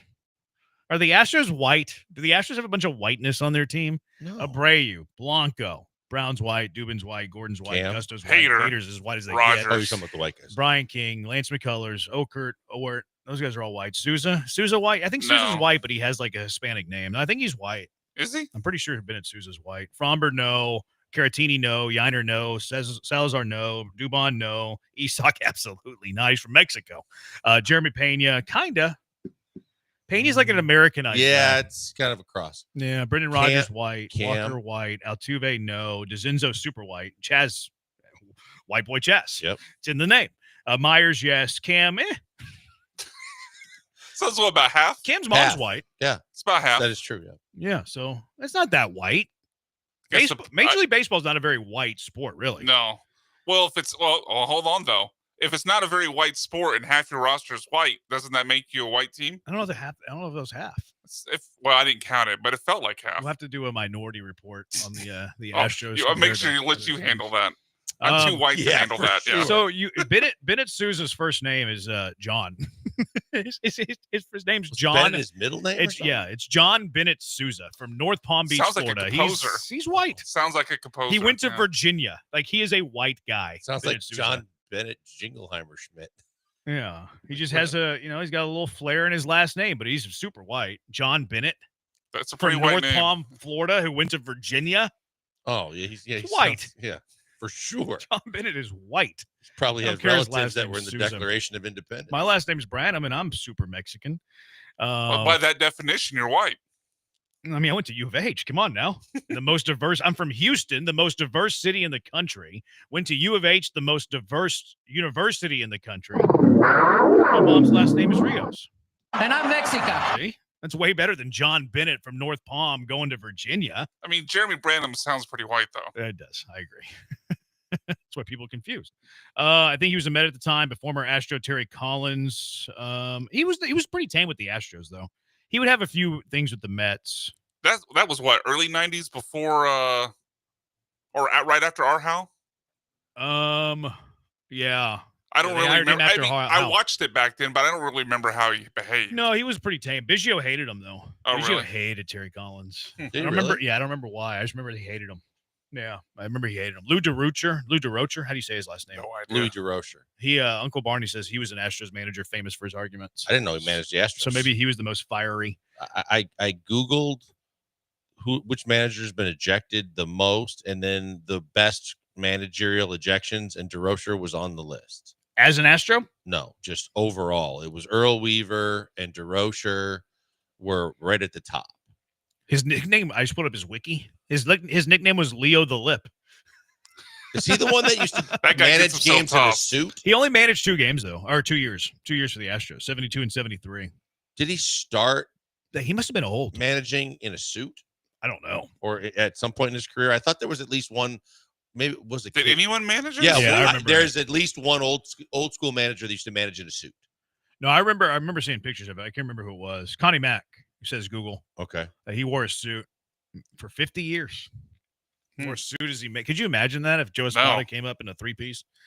No, I can't see it. That'd be so hot some places. Yeah. Man. Tony La Russa, they said, was animated. La Russa was- Yeah, Oh, LaRussa yeah. got animated. Was that before or after the wine? Maybe during. Yeah, maybe. I think the wine tamed him a little bit. He was certainly slower to get out there at his older age. But he It'd got take him a little bit. And he got dinged later for he was do the Diamondbacks, right? Mm-hmm.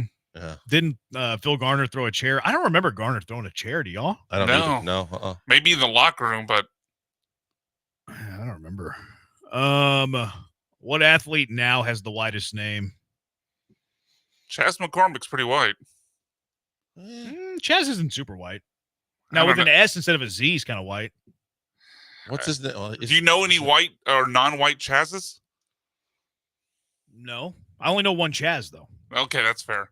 Like it's not a super white. Sounds it's like not, a, it's sounds like a unique rich name. kid. It doesn't necessarily. Whitest scream. name. I don't even think it sounds rich. I think it sounds more like Oh, if you trailer call- Oh, it parky. sounds pretentious to me. if you got Chaz, a boy yeah. named Chaz, that Yeah. sounds like a rich little white kid. See, I disagree. I think he's from like SEC country living in a trailer. Mm. Chaz with got a Z? Probably got a sister named like. No, that sounds Bryn. like someone with an inheritance. Now Chaz does have an S, so like that is pretty elitist. But I think if you spell Chaz with a Z, I think it goes completely opposite. Well, It yeah, I'm flips. basing on what his name actually is, though. It sounds pretentious to me.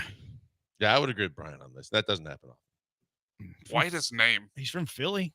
Mike Trout's a pretty white name. No. What was he's not the ex-Astros? Joe Smith. John Patrick France. Joe Smith was pretty white. Ryan Fitzpatrick, white, very white name. John Patrick France is pretty white. Yeah. Oh yeah. Tom Brady, He pretty might have white. gone to Virginia too and have relatives in the Declaration. Didn't he go to like Louisiana? John Paul? I don't know. All right, 713-780 ESPN. Good, Is he bad, ever coming ugly. back? What's that? Is he ever coming back? I don't think he's coming back this year. Hmm. He had the shoulder surgery, man. Yeah, but that was a long time ago. It was over the offseason. Or last season. Yeah, I thought he missed most of last season. Oh, I somebody thought he sent should be us back already. somebody sent me a link. He threw a chair, Lance, Phil Garner. Phil Garner was suspended one game after tossing a chair onto the field following his ejection in Detroit. That's when chairs could be thrown from the dugout instead of having That's the benches crazy. built in. I With wonder the if there's pads on video them. of this. I don't remember this at all. They called him Scrap Iron for a reason. I was gonna say you got a nickname like Scrap Iron and you didn't do anything as a manager. That's crazy. Bobby Knighted it. I mean, Scrap was from his playing days, but I know. still. Yeah, this doesn't exist on the internet. If anybody has video of Phil Garner throwing a chair, let me know. Someone's gonna send you a reel to reel. Like I just pulled up Phil Garner throws chair, and what comes up on YouTube is he throws out the first pitch and then Bob Knight throwing a chair. That's it. That's all that exists on the YouTube. There is Phil Garner ejections. I'll watch this real quick here. What's his name in Washington? It can be fired. Remember with the baseline thing here? Dave. Oh, yeah. Davey Martinez. Yeah. His bench coach was Chip Hell. Chip Hell, acting head coach when they won Game 6 after he was thrown out for arguing that baseline interference call from Trey Turner. Chip Hale's like a utility guy. Yeah, now is the head coach at the Arizona Wildcats, Oh. who the Cougars took Game 1 of this past weekend. Took Game 1. Games 2 and 3 go. Yeah, we don't have to talk about Game Okay. 2 and 3. I was like, what happened? They only played one game. They're playing it this week. We only need Yeah, to it's a talk about one-game games series. 1 and Yeah. 2. Yeah, let's move on. Everyone, who cares about Games 2 and 3? Game 1 is the one that really counts and that really matters. All right, what do you have for the Astros bat over the weekend? Well, let's No. start with the obvious. Jose Altuve with a 1 for 10, and the one was kind of a squeaker. He is scuffling mightily. You want to do a Jose Altuve update? Sure. Ryan? Jose Altuve's down to a 241 batting average. He's down to a 296 on base. He's down to an 83 OPS plus. We all know the league average is 100. And his WAR is down to negative 0.9. Jose Altuve, greatest Astro of all time. I take back what I said about a week ago where his OPS plus was Dubon-esque. It's now below Is Dubon-esque. it below Dubon? Yeah, I think it is. Jose, now here's one thing I do like what Joe Espada's doing tonight. Jose Altuve's been moved down to the order for the second Saw time that. this year. He's batting third tonight. Think Joe did it or think Jose asked for it? No, I think Joe did it because Esock's batting second, and he was really good last night in the one spot. I mean, he was 1 for 4, but the one hit was the 3-run go-ahead home run. This is getting closer and closer to what I want the lineup to be. Whenever Yordan comes back, I've been on record of saying that I want it to be Pena, Esock, Altuve, Yordan. We are one Yordan away from being the ideal Branham lineup. I think Espada listens to the show. Do I get lineups that still have DeCenzo and Cam playing corner outfield? When Yordan comes back? Not when Fromber and Hunter Brown are pitching. No. The other days, maybe. Yeah, I'm saying maybe. the other 3 days. Can I get some of those? I think you might. Now, are we going to start changing our school of thought? Will Altuve get to 2,500 hits? Yeah, he's gonna have a hard time getting 3,000. He ain't getting 3,000. If this is bad. He's gonna have a hard time getting 3,000. Yep. I wonder if, because it doesn't seem like Espada has wanted to hit Yordan fourth. I wonder what that means when Yordan does actually come back. He should be hitting fourth. He didn't want him to hit fourth, but in part because he I had know, a but if really he- like- good Jose Altuve. Yeah, but if he doesn't want him to hit fourth, let's just say he sticks him at third. Now where is Altuve hitting? Hold on. If Yordan's hitting third, Yeah. whenever he comes back, Like where if does we're Altuve hit? sticking with Pena and Paredes as our 1-2, Yordan comes back, and for some reason Espada is dead set on having him third. 6th or 7th. Yeah. I mean, if you were making it, if you would just, if you eliminated like what a player's past has been, his baseball card, and you just went strictly based on on the back of like, his baseball card. what he currently is today, he's if that, if that. Because Yiner's coming on. Rather have Yiner ahead of him, rather have Walker ahead of him. Now, Caratini's not going to play as much because Jordan's going to DH. So 6 or 7? Yeah. I think Probably he's- 6, I Yeah, guess. 6. Yeah. Who do you trust more right now in a big at bat? Game on the line, big at bat, Jose Altuve or Cam Smith? Jose Altuve. Altuve. Y'all are back of the baseball card, people. No. Yeah. No, I mean, I guilty, think experience matters, especially when That's it's back really, a baseball card. But it's, well, okay. I mean, Cam Smith over the last 2 weeks has been night and day better than Jose Altuve. But Cam Smith in like a pressure cooker situation with everything on the line. He had a base hit that sparked the rally yesterday. A lot totally different. Did you see what Jose Altuve did the other day? Chased a 3-2 pitch 3 feet out of the zone in the dirt. I'm not defending where he is right now. It's just like chasing everything sweeper to like 3 feet off the plate. But I just think that situation matters. And Cam, for the first time ever, in like a do or die playoff situation, like Jose's been in too many times to count, I'd take Altuve. I think the people will be on your side. We're going to Twitter poll it. 713-780-ESPN. I got some bads. Blankers, I think, still has some to get to, and the Hive does as well. 713-780-3776. Killer Bees, ESPN 97.5, ESPN 92.5.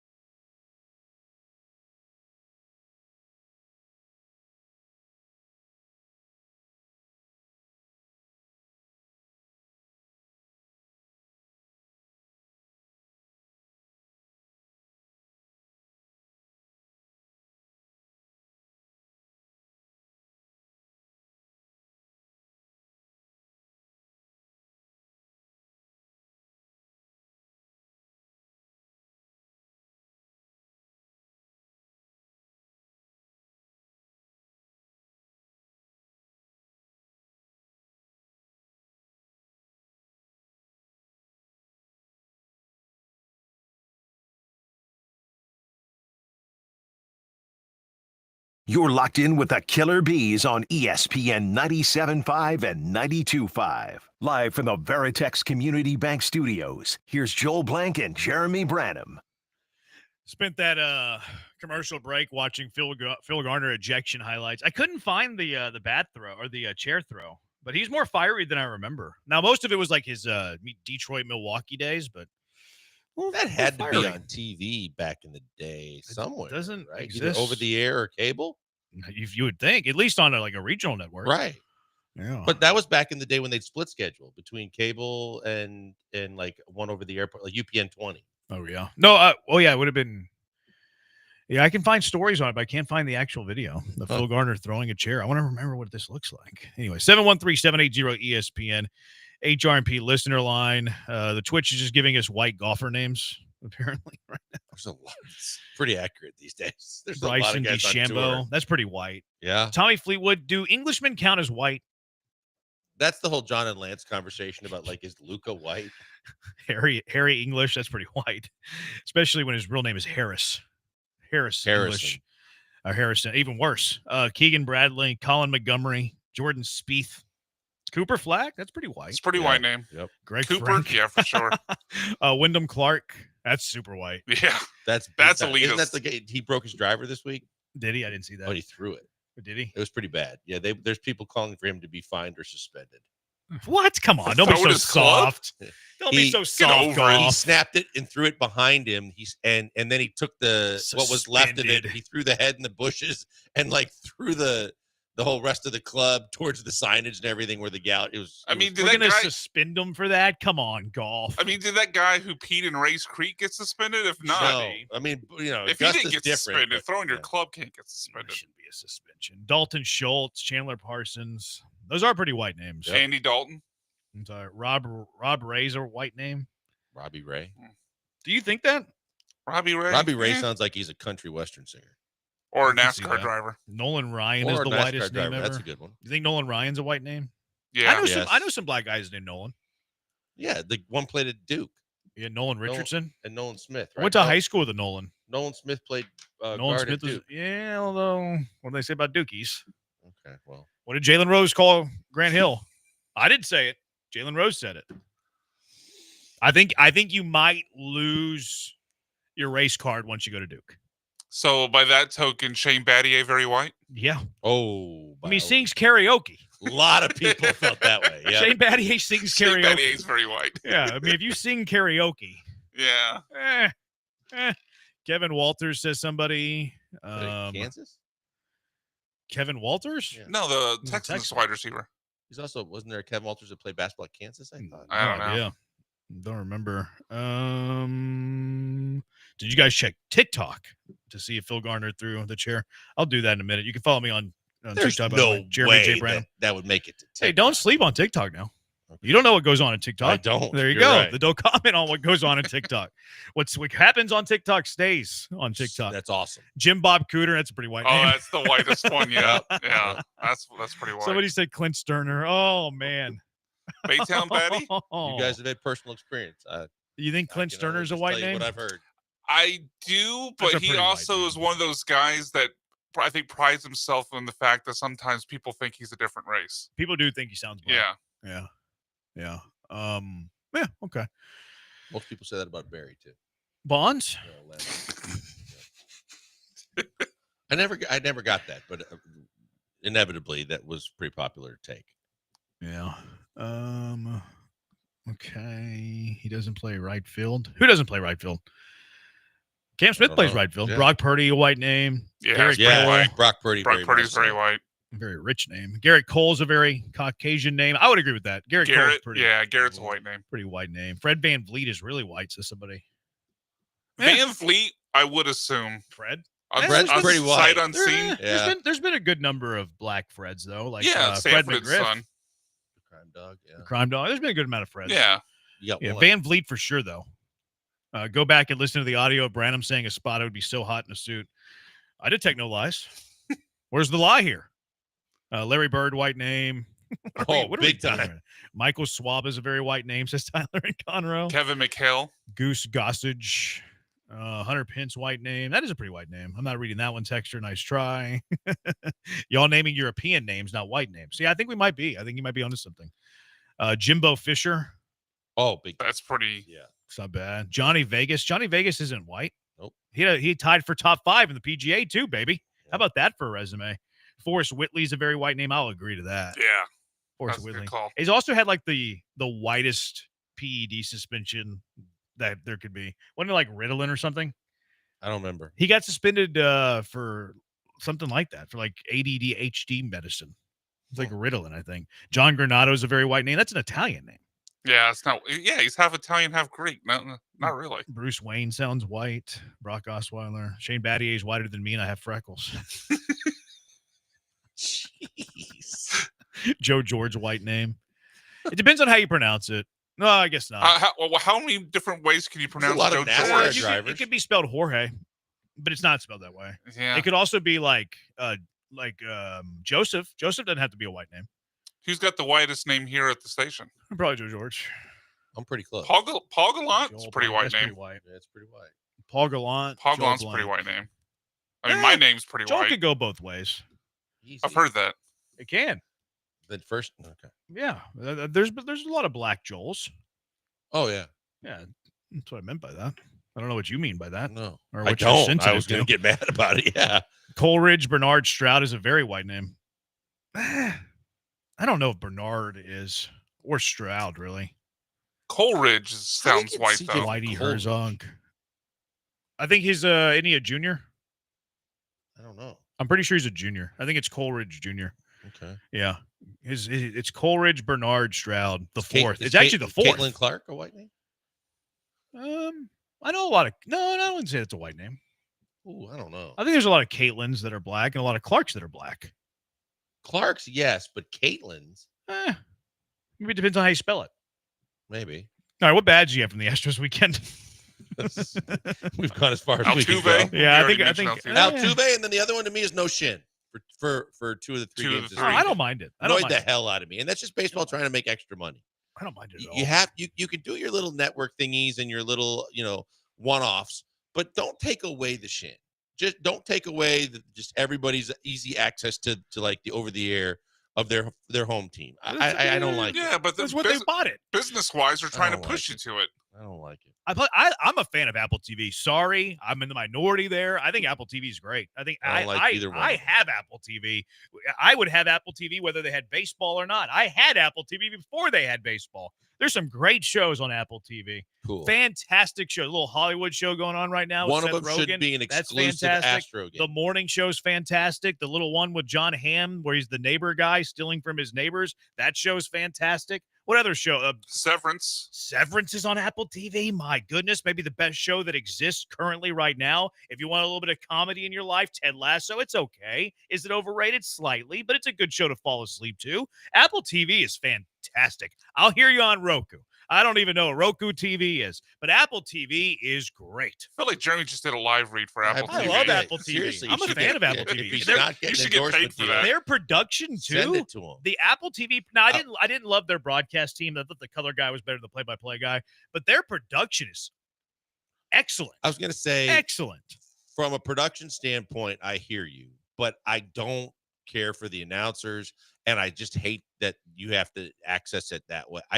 I'm so used to just putting on the shin and being able to see the Astros. You're and swimming upstream, Joel. I don't care, It's and it also screws up my recording of it when I'm not home to watch some of the game. Apple TV sounds white. It's true. What's the That's a whitest good app? text. That's text of the day right Disney there. I think. Plus, probably. Apple TV, MLB broadcaster, trash. Be better, Brandon. I don't love the commentary team, but I do like the production. I think the production's fantastic, and I'm a fan of Apple TV. I don't Although need every Heidi's game to a be on the friend of the shin. show. Yeah, she wasn't on the call though. No, I'm saying when Heidi Watney does games. Although she did big league us last time, right, Brian? Yeah, Yeah, we never got a response. They actually tried to put one of their guys on with this last week, but then like a day before, it's like, oh, never mind, their schedule doesn't work. So, Yeah, it's like, all right, whatever. We're out on their broadcast team, and also on Apple TV, you can turn on the radio for each team. Yeah, Oh, the you local can hear call. There's an option where you can turn Yeah. the local radio. Oh, that's cool. Yeah, like I like Apple. Yeah, TV. I Glenn think always Apple TV is mentions fine. that for his MLS games. Roku, I could do without Roku. I could do without that. The Roku is kind of weird. But I like it actually whenever the Astros play on different networks because you hear a little bit of a different like narrative. You hear a little bit of a different commentary. I think it's good to break up the respite of 162 I games. like it if it's like everything except for the ABC Sunday games in the NBA. Like you have the option if you want to hear the national, but you can always go back to the old faithful and the locals. Yeah. Yeah, I wouldn't mind if they had their what was I going to say? I mean, if you're going to spend all that money too, then just spend all that money and get good broadcast teams. That's fair. Because that's annoying. Yeah, And it's just a bad mix from just a continuity standpoint to take Dave Raymond and put him with Julia and Blummer. I got you on the Roku. I'll agree with you on the Roku. Yeah. That was weird. It felt very like it almost felt forced. Yeah, forced. It felt contentious to me. Yeah, a little A awkward. little content. Like there Yeah. was a heavy air in the room. I felt like that broadcast it was booth had a almost very like Blummer heavy, was waiting thick to air. defend the Astros while Dave Yeah. Raymond was looking to get super excited about the Rangers. Yeah. Yeah. Is that a cost-cutting move? No, because they're paying them. I think. Yeah, it's, but they're I think already it's- there. They're not paying having to them fly near him what out. They would pay for full-time. No, I think maybe not, but I don't think it's cost cutting. I think it's their way to have a unique spin on the call because it's Roku TV. Try They have to again. be different. Swing and a miss. Try again. Like back in the day, like in the Southwest Conference days, I think it was the home. Like they would only have one radio guy per school, and I it might be a little bit off on this, but it was somewhere like this, where the home team radio would do the play-by-play, and the visiting team radio would be the color guy for that broadcast, and then they would flip based on their travel. Pretty sure that was the case, like early days Southwest Conference. Could get dicey. Yeah, it could be. I mean, broadcasters have egos. Radio guys have No, huge you'd egos. also tick off a lot of fans.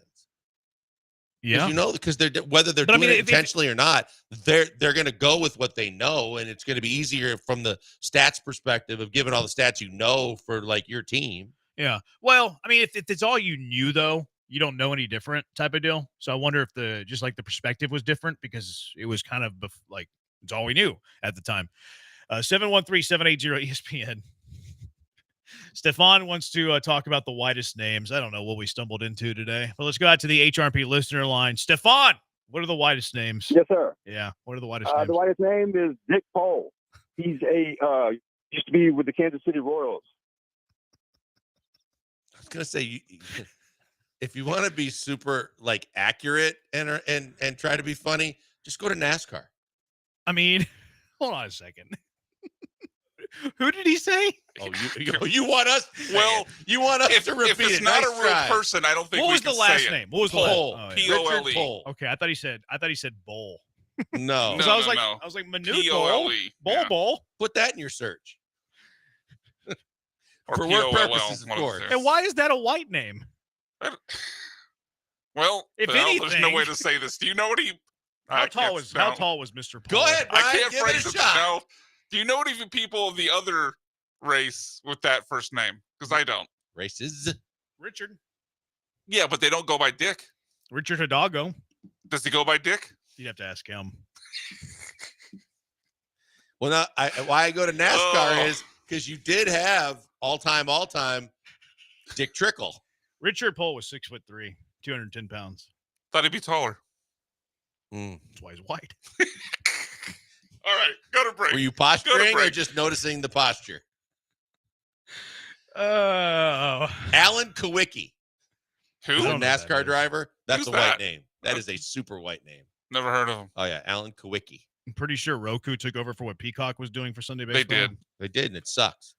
Oh, did you watch the SNL skit with Steve Kerr, son? Yes. Oh my so god, good. it was so funny. Yes. Was it? They I didn't realize they do that at the end of the year. They each write jokes for the other that They they do never. it they do it end of the year and sporadically. Christmas. It's very. I watched all of that this morning. It's Oh, very it was funny. They're brutal. The weekend update is at its best when they're writing each other's jokes. Yeah, that it is so so funny. funny. When Che brought or when Jost brought out his wife to have Che No, apologize Colin didn't bring to out her. his wife. What's his name? Michael Shea brought out Colin's wife. Yeah, He yeah. had to apologize.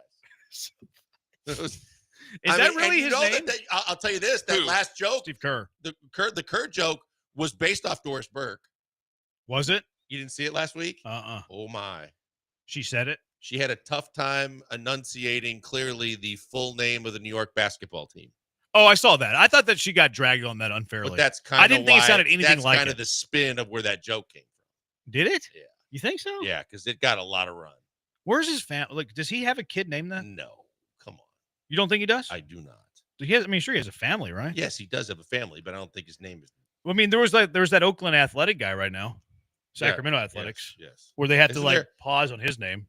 Yes, but isn't Nick. there another one that's coming up that's an unbelievable prospect that's very close to just the word itself?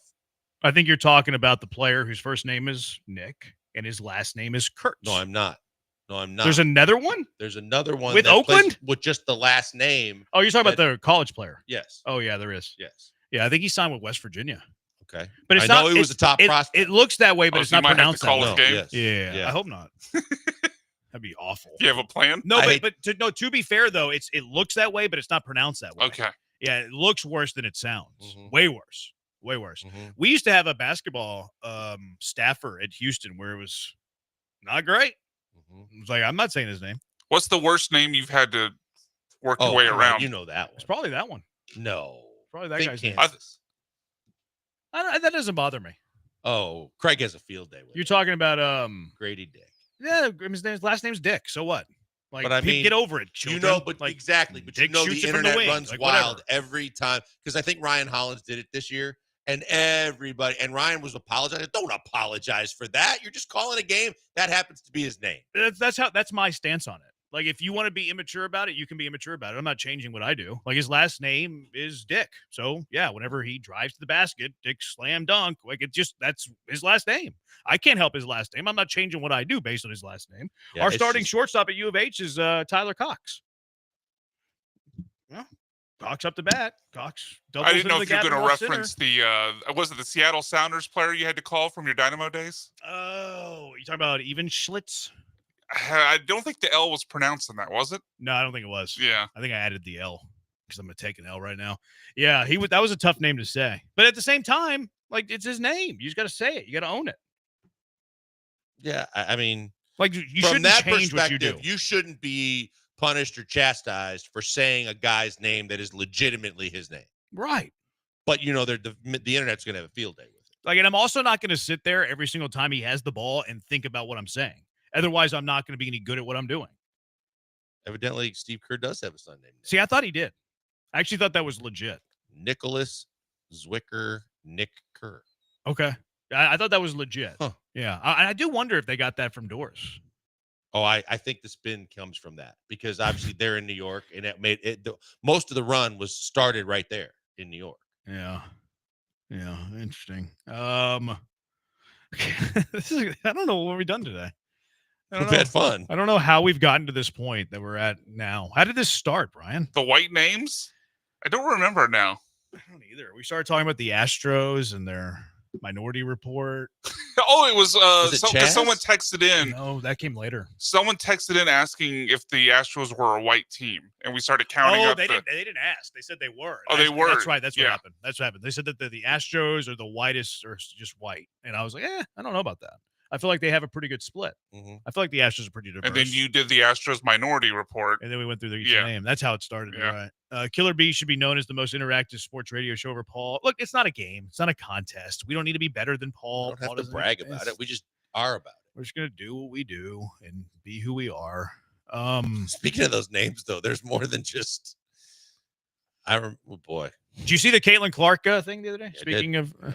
white people, You talk about that's kind of earlier why I said. Talk what I about the said. foul that wasn't really a foul. That I thought that Angel was a Reese- bad call. I don't think it should have been a flagrant. It was just a normal foul. That was a take foul. Yeah, it was a take But foul. now here's the thing where what I don't like is Angel Reese jumped up like it was definitely more than that. She made the situation reacted worse. and tried to react even more after they kind of calmed it the first time to like bluff like she was going after again. But then after the game said, I just thought it was a common foul. Stop it, because you never thought it was a common foul the way you reacted.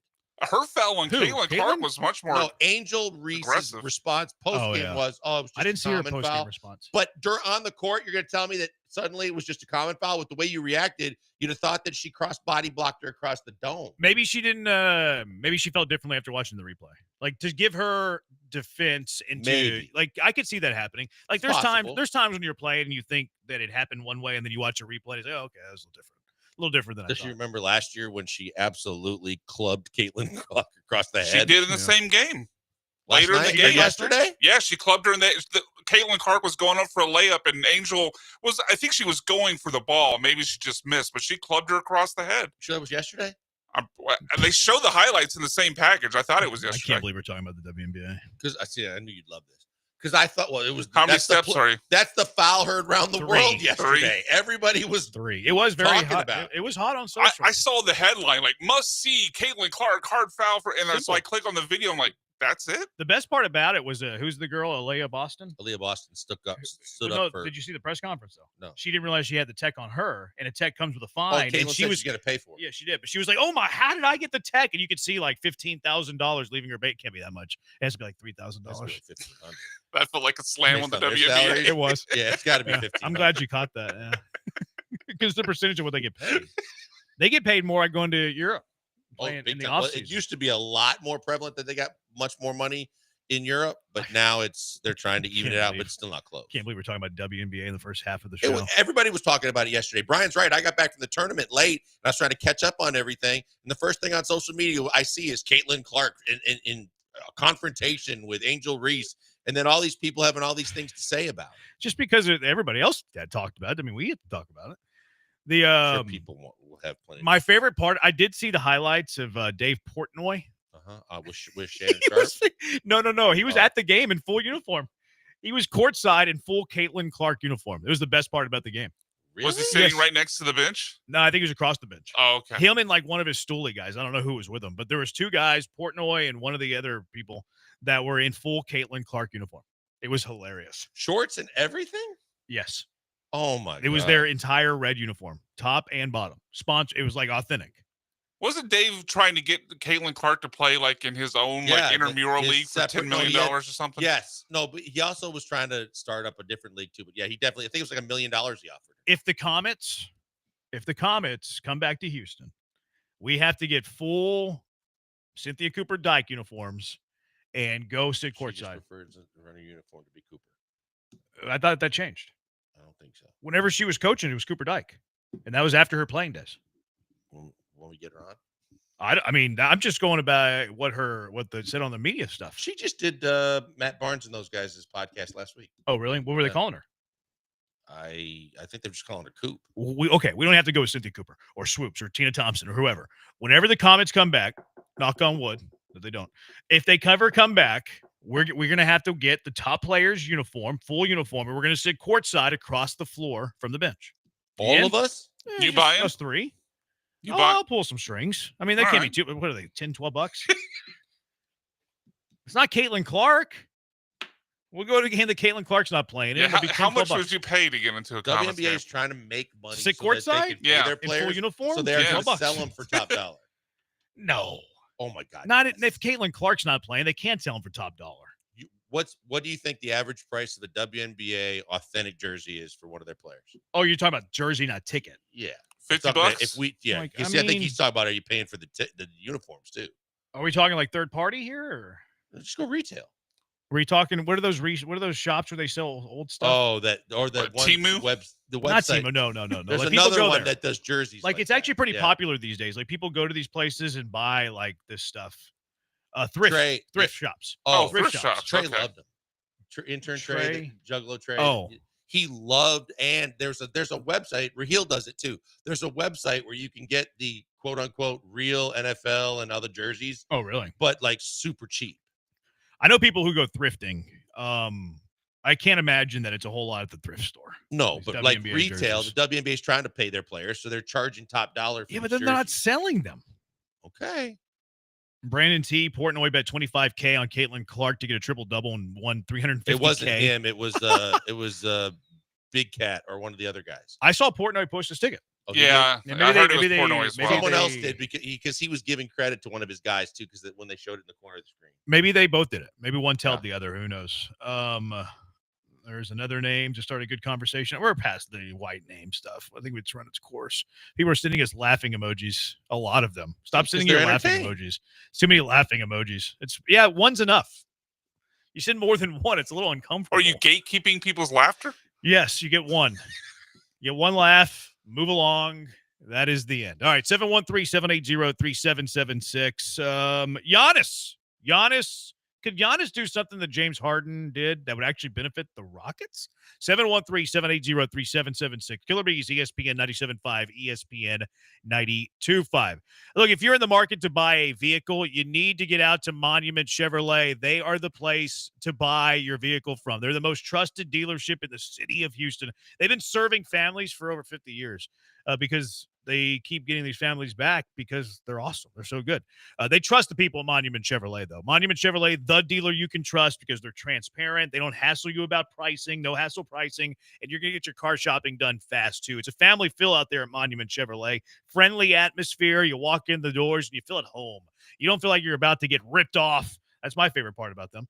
Good people, great culture. Look, if you're looking for a vehicle for your business too, Monument Chevrolet has you covered. They're one of the best dealerships nationwide in commercial vehicle sales. So if you're buying a fleet or you're responsible for your company's fleet, then Monument Chevrolet is where you can buy your next vehicle. A huge selection of work trucks, vans, SUVs. Monument Chevrolet has the perfect vehicle for any business of any size or any inventory. Also going on right now through the end of May, employee pricing, but not employee pricing on one specific vehicle like back in April. Their whole inventory right now, employee pricing. That's on new cars. That's on used cars. It doesn't matter. Pre-owned, new, whatever you want. Employee pricing going on right now through the end of May. Get a fair deal, a fast deal, an easy deal without wasting your time in these aggravating, stressful negotiations. No tricks, no time wasting, no hidden charges. You've been waiting to upgrade your ride. Now is the time to do it. Visit them online, monumentchevrolet.com, monumentchevrolet.com, or just go visit them in person at 225 and Beltway 8 at Monument Chevrolet. Chevrolet, together, let's drive.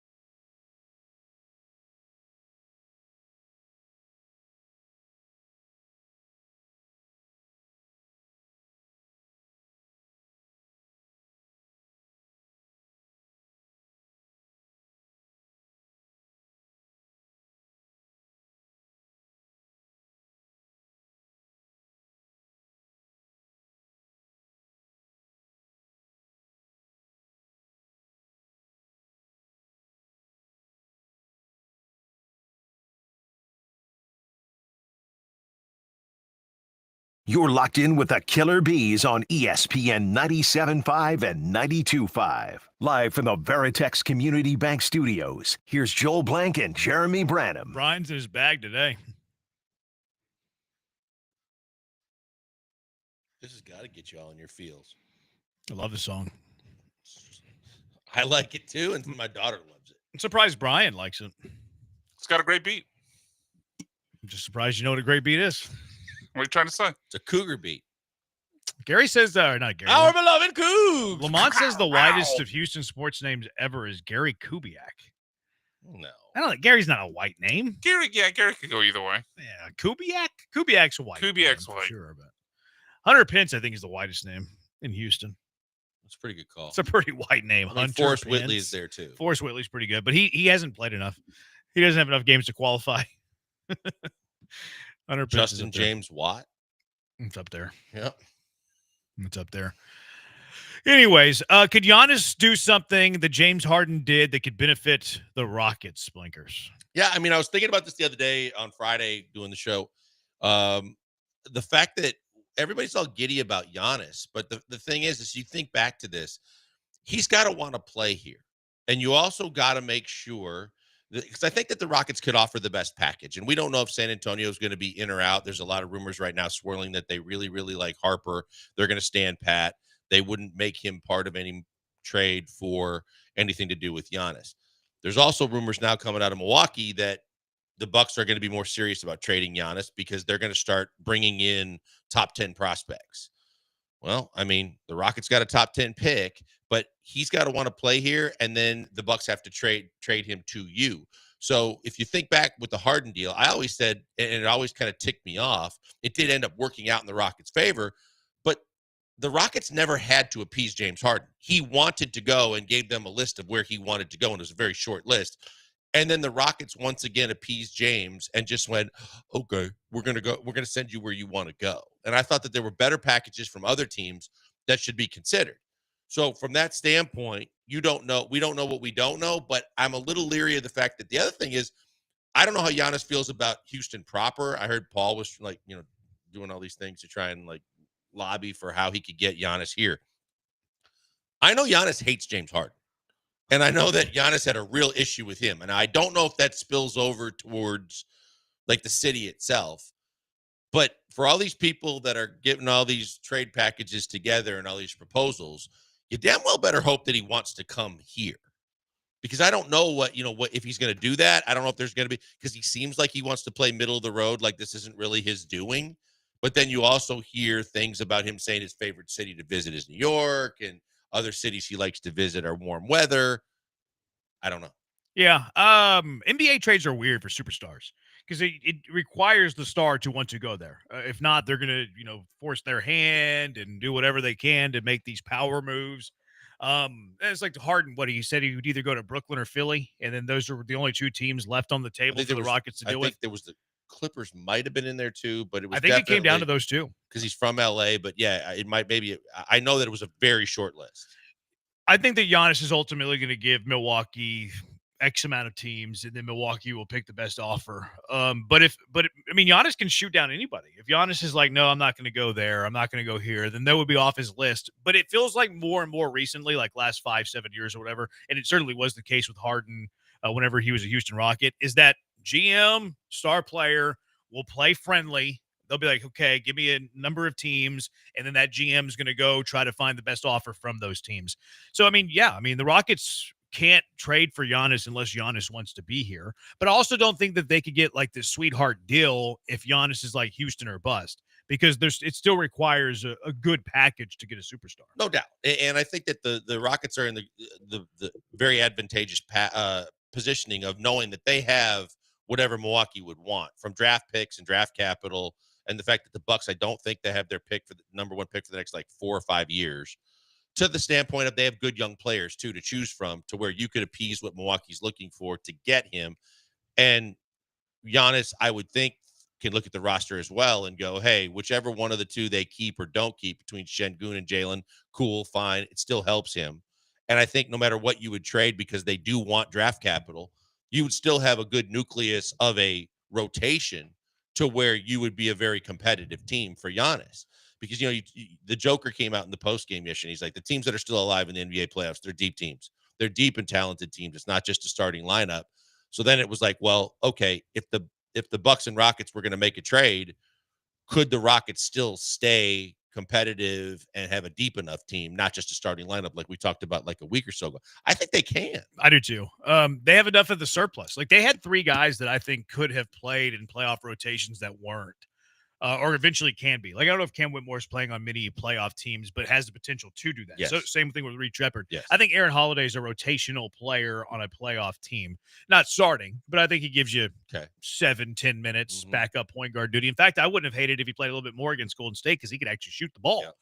So they have the surplus there. They also have a surplus of draft picks coming up. And you also, like you bring up all the time too, if you have a Giannis, you're going to get some decent players that want to play for you and are willing to do it, whether it's on the MLE, whether it's at the vet minimum. So I think that the Rockets would still be plenty deep if they traded for Giannis. Yeah, and you think about when I say that you have doubles, but you've got Amen does so many things, but Tari is like a very, very poor man's Amen in the fact that he rebounds, he can handle the ball a little bit, he can finish on the break. He's an above average defender. So you've got guys that would fit well on other teams that other teams are going to want and still be able to maintain from your standpoint the offensive rebounding, the finishing on the break, the guys that can, to do what they need to do. If they need Jabari and Tari, you still have Amen and you still have ways that you can fill the 4. Yeah. And Giannis could play 4 and 5. Yeah, I think so too. All right, 713-780-ESPN. Let's get to our Mailbag Monday. What are your questions for the Bees? 713-780-3776. Killer Bees, ESPN 97.5, ESPN 92.5. One question I always get is, HRP really as great as you make it sound? Yes, they are. HRP is owned by Mike Colley, U of H class of 1990. Go Cougs. Used to protect the Heisman Trophy winner. Now you protect your business. Chris Fisher over there. Great people. All great people over at HRP. HRP's been around for 25 years. They provide comprehensive human capital management services, including HR compliance, benefits administration, and payroll. HRP is going to work with you to customize a plan for whatever you need. You just need a little HR compliance. They got you. You just need a little bit of payroll. They got you. You need all of it. Well, they got you. If you need a little help, a lot of help, anything in between, HRP is going to create a plan for what you and your business needs. There's customer service second to none. You'll never talk to a stranger. You always call someone that's familiar with you, familiar with your company. I can attest to that customer service. Anytime I have a question, quick response, very easy to understand. Let HRP take on the demands of human resources. Eliminate your HR burden so you can get back to growing your business. Give them a call right now, 281-880-6525. Let HRP customize a plan for you, 281-880-6525. Or check them out online at hrp.net. That's hrp.net.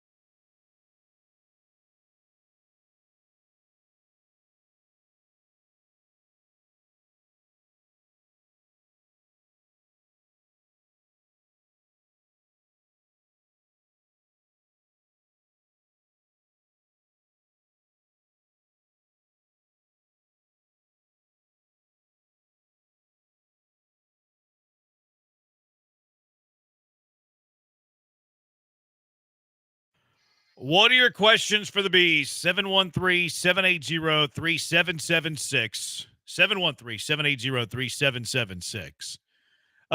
Bill Simmons offered a trade suggestion on his podcast. Fred VanVleet, Jabari Smith, Tari Eason, pick number 10 to Boston for Jaylen Brown and Drew Holiday. I mean, if the numbers work, I'm doing that deal. I have no problem giving up that to get those two guys to add to, again, a roster that's still very, very loaded. That's why, from our previous conversation, you need to look past just Giannis to see what other deals could make sense. I don't believe Jaylen Brown's like this over-the-top game-changing one go-to guy, but he's proven he can be a go-to guy. And Drew Holiday is still really, really good on both ends of the floor. I would love to have those two guys as my veterans and my one go-to guy than I would Fred VanVleet, Dylan Brooks, and whatever else you got. Who would be your one go-to guy if you make that trade? I think it's got to be Jaylen. Yeah, I just don't think you're good enough. Jaylen Brown. Yeah, I just don't think you're good enough. I don't think I would make this trade. I don't feel like it really makes you better. You also trade away some youth. I think Drew Holiday can get you buckets. I don't think he's give him the ball on the wing and get out of the way. No, I don't really think it makes you a whole lot better. Ooh, I do. Well, Drew's going to be your starting point guard. I mean, I guess he or Jaylen. Yeah, and he's so underrated in terms of they're both kind of old. Jaylen Brown, the only problem I got is he's making $60 million. I know. Yeah. I don't know if this, I think you win a little bit more games, but I don't think it really pushes your ceiling that much higher. I would go no on this. I think I'm in. I'm in on it. All right. 713-780-ESPN. Question for the Bees. Do you think a 4-star high school basketball recruit could beat Caitlin Clark one-on-one? Depends on their size and everything, but probably. I would say every single 4-star high school recruit would be Caitlin Clark. Doesn't even depend on anything. Every single one of them. Okay. Every single one. Eric the Driver, which division of the Big Three sports has the best rivalries? I don't know. AFC North, which maybe? Division? I was thinking NFC North? East. Cowboys, Eagles, Commanders. I'm biased, but I would say NFC North. I think NFC North. Packers, Bears, Lions, Vikings. It's pretty good. No, it's up there for sure. AL East really only has the one. It's one. The Orioles suck, and the Blue Jays are just eh. No one cares about the Blue Jays or the Rays. Hey, speak for yourself. I'm fine with that. A lot of people love the Rays. Do they? Yeah. Who? Me. Why? Oh, because he caught a ball there. They're how do I say this? You just said frugal. Yeah, they're frugal, They're but cheap. I wouldn't say they're cheap. They're just they're cash strapped. They don't make a lot of money. Okay. So they spend wisely. They're smart money. I think they do a lot with a little. That's why I like the Rays. They're fiscally responsible. Yeah, it simply comes down to me that they get the most out of their money. That doesn't mean they move their needle. They move my needle. Got a rinky-dink Why I said ballpark. speak for yourself. And they can't even play in it this year, so they're playing in a minor league park. That ballpark sucks. No doubt about that. Their crowd sucks. Like I said, they do more with less. You're defining it for me. So I don't AAA operation. How can you not be impressed with what the Rays have done? You can be impressed, but not like them. Yeah. That's fine. I didn't say that you had to like them. He said that nobody cared about the Rays. I said that's untrue. Oh, I don't care about Well, I guess I'm equating care about to like, and you're equating it to being impressed. But No, I care about the Rays. okay. Always have. Carl Crawford, Houston Kid. got a Scott hat. Kazmir, Houston Kid. Jerry Hunsaker went there after he left the Astros. Houston, second best Astro GM Aubrey of all time. Huff, former Astro. You're going a little too far. He's not on from that here. one, yeah. Brian I loves went Aubrey that Huff. direction for a purpose. Key from LA, one's got to go. Winter, spring, summer, fall. For me, it's a no-brainer. Now, are you saying for yourself? Are you saying here or based upon what you grew up with? I don't want winter ever again. I hate But it. winter here isn't really winter. I don't care. I hate winter, period. It means you're getting rid of football. The sports go with it. Well, yeah. Yeah, if you're getting rid of it, everything that comes along with it. Well, if I'm living here, then I can tolerate winter. I hate it. I get rid of summer. I get rid of summer too. Yeah. No baseball? You It's still regular get season some of it. baseball. You still get the postseason. You actually get rid of the worst part of baseball. Like, when do we love baseball the most? We love baseball the most around spring, opening day, and then we love postseason baseball when summer is gone. So we're getting rid of the middle chunk of baseball that's kind of like, meh, the dog days of summer. Oh, well. NBA's done. No, you lose the finals. Some of them, some years. In the first day of summer, like June 20th. I don't know when the official start is. I think that sounds right because the finals go to the third week in June. So sometimes it'd be over. You lose the draft and you lose June free 20th, agency, first day but of summer. Yeah, I'd be fine with sacrificing draft. To me, free it's agency. easy summer. Yeah, that's what I'd pick. I'm saying that mostly because of the weather here. In but Houston, in general, yes. Winter in Wisconsin, I can do without. that's why I asked if you're talking from a Wisconsin Oh, God, perspective or yes. here. Because if The it's other three Wisconsin, it seasons are changes things. fantastic. Winter is a B. Yeah, I don't live there, though. Oh, yeah, I know. Ocho, is Seattle a legit AL contender, or do you expect the Mariners to Mariner? No, I think they're pretty legit. That pitching staff's pretty damn good. I'm Their gonna offense say is better than average, and Arozarena's help. But boy, I'll tell you what, their pitching staff is really good. I expect the Mariners to Mariner. I don't think they're a legit AL contender. Every single honorable mention all-district basketball player could be Clark. Hockey has better rivalries than the NBA. Yeah, but I don't get paid to watch hockey like I get paid to watch the NBA. We used to scrimmage the Comets. Really? Yeah. Whenever me and my boys were at Sam Houston State, we would scrimmage the women's basketball team. It was pretty competitive games. They were pretty tight. I just remember Van wouldn't want us to win. Really? And so he would start to like make calls when we get up big and to try and like make sure they won at the end. And then he'd come over and go, boys, I just got to tell you, there's no way you're going to win a game in my practices. I'm just like, okay. But the first time we ever did it, and he's now the VP of PR for the NBA, Tim Frank guarded Tina Thompson, and she spun and hit him with an elbow in the ribs that he will never forget. He doubled over and went down. We're like, oh, it's going to be like that. Okay. So he felt Tina Thompson that day. Tina could play physical. You'd lose the Olympics. I'd only lose the Olympics one every 4 years. And the Olympics aren't always in the summer, right? Well, summer I mean, and the winter. Summer Olympics Yeah, are always in the summer. I don't think so. They're always in August. Whenever they're in some countries that are too hot to have it in the summer, sometimes they'll move it on the calendar. It's like I want to say it's always like last week of July, first week of August. I'm pretty sure I remember a summer is like in like October. No, I don't think so. No, unless you're going back. I think it's always beyond our July, lifetime. August. Yeah, it's late last week of July, first week of August. When were they in Qatar? What calendar did that have? They What weren't. month? The World Cup was.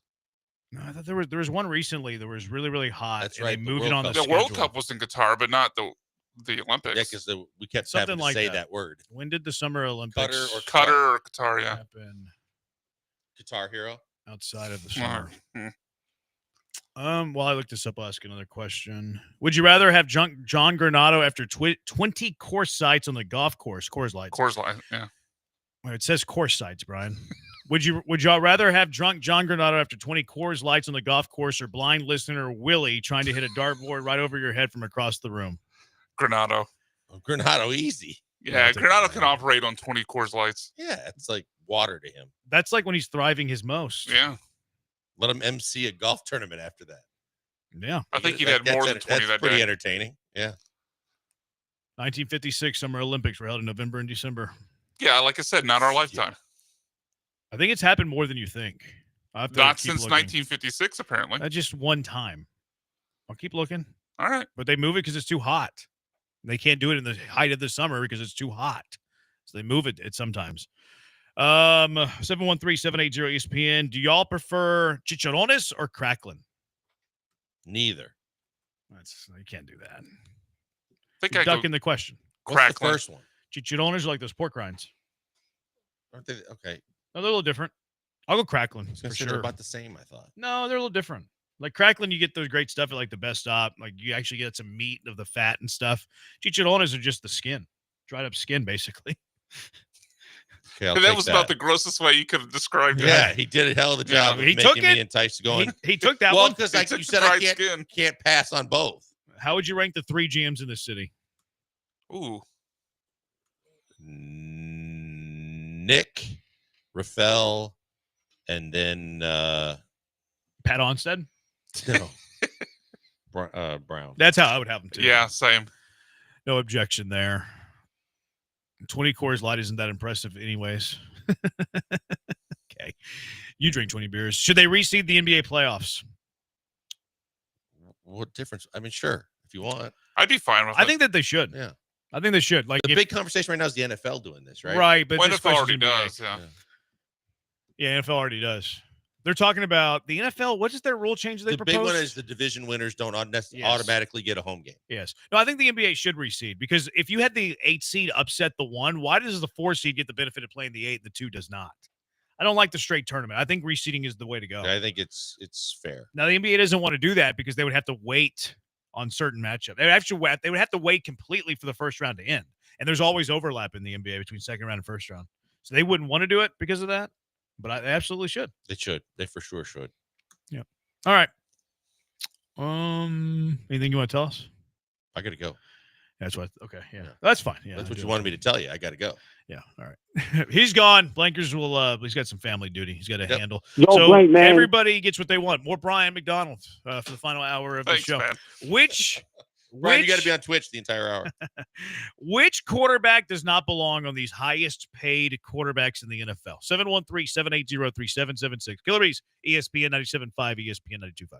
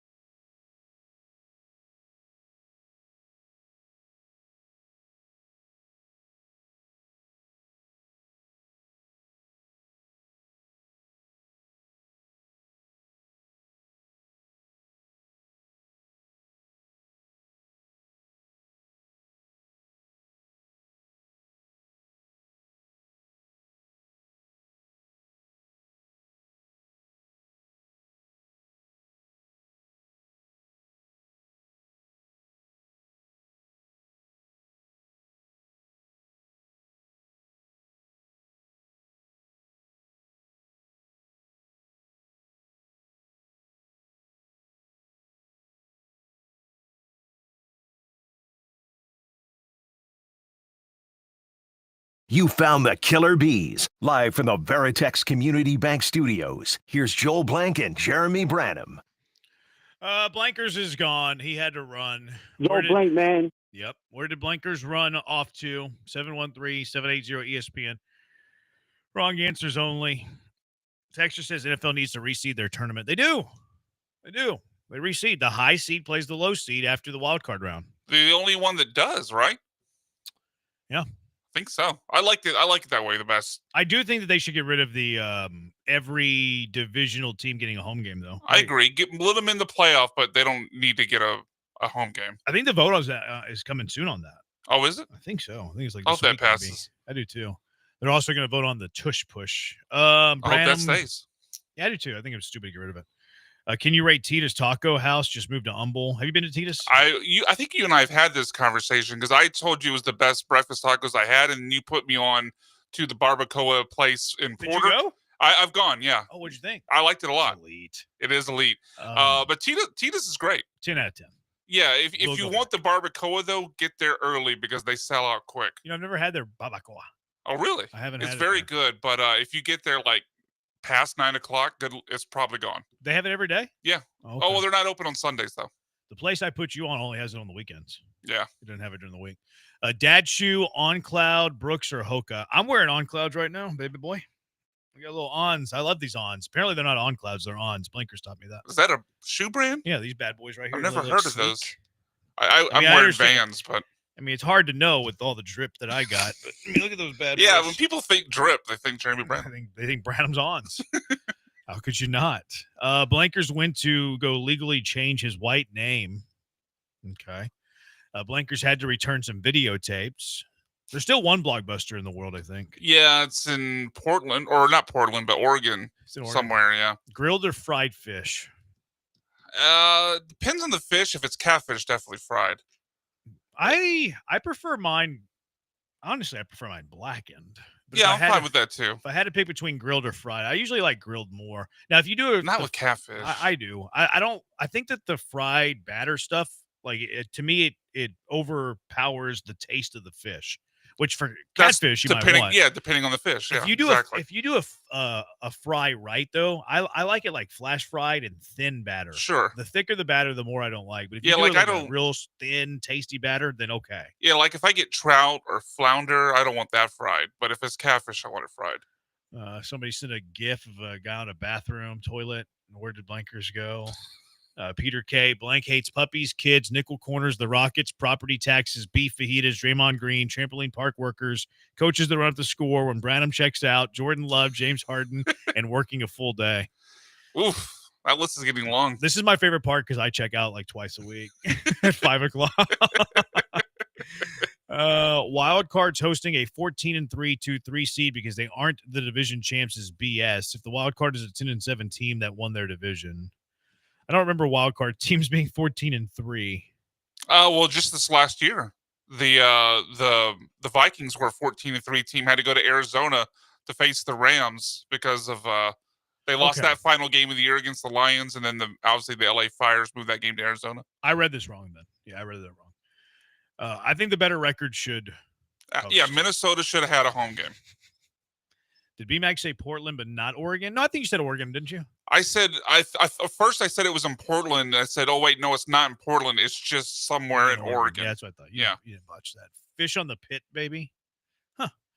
I like a little. That doesn't bother me. Yeah, I I need can it. Sure. All right, so Brock Purdy signed the big contract the other day. It pays him $53 million annually. He is now 4, 5, 6, tied for the 7th highest paid quarterback in the NFL. Dak Prescott's number one at $60 million, a full $5 million higher than Joe Burrow, Josh Allen, Jordan Love, and Trevor Lawrence, who all check in at 55. So there's your top 5. Tua makes 53-1. Brock Purdy makes 53. Jared Goff makes 53. So those are the top 8 quarterbacks in the NFL. That is your $53 million club. First time it's ever happened in NFL history, obviously. Which of these guys, Brian, do not belong? We can look at them one by one if you want. You can go top to bottom, bottom to top. I would have a hard time picking just one because I'm looking at this list of 8 guys, and there's 3 of them I'd be comfortable at the salary they're making. And obviously the first 2 are obvious with Joe Burrow and Josh Allen. I'm completely comfortable with their salary. The other one is the guy at the bottom of this list, even though he's in a tie with Purdy. It's Jared Goff. I'd be fine with Goff. Now, I know Goff is a guy that you probably have to build a team to where everything's perfect around him. Like, he's not going to lift up a subpar wide receiver room like Josh Allen's done. He's not going to do something like that. But I still think he's capable of playing at near a $53 million level if you equip him with the right tools around him. Everyone else, I mean, Dak Prescott, and we see what he's done in the playoffs. I'd be out on that. Jordan Love, Trevor Lawrence haven't proven anything. Tua, we know he's one hit away from retiring. And then Brock Purdy, I thought he's, maybe this is a lazy argument, but I believe it to be true. I view him as a system quarterback. I don't know if he went basically anywhere else in the league. Well, maybe outside of Minnesota or Green Bay, because they've been quarterback whisperers there too. I don't know if he'd play at a level good enough to be able to get a contract like that. Yeah. Brock Purdy 2 years ago was unbelievable. He was. I have a hard time believing if you remove him. Maybe that's unfair by me because he is in that situation. And there are a few other teams like Minnesota and Green Bay I mentioned where he could probably go do the same thing. But if he was a free agent, I wouldn't pay him that money. If I'm, say, the Colts or somebody like that, I wouldn't pay Brock Purdy that money. How much did Darnold get per year? I'd have to look that up, but I thought it was in the 40-ish. He got 3 years, $100 million, so like 33 a year. Okay. Yeah, Darnold at 33 and Purdy at 53 feels a bit off. Yeah, they feel kind of similar. It's weird though, because the price of poker. It's the time of when you sign a deal, all of that sort of thing. The deal, whenever you sign, it's very important, and it's very important that you eat 3 meals a day. Breakfast is the most important meal of the day. I don't have a problem playing Dak Prescott top 8 money. Okay. Because of when he signed his deal. Now, $60 million, number one, $5 million more than anybody else. He clears everybody else in the NFL by $5 million is where my problem would be.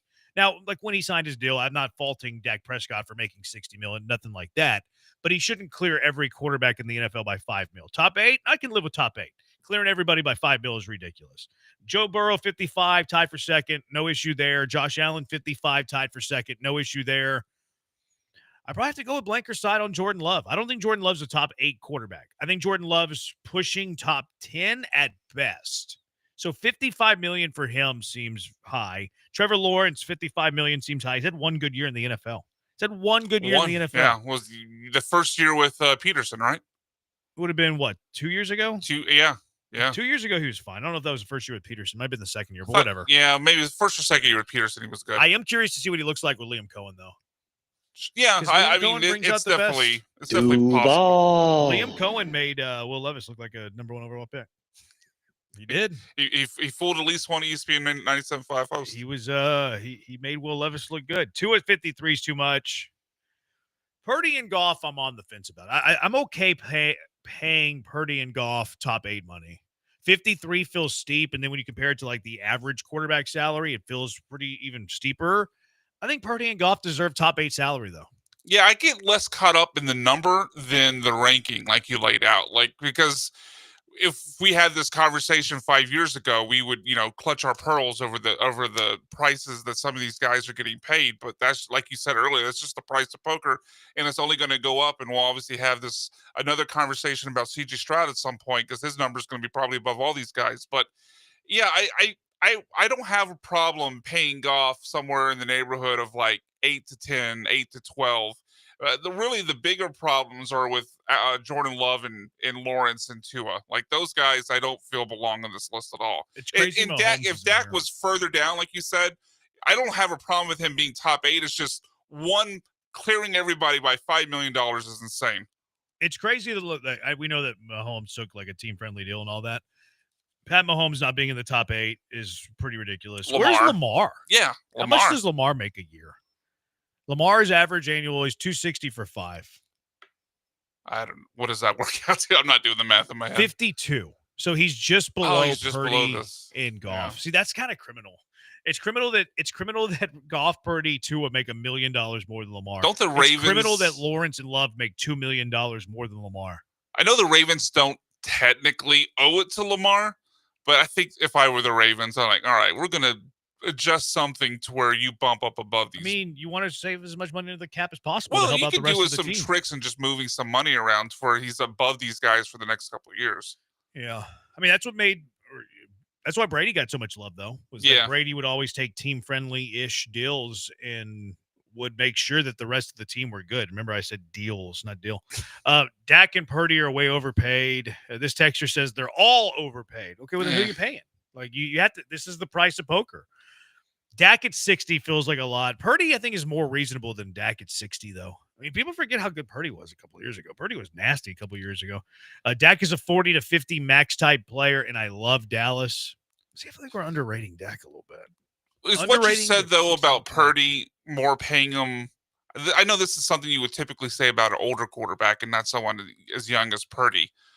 But given the changes that San Francisco's gone under, I wonder if that's almost more paying Purdy for what he has done and not what he will do. No, I disagree with that. Because I don't know what Ayuk's going to be when he comes back. They lost Debo. Kittle's getting up there. We don't know what. Obviously, Christian McCaffrey's always one juke away from ending a season. You're sleeping on third and Jawan Jennings. I guess. And then Ricky Pearsall, I'll give him a shot. But he finished strong last year, too. He did. Look, he did. I don't disagree with your point too much about Brock Purdy being a system quarterback, but what if he's the best that Shanahan has seen in his system? Like, you trust him to make the right read. You trust him to make the right throw. He's not like that system. You're not really looking for deep balls a whole lot. You're looking for good decision makers, getting rid of the football, quick, precise, on time, accurate. So while I don't disagree that he's system-y for San Francisco, he just fits them to a T. Shanahan loves him. We're not letting this guy get free. It's fair. He's only 25, too. It's fair. I just wonder when, and I don't think we've seen it. At least I can't think of a time that we've seen it, other than maybe Washington with Kirk Cousins when they let him walk out the door. But it just feels like sometimes teams put themselves in a situation to where, well, this is the guy we have, so we got to pay him because the fear of the unknown. And I get it because it's quarterback, and they're obviously probably the most or the hardest thing to find in all sports. But I kind of feel like, especially with a guy like Shanahan or maybe in Minnesota or Green Bay there as well, because those guys have proven they could kind of do it with almost anyone. I kind of want to bet on myself if I'm Shanahan and go find the next guy if I don't feel like Purdy has the upper ceiling, and I don't think he does. The fear of doing that, though, you just pull up top free agent quarterbacks this offseason. You're looking at a list that has Aaron Rodgers, Sam Darnold, and Jameis Winston in the top three. Yeah, no, that'd be more about going the rookie route, but I get your point with the free agents. And that's also hard to do if you're winning. Yeah. No, it is. But, I mean, if that's kind of the point, though. I mean, he took, obviously, Mr. Irrelevant, the last pick in the draft.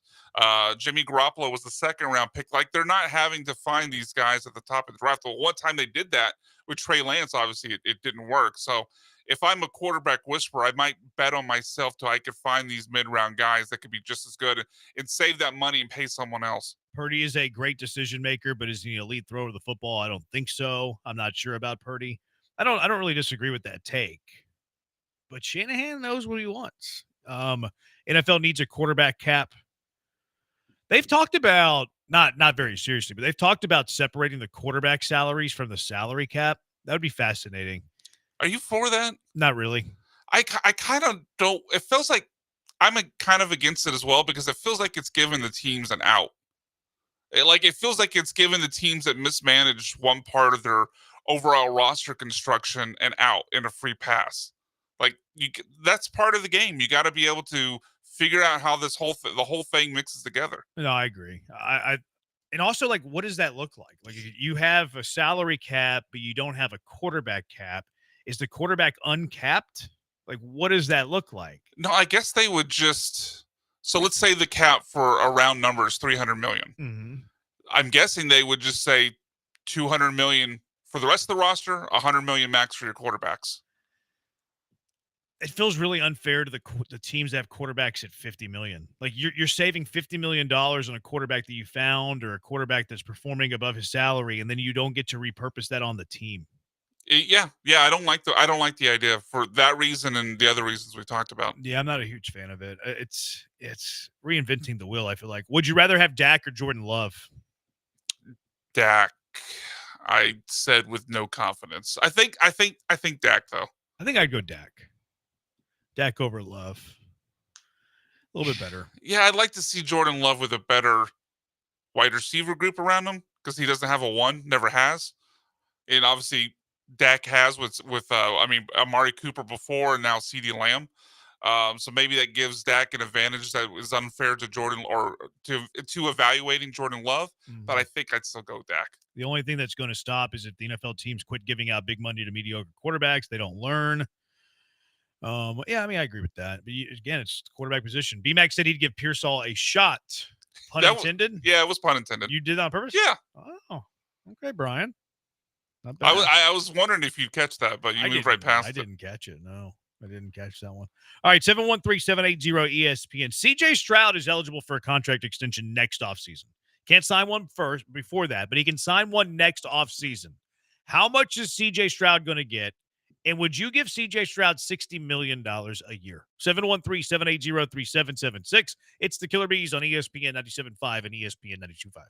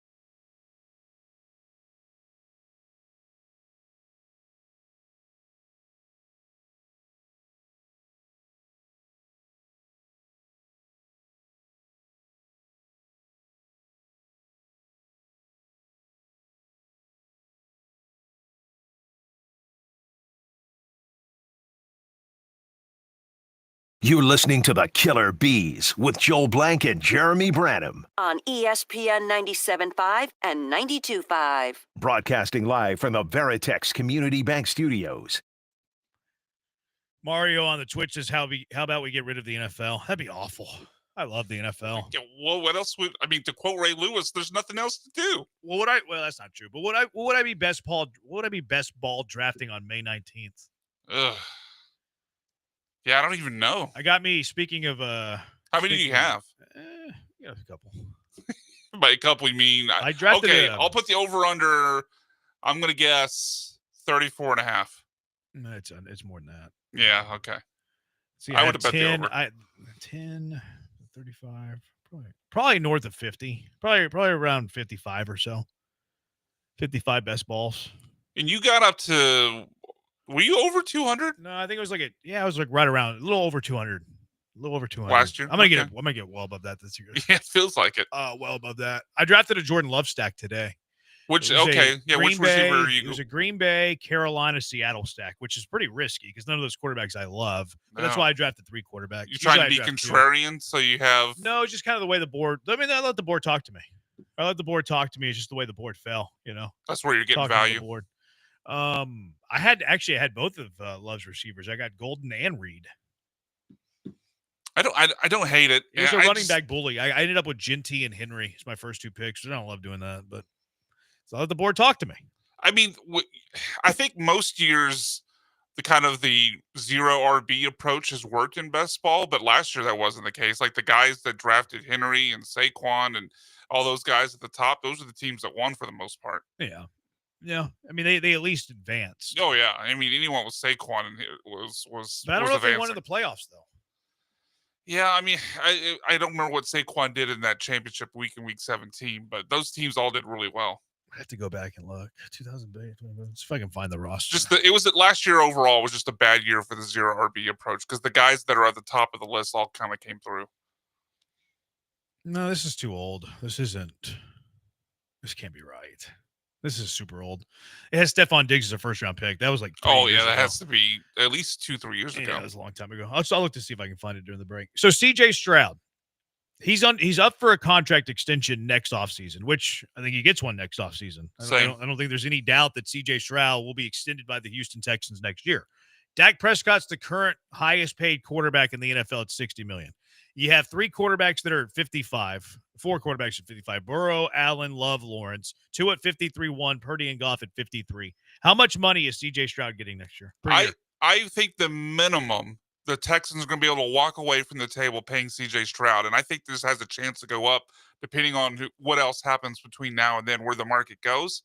But I think the minimum they walk away from the table is 5 years, 305.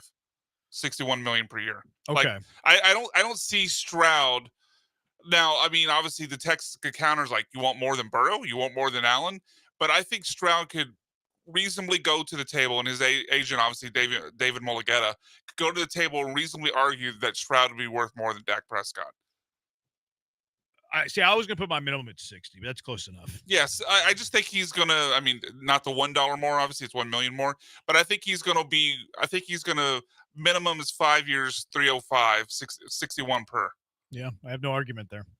I honestly, if he would take that, I'd go ahead and do it now before the price potentially goes up again. See, I don't think it'll go crazy above that, though. Like, what quarterbacks between now and then that's the unknown that I'm not sure. Money? Because it would have to be a young quarterback. It'd have to be a quarterback that doesn't have a contract already, unless somebody renegotiates, which always happens. Does Lamar demand, hey, these guys are making more money than me. That's ridiculous. Pay me 60. That could always happen. Yeah, I'm trying to think of who the young quarterback would be off the top of my head, because that's kind of the unknown in this process of who could potentially come in with a new deal that would inflate where everything stands at now. See, I think it'd have to be somebody in his class. Bryce Young's not getting 60 million. What's Hurts getting paid? Probably around 45, I guess. He just won a Super Bowl. That might be the time to go ahead and it's like, hey, let's talk about a new deal. Didn't he sign recently though? That's why I'm asking the question. I don't remember. I think they extended him already off of his rookie deal. I think he's making a lot of money. Jalen Hurts. I have no problem paying CJ Stroud $60 million a year though, or $1 more than $60 million a year. Does he deserve to be the highest paid quarterback in the NFL? No, but because he's the latest and greatest, and I think it's the price of poker, and it's Mulligetta, CJ Stroud this time next year has a $60 million contract per year. And I think it's upwards to what you mentioned too, like the guarantees and all of that. CJ Stroud's going to get paid. Yeah, I don't see them, especially let's think about how Caserio does business, right? I mean, Derek Stingley comes up for a contract, makes him the highest paid guy. Hell, Jalen Petrie comes up for the contract, makes him the highest paid guy. Nico Collins didn't make him the highest paid guy, but paid him before he necessarily had to. Like Caserio, and we've heard it in clips that we've played where like he actively has said that a part of his process is not necessarily to win the deal. It's to make sure that both sides walk away from the table happy. And obviously, part of that I agree with. You do want to keep the locker room happy, although I do think he maybe has been a little soft in the negotiations to give in to make guys the highest paid, like especially Petrie. But I think Casario's MO has been to not nickel and dime guys down to a more, I guess, like a team win on the contract. If the market said Stroud should make 61 per year and be paid higher than Dak, then I think that's what he's going to do. I believe he believes as well that you get it done early. I don't know if it's that's why next offseason's the time. I don't know if he believes in the whole get it done early to try to, beat the curve and all of that. I don't know think if that's he tries to. I don't think that's part of it. To me, I think he just wants to take care of his player. And like we see it even with these rookie deals. Like Jaden Higgins, the first ever second-round draft pick to ever have his contract fully guaranteed. Another example. There's been at least one other draft pick, don't remember who he did it with, but it might have been even more than one, where he gives them unprecedented guaranteed money after they draft them just to please the player. I think I'm okay with that too. I was until Jalen Petrie. That was we had that conversation obviously when it happened, and I think we all we were all in agreement that he got overpaid and paid money that we wouldn't have paid Jalen Petrie. But like when Nico Collins got his contract, I was fine with that. Stingley, because when you look at it from not a 3-year, like the 3-year extended on, but like how it spreads out over 5 years to where it becomes a pretty reasonable contract, I was fine with that as well. The Petrie one's the one that kind of still sticks on my side as that wasn't a good contract, in my opinion, from Caserio. But I do think it lends itself to, in this conversation, that CJ Stroud is going to get paid more than Dak. He's going to get $300 million plus. He's going to get over $60 million per year. The Petrie thing, I don't think it was so much to me, that was more about the decision of him being a player you wanted to pay. Sure. That's where I give Caserio the criticism for it. The whole like dollar figure, like that's just kind of the price of what it currently is around the NFL. What's the price for Jalen Petrie make him the highest paid nickel corner in history? See, that to me is the decision on the player. That's more about the decision on the player than it is the contract. Because I don't think Petrie would have signed probably for less. He would have tested free agency or whatever. You don't think he would have signed for less than the most ever? Probably not. Oh, okay. I mean, I don't think he's deserving of that. But what's the incentive to sign early? It's fair. I honestly wonder if we'd gotten a prediction from Petrie himself before the deal, like what he was expecting. Because I know these players are confident in themselves. You don't get to this level without having that sort of belief. But I think in his heart of hearts, he didn't think he was the highest paid nickel corner. My biggest deal with the Petrie thing is that they decided to sign Petrie. Yeah. It wasn't so much the price. It was more the fact that he is an extension-worthy player. Because I think there's a line of demarcation when it comes to players in the NFL. Rookie contract, second contract. And it's always the decision, do we believe this is a second contract player? And usually if you think it's a second contract player, you're going to be paying a premium. We can argue the semantics of the highest paid nickel ever, $10 million less than the highest paid nickel ever. So I don't really care about the figures as much because they can always figure that out on the back end, and the way that they structure it, it gives them a little bit of cap relief, even though it's the biggest ever. And then there's like the guaranteed money, all this like weird, hard to understand stuff. The problem that I have with the whole Petrie thing is I don't look at Jalen Petrie as a second contract player. To me, it's fine player on his rookie deal. I think he gets beaten coverage a lot. I wouldn't have signed him to a big second contract, period. The dollar figure to me wasn't the mistake. Yeah, I guess I have a hard time separating the two, but Fair. I get your overall point because, like you mentioned with the coverage, like to me, I can't justify, and this is maybe why I can't separate them, but I can't justify making you the highest paid nickel corner when I don't think you can cover. Yeah. It's That's why I don't think he's a second contract player. Yeah. Like, it's the process to me. Like, whenever we look at all these Houston Texan young players, is CJ Stroud a second contract player? Yes. That's why you're going to pay a premium. Is Will Anderson a second contract player? Absolutely. Why you're going to pay a premium. Nico Collins you actually got a pretty favorable deal there. You signed Derek Stingley Jr. He was a second contract player. You paid him highest cornerback money. So usually you're going to be paying a pretty serious dollar amount whenever you make the decision that this player is a second contract player. I never viewed Jalen Petrie as a second contract player ever at all. No, I viewed him as expendable. Exactly. So to me, that's what the issue. But then, yes, it is hard to like separate the two because then Datum, blah, blah, blah. CJ needs to show he can shift protection before he start talking about contracts. Okay, if CJ Stroud does not show that he can shift protections, does he still get paid? Of course. Still gets paid. I don't even know what the scenario would be to where he doesn't get paid. Now, he could play to a level that maybe lowers the payment, that maybe puts him more at what Tua got paid instead of passing Dak. I could see that scenario, but there's no scenario where he doesn't get paid. Somebody says Jalen Daniels is somebody who can sign a big contract to reset the market. That's not the case. He's not going to beat Stroud to the market. He's not. He can't be. Jaden Daniels isn't extension eligible until the following offseason. The earliest the Houston Texans can sign C.J. Stroud's next offseason. So that means that Jaden Daniels' earliest that he can sign is in 2 off seasons. Daniels isn't going to get to the market before Stroud, so he couldn't reset the market. That is a motivation, though, to get Stroud done next offseason. Yeah. Because, I mean, Jaden, I would assume, unless some catastrophic RG3 injury happens, it would then be surpassing whatever CJ got and could potentially, if he were to hit the market before CJ, to push that contract up for the Texans. What happens if he has a similar statistic year to 2024? So if he's identical next year as to what he was in 24, I still think he gets $60 million a year. Yeah, I'm not discounting it as being impossible. I think if he shows no growth, I think he could drop down to that Trevor Lawrence Tua like 55, 53 level, but I would not say 60 is impossible. It might not matter. Yeah, I think he's I don't see a scenario where he doesn't get 60. I think he'd have to show regression, but that still gets a contract. Like to the previous Texans. What if he gets hurt? Unless it's an RG3 situation where you think it's some sort of something that's going to linger with him for his career. Like if it's just a broken leg that you think, okay, he heals the bone stronger, I don't think it has any bearing on his contract. I don't either. What about your boy Levis? Laughing face emoji. Can't even become the Titans starting quarterback. He'd be the Titans starting quarterback if they didn't draft Cam Ward number 1. True. We all have our swings and misses. I'm sure Davis Mills would be the Texans starting quarterback had they not drafted CJ Stroud. I'm sure you've had some bad takes too. 3066, like listening to us. Terrible take. Why would you be listening to us? You're mocking me for having that take, yet you're listening to me.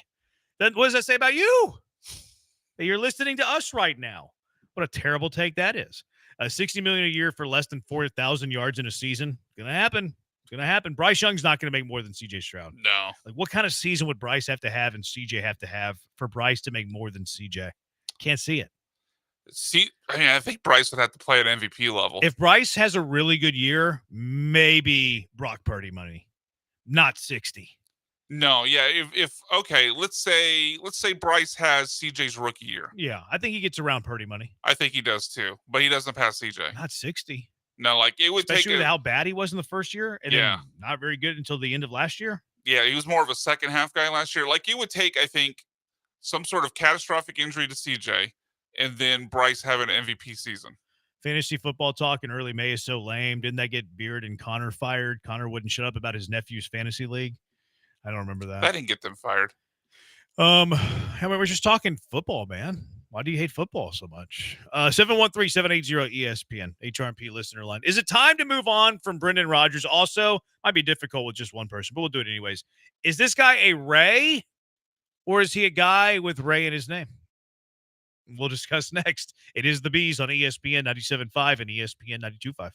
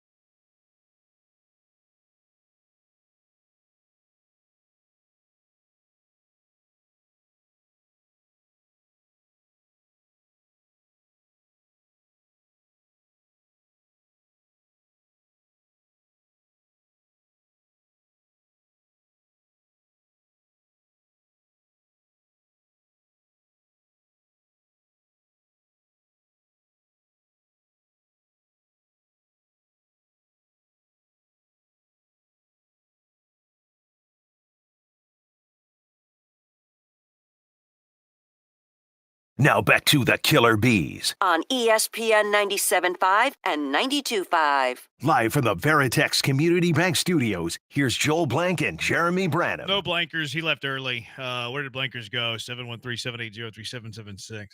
Sydney Olympics in 2000, Brian. September 15th through October of that year, 2000. Did it actually run till October 1st? They did.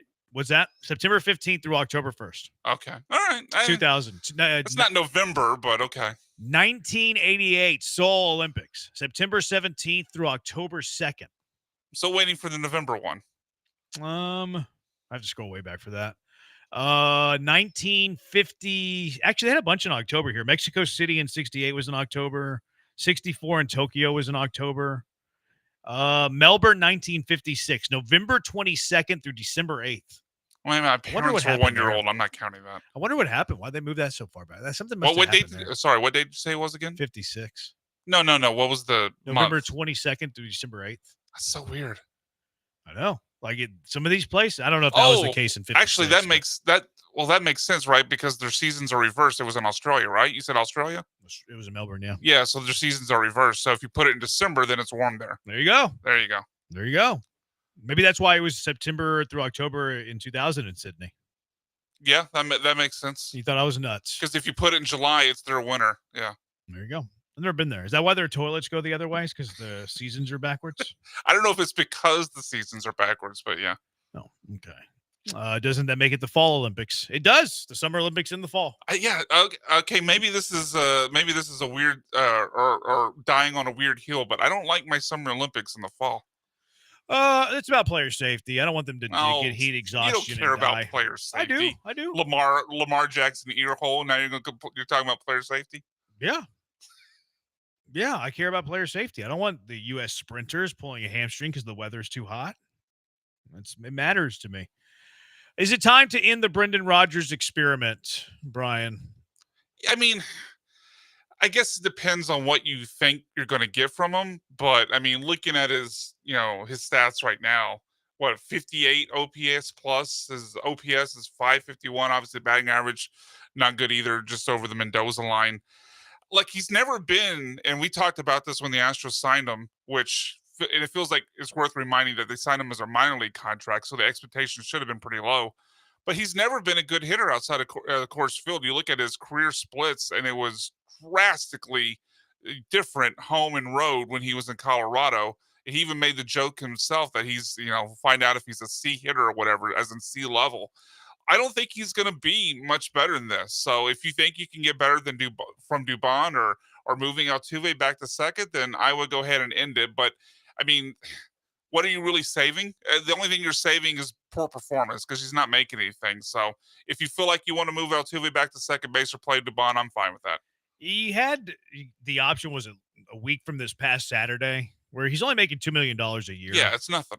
Now, the Astros are pushed and nestled closely to the CBT, so would that influence them trading for a reliever or a backup left-handed bat at the deadline? It could, potentially. I always ask myself, what would you do if you do that, though, right? So, like, if you move on from Rodgers, and I'm not married to Brendan Rodgers, you got an OPS plus of 58. Mauricio Dubon has an OPS plus of 62. They think Dubon's the better glove. Like, whenever they have to bring in a glove defensively at second base because Altuve's playing there that day, who do they go with? They actually go with Dubon. So I think that they like Dubon's glove more than Rodgers' glove. They both have gold gloves in their resume. Rodgers was further away than Dubon's. The move, to me, there's two moves. One is moving Altuve back to second mostly. You can't do it when Frommer's pitching. You can't do it when Hunter Brown's pitching. But can you do it when your other 3 or 4 starters are? I think that you can. So Altuve plays 4 of those 6 days, 3 of those 5 days. And then it also gives you a chance for DeCinzo and Cam Smith to both be in the lineup. I'd rather see DeCinzo in the lineup than Brendan Rodgers. I'd rather see Cam Smith in the lineup than Brendan Rodgers. So it makes sense to do that. Now, if you take him off the roster, who is the move to put on the roster? I'm not a huge fan of Shea Whitcomb. I think he's a 4A player. I think he's really good at AAA. I'm not sure he can hit big league pitching. But could he be better than offensively? He's not as good at glove. But can he be better offensively than Brendan Rodgers? I think he can be. And he also gives you options to play at multiple positions. Not great defensively, but he gives you options, whereas Brendan Rodgers is a one-position player. He plays second base. Whitcomb, again, not good defensively, can play all over the field. at least can give you a warm body all over the field. And I think his bat's a little better than Brendan Rodgers. So I'm not married to the idea of keeping Brendan Rodgers.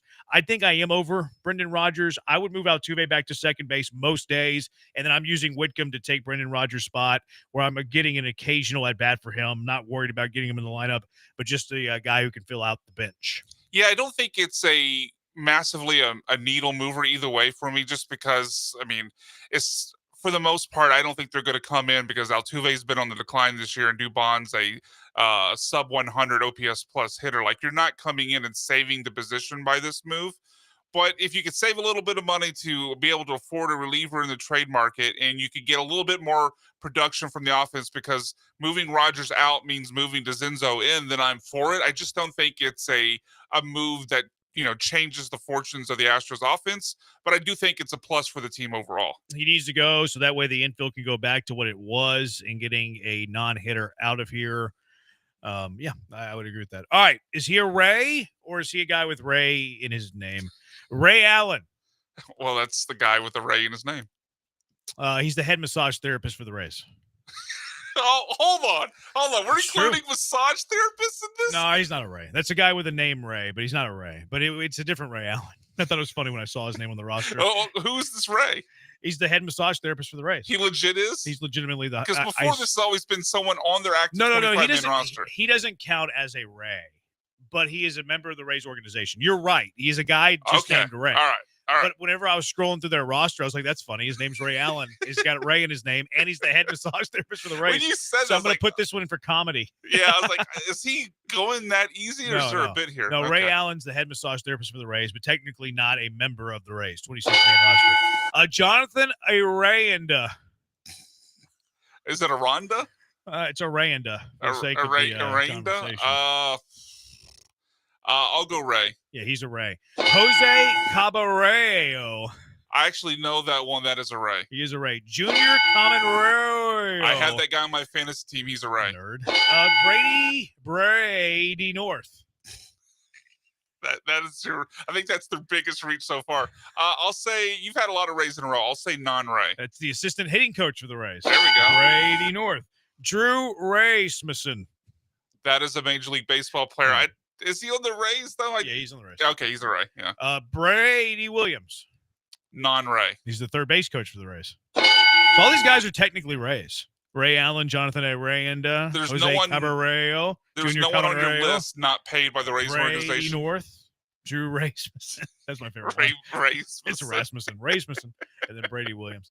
All right, let's get to our car wreck of the day. 713-780-3776. What are you nominating for the car wreck of the day? It is the Bees, ESPN 97.5, ESPN 92.5. First a minute on Pro Dunk Hoops. They make the highest quality basketball goals you'll find. They're great. They're the best. They're better than anything you'll find in the big box store. So don't waste your time there.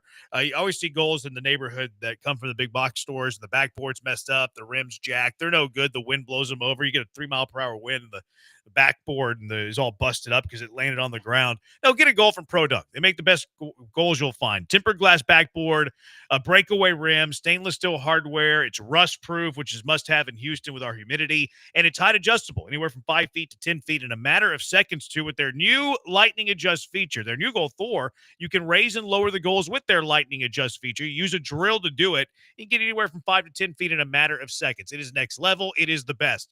Their accessories are next level too. LED light kits for night play, backstop nets, pull pad lettering, and lots more. And you can order everything, including professional installation online. That's right. The pros at Pro Dunk will professionally install your goal at the perfect height, perfectly straight. You don't do a thing. Let the pros at Pro Dunk do the work for you. And look, no one wants a big box of 1 million pieces delivered to their driveway and you have to put it together. No, let somebody else do that, like the pros from Pro Dunk. Give them a call at 281-351-9822 and visit produnk.com. That's produnk.com.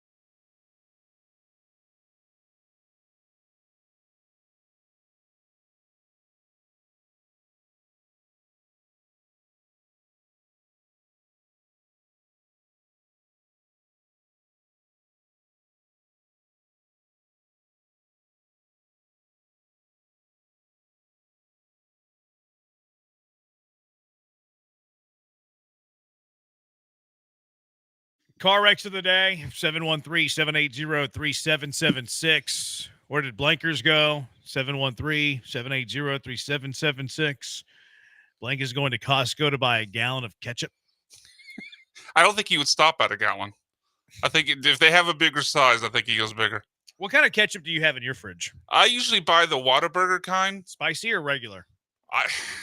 If it was just me, I would have spicy, but my wife doesn't like it. So this gringo. Yeah, I give in. I get the regular. We use the spicy ketchup.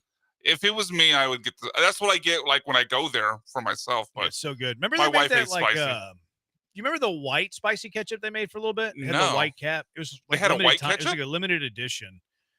It had a white cover instead of a black cover. No, I don't remember that at all. Yeah, it was only for a few months. It tasted the same to me. I couldn't tell the difference. Hmm. Yeah, anyways. Odd. 713-780-3776. What is your car wreck of the day? So I've got 3, and I'll get through them quickly. But first one is just the overreaction that we saw from Angel Reese on the hard foul from Caitlin Clark.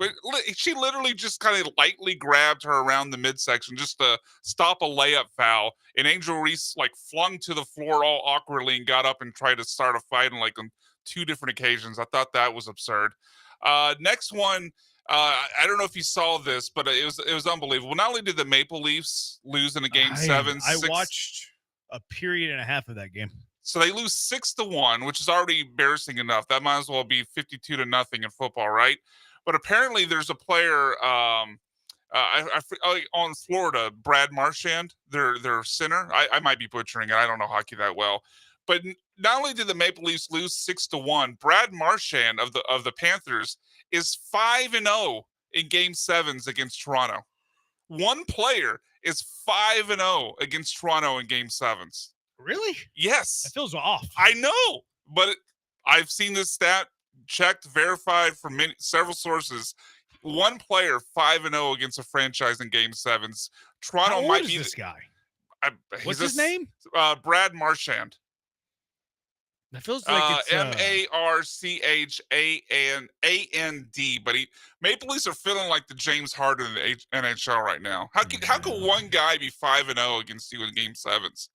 That feels impossible. I think the Leafs ticked off the English language so much by putting an S after F instead of leaves, and they call themselves the Leafs. The other quick one, and I don't crush baseball overall for this, but it's just kind of funny how it works out because not everyone has a rival. But I love when they'll post the weekend scoreboard for the rivalry weekend winners, and you see the quote unquote rivalries that include games like Detroit versus Toronto and Atlanta versus Boston.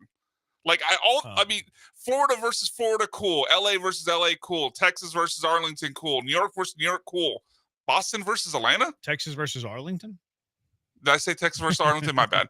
But like Detroit versus Toronto, Boston versus Atlanta? I guess it's hard to do pair it up. So I don't want to kill them too hard, but maybe it's just going too far. Like we don't have to have a rivalry weekend. That's where my stand. I don't think you need a rivalry weekend. Like whenever the Mets play the Yankees, it'll be special whenever it's played. Exactly. Like you don't need to name the weekend rivalry weekend. There was another. What was the other weird one that was out of nowhere? There was the Rockies against anybody. Well, Seattle versus San Diego. That's not a rivalry. And then Colorado versus Arizona, I guess, because it's the same division. But expansion league, right? Didn't they come in together at the same time? Colorado and Arizona? No, it's Colorado and Florida. Colorado and Florida, and then Arizona came in with Tampa That's 3 years later. Yeah, that's not a rivalry. Yeah, exactly. Yeah, those are forced for sure. I had WNBA for going soft. That wasn't a flagrant foul on Caitlin. I'm also going to nominate the Major League Baseball for banning Jose Alvarado, 80-game ban. And why isn't Jose Alvarado the car wreck? Why is it Major League Baseball? Jose Alvarado is just trying to solve his ED issues. Like maybe he's trying to have a family. Maybe he's trying to have kids. Maybe he's trying to show his wife a little bit of love. And we're banning him 80 games for that? Wait, did he get caught with rice strips? It's like some form of test. Exactly. Shout out to Paul's sponsor. What are we doing, MLB? He's a family man, and we're banning him 80 games. I'm glad he didn't overtrain like Brian Cushing. That was a real tragedy. Right. When Brian Cushing overtrained. I love Dwayne Brown's story, the contaminated meat. Oh yeah. It was actually right. It was actually real. Yeah. It was so crazy. Yeah. Alex on Twitch nominates Dave Raymond.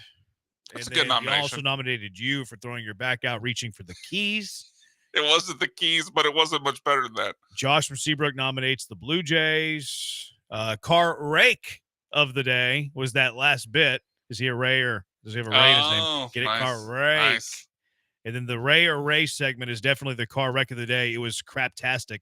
It was crepe-tastic. Get out. Get out. What's winning? Maple Leafs. That sounds good. They need to win something. They can't win Lord Stanley, that's for sure. Does it for us. Thanks to Brian for the hard work. He was blank. I am Brandon. We'll talk to you tomorrow. Goodbye, Houston.